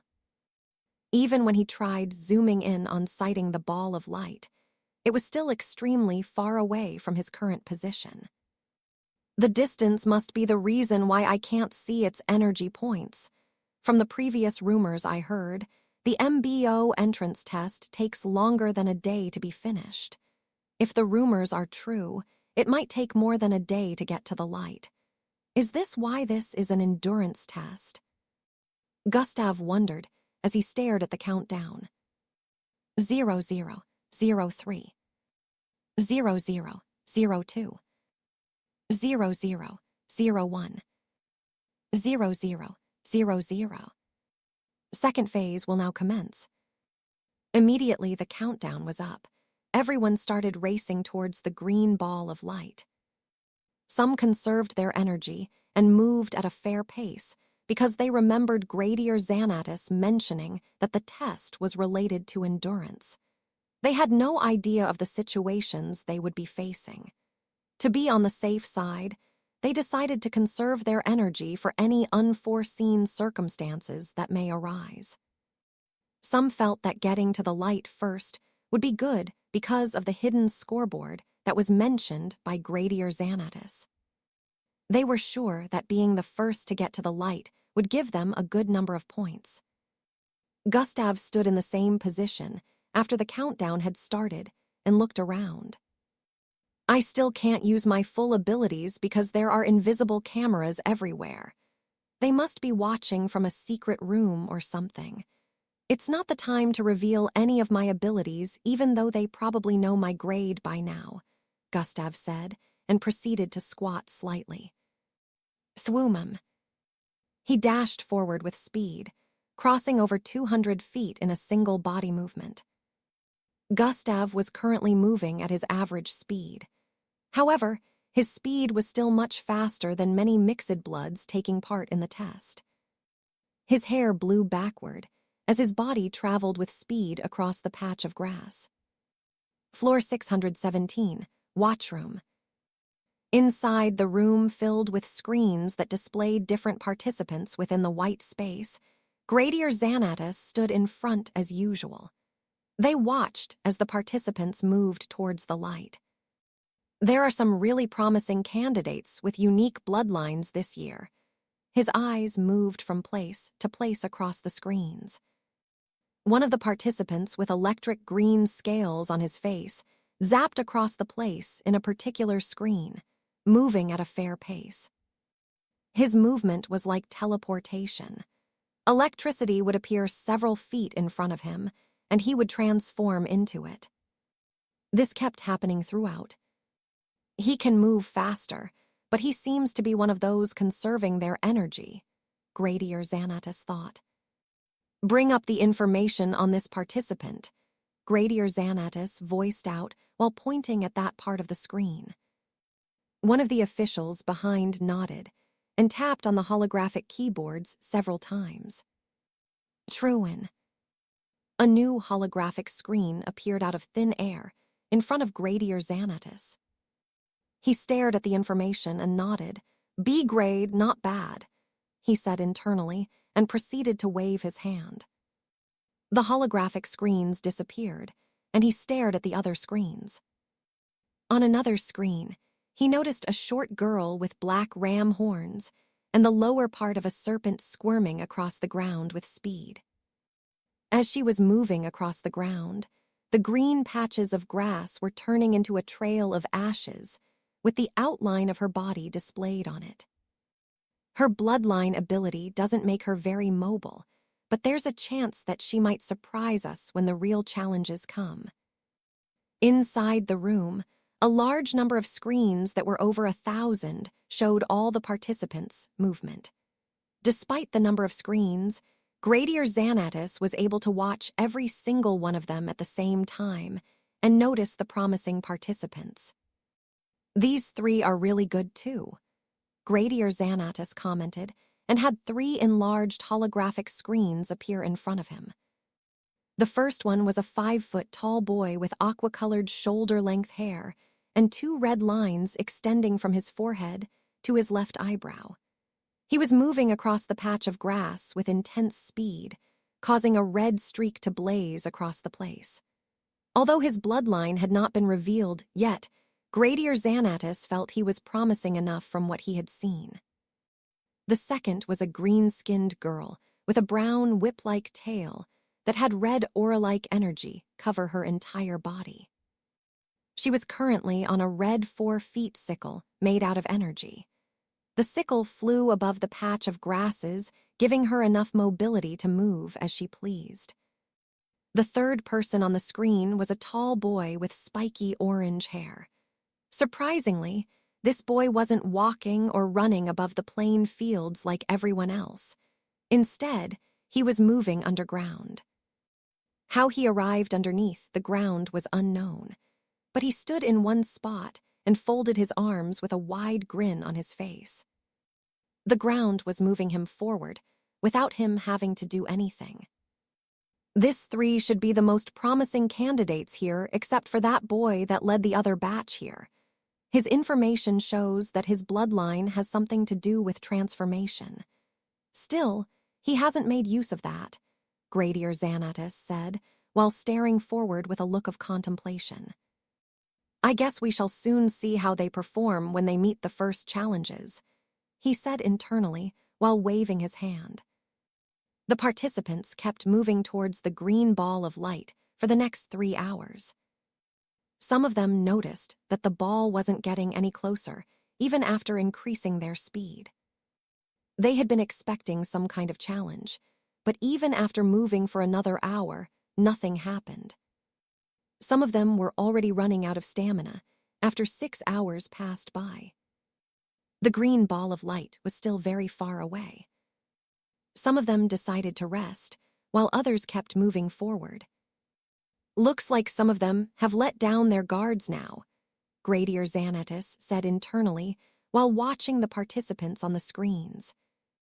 Release the MOBICLES, he commanded with a loud voice. Chapter 167, Landscape Transformation. It looks like some of them have let down their guard, Gradier Xanatus said internally while watching the participants on the screens. Release the MOBICLES, he commanded with a loud voice. Within the test location, the participants suddenly paused whatever they were doing when they sensed something.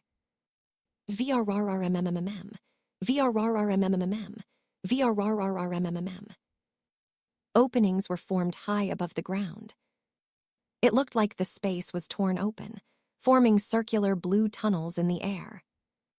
SWEI, SWEI, SWEI, SWEI. Baby palm-sized blue machines started raining down from above. These small machines were spherical and had very smooth surfaces. Thousands of them were dropping from the sky. Everyone was surprised at the sudden development. The group of participants that sat down to rest were about to jump to their feet when the ground started quaking. DHMMM, GHRMMM. Most mixed bloods lost their footing, but surprisingly, they didn't fall. They didn't fall because the grass below their feet had grown in length and coiled around their legs, without most participants realizing what was going on. When this was happening, some participants noticed it and found a way to protect themselves while others didn't. The participants that the plants grabbed made use of their bloodline abilities to free themselves from the grip of the plants. However, in the process of doing that, the weird spherical machines falling from above made contact with the ground. SKRE. The ground split open in different places. Immediately contact was made. KIRHHH. Screams rang out as several participants fell into the openings on the ground after they finished escaping from the entanglement of the plants. Some were unable to free themselves from the entanglement and were thrown into the plants' openings. Due to the unique chain of events, more mixed bloods were disqualified at this point. Those who could escape the cracks and opening points on the floor moved to a safer spot. They stared at the landscape ahead with a look of bewilderment. The spherical machines glowed green before burrowing into the ground and disappearing. Right before their very eyes, the structure of the entire landscape started changing. Small golden-colored rivers began to appear ahead, along with mountains and trees. Some grass patches became bigger and taller. The grasses with sentience started thrashing around all in a bid to grab the nearby participants. A sky also suddenly appeared high above. The participants could see clouds with their blue color, but the yellow sun was missing. In place of the sun, the participants could only see the green ball of light they were supposed to follow. Everything in the space looked so real that it could be compared to normal outdoors. The only differences that the participants could spot were the golden rivers and the green ball of light that replaced the sun. The outlook of the entire landscape had gone through an unbelievable transformation. I knew getting to the green light wasn't going to be as easy as they were making it out to be, Gustav muttered while observing his surroundings. He stood at the top of a small 30-meter-tall rock and stared at the landscape ahead while activating God's eyes.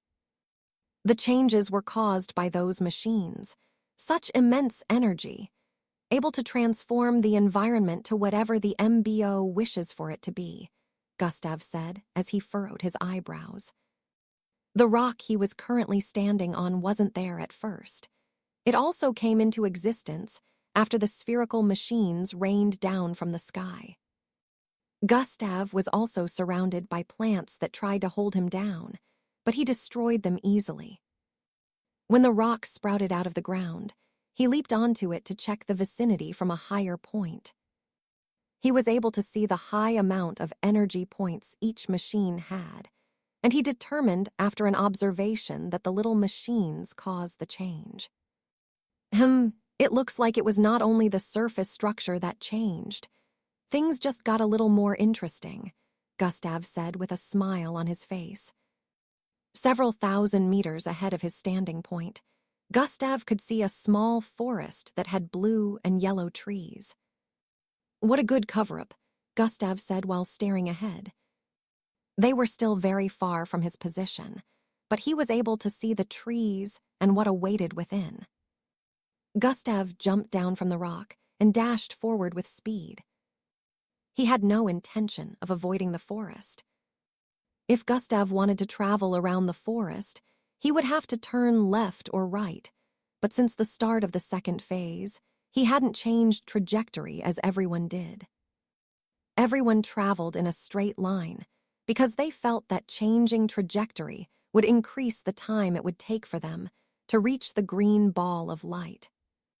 Gustav felt that everyone was probably transported to positions where they only had to keep moving forward to get to the ball. Turning towards the left or right would mean you were traveling in the wrong direction, but that didn't mean you couldn't get back on track by simply turning to face the large glowing ball in the distance. Swoosh. Gustav arrived within the forest in a few seconds and streaked past the yellow and blue trees.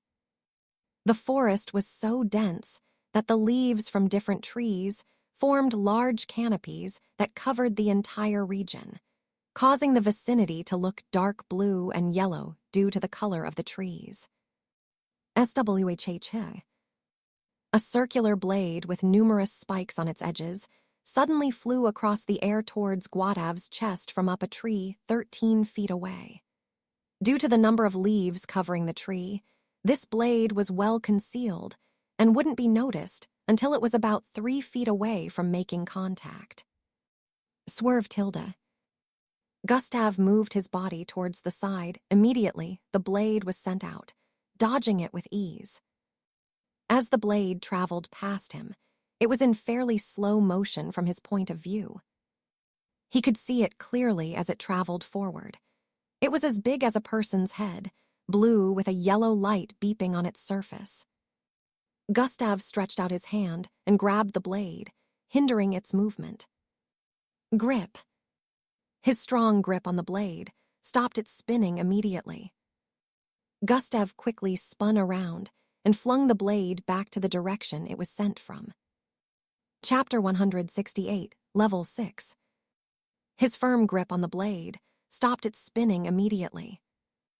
Gustav quickly spun around and flung the blade back in the direction it was sent. SKKRRHHH. A loud metallic screeching sound rang out from up ahead. Boom! A small explosion rocked the trees a few feet ahead. A big branch of a tree was severed in two, and it fell to the ground along with a blue humanoid-looking machine. The left shoulder area down to the chest, and the sides of its rib melted off. Gustav dashed out in a bid to finish it off the moment it landed on the ground.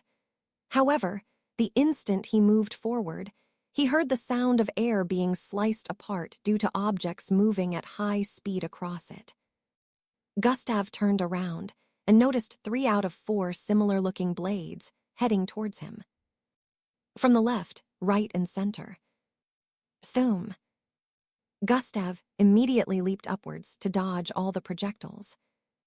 As his body ascended into the air, the spinning blades passed below him, but to his surprise, they stopped moving forward. The blades turned and headed for his body while he was still in midair. Gustav noticed another one headed for him from behind, bringing the total count of the blades to 5. Swirl. Gustav suddenly spun his body repeatedly in midair and swung out his leg towards the first 3 blades that arrived in front of him. Bam, bam, bam. Gustav's leg accurately slammed into the body of the 3 blades.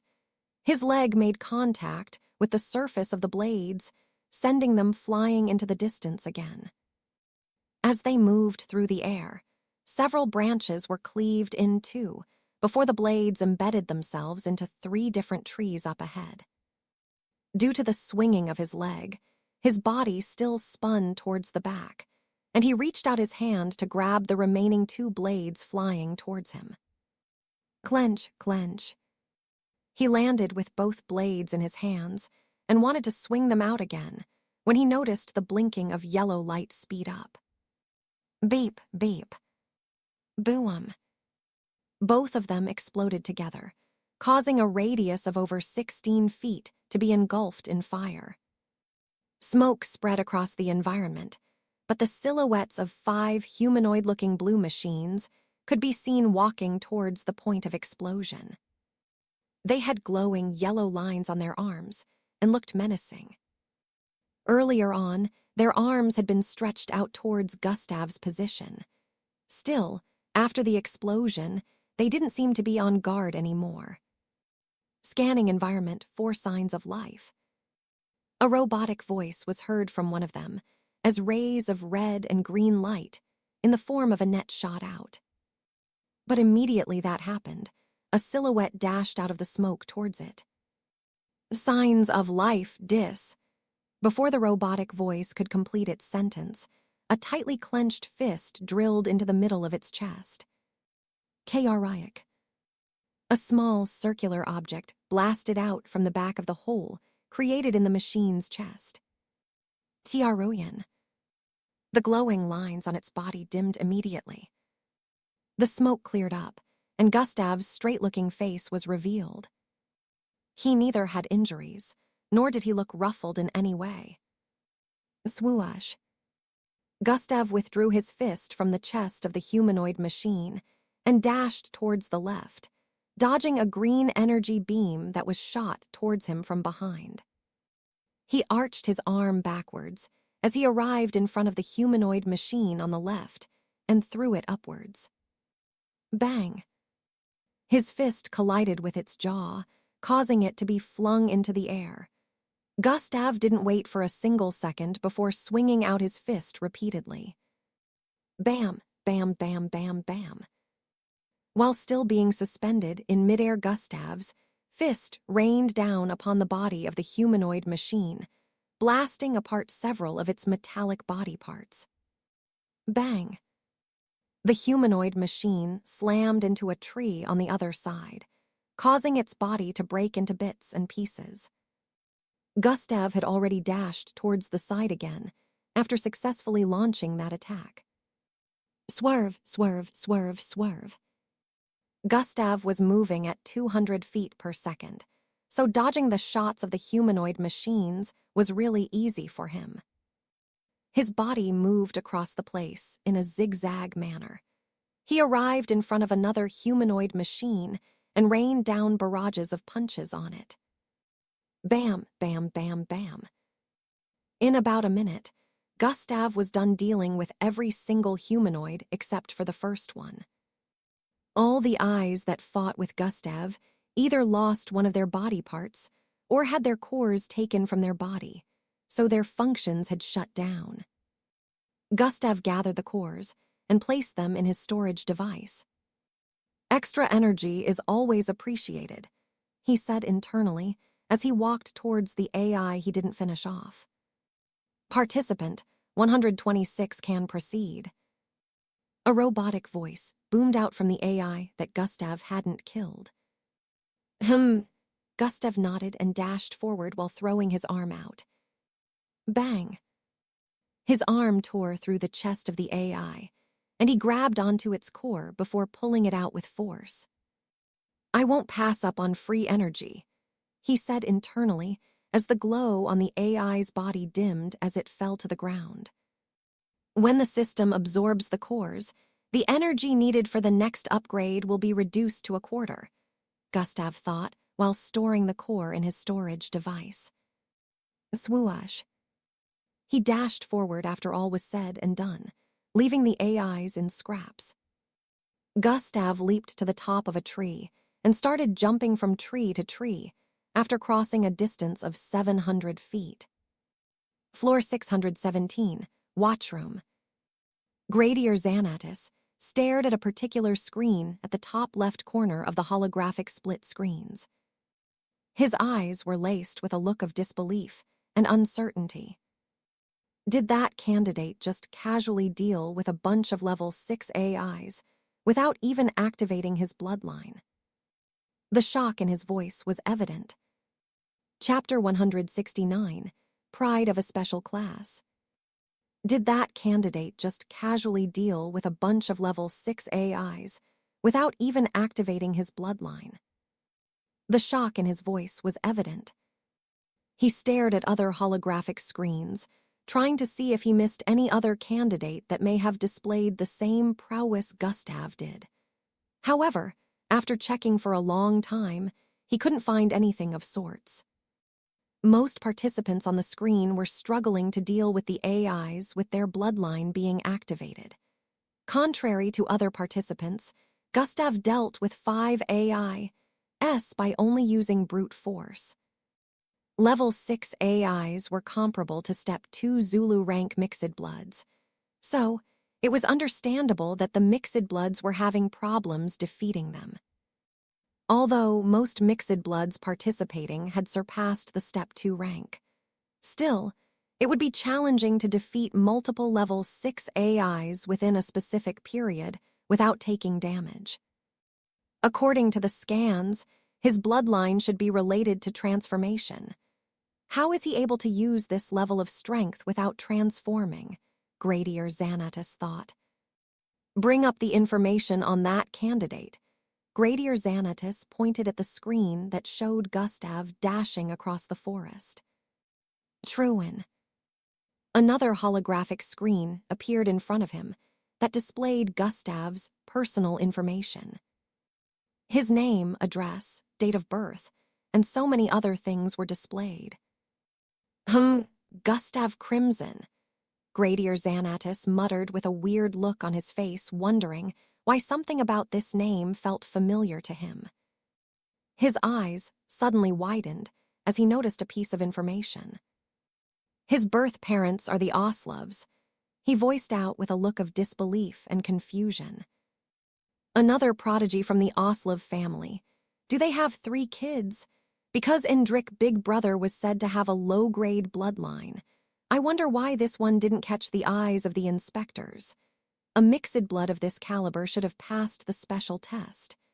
Gradier Xanatus thought while being puzzled at the new information he uncovered. Why does he bear the name Crimson if his original family is the Oslovs? A giant screen was placed in front of a hall, and several young people dressed in pure white uniform-like outfits sat on chairs opposite the screen.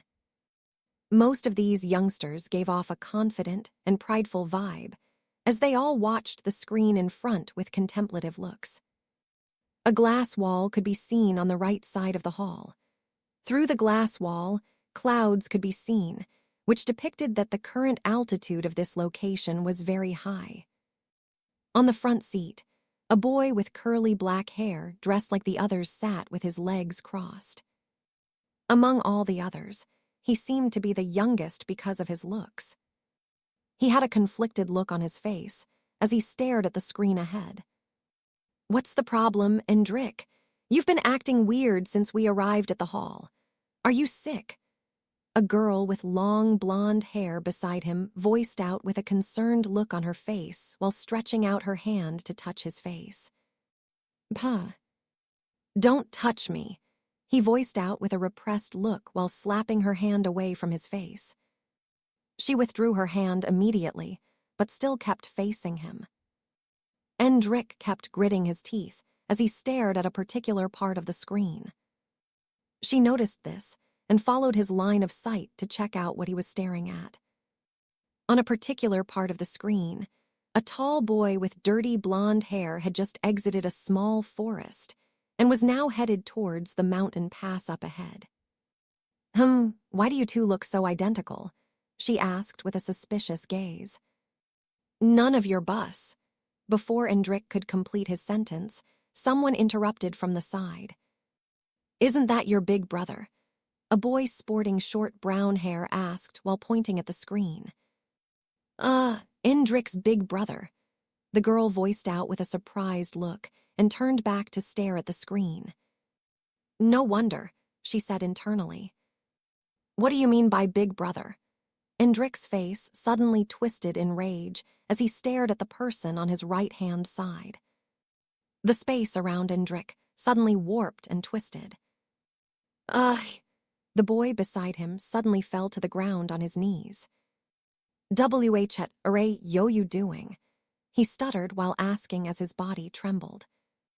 Other people in the hall were confounded by the sudden turn of events and stared at the front with a dumbfounded look. He is no brother of mine, Endrick voiced out loudly, causing the space to twist even more. The boy felt heavy pressure descend upon him, causing his entire body to be forcefully pinned to the ground. Plop. Endrick, stop it, the girl on his left voiced out. Shut up. Just because you managed to pass the special test doesn't mean you're on the same level with me. Endrick voiced out with a prideful look, causing the girl to flinch back, speechless. He turned to face the boy, who was struggling to move on the ground. Watch your words next time, fool, he said before turning around to leave the hall. The boy on the ground felt the air return to normal, and his body lightened up again. He slowly stood up while gasping for breath, with a look of embarrassment visible on his face. Chatter, chatter, chatter. TCH, he's so full of pride at such a young age. He is a special class, that's to be expected. None of the special class showed up here to watch the test except for him. I can't believe he has a brother. The silent hall became a little noisy after what had happened. The girl who tried stopping Endrick earlier helped the other boy up. I can't believe Endrick did that to me. I was his senior for years, he voiced out after sitting down. Gerg, don't be mad at him, she said with a pleading look. You're always supporting him, Paula, yet he treated you like shit, Gerg said with a look of pity. I don't, she stuttered, not knowing what to say. Chapter 170, Challenging Mountain Region. Gerg, don't be mad at him, she said with a pleading look. You're always supporting him, Paula, yet he treated you like shit, Gerg said with a look of pity on his face. I don't, she stuttered, not knowing what to say. I can't believe Gustav is participating in the test. He seems to be doing well also. What's going on? Gerg asked while staring at the screen. Endrick stood on a corridor with a sliding floor surface. The floor was moving him forward across the corridor. This time, Gustav, I promised to finish you off for the humiliation you brought me, he said internally with a look of rage. 8 hours had already gone by since the second phase of the test started. The participants were still following the green light, which looked as far as ever. However, those that had traveled farther than others could tell that they had closed the distance a little. More than 100 participants had been eliminated by AIs that suddenly spawned all around the place. Another thing was, the AIs within each area were different. To pass a particular location, a participant would have to go through one trouble or the other. Nevertheless, whenever they managed to surpass such obstacles and travel past that region successfully, they would notice a specific change. The green ball of light had become a little closer than it was earlier. In a region of large mountains, Gustav was currently running along a mountain pass. The current mountain Gustav scaled through was huge, and on the right side, the mountain pass was located. At the edge, several spiky large bones could be seen at the bottom, pointing upwards. The large spiky bones were lined up at the bottom of the mountain, densely packed together. If one was to fall off the edge of the mountain pass, they would meet with a disastrous end. The mountain pass was about 16 feet wide. Gustav ran across the mountain pass, with his eyes glowing a bright green and scarlet color. He furrowed his eyebrows as he noticed something 900 feet away. Swoosh. He crossed over 700 feet in about 3 seconds and leaped upwards once he crossed 800 feet. Thuum. His body was lifted into the air by more than 100 feet while moving forward like a rocket. G-bam. He landed several hundred feet ahead and kept running forward. Thanks to God eyes, I have avoided many traps within this mountain pass, Gustav said internally while running. When he first got to the mountain pass, after moving through the forest, he activated a trap mechanism by mistake. He was nearly pushed to the bottom of the mountain because of that error. Since then, he had been making use of God eyes while passing through. He had been running for about 2 hours and had successfully crossed 3 mountain ranges. His energy was depleting at a fast rate due to the continuous use of God's eyes. Still, he wanted to make sure he crossed the mountain region before deactivating it. Gustav could already see the end of this mountain pass from his current location. One more mountain region to go, Gustav said internally. He could already see the next mountain in the distance, which was way taller than the mountain he was currently scaling through. I wonder if it will also get dark in this artificial space when the day comes to an end, Gustav said internally as he kept traveling forward. He could tell that it was getting close to evening in the real world. Just as he had guessed, the test was going to take more than a day. After a few more minutes of running, Gustav was closing in on the end of the mountain pass when he noticed something again. G bureau tilde, G bureau tilde, G bureau tilde, G bureau tilde. Massive boulders suddenly started rolling down from the top left area of the mountain with intense speed. Unlike the last time he encountered a trap, his reaction time was slow because he didn't activate the current trap. More than 30 of them, each the size of a truck, rolled down with intensity, causing tremors across the mountain range. Parts of the mountain crumbled and slid down the mountain pass. Due to the intense vibrations the large boulders generated as they rolled down, Gustav's speed was affected slightly. The boulders were all rolling down simultaneously, but the first one was about 100 feet away from Gustav, while the last one was more than 6,000 feet away. The boulders were over 30 in number. Their sheer sizes were more than enough to destroy the path ahead and hinder Gustav's progress. Sprint has been activated. Gustav activated Sprint, and his speed instantly doubled. The boulders rolling down decreased in speed from his point of view as he threw his body forward with force. FWUMSH. Afterimages were created from his body movement as he crossed over 500 feet in a second, surpassing the first 7 boulders before they smashed into the root behind him. In the next second, he crossed 1,000 feet. The 13 boulders left in front of him were several feet away from making contact with the mountain pass ahead. Gustav's eyebrows furrowed as he leaped upwards and landed on top of the boulder 70 feet away from him. Thoom. He pushed his knees upwards the instant he landed on it, propelling his body forward once again. Bang. Due to the force his legs generated, the upper part of the boulder blasted apart as Gustav leaped off it. Gustav's body traveled in midair, leaping past 7 more boulders. He dodged a particular one that nearly slammed into his head, since it was still rolling down from above. Unfortunately, as Gustav's momentum was coming to an end, the last 5 boulders were already making contact with the mountain pass ahead. Gustav landed back on the route the same time. The 5 boulders ahead smashed into the mountain pass. Boom, booms, booms, boom, boom.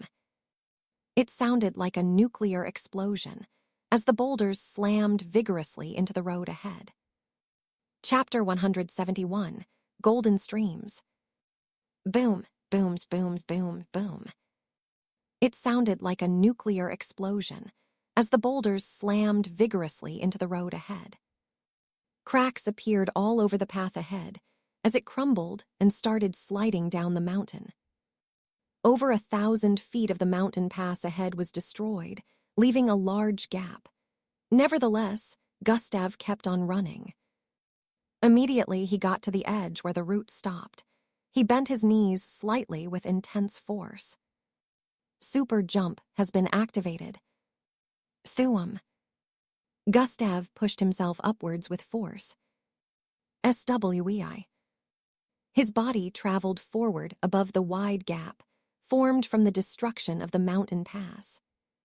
He could see the pointy bone-like objects below him as his body traveled in an arc through the air. ZWOON. He successfully leaped over the 1,000-feet gap and landed at the other side of the mountain pass. Thuum. His feet made contact with the ground a few feet away from the edge behind him. Gustav raised his body back up with a straight face after landing on the other side. Good thing I was able to get super jump to increase in level, Gustav said internally as he turned around to look back. It was indeed an intimidating sight. The entire mountain pass, as far as the eyes could see, had been destroyed by the large boulders that rained down a few moments ago. Looking down, the deep crater could bring about the fear of death. However, Gustav was not scared of looking at the bottom that was currently more than 10,000 feet away. If someone couldn't fly, they had to either jump or walk across the straight surface of the mountain on the left. Jumping was impossible because there was now a gap of over 7,000 feet. Only a mixed blood that could walk on walls could cross the area as a last resort. What would happen if I had fallen?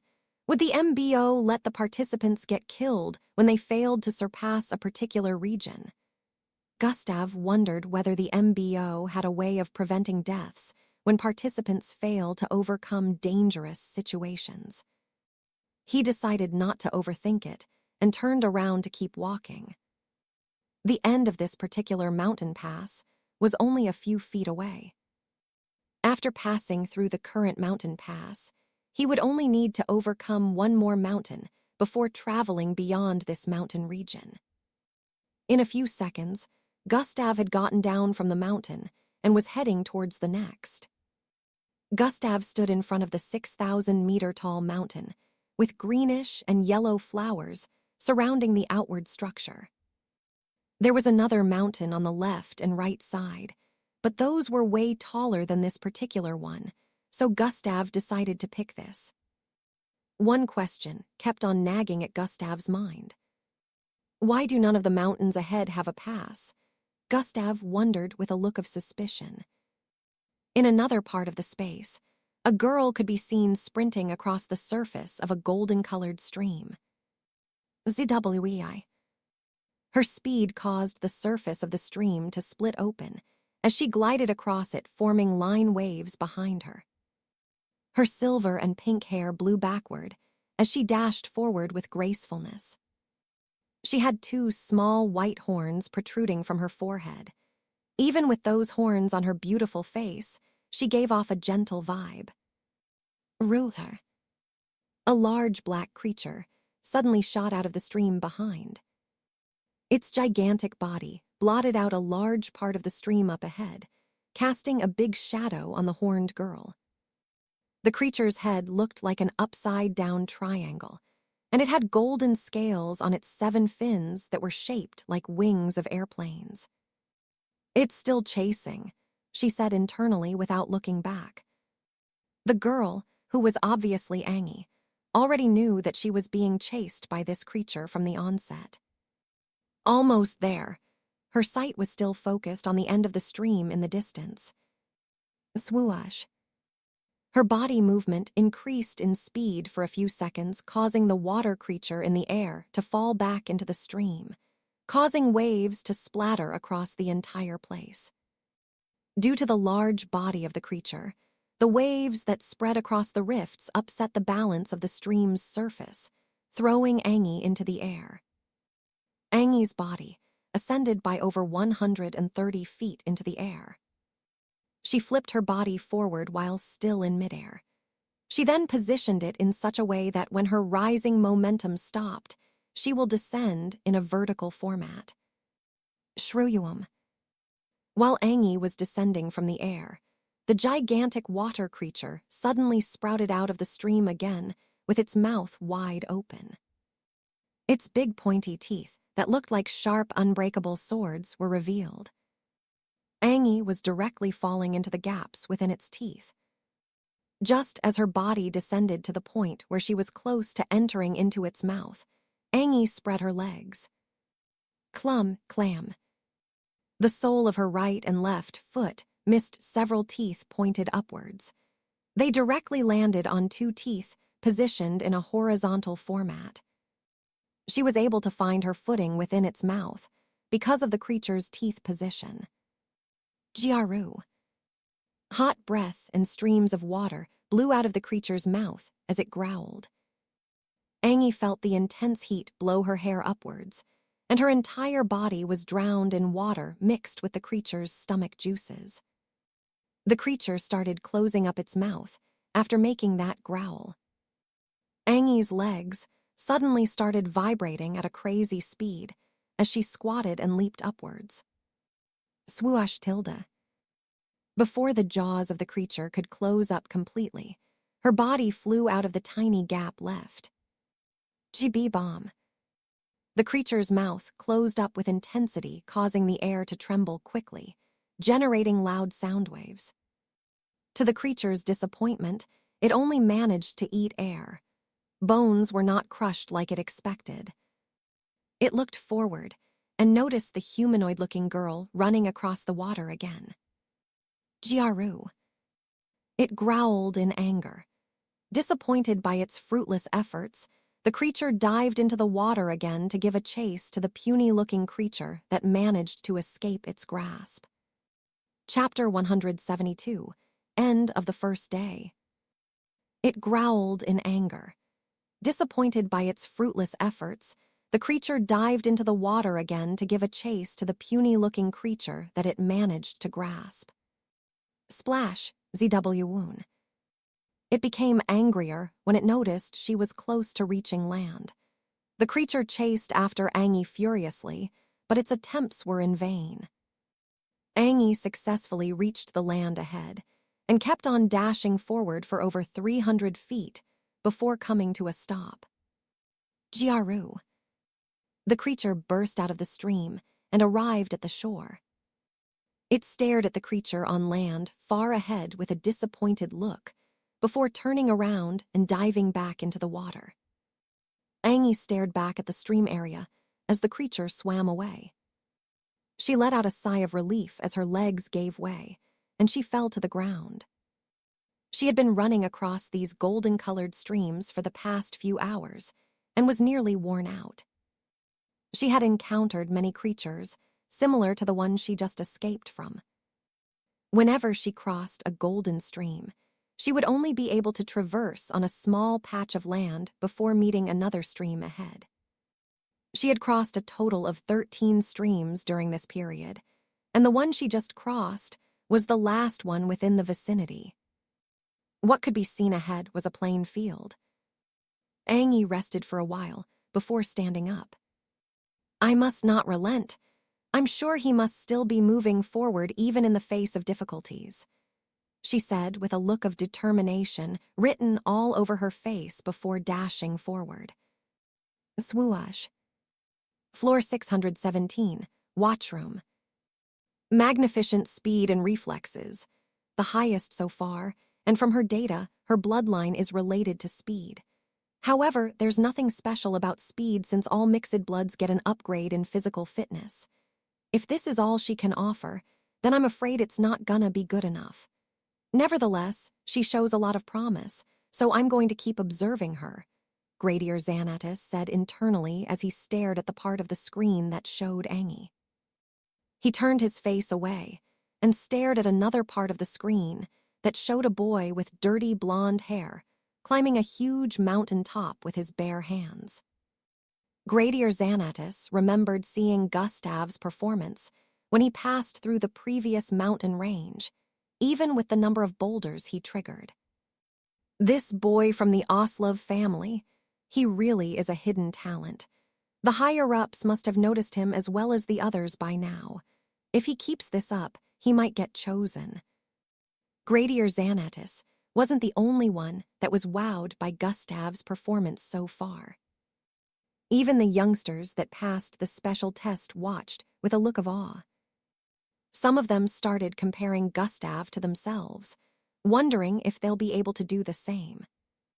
Most of them concluded that they would probably be delayed for a few minutes before they were able to cross the destroyed mountain pass. In another 4 hours, participants all across the test space were starting to slow down because the sky was already turning dark. They realized that the sky in here must mimic the original sky, and the darkening means that the day was coming to an end. Those that hadn't been disqualified yet could see that the green ball of light was now bigger, and it signified that they were getting closer. Still, they knew it would probably take another day of traveling before they could get to the ball of light because it still looked far. At this moment, It dawned on everyone who didn't realize it earlier that they would be spending more than a day within the test space. So, they would have to find food and water themselves. The candidates began to search for food and water. To their disappointment, finding food and water was almost impossible. The food was either from small fruits growing on a tree, which would never be enough to quench their current hunger, while the water had tasted since it was from the golden-colored rivers. A lot of participants were going to sleep with empty stomachs, since they couldn't even find any food or water source within their vicinity. Now they truly understood why this phase was called an endurance phase. Gustav found himself a nice shed underneath, a big tree positioned beside a narrow river that led towards the east. It was already dark, and he had successfully gone through the mountain region a few hours back. His plan was to stay underneath the shade for the night. He was in an area that had a plain field and long rivers. He had crossed several rivers already. Gustav leaned his back against the tree and stared at the green ball of light in the distance. There was neither a sun nor a moon in the space. The green ball supplemented for them both, and it was bright enough at day and night. It should take me about half a day or close to an entire day more to get there. I could move during the night, close the gap even more, but I should replenish my energy right now. It would be risky if I fall into traps while traveling during the night, and I'm unable to get out of them due to lack of energy. Gustav muttered while staring at his energy points. Energy, 390, 30, 200. He noticed that he had spent lots of energy points and would probably spend just as much the next day. On the bright side, I might be able to complete my dinner here while following the light, Gustav thought, and proceeded to bring something out of his storage device. Zing! A large, oven-like piece of equipment appeared in front of Gustav, with a bright flash of blue light. This rectangular-shaped device was the same Gustav stored food to carry with him wherever he was headed. "Good thing I brought my homemade delicacies with me," he said with a look of delight while proceeding to open up the food-storing equipment. Chapter 173, Traveling Underwater. This rectangular-shaped device was the same Gustav stored food to carry with him wherever he was headed. "Good thing I brought my homemade delicacies with me," he said with a look of delight while proceeding to open up the food-storing equipment. SSHHHSSS. A small cloud of smoke wafted out of the oven-like equipment, causing a delicious aroma to spread across the entire area. Gustav breathed in the aroma of the dishes and smiled. He proceeded to bring out one dish after the other and arranged them in front of him. The number of dishes in front of him would be enough to satisfy a family of 4. However, Gustav was a big eater, so this was nothing for him. Fried fox chick, roasted mutated devil's duck, boiled black rice. I forgot the volcanic blue prawn," Gustav said after noticing that one of his dishes was missing after counting them one after the other. He still left food within the food storage equipment, since he didn't want to finish everything at once in case some issues came up. "I can make do with these ones," Gustav said, while proceeding to tear out a large piece of fried fox chick. The piece he tore out was as large as an adult's palm. Still, Gustav was able to shove the entire thing into his mouth. Crunch, crunch, crunch. His cheeks bloated up as he munched on the delicious meal with a delightful expression. Within the watch room, Gradier Xanatus watched as the participants scrounged for food. Some of the participants were already out of energy after running for an entire day without eating, so they just sat there looking lifeless. Gradier Xanatus shook his head as he saw that many participants were in similar situations. He suddenly noticed a part of the screen where someone was munching away a pile of delicacies. In contrast, others had already resigned themselves to the fate of starving for the night. What in the? Gradier Xanatus was speechless, seeing Gustav casually munching away without a care in the world. That kid brought a food regulator with him. Gradier Xanatus saw the kitchen equipment in front of Gustav. The participants were allowed to take their storage devices with them during the test. Even if they decided to use enhancement pills hidden within their storage devices, the MBO wouldn't disqualify them for that reason. This is an endurance test. Bloodline enhancement drugs generate side effects after usage. Whenever a mixed blood uses bloodline enhancement drugs, they would be weak and unable to use their bloodline abilities properly for a day or two. The changes differ depending on the mixed blood's body structure. So, the MBO wasn't really against it for this, and many other reasons. Only someone who wanted to handicap themselves would decide to make use of such drugs. What the MBO didn't think of was that one of the participants would be crazy enough to bring storage cooking equipment. Even if there was no food in it, he could prepare food with the resources in the environment. This was something unprecedented that Gradier Xanatus had never seen before. This made him wonder how Gustav could come up with such a thing. All other participants wouldn't think of doing this. This kid is really something. Gradier Xanatus couldn't figure out Gustav's thought, so he decided to keep watching him in the meantime. The following day, the participants had begun to follow the light after waking up. It was a long night for many of them, since their rumbling stomachs didn't let them sleep. Some participants were able to find food before sleeping. Still, many of them weren't, and now they continued journeying towards the green ball of light with empty stomachs. Normal people would be unable to do this, but the anatomy of mixed bloods had always been enhanced compared to that of humans. Mixed bloods could go running for days without food or water, and they would survive. They would get weaker doing that, but they could still pull it off. Gustav had already started moving since 2 a.m. in the middle of the night. He didn't need to sleep to regain his energy points, because he had already regained them from eating. Still, he decided to chill for a bit and contemplate on some things before he started moving by 2 a.m. when he could have gone earlier. As long as Gustav still had energy points, he could keep running for days without needing rest. Gustav was still in the river region. He had crossed about 7 rivers while moving for the past 4 hours. These rivers were all narrow, so he only needed to jump to cross over some of them. The one he was currently trying to cross through was bigger than the others. Unfortunately, it extended straight northwards, unlike the others. He couldn't jump over this one, so he decided to swim through it. Gustav could generate enough speed and kinetic force to run across the surface of this river. Nevertheless, after thinking about it for a while, he disregarded that thought. He decided that swimming underwater would be the best course of action. Gustav could tell that he would have to face one challenge or the other while passing through this river. He figured that whatever challenge the MBO would set up would come from underwater.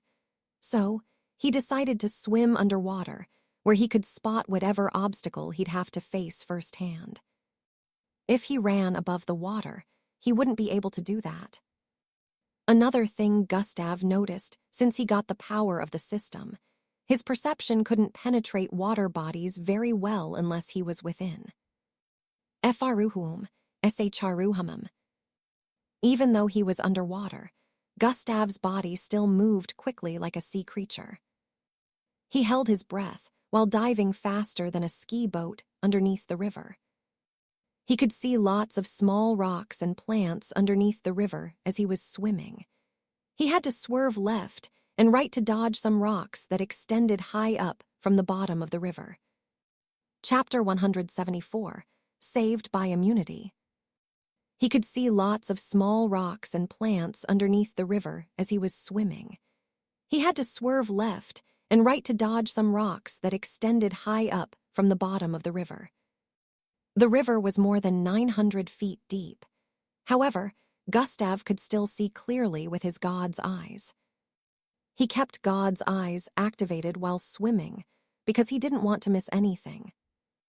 He knew the power of God's eyes was limited since it couldn't see through everything. Nevertheless, it had helped him in sighting many things earlier, so there was no way he'd decide not to use it here. Those plants ahead have a huge amount of energy points. They must be like the ones that first appeared. Gustav noticed some purplish and red plants up ahead that formed a kind of web underwater. His body could pass through the spaces within the gaps, but Gustav decided not to do that. FW. Gustav swam upwards and leaped out of the river. His body ascended more than 50 feet above the water surface while traveling forward with speed. Gustav felt something and looked down at the river as his body traveled across midair. Thwish, thwish, thwish, thwish. 6 thick purplish and red plant roots shot out of the river below towards him. Each root was as thick as half the body of a fully grown person, and its tip was very pointed. Twirl tilde, twirl tilde. Gustav's body twisted and turned while in midair, causing 4 pointy roots to miss his body. Due to the sudden twist, his body was directly falling towards the 2 roots shooting upwards. Gustav stretched out his hand and grabbed onto the body of the first root he dodged. Swing. He forcefully pulled his entire body forward, using the root. SW whoosh. The 2 roots missed him by a few centimeters. After dodging all the 6 roots, Gustav straightened his body and made himself descend faster into the water. A splash. He fell back into the water and kept swimming forward with speed. Thwish, thwish. Even though Gustav had given the plants behind some gap, it still sent out multiple of its root, all in a bid to reach him. Gustav moved crazily fast underwater, but he could not go faster than these roots that seemed like they could extend infinitely. Even after crossing a distance of 700 feet underwater, the roots were still in pursuit and were slowly catching up to him. Gustav still kept swimming forward because he knew that there was no way the plant roots wouldn't have a limit of extension. Swee, swee. He dodged some of the plants' roots as that shot towards him from behind. Good thing I learned breathing control, Gustav said internally. He was glad that he bought the training technique from the system and learned it because he wouldn't hold his breath for this long without it. Gustav felt going above the surface of the water would make him lose mobility. Also, he wouldn't be able to sense the plants coming from behind him. SWEI, SWEI, swee. Gustav successfully dodged the roots repeatedly. As he kept swimming forward, he noticed that the roots were starting to reduce in number, and the remainder had reduced in speed. If only I was able to absorb energy from plants, I'd have killed this stupid thing, he thought. Gustav didn't want to waste time, which was why he decided to evade it. Fighting underwater wasn't something he had tried before, so he knew it would take some time to deal with the plant completely. After a few more minutes, Gustav had passed the range of the plant's root. He slowed down his speed and turned around. He noticed that the purplish and red roots were being retracted. When he was about to continue moving forward, he noticed something moving at fast speed headed towards his location. At the time Gustav noticed it, it was only 100 feet away. The roots had disguised its movement with a certain object. It was a black substance, and from the way it vibrated as it traveled forward, it was obvious that it was liquid, but unlike the water, it was thicker. With its speed, it only took another second to arrive in front of Gustav. Gustav felt that something was weird within this black ball-like substance, so he swung out his palm while activating atomic disintegration. White light coated Gustav's palm as it traveled towards the black substance. Immediately, Gustav's palm penetrated it. Pumum. The black ball-like substance exploded, dyeing the river black. SHSSHSSHH. A radius of over 1,000 feet underwater was turned pitch black due to this substance explosion. Underwater toxins detected. Toxin immunity has been activated. Within the dark, Gustav heard the notifications ring in his ear. I was too careless, Gustav said internally as he swam upwards within the darkness. He wasn't in any way harmed by the explosion due to toxin immunity activation, which prevented the liquid from burning him. Gustav's sense of direction was still pretty solid, even though darkness surrounded him. He deactivated God's eyes immediately after the explosion. His reason for this was that God's eyes kept showing negative energy points all around him, which distorted his vision. Even though God's eyes could see through the dark waters, Gustav was at a disadvantage. The negative energy points covered every part of Gustav's line of sight, not giving him the chance to see anything. He decided to deactivate it and just make use of his senses alone. Fwum. Gustav's head poked out from underneath the river above the surface. He finally opened his eyes and stared at the darkened river around him. Fwum. Gustav swam forward after confirming the right path. In a few seconds, he swam past the affected areas. God's eyes has been activated. Gustav breathed in a sigh of relief as he spotted the end of the river over 3,000 feet away. After 2 minutes, Gustav arrived at the end of the river and leaped out of it. Thoom. He landed on a small rock in front and took in a breath of fresh air. Chapter 175, Competitors. He landed on a small rock in front and took in a breath of fresh air. His clothes and hair dripped of water, giving him a kind of radiant look. He had been holding his breath for more than 30 minutes. Finally, I passed that region, Gustav muttered while turning around to look back. The attack underwater happened to be one that poisoned living things it made contact with. Gustav had noticed this when using God eyes. For a moment, he could see the other plants within the vicinity drying up instantly. This made him realize just how deadly the black substance was. His clothes were still okay, because the substance only affected living things. But if he didn't have toxin immunity, his clothes would probably be the only thing escaping that region in one piece. He let out another sigh of relief and turned around to stare at the green ball of light up ahead, which was now very large at this point. It looked so much closer and brighter than before. I think this is the last region I need to cross before getting to the ball of light.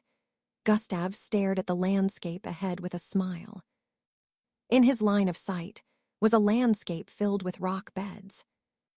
Rock beds of different colors could be seen up ahead on both sides of the paths. The path ahead was wide enough to fit 10 people walking side by side. Several thousand meters towards the left and right were other paths that also led towards the green ball of light. The paths were what separated the rock beds, if not the entire place would be a field of rock beds. Swoosh. Gustav wasted no time before dashing forward once again. Clang, clang, clang. Sounds of battle rang out as a young man with aqua-colored hair faced 2 machines that were built to look like anthropods. Both were up to 3 meters tall. Their height contrasted with that of the boy who happened to only be 5 feet tall. Swee, swee, swee. He dodged some silky, thread-like substances that they shot out and moved towards their back. A red blur was formed due to his intense speed. He arrived behind the anthropoid-like machine on the right and stretched out his hand to grab the leg of the machine. Composition acceleration, he said internally as his eyes glowed a bright red color. Half of the machine's leg instantly lost color and aged. Crack. As the machine turned around and placed that leg on the ground, it instantly began to crack and started crumbling altogether. The machine started falling forward, but it quickly placed another leg in front to support itself. This gave the boy a chance to go deal damage to the other one. He leaped upwards while stretching out both hands, which were coated in red. Bam! His palms made contact with the head of the second machine, and it started turning old. Some part of it crumbled into dust. He immediately reached out his right hand and grabbed onto a round blue object hidden deep within the body of the machine. Glurt, glurt. Wires and some green liquid spurted out as he ripped out the object and jumped down from the creature. Plop. The lights on the body of the machine immediately turned off, and it fell to the ground. Bang!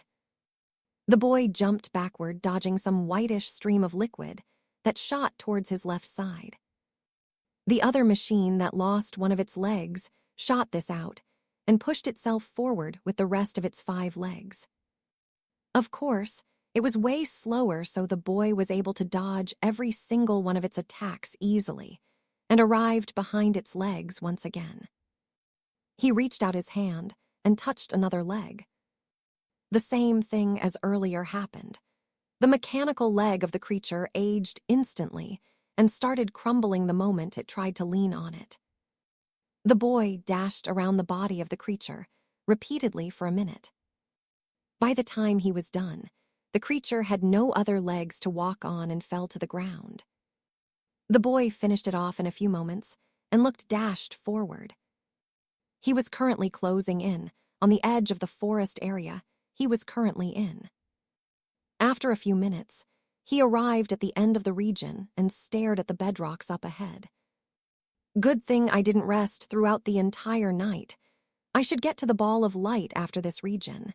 His face suddenly lit up with a smile. I will be the first to arrive there, he muttered before dashing forward into the distance.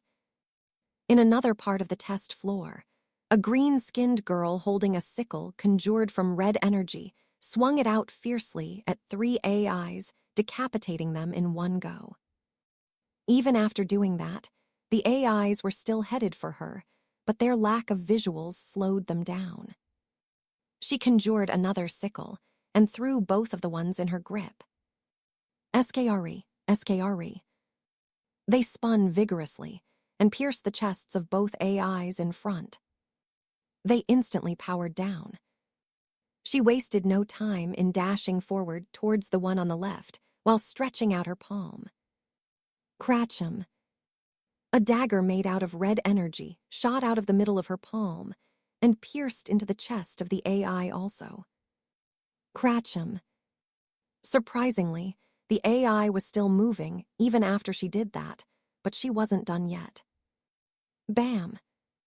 Her palms slammed into the butt of the red dagger, pushing it further inside. Tiaroyan.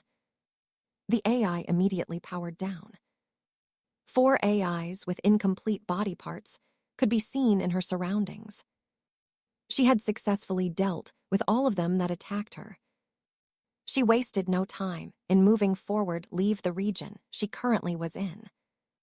Several 100 feet ahead, a landscape filled with bedrocks could be seen. Damn it, even underground these bastards still came for me.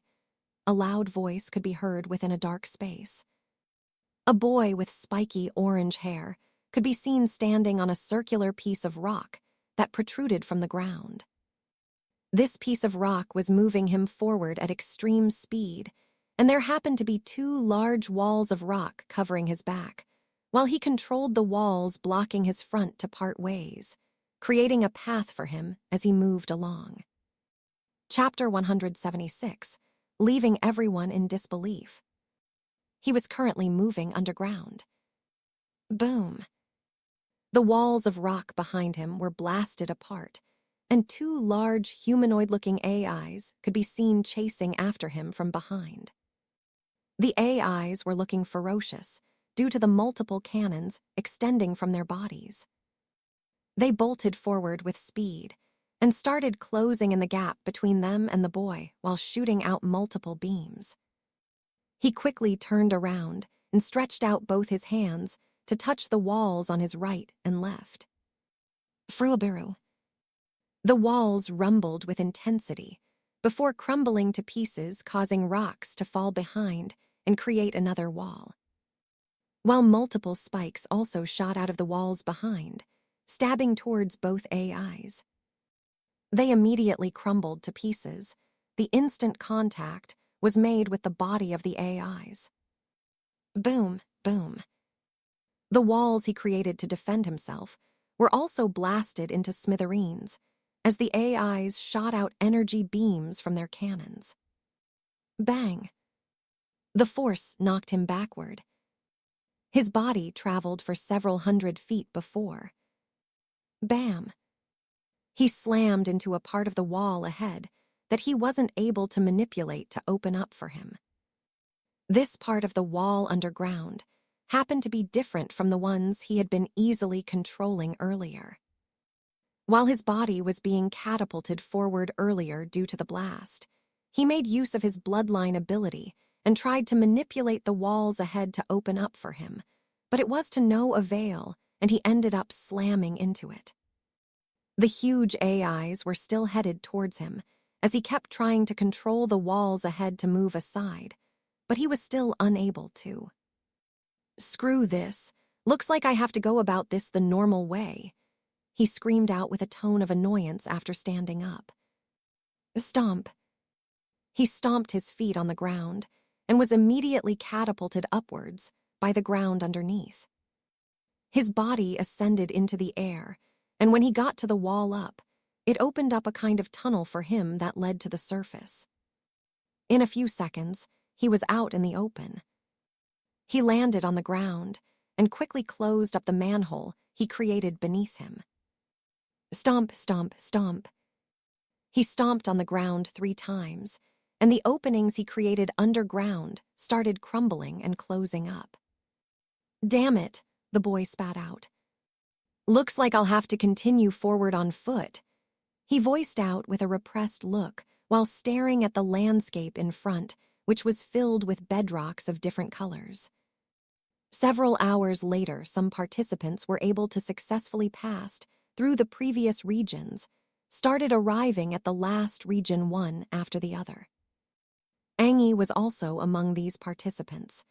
She was still as energetic as ever, even though she had faced quite a lot of difficulties like the rest before getting here. This was mostly attributed to the fact that she also brought food with her. At this moment, more than 1,000 participants had been eliminated during this phase. Only about 500 were left wandering through the region of rock beds. MBO Tower, floor 602. This hall was where mixed bloods that passed the special test watched the second phase of the MBO entrance test.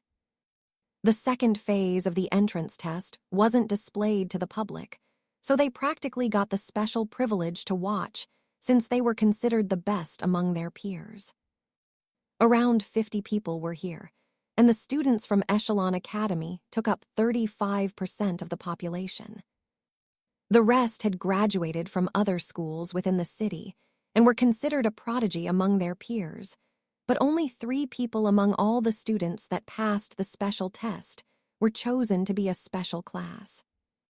The special class, just as their name implied, were the ones the MBO considered to be special, and they had special privileges that the MBO planned on revealing at the end of the test. Endrick was among the 3 special classes that were picked in Plankton City.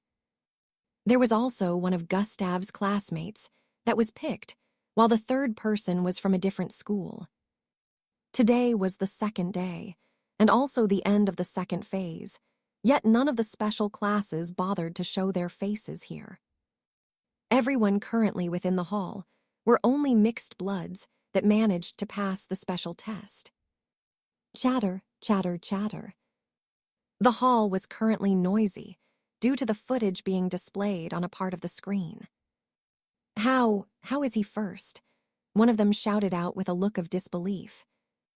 I also don't understand. This must be a dream, right?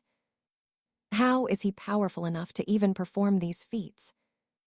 Unbelievable. I refuse to accept this. The side of the hall, where past students from Echelon Academy gathered together, was the noisiest. Gee, Gustav, he is way more powerful now compared to the time he defeated me. A very beautiful girl with long black hair muttered while staring at the screen ahead. Here I was thinking I had surpassed him. She added internally with a wry smile on her face. This girl happened to be the most beautiful in the room now. She had slanted eyes along with a doll-like face and beautiful long black hair. The white uniform on her made her look very angelic, but in reality, she was far from being that. What was that, Yuhiko? What do you mean by he defeated you? A girl asked from the side. Did I say that? Yuhiko asked with a confused look. I'm pretty sure I heard you say that, the girl beside her said. You must have heard wrong, Yuhiko denied once again. All right, the girl voiced out with a suspicious look before adding, but do you believe that the person being displayed up there is actually Gustav? The girl asked while pointing at the top left corner of the screen ahead. Yuhiko didn't know how to reply and kept staring forward with a look of bewilderment. I don't believe it's him. It must be another person that looks like him. Let's wait till their names are listed after this test, the girl beside her voiced out. There's no way in hell that this elegant, charming, and powerful guy is Gustav. Most of the girls from Echelon Academy had this thought. On the screen, Gustav could be seen lifting a large boulder that was as big as a large truck while walking forward. Chapter 177, I Will Be First. On the screen, Gustav could be seen lifting a huge boulder that was as big as a large truck while walking forward. The entire hall was in a state of disbelief because they didn't think someone would be strong enough to do this. They started wondering if Gustav Bloodline's ability was related to strength. What a spectacular way to overcome the change in gravitational force, Gradier Xanatus thought with an astonished look on his face while staring at the screen in front. At this point in time, Gustav was traversing through the region of bedrocks. Immediately he entered the region, he noticed the change in gravitational force. At first, it was a very light change that couldn't be easily noticed. However, since Gustav had a bloodline related to gravity, he was able to sense it immediately. As he moved forward, he noticed that the gravitational pull kept reducing and reducing. His body was starting to feel lighter, and when he stepped on the ground, barely noticeable dust would float upwards without coming back down. Gustav paused his movement some minutes after entering the region and smiled. He turned around and went back to the beginning of the region. Gustav approached the rock he landed on when he arrived and scrutinized it from top to bottom. It measured up to 90 feet in height. Gustav's hand was coated in a white glow as he punched the rock on specific parts, causing debris to scatter all over the place. He jumped towards the back of the rock after doing that and thrust out both palms. Bam! Immediately, his palms made contact with the rock. A big part of it rolled out from the front. A massive hole was formed within the rock as the boulder rolled down towards the region of bedrocks. Gustav passed through the hole he created and came out on the other side. He arrived in front of the enormous boulder and grabbed onto both sides before lifting it. Slight cracks appeared on the parts that he grabbed onto as he lifted it and placed it upon his shoulders. This should be heavy enough to get me all the way across it, Gustav muttered slightly as he took a step forward. Bam, bam, bam, bam, bam. Every step he took caused a thudding sound similar to that of a titan walking across the place. This same event led to what everyone saw on the screen. Gustav had picked up the boulder to increase his weight because he noticed the gravitational changes when he was walking across the region of bedrocks. The farther a person traveled, the more their body weight decreased. Gustav could tell that it would reach a point when a person wouldn't be able to walk on the ground anymore, and everyone would start floating. He was right with his speculation because, at this point, the bedrocks were all in the air, and the only thing that could be seen ahead was a plain landscape. The skies were filled with stones floating upwards, and every step that Gustav took at this point felt light even with the boulder on his shoulder. Gustav could counter the gravitational force because he still had a gravitational energy container. However, he didn't want to reveal that. He had decided that he would be revealing some of his abilities during the entrance test, not all. He would still keep some hidden and reveal some at the right time. At this moment, Gustav could already see the ball of green light up ahead. He reckoned that he would only need to travel for about 1 to 2 hours before arriving there. Contrary to before, his steps were now lighter and hardly making any sound. However, he was still heavy enough to resist the change in gravitational pull. As Gustav progressed, so did a lot of participants that arrived in the region. Unlike him, most of them didn't notice the change in gravitational force until they had moved quite a distance forward. Some of them that noticed it earlier activated their bloodline while moving forward. They didn't think the gravitational pull would keep weakening as they traveled further. The closest participants to the green ball of light after Gustav were the same 3 that Gradier Xanatus felt had potential. The boy with aqua-colored hair and short stature decelerated the flow of gravitational force. Decelerating gravity allowed him to travel normally across the path between bedrocks that led to the green ball of light up ahead. A red glow of light covered him as he walked forward. Using this bloodline ability sapped a lot of his energy, so contrary to his expectations, he could only walk along the path instead of running to preserve energy. Especially when he noticed that the change in gravitational force increased more and more as he traveled forward. The boy with spiky orange hair couldn't control the ground below like he used to in other regions. He found it really hard to manipulate the ground, so he could only let his legs sink 2 feet into the ground as he kept moving forward. The ground covered his leg as he moved forward 1 step at a time. Due to this factor, he was protected from the change in gravitational force. His body wouldn't float upwards as he traveled further, but he couldn't move as fast as he wanted to. The green-skinned girl surprisingly wasn't really affected by the change in gravitational force. A red aura of light covered her body as she moved forward with ease. It was like she wasn't affected at all. As the 3 of them traveled on different routes towards the ball of green light, they had a similar thought in mind. I will be the first to arrive at the ball of light. Other participants that weren't equipped with a bloodline that could assist them in pulling through this region started floating. Since they did not have the power to fly, they lost their balance. Chapter 178, Reaching the Ball of Light. Other participants that weren't equipped with a bloodline that could assist them in pulling through this region started floating. Since they did not have the power to fly, they lost their balance. Once a person starts floating and couldn't control their movement in the air or had become incapacitated, once they got to a particular height in the sky, something happened. A mysterious glow of light would surround them, and they would disappear. The participants who witnessed this could guess that the set of participants that disappeared has been disqualified.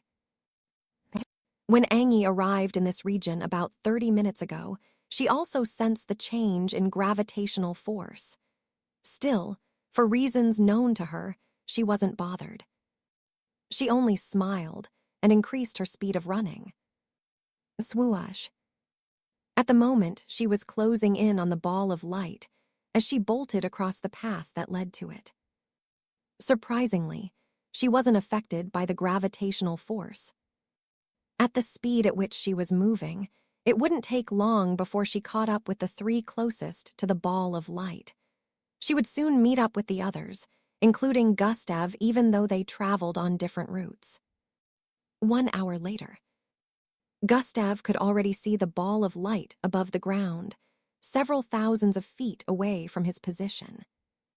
The green ball of light was bright and shiny, but it wasn't as big as Gustav expected. It was comparable to a 10-story building in height, but it was spherical like an egg. It wasn't very bright, so Gustav wondered why they could see it clearly from their starting point. With the way it was visible from afar, he had expected that coming close to it would severely damage the retinas due to brightness. Surprisingly, things were somewhat different from what he imagined. He looked around and noticed that all the paths led to the particular area, where the spherical green light was suspended in the air. Different paths were extending from every direction of the test phase, and they all led towards the green ball of light, which happened to be in the middle. Gustav now understood why he never met anyone at the beginning while traveling towards this place. This was because everyone was positioned in a circular format at the ends of the test phase, so when traveling forward, they closed in on the green ball of light from every direction. The green ball of light was in the middle of the space. There was a barricade of light shining down from the spherical green light that touched the ground's surface. Gustav instantly realized that within the space of that barricade of green light was where he needed to enter to complete this phase. He kept walking towards it casually. The small marbles in the air at this point were very dense. By contrast, in the area where the spherical green light was located, nothing could be found in the air. Gustav cautiously walked towards the barricaded light space. He knew how unpredictable things were when it came to the MBO. There had been a lot of surprises since the start of this test phase, so his mind was currently on the alert for any kind of changes around him. After about 10 more minutes of walking, Gustav was only a few feet away from reaching the light shining down from the spherical ball above.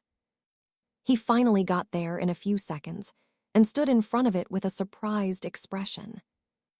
"Looks like I was mistaken," he said internally while staring at the light wall. He thought there would be some last obstacle that he needed to overcome, but to his surprise, there was. Gustav raised his right foot and moved it forward to enter the space, but he realized that he came to a conclusion too soon when his leg made contact with the wall of light. His leg couldn't pass through. It turned out that the light was actually a barrier.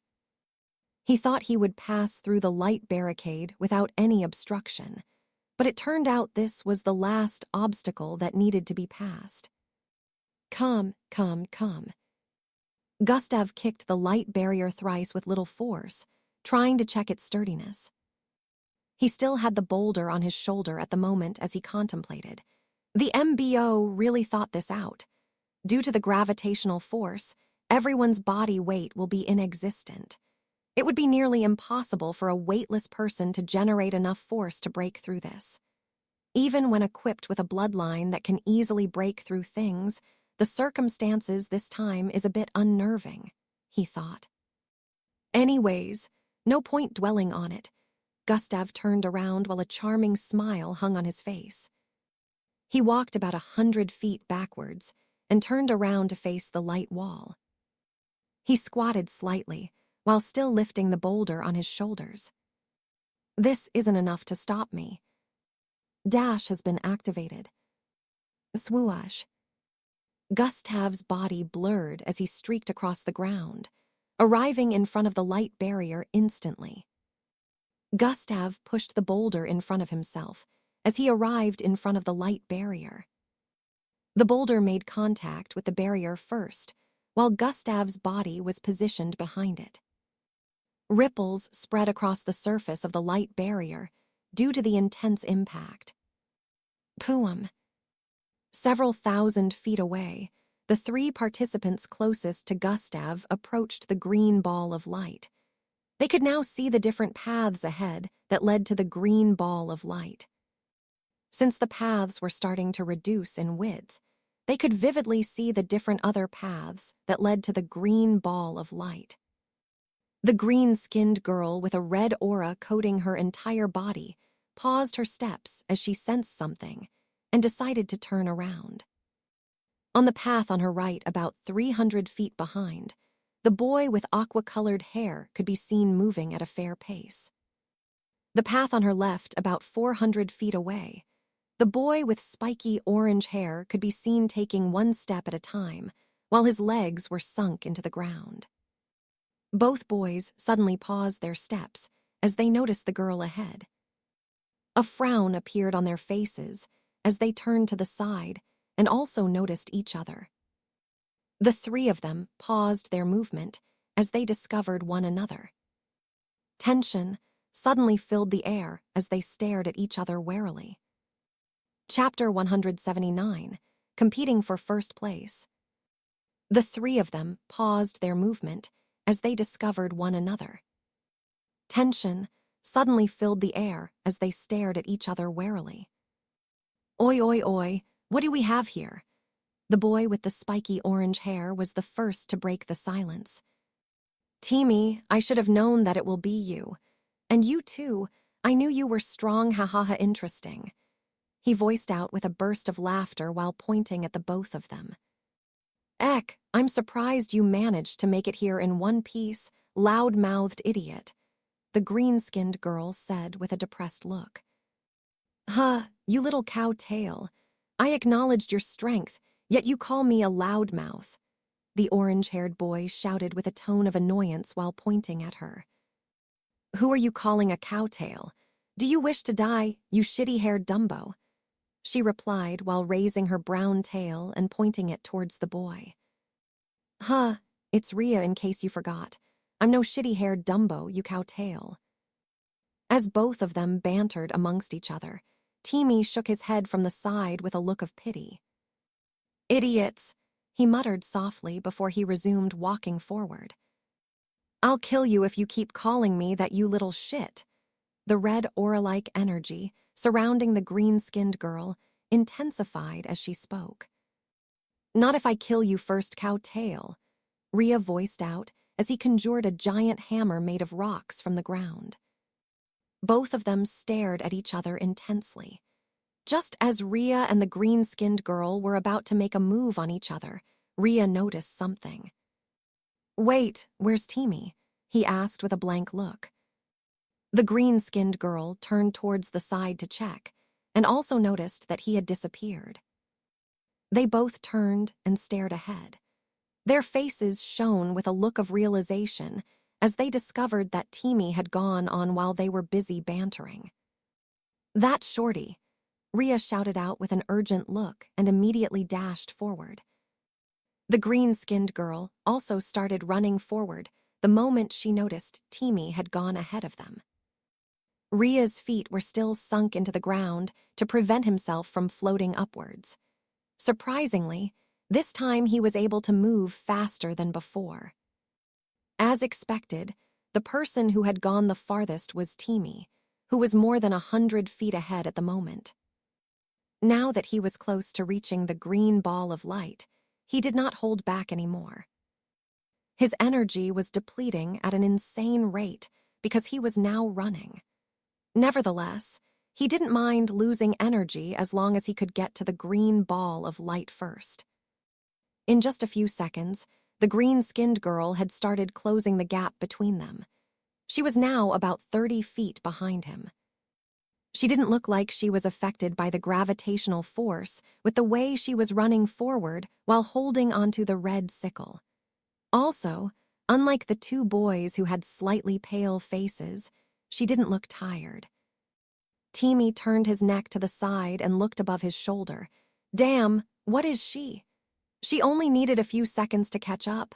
What a monster, he muttered while gritting his teeth after noticing that the green-skinned girl was close to catching up.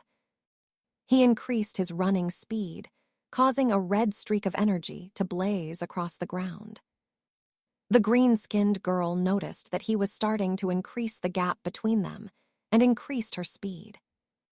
Both of them seemed to have similar bloodlines due to the similar red energy that coated them as they traveled. However, it was apparent that they had different abilities. Damn it, I just had to be in the same group with these monsters, Rhea voiced out with a dark face as he stared at both of them ahead. He was more than 80 feet behind them. I cannot accept being the loser here, Rhea shouted out with a look of determination as the ground boosted his speed. It was hard for him to control the ground here, so sweat started dripping from his forehead as he forcefully manipulated the ground. As seconds passed, he slowly started to catch up to them, but his body was already trembling from a loss of energy. Hiya! His face shone determination and fierceness as he screamed out. The green-skinned girl finally caught up to Timmy after a while. At that same time, they were about 3,000 feet away from the light wall that extended from the green ball light above.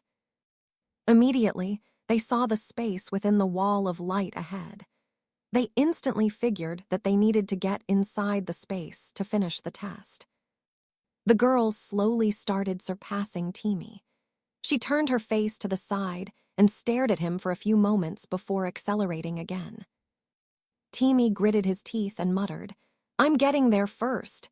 After saying this, he pushed himself forward. It became like a game of tag. The green-skinned girl would accelerate and surpass Timmy for a moment. Then Timmy would use more energy to push himself forward, catching up with her. Still, in the next moment, she would accelerate again, surpassing him.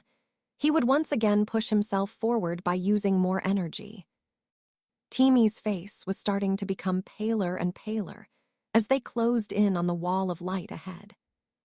Rhea was already catching up to them and was only about 15 feet away when they crossed the 2,000 feet mark.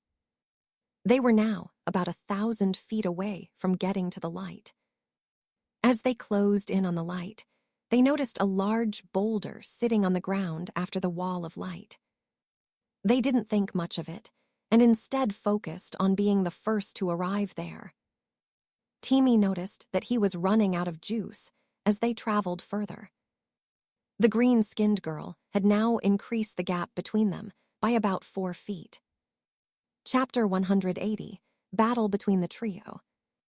Timmy noticed that he was running out of juice as they traveled further.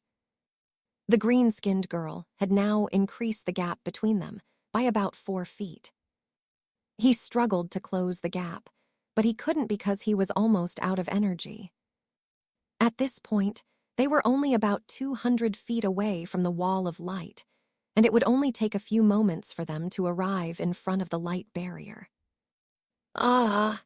Timmy screamed out as he coated his knuckles in red energy before swinging them towards the back of the green-skinned girl. She sensed the attack coming from behind and turned around swiftly while placing her sickle in front of her. Bang! Timmy's fist slammed into her sickle, sending her several feet backward as the sickle lost its glow. Just as she stopped sliding backward, Timmy lunged towards her once again. "I'm getting there first," he voiced out as he arrived in front of her and swung out his fist again. Swoosh! The green-skinned girl turned her body towards the side and swung the butt of her sickle upwards. Bam! Her sickle slammed into Timmy's right arm, causing it to flail upwards. She spun her sickle around and slammed it into Timmy's chest, sending him flying. Bang! Timmy landed on his back several feet away. The green-skinned girl was about to turn around and continue her journey when Rhea arrived in front of her. He swung the large, rocky hammer he created from the ground towards her. Shing, shing. She swung out her sickle twice in response, and the large 3 feet rock-like hammer was instantly divided into 3 halves. Before Rhea could regain his senses, the green-skinned girl had already jumped into the air, and her right leg was currently swinging towards his face. Rhea quickly raised his hand up to protect himself. However, immediately her right foot made contact with his arm, he realized that this girl shouldn't be trifled with. Bang! Arg! Rhea screamed out as the kick sent his hand out of the way, and her legs slammed into his left cheek. Blood spurted out of his mouth as his body traveled in an arc across the air. How is she so strong? Rhea said internally with an expression of pain and disbelief before slamming onto the ground. HMPH, the green-skinned girl exclaimed with a disappointed expression before turning around to start walking towards the wall of light.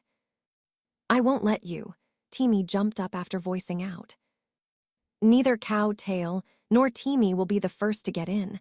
I will go in before you both. Rhea shouted out and forcefully pushed himself up also. The green-skinned girl turned around to face them. These little shits think they're so great now, huh? She said with a repressed look, while conjuring another large sickle made of red energy in her left hand. She raised them and pointed at them both. The 3 stared at each other for a few seconds. However, just as they were about to lunge towards one another, they sensed something in the distance. Huh! Teamy and Rhea exclaimed at the same time, but just as they turned around to check what was going on, a silhouette streaked past them. Swoosh. The green-skinned girl only caught sight of silver and pink-colored hair before the person dashed past her. The speed was too great for any of them to react on time. Before they could regain their composure, the person had arrived at the light barrier. Tiaruyan. The barrier rippled like waves as the person's body pushed through it. It expanded like rubber before the person finally passed through it.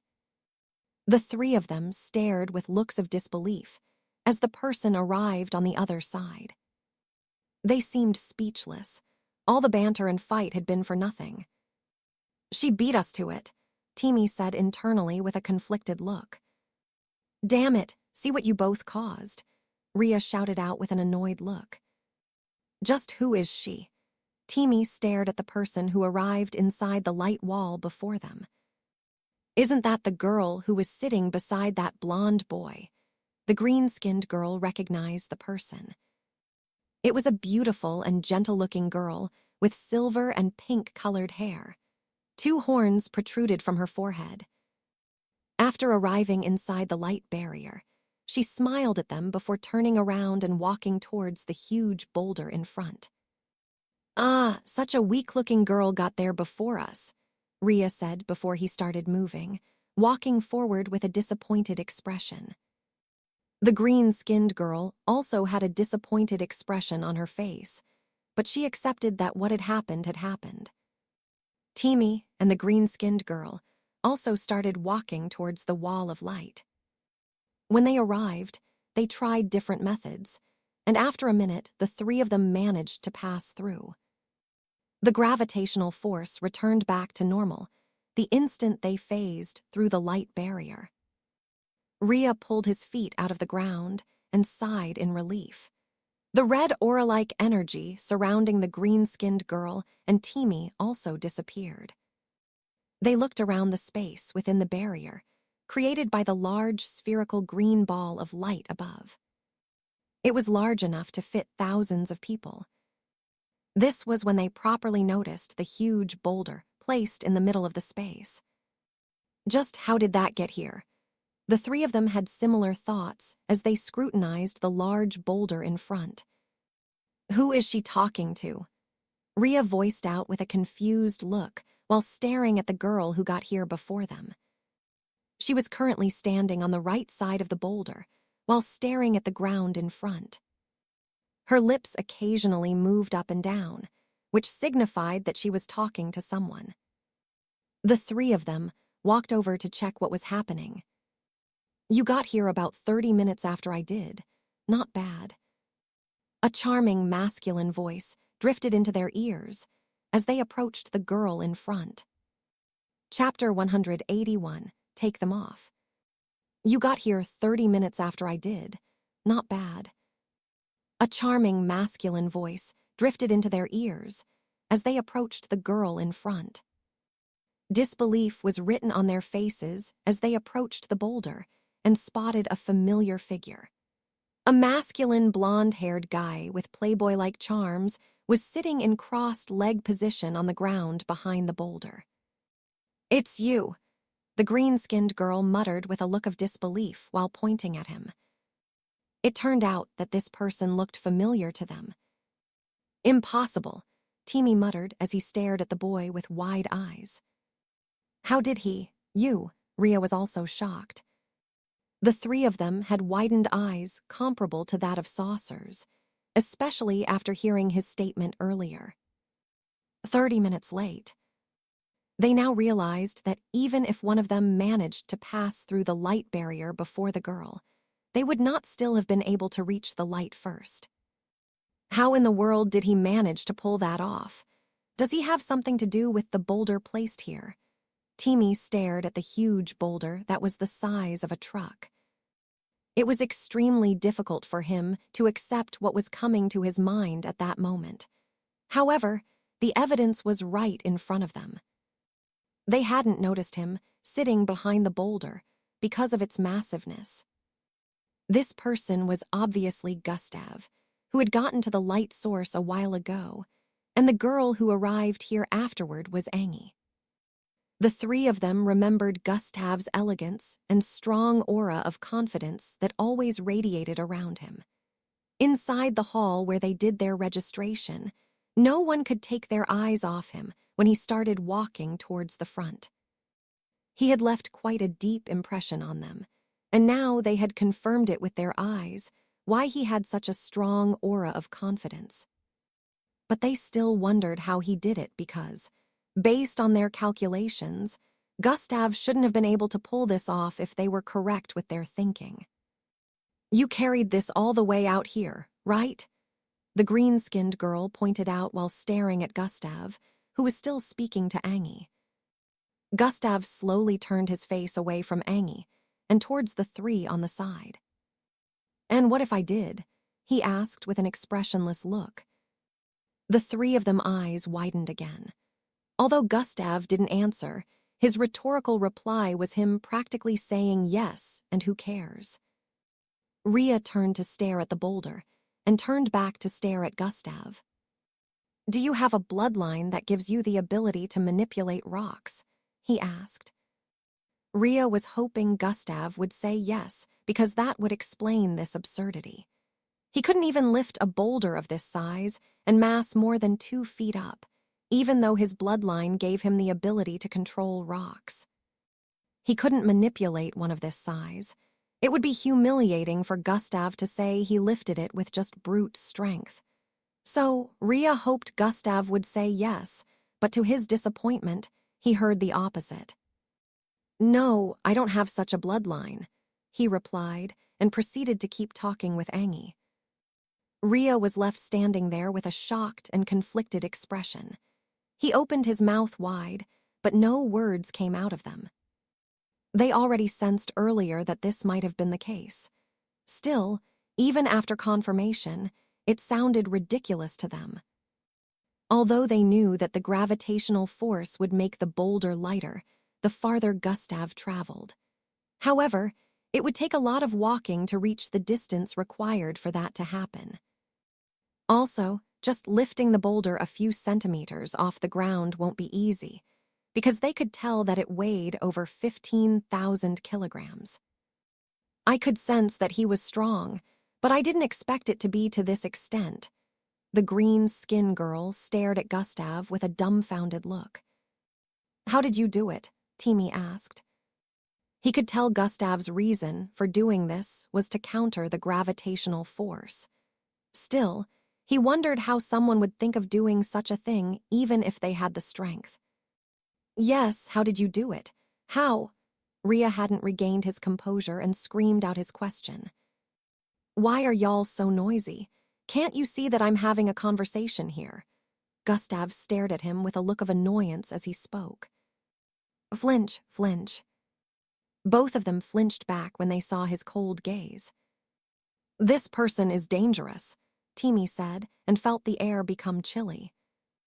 "Grab." Angie grabbed Gustav's face and turned his head softly to face hers. "Don't worry about them. I'm sure they are just curious," she said with a gentle voice. Gustav exclaimed and continued his conversation with her. He wasn't going to do anything to them since they didn't really offend him. Nevertheless, he didn't like the fact that he was getting interrupted in his conversation with Angie. So, he released his bloodlust a little to scare them, and it worked. Both of them went to the corner and sat down to wait for the phase to end. On the other hand, the green-skinned girl sat in front of the boulder and placed her back on it. "You can take them off now," Gustav said to Angie. But I already got used to wearing them. I think my body might feel weird when I take them off," Angie replied with an uncertain look. "They were meant for training. Now is the time for you to display your abilities to the fullest. I'm sure you don't want anything to hinder your success in the test, or do you?" Gustav said with a solemn look. Angie shook her head in response. "Good, now take them off," Gustav instructed again. Angie stood up from her sitting position and started taking off her green sweater. Chapter 182, Angie's True Speed. Angie stood up from her sitting position and started taking off her green sweater. She looked pretty shy, but she had enough covering underneath, so she wasn't feeling disturbed. Immediately after Angie pulled off her sweater, a short blue singlet covering her chest down to her ribs area could be seen. Her singlet wasn't what was attractive. Instead, it was what was beneath her singlet as well as on her two arms that looked intriguing. A black metallic-looking flexible strap was wrapped around her belly. Her biceps were also wrapped by a miniature version of this strap. Angie proceeded to tap 7 buttons on the strap, wrapped around her right arm. Click. A loud clicking sound echoed across the place as the strap opened up and fell to the ground. Bang. It made a loud thudding sound as it fell to the ground. Hung. The trio that arrived earlier was alarmed when they heard the thudding sound. They turned around to look in Gustav and Angie's direction and were surprised at what they saw. Angie was already tapping on the buttons of the strap, wrapped around her left hand. When she was done, another strap fell to the ground, making a similar thudding sound. "Are those what I think they are?" Timmy stared at Angie with a bewildered expression as he wondered. Angie squatted next and rolled up the hem of her trousers, revealing the same straps as before wrapped around her ankles. She did the same thing and unbuckled the straps. After she was done, she proceeded to stand up and unlock the biggest strap wrapped around her stomach. Bang! This time it sounded like a mini explosion, as the largest one made contact with the ground. A small cloud of dust was formed due to its mass. She had weight straps on all these times, yet she was still able to move about at such a high speed. The green-skinned girl, Rhea, and Timmy were once again shocked by what had just happened. Gustav smiled at her and asked, "How do you feel now?" "I don't know how to describe it. It feels like my body is weightless." Angie moved as she spoke, trying to get used to her current body mass. Gustav had made her wear these straps about 6 weeks ago when he started training her. At first, he started with 2 straps on her arms, which nearly caused them to fracture since Angie was very weak. However, as time passed, she got used to it and was able to get back to her normal speed while running after a week. Gustav began to increase the weight of the straps on her body. These straps altogether weighed about 8,000 kilograms. Angie would not lift something as heavy as that normally. Still, since they were placed on different parts of her body, there was enough distribution. Also, she was lifting them with her body, so she was able to pull them off after intense hours and weeks of training. "Try running around," Gustav proposed. Angie nodded and dashed forward. Sway. It was like cutting through the air. After images were created as Angie ran around the space. THWWI, THWA, Thwe, swoosh. She had returned to her previous position, but it still looked as if she was running in a circular format around the space. A single movement made her appear close to 1,000 feet away from her initial position and back. Without activating God eyes, Gustav's eyes were barely able to follow her speed. In a fight, he would still be able to predict her movements and react accordingly, but her speed had already far outstripped his. The trio that arrived earlier had their mouths wide open again. Unlike Gustav, they saw Angie everywhere at the same time. They couldn't pinpoint where her exact body was when she was running in a circular format. Isn't this literally cheating? How can a person have that kind of speed? Maybe they aren't Zulu ranked. This thought roamed their minds as they stared at Angie and Gustav. Gustav was currently praising Angie, while the trio was having ridiculous thoughts. "I have decided."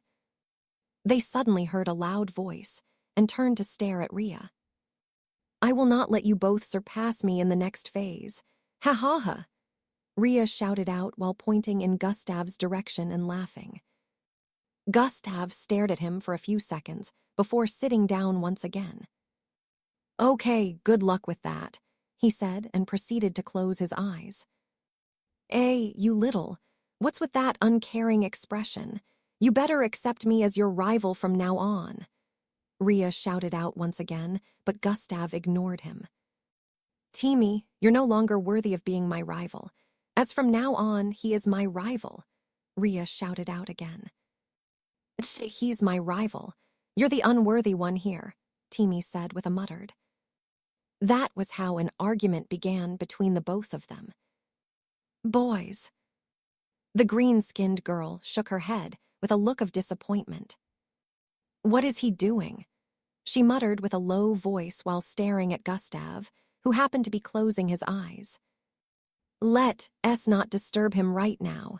He was at a crucial point, channeling his bloodline before we all arrived here," Angie answered and proceeded to walk forward to sit in front of the boulder. "Oh," the green-skinned girl exclaimed with a surprised look. "He can channel his bloodline in such an environment." The green-skinned girl was surprised because while channeling bloodline, a mixed blood needed a place with no disturbance for it to go smoothly. The room temperature must be at a particular point. This environment was lacking in all the compulsory aspects. However, it didn't seem like Gustav was experiencing any form of discomfort, unlike how it was supposed to be. The green girl proceeded to sit down beside Angie. "I'm Angie. What's your name?" Angie initiated a conversation with the green-skinned girl.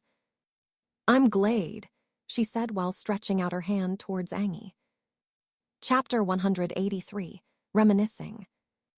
"I'm Glade," she said while stretching out her hand towards Angie. Angie received her hand and shook it gently while smiling at her warmly. Gustav had been channeling his bloodline for the past 2 hours now. He started channeling his bloodline before Angie, and the rest arrived within the barrier of light. Later on, 7 other participants arrived within the light barrier, and some others were still outside trying to break in. Gustav's consciousness was currently within his body at the moment. Fourth step seems so simple yet so complex. Looks like I might not be able to get there today. Still, at least I'll make sure I saturate my original bloodline well enough to prepare for the time of breakthrough, Gustav said internally. His genetic transforming bloodline was currently bubbling, insanely within his body. He had gotten to the third step several weeks ago with his original bloodline. By contrast, he had gotten atomic disintegration, beast transformation, and gravitational energy container to the first step. Gustav's mind wandered to several weeks back. After Gustav sneaked into the disciplinary committee's teacher's office, he spent the next 2 days channeling his bloodline. His original bloodline was already at the second step at that time, and he only managed to get beast transformation bloodline to the first step. He still had 2 more to channel to the first step. After 2 days had gone by, he headed for Delta Labs, which happened to be the lab where he sold corpses of mixed breeds. Although selling those corpses and making more money was important, Gustav was headed to the lab for a more important reason this time. Mr. Lon would also be visiting the lab, and he needed to see what Mr. Lon was up to. If he could get any clues that pointed to the disciplinary committee as the culprits of the kitchen explosion, he would know what to do next from there. He had been tapping their phone lines for the past 2 days, but he didn't get any incriminating evidence from their phone calls. The only thing he figured out was the name of the person Mr. Lon would be meeting today. Ebenalua. Gustav felt that the name sounded a bit familiar. However, when he linked it up to what he remembered, it didn't make any sense, so he decided to just head there and see how things went. Mr. Lon was headed there by 2 p.m., so Gustav had to leave school. He visited the bathroom and transformed into his alias. Gustav changed into a 6-foot muscular-looking man with rough brown beards and a bald head. His skin was a bit tanned, and he looked quite menacing. Gustav had gotten access to the city records and checked for the person he was currently using. His alias used to be a hunter, but he happened to have left the city some time ago. So, Gustav decided to make use of his identity for selling the corpse of the mixed breeds. Gustav felt that even if his fake identity was compromised, he could just transform into another.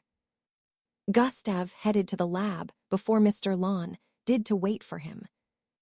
He arrived there 5 minutes before Mr. Lon. He waited at the reception area, acting like he was expecting feedback from a worker there or something.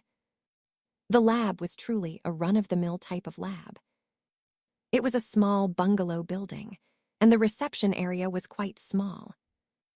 Gustav had been to one of their morgue rooms before, so he knew that some of their equipment was also kinda outdated.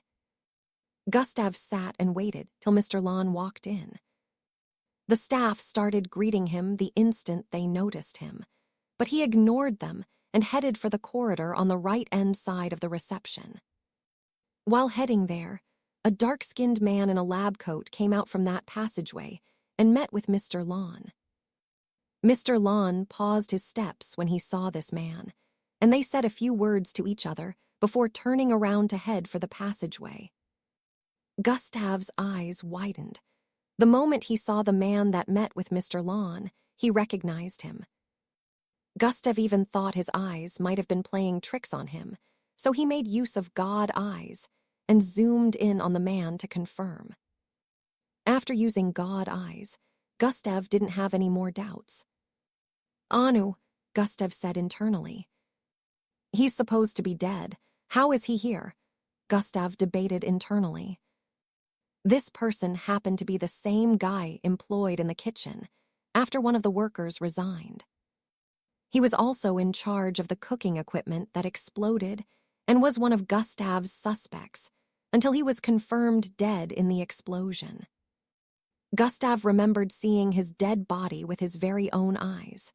So, he couldn't understand why the same person was standing here alive, hale and hearty, conversing with Mr. Lon.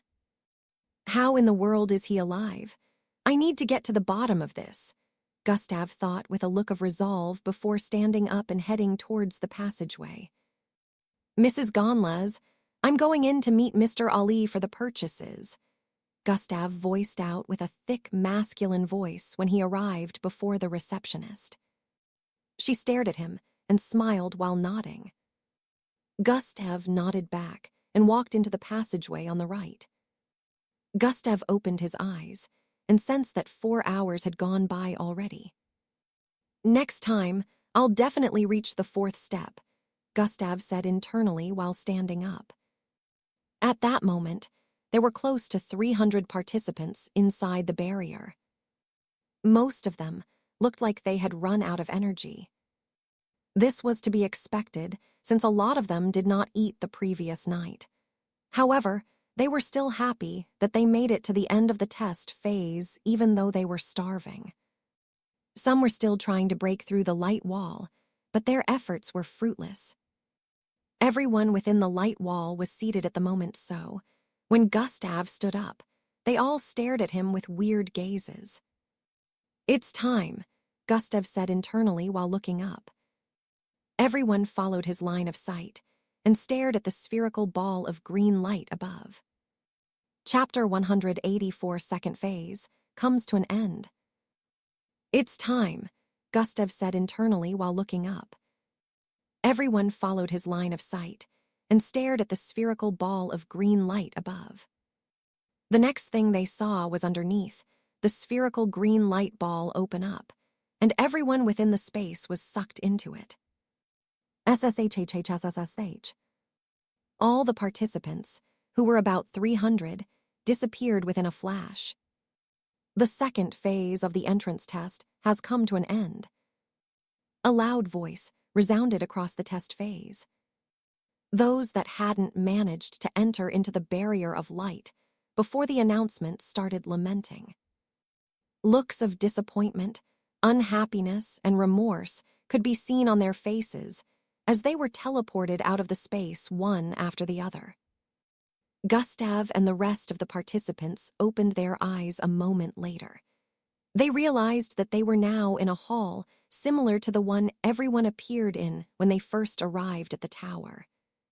The number of participants left was nothing compared to the number of participants that gathered here initially, and this was only the second phase. From what they knew about the MBO entrance test, it had at least 5 phases. Most of the participants that arrived really late started rejoicing after hearing the announcement. Although they looked fatigued, they had managed to make it to the next phase. Gustav sat somewhere in the middle of the seats on the right side. Angie joined him and positioned herself on his right-hand side, while the green-skinned girl sat on Angie's right side.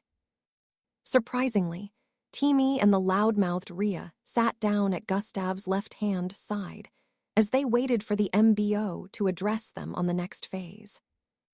Gustav wasn't bothered by their decision to sit next to him. He just kept staring forward. They didn't know that he was actually looking at something. Host attributes. Name, Gustav Crimson. Level, 21. Class, subparallel being. Exp, 181,203,36,0000. HP, 95,90,9600. Energy, 30,140,250. Attributes. Strength, 65. Perception, 62. Mental fortitude, 62. Agility, 62. Speed, 64. Bravery, 62. Intelligence, 63. Charm, 62. Defense, 62. Vitality, 64. Endurance, 67. Attributes points, 20. Gustav stared at his attributes. After using the attributes points he gained from finishing the daily task. He was satisfied with the way he distributed them, but something caught his attention again. I still don't know what this is all about.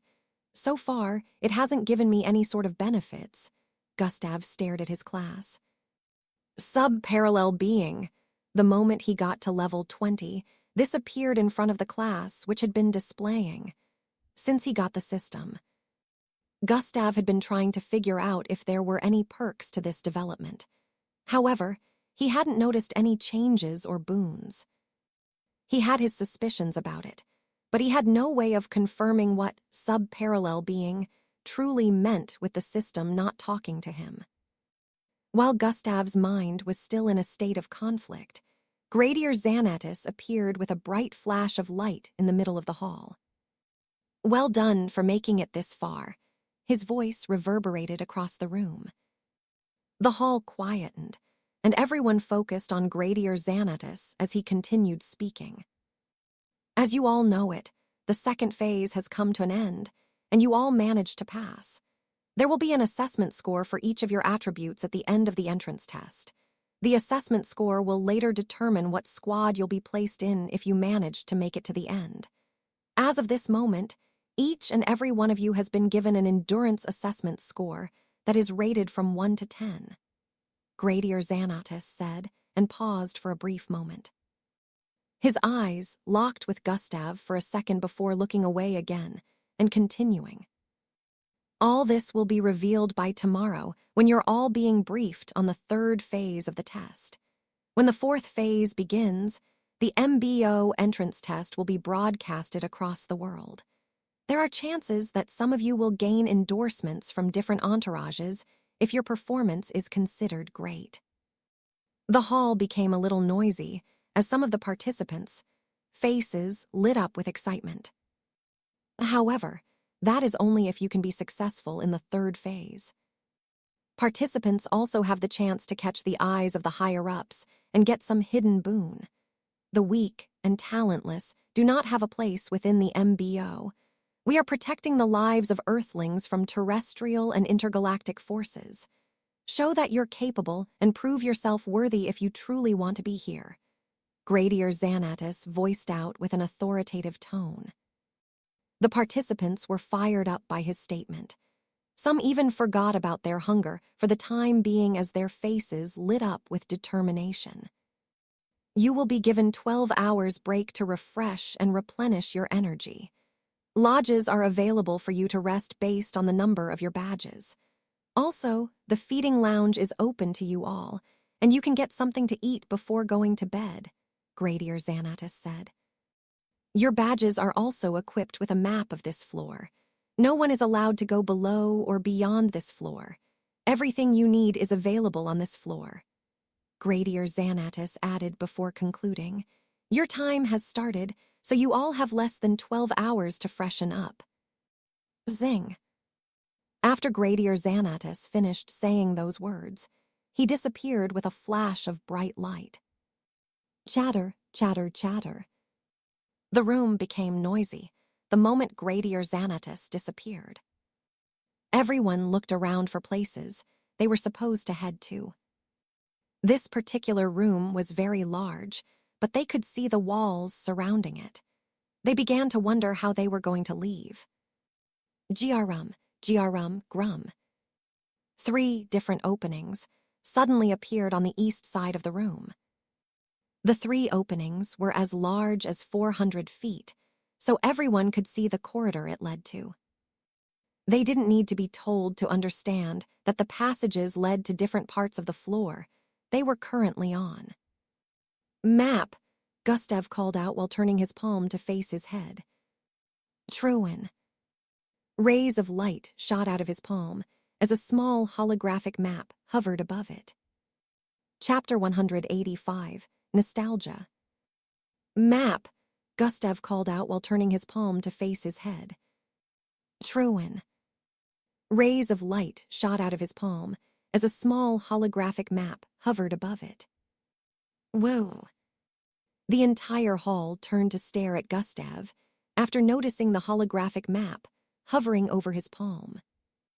They instantly understood that this was the method of checking out the map, and everyone repeated Gustav's action. Tiaroyan, Truin. Just like Gustav, rays of light shot out from the number on their palms and formed a map of the current floor they were on. Everyone could see where the openings on the east walls lead to.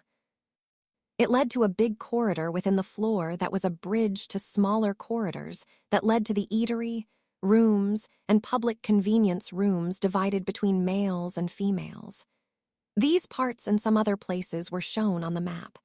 However, at the end and the beginning of the map, a red sign was displayed, which had the word restricted. Gustav's eyes squinted when he noticed the restricted parts on the map. "Let's go, Angie," he muttered.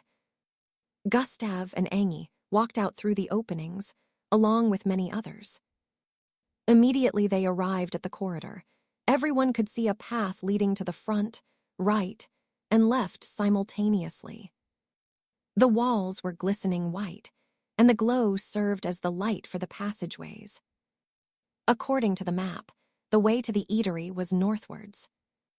The instant everyone was about to raise their foot to move forward, blue circles started appearing on the ground. The blue circles surrounded everyone's right and left foot. The number of circles was equivalent to the number of feet that everyone had. Everyone was surprised at the appearance of the blue circles that surrounded both their foot. However, before they could understand what was happening, the floor beneath them started moving their bodies forward. Whoa! No one was used to this, so many lost their balance and even fell on their butt. Another reason why you have to be ready for anything within the MBO, Gustav said internally after seeing people falling on their butt. They weren't informed about this, so the MBO obviously wanted them to figure it out themselves.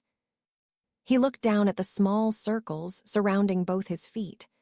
A thought came to his head, and he suddenly stopped moving. Bam, bam, bam. 3 people ended up bumping into him from behind. Still, due to Gustav's sturdiness, they ended up falling on their butts like the others. Hey, how did he end up stopping? Some of the people around wondered. Angie, who was still being moved forward, noticed that Gustav was no longer beside her and turned her head to the side to look behind her. She also stopped moving forward when she noticed him. The circle surrounding her feet rotated, and surprisingly, her body was turned around, and the floor started moving her forward towards Gustav behind. Looks like the movement is based on leg muscles and tensions, Gustav analyzed internally. The floor scans the intentions of the person standing on them and moves that person in the direction they intend to move in. Gustav came to this realization when he stopped moving earlier and also noticed Angie being moved towards him. God Eyes has been activated. Gustav activated God Eyes and stared at the floor. He couldn't see through it.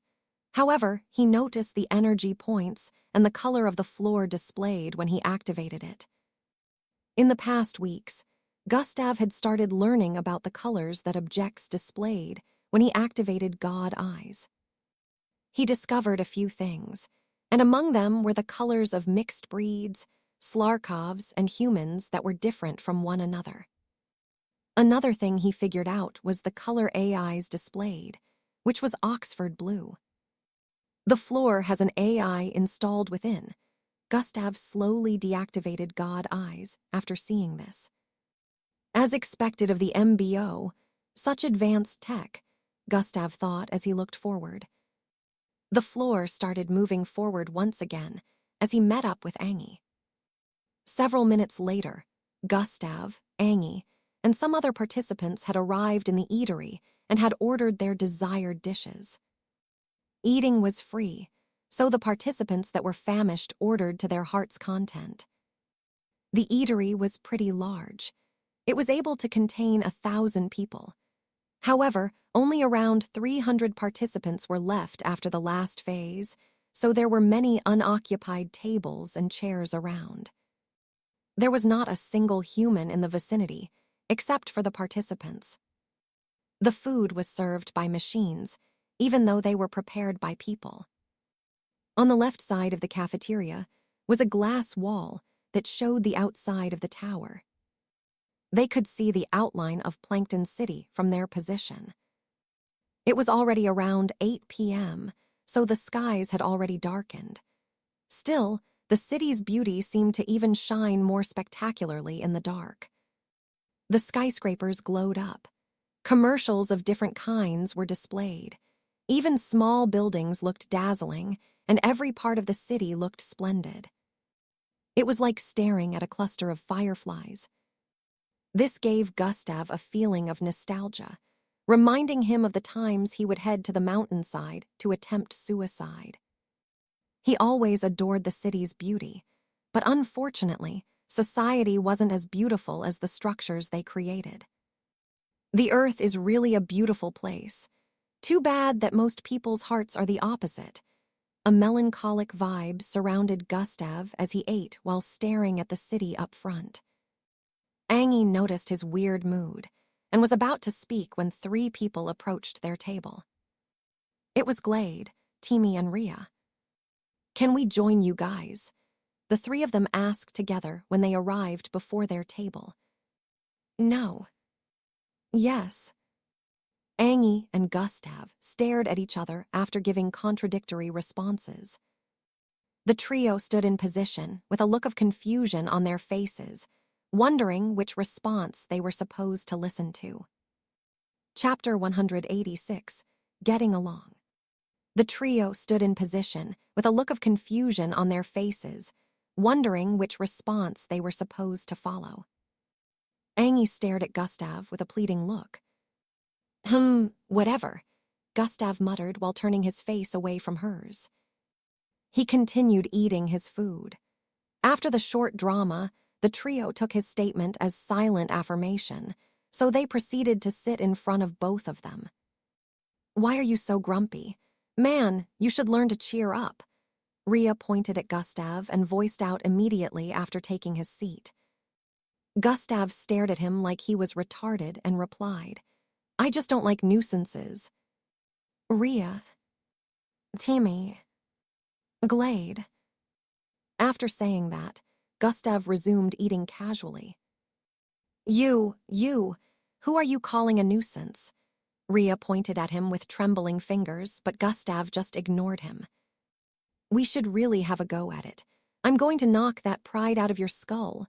Rhea jumped up after voicing out. "Calm down, you idiot. It's not like you can defeat him," Timmy said. You're right."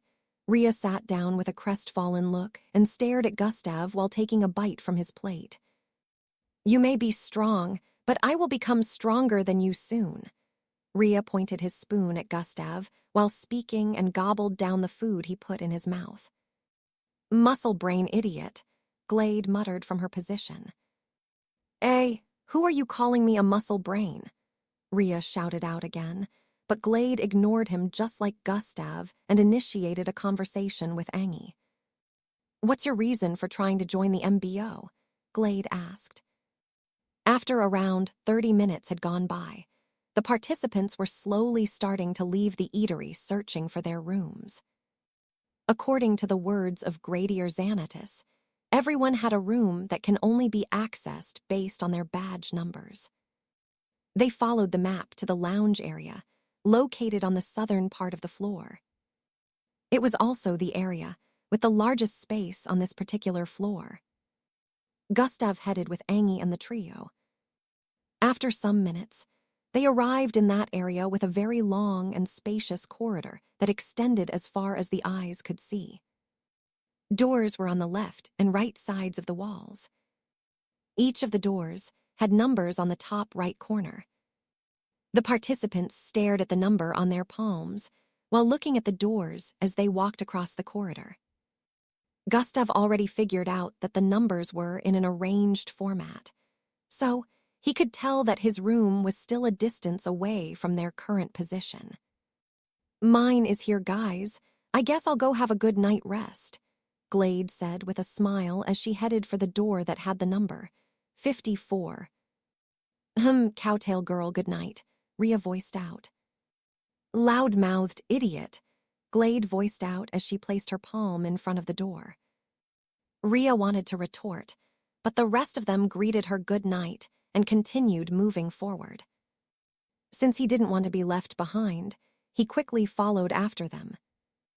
Angie and Gustav happened to be the next to find their rooms, and they weren't too far from each other. Gustav was 126, while Angie was 121. As for Ria and Timmy, their numbers were in the thousands, so they still had to walk further down the corridor. On arriving in front of his door, Gustav placed his hand in front of the door and waited.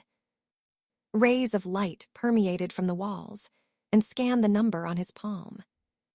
Ketchum. The doors slid open, and he walked in. The room looked pretty nice. A bed could be seen in the middle. However, the room didn't look luxurious in any way. It was structured regularly. Gustav checked and noticed that there was a bathroom and toilet also. After checking everything out, he moved towards his bed. "Map," he called out. The map shot out from his palm again, displaying the structure of the floor. "I wonder what floor of the tower we're currently occupying," Gustav said internally with an intrigued look. He had always wanted to visit the tower. However, even after coming here, it still had a lot of mysteries surrounding it. Gustav was still intrigued about the height of the tower. Still, so far, they hadn't been told anything about the tower. "I'll check out the training room before the start of the next phase." Gustav spotted the training room on the center of this floor on the map. He decided to check out the next morning to complete his daily task because he had no idea what the next phase was going to be about. He had thought about checking out the restricted areas so he could infiltrate other floors in the tower. He immediately threw that ridiculous thought to the back of his mind. There was no doubt that the floor was under heavy surveillance. If Gustav tried anything, he would be found out immediately. There was no guarantee that he would actually be able to pass through the restricted areas successfully. In his head, he had a 50% chance of successfully infiltrating other floors without getting caught, but he decided not to risk it. If he managed to join the MBO, he would be able to go wherever he wanted without restrictions, so he decided to focus on that. The next morning, everyone woke up to the sound of the alarm. An alarm resounded in everyone's room, waking them. A holographic projection gave them instructions to head back to the hall, where they were addressed by Gradier Xanatus earlier. Gustav was among the first to arrive there because he performed his daily tasks within the training room when the alarms rang. Participants began to arrive one after the other, and in a few seconds, almost 200 participants had walked in. Once a minute passed, the openings on the side closed up. Long. Everyone was surprised at the sudden closure since some participants still hadn't arrived. Still, that same moment was when Gradier Xanatus appeared in the middle of the hall with a flash of bright light. "Those that failed to arrive here within a minute have been disqualified." Gasp. Those were the first words that came out of his mouth the moment Gradier Xanatus appeared. One of the things you will learn if you manage to pass the test and get enlisted is, sluggishness isn't allowed. Chatter, chatter, chatter. The participants thanked their stars that they immediately dropped what they were doing and headed here after hearing the alarm.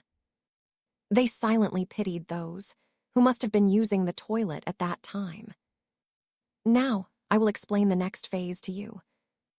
Gradier Xanatus voiced out next. Chapter 187, Assessment Score Revelation. "Now, I will explain the next phase to you." Gradier Xanatus voiced out next. The hall quietened down after he said that. The participants perked their ears to make sure they listened to every detail. "Oh, right, before that, your assessment score for the endurance test will now be revealed," Gradier Xanatus said while snapping his fingers. Snap. Zing, zing, zing, zing, zing.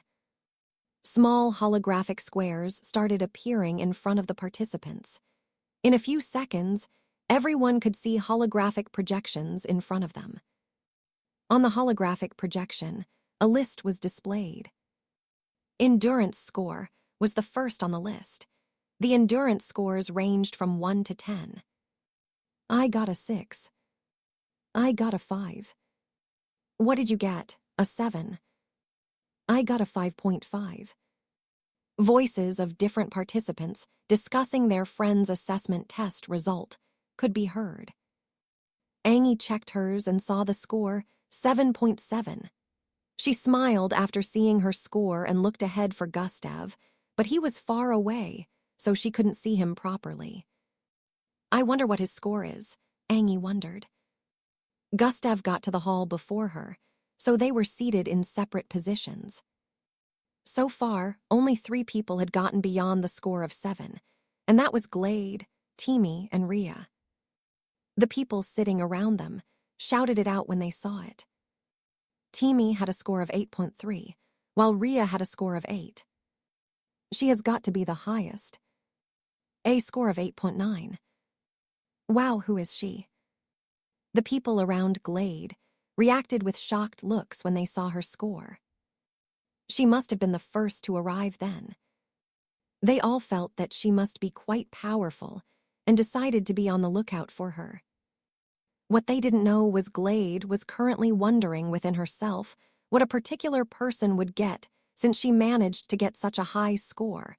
Maybe he got a 10. She stared at the side of a blonde boy's face 3 seats ahead. The same question was on the mind of Timmy and Rhea.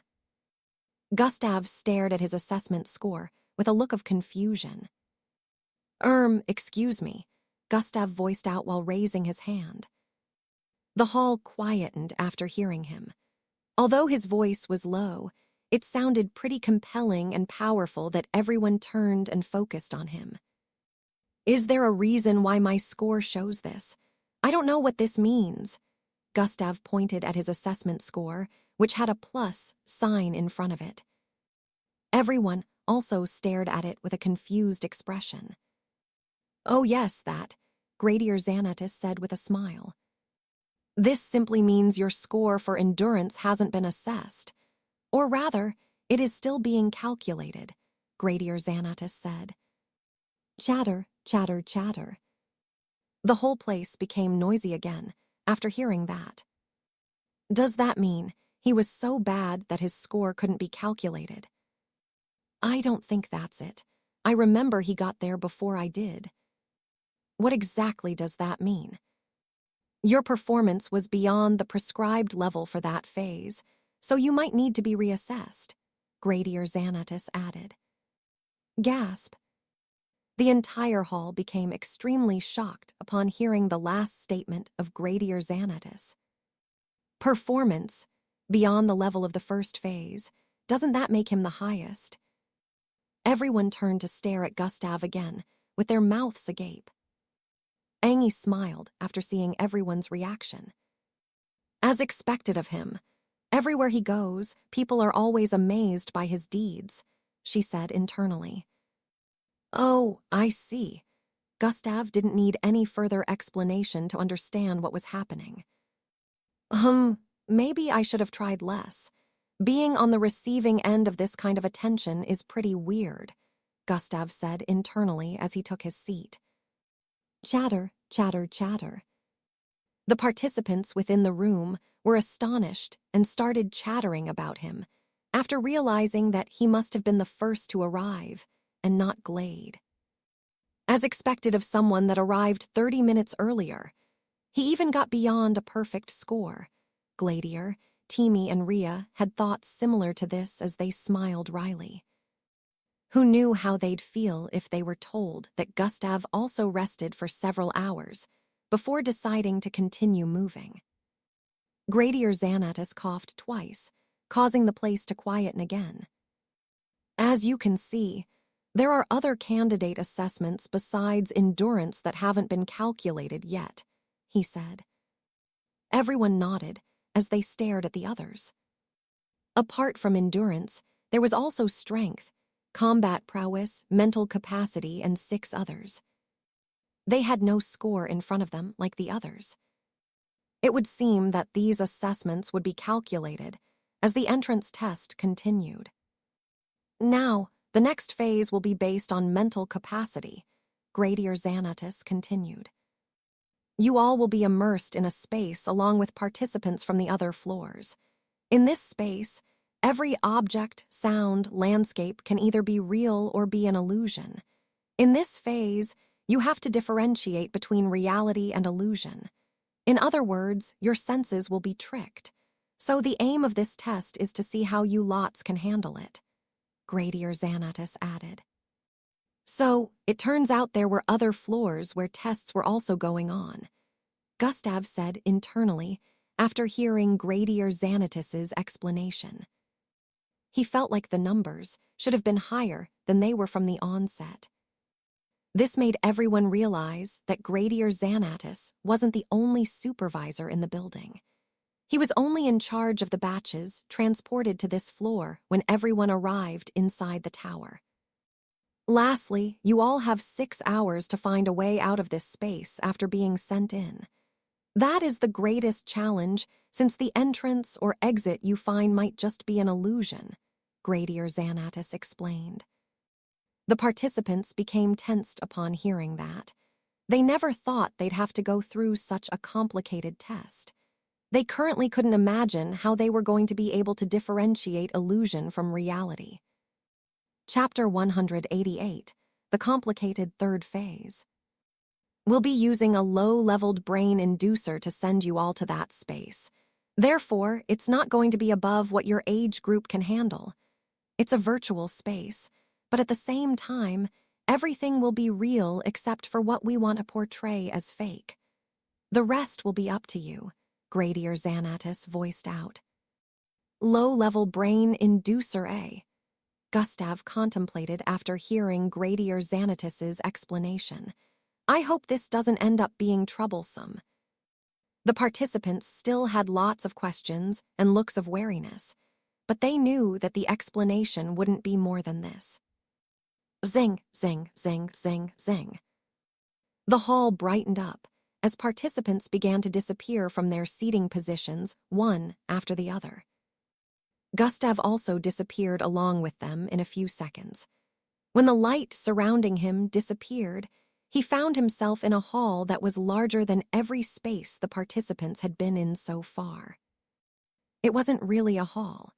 It looked more like a lab because tub-like machines could be seen in rows and columns that extended as far as the eyes could see.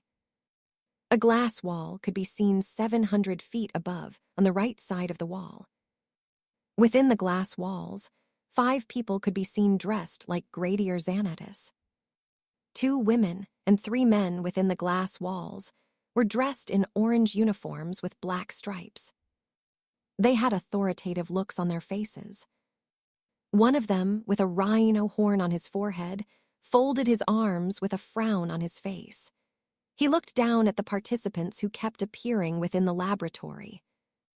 They all had their different ways of standing that looked quite menacing. Gradier Xanatus stood in their midst. He looked quite tame compared to the rest of them, with his hands locked behind his back. Find the pod that has your number on it, Gradier Xanatus said, his voice traveling through the large laboratory-like room. More than 1,000 participants were moving around the place at the moment. The participants from Gustav's batch could see a lot of unrecognizable faces. They instantly understood that these were the participants from other batches that had tests on separate floors. The participants began to find their pods one after the other. Gradier Xanatus instructed this set of participants to go in next. TSSHHH, TSSHHH, TSSHHH.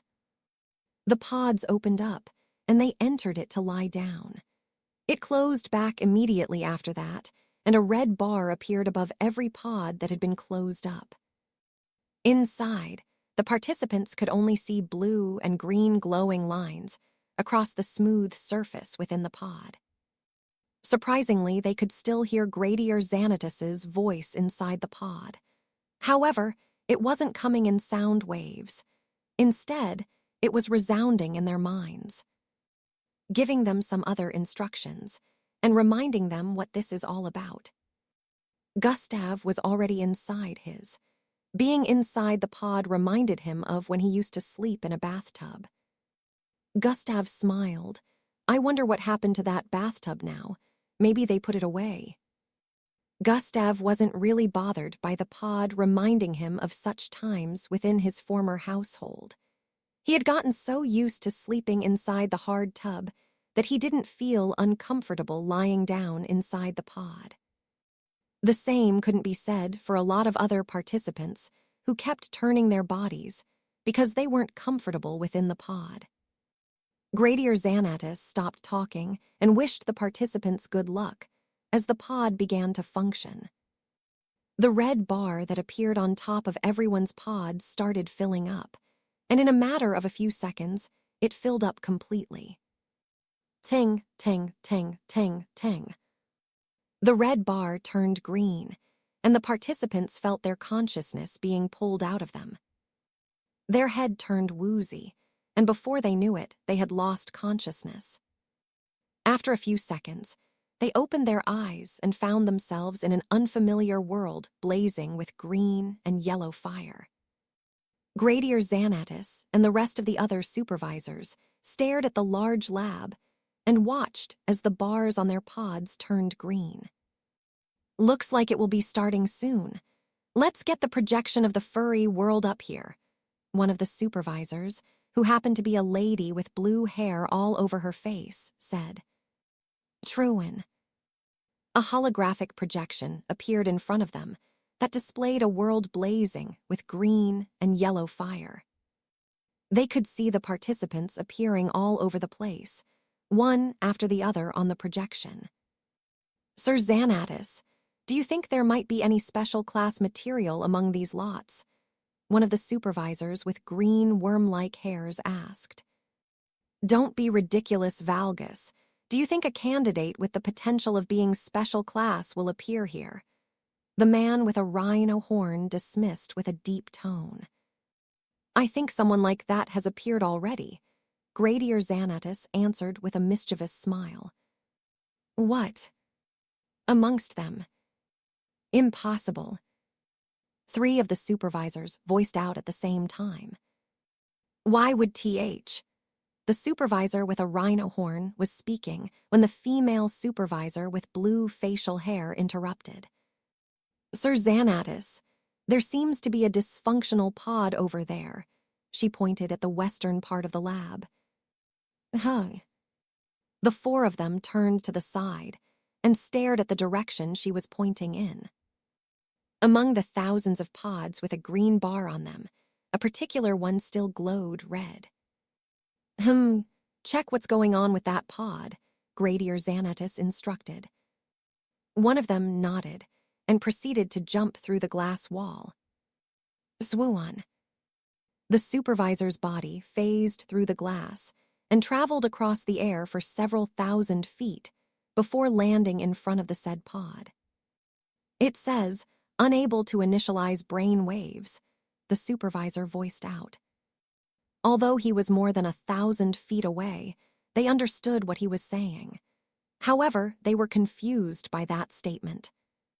I'll call for the maintenance tech team to check up on it, the other female supervisor with black flowing hair voiced out. I don't think there's any need for that, Gradier Xanatus said, and gestured for the supervisor with a rhino horn to open up the pod. TSSHHH. The pod opened up, and a boy with blonde hair could be seen lying within it.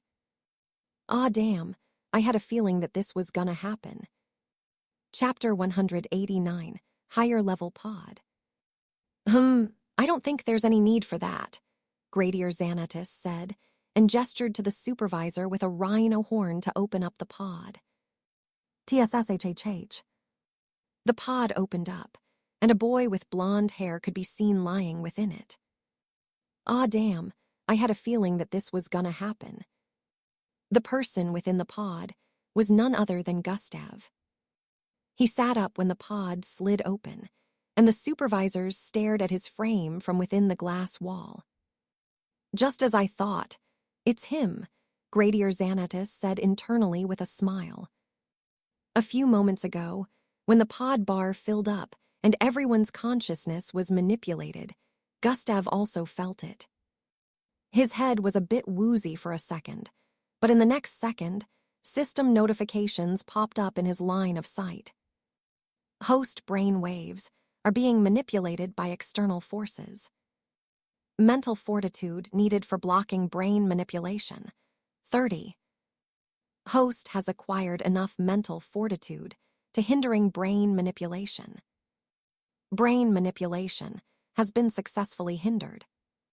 Gustav felt like cursing when he saw this. He knew mental fortitude was good since it protected his mind, but in this situation, it was actually doing more harm than good. He really wouldn't like to stand out much. Yes, he was planning to reveal some of his hidden abilities during the test phase. However, at the rate things were going now, he might end up being too outstanding, and he didn't know how that would end up for him. Gustav didn't want to reveal the full capabilities of his mental fortitude, because he was sure they were going to see him as an anomaly. Currently, his mental fortitude was so high that he could even control his dreams and change them to whatever he wanted when he is asleep. If he had a bad dream, he could just switch it or turn off his dreams entirely. There were other things that mental fortitude had granted him. He wanted to make sure they weren't revealed. If there was a way he could reduce the stats, he would have done that immediately. Unfortunately, there was. TSSHHH. Ah, damn, I had a feeling this was going to happen. The instructors might need to use a high-level brain inducer, Gustav said internally while sitting up after the pod slid open. Kid, step out for a bit, the supervisor instructed. Gustav did, as he was told, and came out. The supervisor moved closer to the pod and started checking it out. I wonder what's wrong with this. Before he could complete his statement, he heard a voice in his mind. There's nothing wrong with the pod, Chucks. Bring the kid here. It was the voice of Gradier Xanatus in his mind. There's nothing wrong with the pod. Then why didn't it send him there like the rest? He questioned. Bring him over here first, Gradier Xanatus commanded. The supervisor nodded and grabbed hold of Gustav's left arm. Gustav was alarmed by the sudden grip, but the supervisor leaped upwards towards the southeast area before he could react to it. ZW Woon. Gustav traveled across the air along with the supervisor, and before he knew it, they were closing in on a glass wall. Gustav placed his right arm in front of himself in defense as they arrived in front of the glass. However, to his surprise, there was no collision when they made contact. Instead, their body phased through it. Intangibility. Gustav immediately recognized this bloodline ability. It was one of the rarest bloodlines in the history of mixed bloods. Plop. They landed within the small room, and Gustav looked around. He noticed Gradier Xanatus standing among the weird-looking supervisors. Sir Xanatus, I've brought him, the other male supervisor with gray-colored hair voiced out. Good, welcome candidate 126, Gradier Xanatus voiced out. Gustav just stared in response. He was more concerned with the words that were going to come out of Gradier Xanatus's mouth next, and how he would counter them if they happened to be unfavorable. It would seem your mental defenses happen to be higher than what the pod can handle, so you can't be sent in with the others, Gradier Xanatus explained. So what's gonna happen now? Gustav asked with a calm look. Well, this pod happens to be at the right level for your age group, so it's either you're way older or you're just different, Gradier Xanatus said. Can't I just use a higher level pod? Gustav asked. Well, you see, there are 4 levels of brain inducer pods. The pod you and your fellow participants used is at the beginner level, which is the first. The second level isn't what normal participants can handle since their brain functions might be overworked. As for the third and fourth levels, let's not even go there. You will be turned into a vegetable, Grady or Xanatus explained. Why don't we try the second level pod? Gustav asked once again. If we use a higher level pod to send you in, it would be a violation because it's for the age group of 30. Also, it will make it more difficult for you to differentiate between illusion and reality. The whole process would be quite unfair since the other participants will have it easier. Only special class candidates can handle it at your age, Grady or Xanatus replied.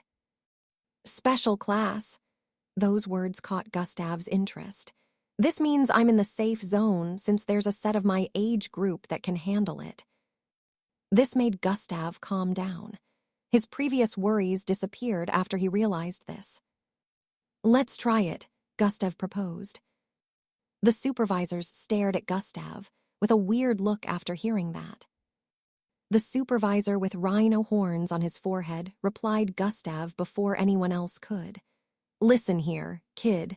Without authorization, we can't put you in that pod, so forget it. Your case will have to be reported to the higher-ups, and you will have to wait for their next set of instructions. Chapter 190.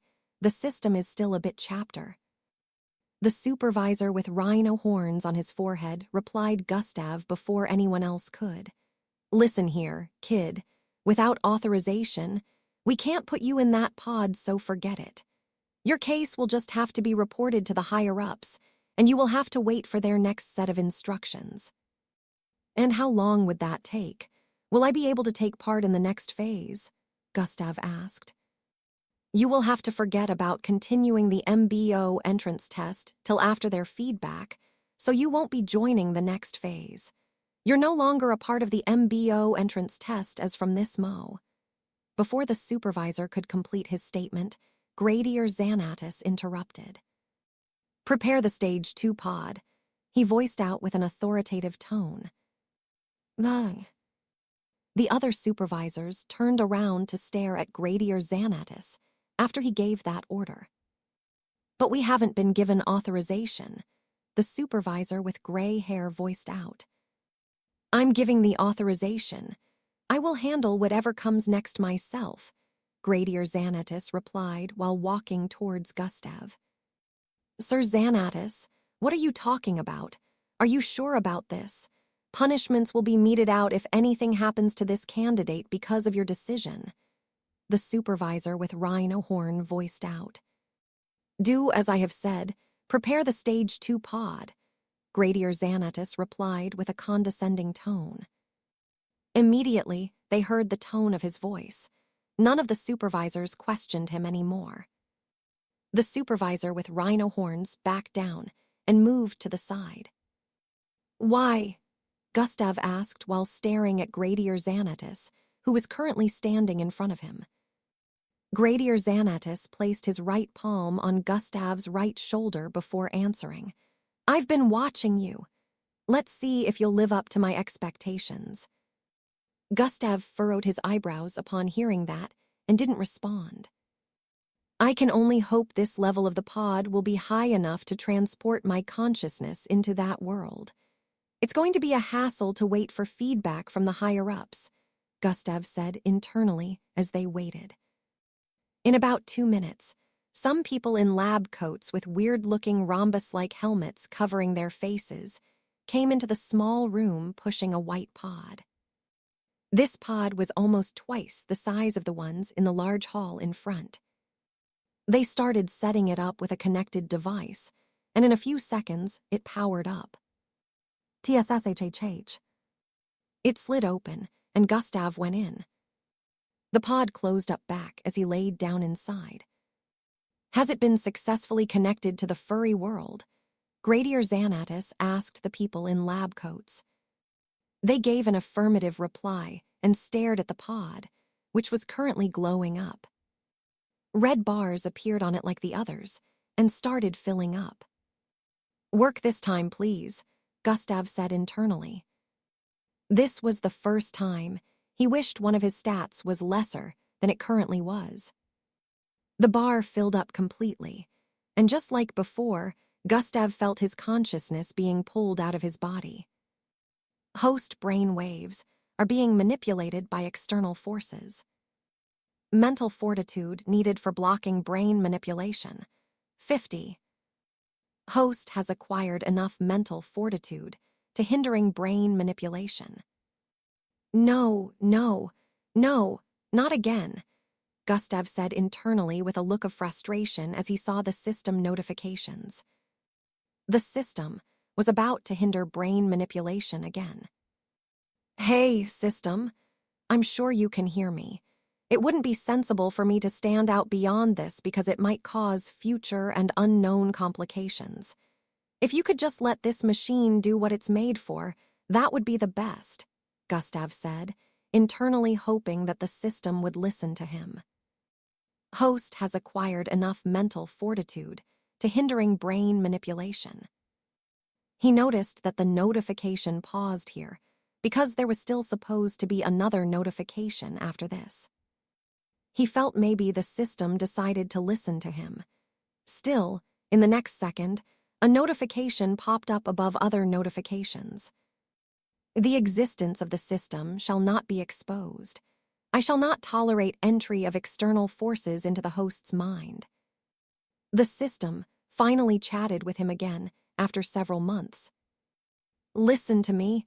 If we go beyond this, it might put us in a compromising situation. If I'm in a compromising situation, it means you also are, Gustav replied internally. If you get in a compromising situation and die, it doesn't affect me. I can always choose another host. The system responded coldly. I'm calling your bluff. After spending 6 months within me, there's no way you'd want to start from scratch, Gustav said internally without a look of worry. Do you pride yourself on being important now? How about we stop arguing and make a decision before the supervisors get too suspicious? Just listen to my suggestion, Gustav proposed. All right, go on. From what I've noticed, you don't want them peeking in my head. This machine can do that, but it isn't really trying to do that now. So the best course of action would be for you to reduce my mental fortitude below 50 for it to send my consciousness to where the third phase is happening. Immediately I'm in, let my stats return to normal. That way, even if the machine tries to pick my brain when I'm in, it wouldn't work since my mental fortitude has returned back to normal. Also, I won't be pulled out of the world since the machine only needs to send us there. It plays no role in keeping us within that world. It's like a gateway, so returning my mental fortitude stats normal will not pull me out of that world unless I find the exit, Gustav explained lengthily to the system. Doesn't seem like a bad suggestion, but with all that intelligence, you could only come up with this. I'm quite disappointed. Gustav, the system is still a bitch. Outside the pod, the supervisors started to get worried when they saw that the bar remained red even after filling up. Chapter 190, One Illusionary World. Outside the pod, the supervisors started to get worried when they saw that the bar remained red even after filling up. What's going on? Why hasn't it sent him there like the rest? The supervisor with worm-like hairs asked the people on lab coats. It would seem this candidate has a very high mental resistance, one of them replied. What? There's no way in hell he is supposed to be able to resist a brain inducer of this level. The supervisor with the rhino horns voiced out. We don't know, but the machine seems to be having trouble sending his consciousness there. That's the only reason we can come up with.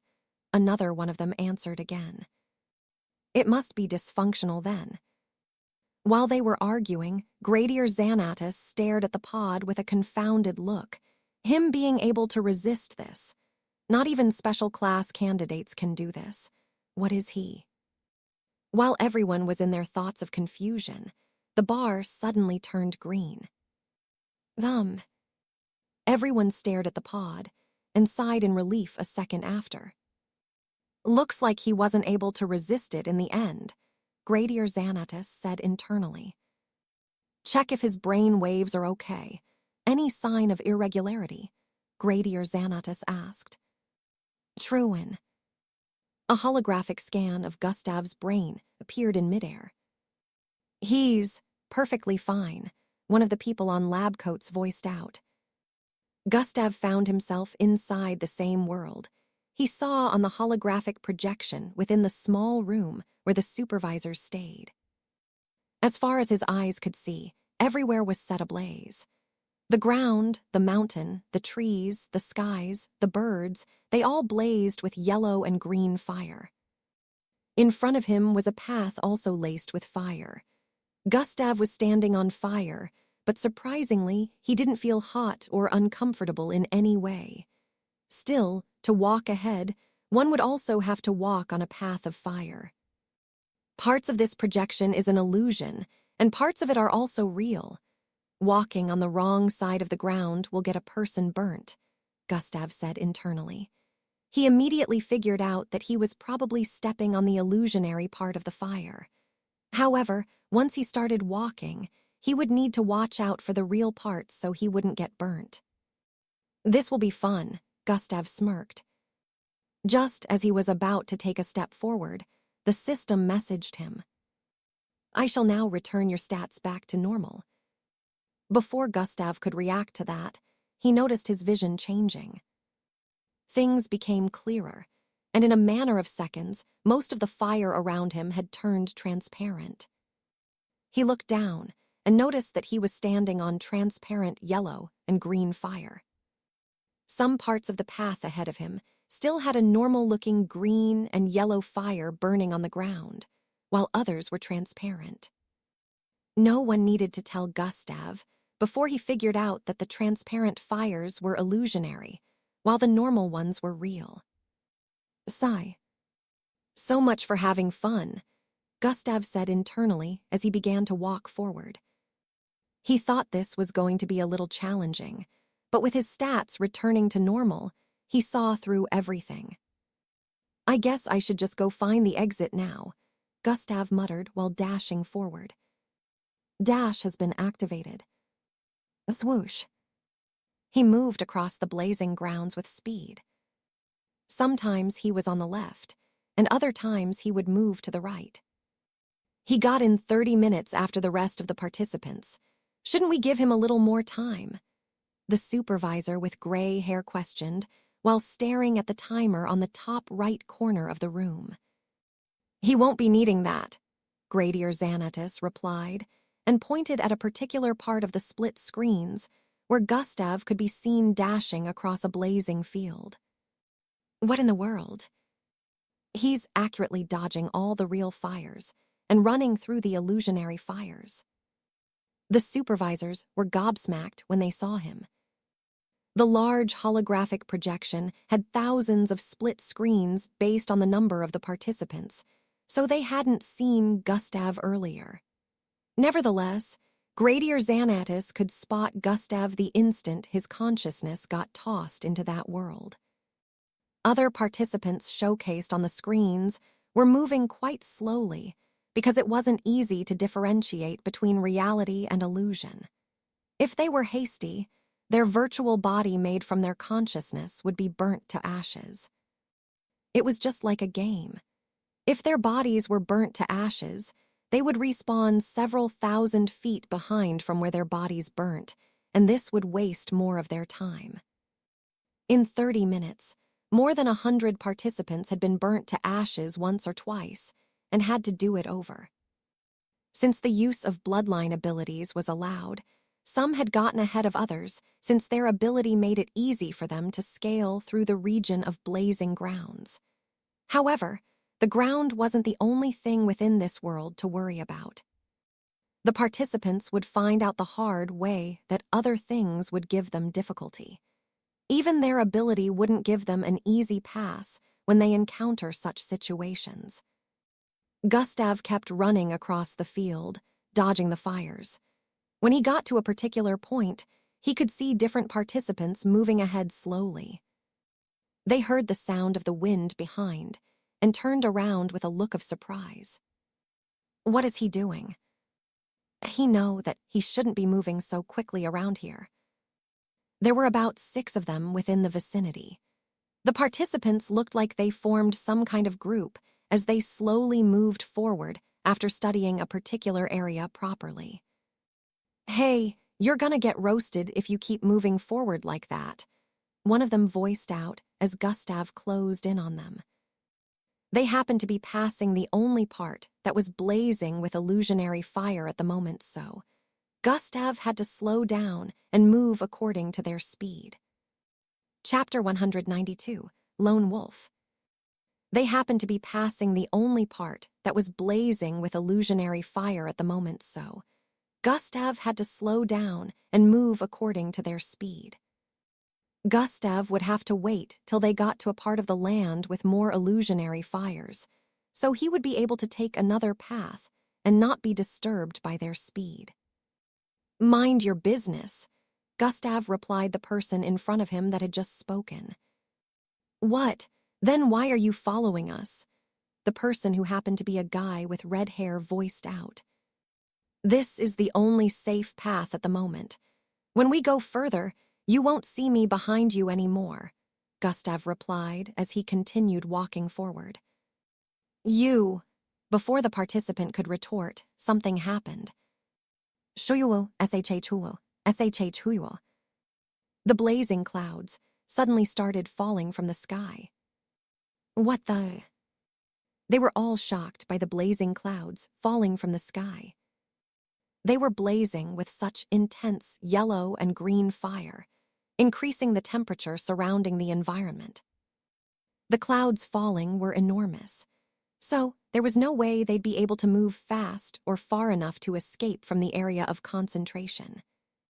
It was also too fast for them to observe and determine which parts were illusionary, so the participants began to panic.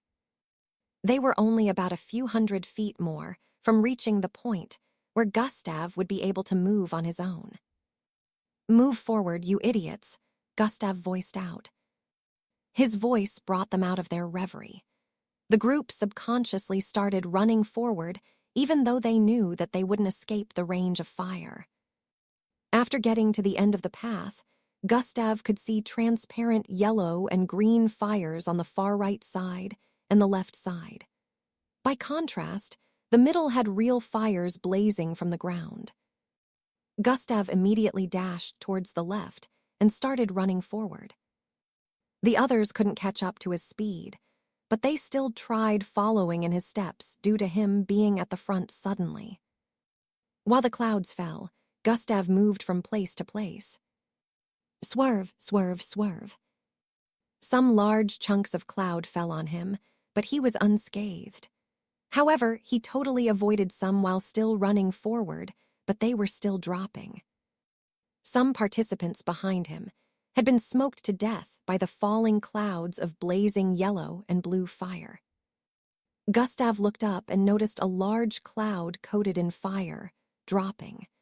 Its size would occupy a radius of over 100 feet, and it happened to be real and not illusionary. Gustav turned towards the right and leaped forward. Swoosh. His body traveled across the air, and he landed on the other path of fire that was illusionary. Only one person among the group he met earlier could react in time and activate their bloodline. Black tentacles protruded out of his legs. The tentacles made contact with the ground, pushing his entire body into the air, flying towards the same lane Gustav landed on after jumping. Boom. The cloud landed on the left side after he jumped away. The participants he formed a team with were all burnt to ashes. That was the last of the falling clouds. Everything had gone back to normal after the large cloud landed, even though nothing was normal about the place. Huff, huff, huff. The male participant turned around, stared at the side while breathing profusely. Even though this was a virtual world, and the participants had a virtual body, everything was the same as reality when it came to their anatomy. They could use their bloodline ability, exert their strength, stamina, and everything else related to their body, which was the same in the real world. The male participant noticed that everyone had been turned to ash except himself and Gustav. That was a close one. Does it mean that this guy knows how to easily differentiate the originals from fake? He remembered the way Gustav was dodging some of the clouds earlier, and the fact that he could escape because he followed Gustav's movement. Hey, why don't we work together? He turned back around to voice out, but couldn't find Gustav in the surroundings. Where did he go? The male participant voiced out while looking around. Gustav had already crossed another 2,000 feet, while the other guy behind him was busy checking out his surroundings. What was ahead of him now was a blazing forest of very tall trees. He noticed something and activated God's eyes to zoom in his sight on the forest that was still more than 2,000 feet away. Whoa, that's a lot of V-red wasps. Gustav could see a swarm of glowing red wasps covering the outer area of the forest. These wasps were mixed breeds also. They had mutated and become different from normal wasps. They were known as the V-red wasps. Each one was the size of an adult index finger, and Gustav could see well over 10,000 of them. One sting from them was said to cause temporary paralysis. 2 would petrify the mind and the body, while the third one would cause the body to explode into blood and gore. It would seem the participants that needed to enter the forest would have to go through the sea of wasps first. The first thing Gustav noticed was some of the wasps were illusionary. Inside the room where the supervisors were watching the participants, Grady or Xanatus would occasionally say 1 or 2 things about the performance of promising participants. Most of the time, Gustav would always pop up.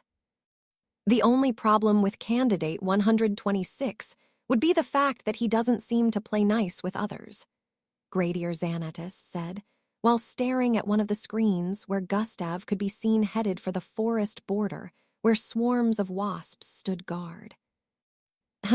He totally would have ignored that group of people if the surroundings weren't blazing with real fire, the female supervisor with blue facial hairs muttered. Exactly. He doesn't seem to like working with others just like his brother, Grady or Xanatus replied. The faces of the rest of the supervisors showed confusion after hearing that. His brother, they voiced out together.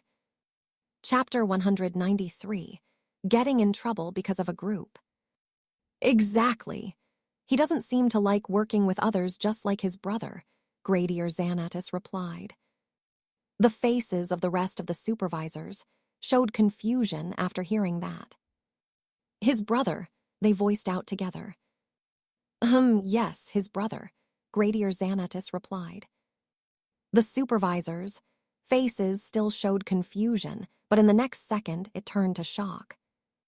Candidate 126 is the elder brother of Endrik Oslov, Grady or Xanatus revealed. What? Their eyes bulged out in surprise, and they turned to stare at the holographic screen in midair. After staring at Gustav repeatedly, they finally saw the resemblance between him and Endrik. How is this? Wasn't his brother supposed to be a lot weaker than this? One of the supervisors asked. When he was discovered, the higher-ups investigated the Oslovs to find out if there was anyone with potential like that of Endrik's. He was said to be a mixed blood below the rank of F, so they immediately lost interest and only focused on Endrik, Grady or Xanatus explained. Then how? The supervisor with rhino horns asked with a disbelieving expression. There lies the mystery. I'm sure they must have noticed it too, Grady or Xanatus said with a smile. Within the furry world, the participants still moved about looking for the exit. It had been almost an hour since the third phase started. As expected, no one had found the exit yet. Swoosh. Angie dashed across a burning mountain region. Surprisingly, she didn't have to dodge any of the blazing grounds because At her current speed, she was able to dash through real fire without getting burnt. The fire would only be able to come in contact with her afterimage, and not her physical form. Of course, since everywhere was blazing, she would still need to stop somewhere sooner or later to rest. Resting meant that she would have to look around for a place blazing with illusionary fire before pausing.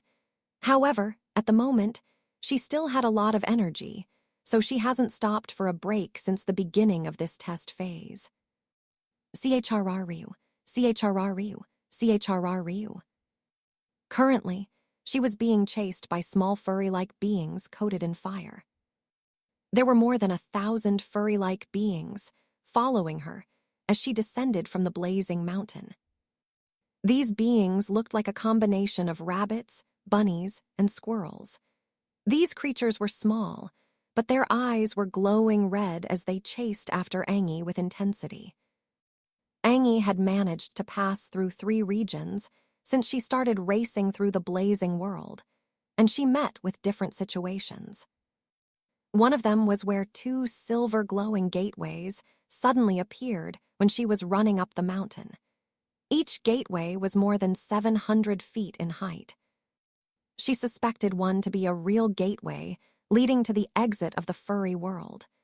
At the same time, she believed the other was illusionary. She wanted to study both gateways before making her decision to travel through one of them. Still, for every second that passed, both gateways were getting dimmer and dimmer. She had to make her choice before observing properly, and ended up going through the wrong gateway. Immediately she went through it, she came out on the other side. However, she wasn't alone. These creatures started coming out in multitudes, chasing after her like they had a personal vendetta with her. She was able to outrun them in speed, but they were slowly catching up to her surprise. The more they ran, the more the fire on the bodies of these creatures kept increasing. Angie turned her head to the side to check on the creatures chasing her from behind and noticed that whenever they passed on a particular part of the ground, the fire on their bodies would brighten up a little bit more. It didn't happen all the time, neither was it a substantial increase, but she had been checking from time to time, so this time she was sure it happened again. Does it have something to do with them making contacts with the parts of the ground that has a real fire? Angie contemplated internally. She believed this was the only plausible explanation for their increase in stamina and speed. Angie knew that they would only get faster as time passed, while she would get weaker because she didn't have infinite energy. So, she started formulating a plan in her mind. Gustav always says to use misfortune to my advantage. What would he do in this situation? BRRR, BRRR, BRRR, BRRR, BRRR, VRRHH, VRRHH, VRRHH. This is why I need to keep avoiding more groups, Gustav said internally as he dashed through the forest whilst being chased by a swarm of red wasps. Swoosh, swoosh. He dashed across the place, dodging lots of long trees blazing with fire along the way. He would have liked to climb a tree and use one of its branches to catapult himself forward from tree to tree, since this would make him faster. However, every tree here was blazing with flames. Both illusionary and real trees had blazing green and yellow flames on them. Earlier on, when Gustav was about to enter the forest, he had to go around it. This is because the direction he was coming from had real V-red wasps positioned in front of it. While Gustav was circling towards the right, he met a group of participants moving head-on towards the real wasps. Gustav managed to pass them, the moment one of them used his bloodline ability to attack the swarm up ahead. Idiot! This was the first word Gustav shouted out as the swarm of wasps came flying angrily towards him and the group. Gustav and the rest of them went their separate ways, causing the swarm to split. Still, even with that, more than 1,000 wasps chased after Gustav. This is because Gustav happened to be closer to the person who attacked the swarm, and he was also running at that moment. The swarm chased after him, towards the position he planned on entering the forest from.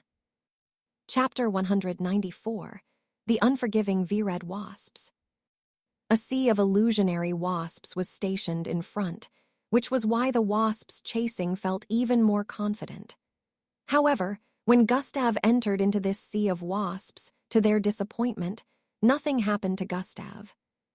Nevertheless, they kept chasing him even after he went in. They were relentless in chasing after him. Their numbers hadn't dropped since the start, and they were somehow able to keep up with Gustav's speed since he currently wasn't making use of the dash. Gustav didn't want to attack them because of their numbers, which were well over 1,000.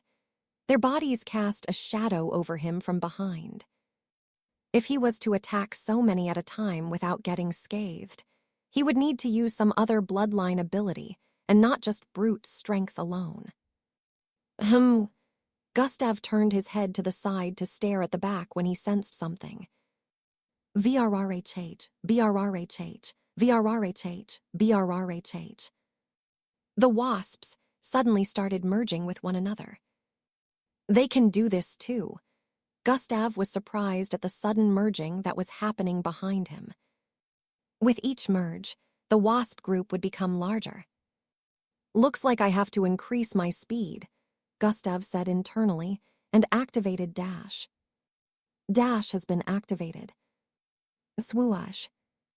Gustav's speed instantly increased by 30 points as he moved speedily across the place, increasing the gap between him and the wasps by a lot. In a few seconds, he had left the swarm in the dust. He had given them so much distance that they couldn't be seen behind him anymore. Swoosh. Gustav moved zigzag across the forest, dodging a number of densely packed blazing trees up ahead. Dash has been deactivated. Tiaroyan, Truin. Just after Dash was deactivated, a flash of bright light suddenly appeared on Gustav's west. It was several hundred meters away from his current position. Just as Gustav turned to the side to start moving in that direction, he sensed something headed for him with super speed. Thoom. He instantly jumped backward as a red silhouette streak passed his front. Swee, bang. A gigantic-looking red wasp slammed into the trees in front of Gustav, bringing them down in the process. SKRE. It screeched loudly and came to a slight pause after slamming into those trees.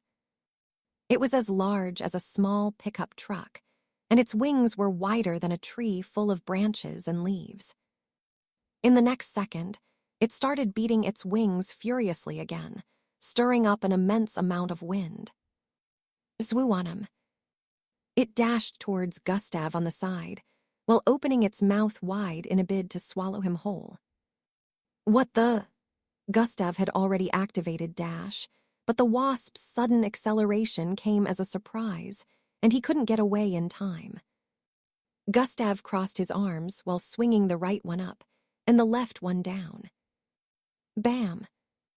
The creature slammed into him, and both of them went flying several hundred feet backward, smashing into numerous trees on the path. Bang, bang, bangs, bang. A trail of destruction was left due to the collisions. The large wasp looked like it was struggling with something as it kept wriggling and beating its wings. On a closer look, the wasp's upper and lower mouth had been grabbed by Gustav, and he happened to be pushing them upwards and downwards, causing a separation. The mouth of the creature was left open due to Gustav's intense grip.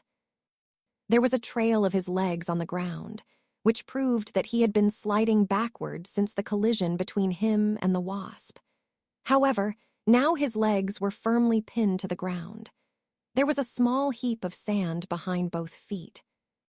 The wasp tried pulling itself from Gustav's grip by beating its wings, but its efforts were futile. His muscles bulged intensely, causing his sleeves to tear. Grrrh. Gustav groaned as he forcefully lifted the massive creature and threw it behind him. Bang, bang, bangs, bang. The wasps screeched in pain as they kept slamming into the trees. Its body traveled backward with intensity due to Gustav's throw. Gustav didn't wait for a second more before dashing in the direction of the bright lights that appeared earlier. He couldn't help but think that it was more important than dealing with the meddlesome and large wasp. Why did it seem so weak? Shouldn't the combination of thousands of them be stronger than that? Gustav wondered. The moment he crossed 1,000 feet, he understood why. He could already see 2 silver glowing gateways in the distance. Gustav instantly figured out that one of them must be a gateway. However, he felt 2 fast objects approaching from behind. CW Woon, CW Woon. In the next second, they caught up to him, and Gustav saw that they looked exactly like the large wasp that he faced a few moments back. Of course, there was more than one, Gustav said internally, while jumping towards the right to dodge the first one that lunged at him. The second one also came after him from behind. Swoosh, thuum. Gustav did a flip in midair and landed on the back of the second one after it lunged forward. He reached out both his hands to grab onto both wings and pulled them with intensity. Sure splurt. Skre. The wasps screeched in pain as both wings were uprooted from its back, and black blood came spurting out like a fountain. Due to the loss of its wings, the wasp descended towards some trees in front. Gustav leaped off the wasp as its head slammed into the trees. While his body was still in midair, the other wasp lunged towards his descending body. Gravitational displacement has been activated. Gustav's body suddenly descended with speed, causing the humongous wasp to miss him. Gustav landed on his feet, and the wasp came to a stop after moving several hundred feet forward. Just as Gustav wanted to engage it again, he noticed that the gateways that appeared on his west were dimming. They had been dimming for a while now, but since he was engaging the wasps, he didn't realize it until now. Chapter 195,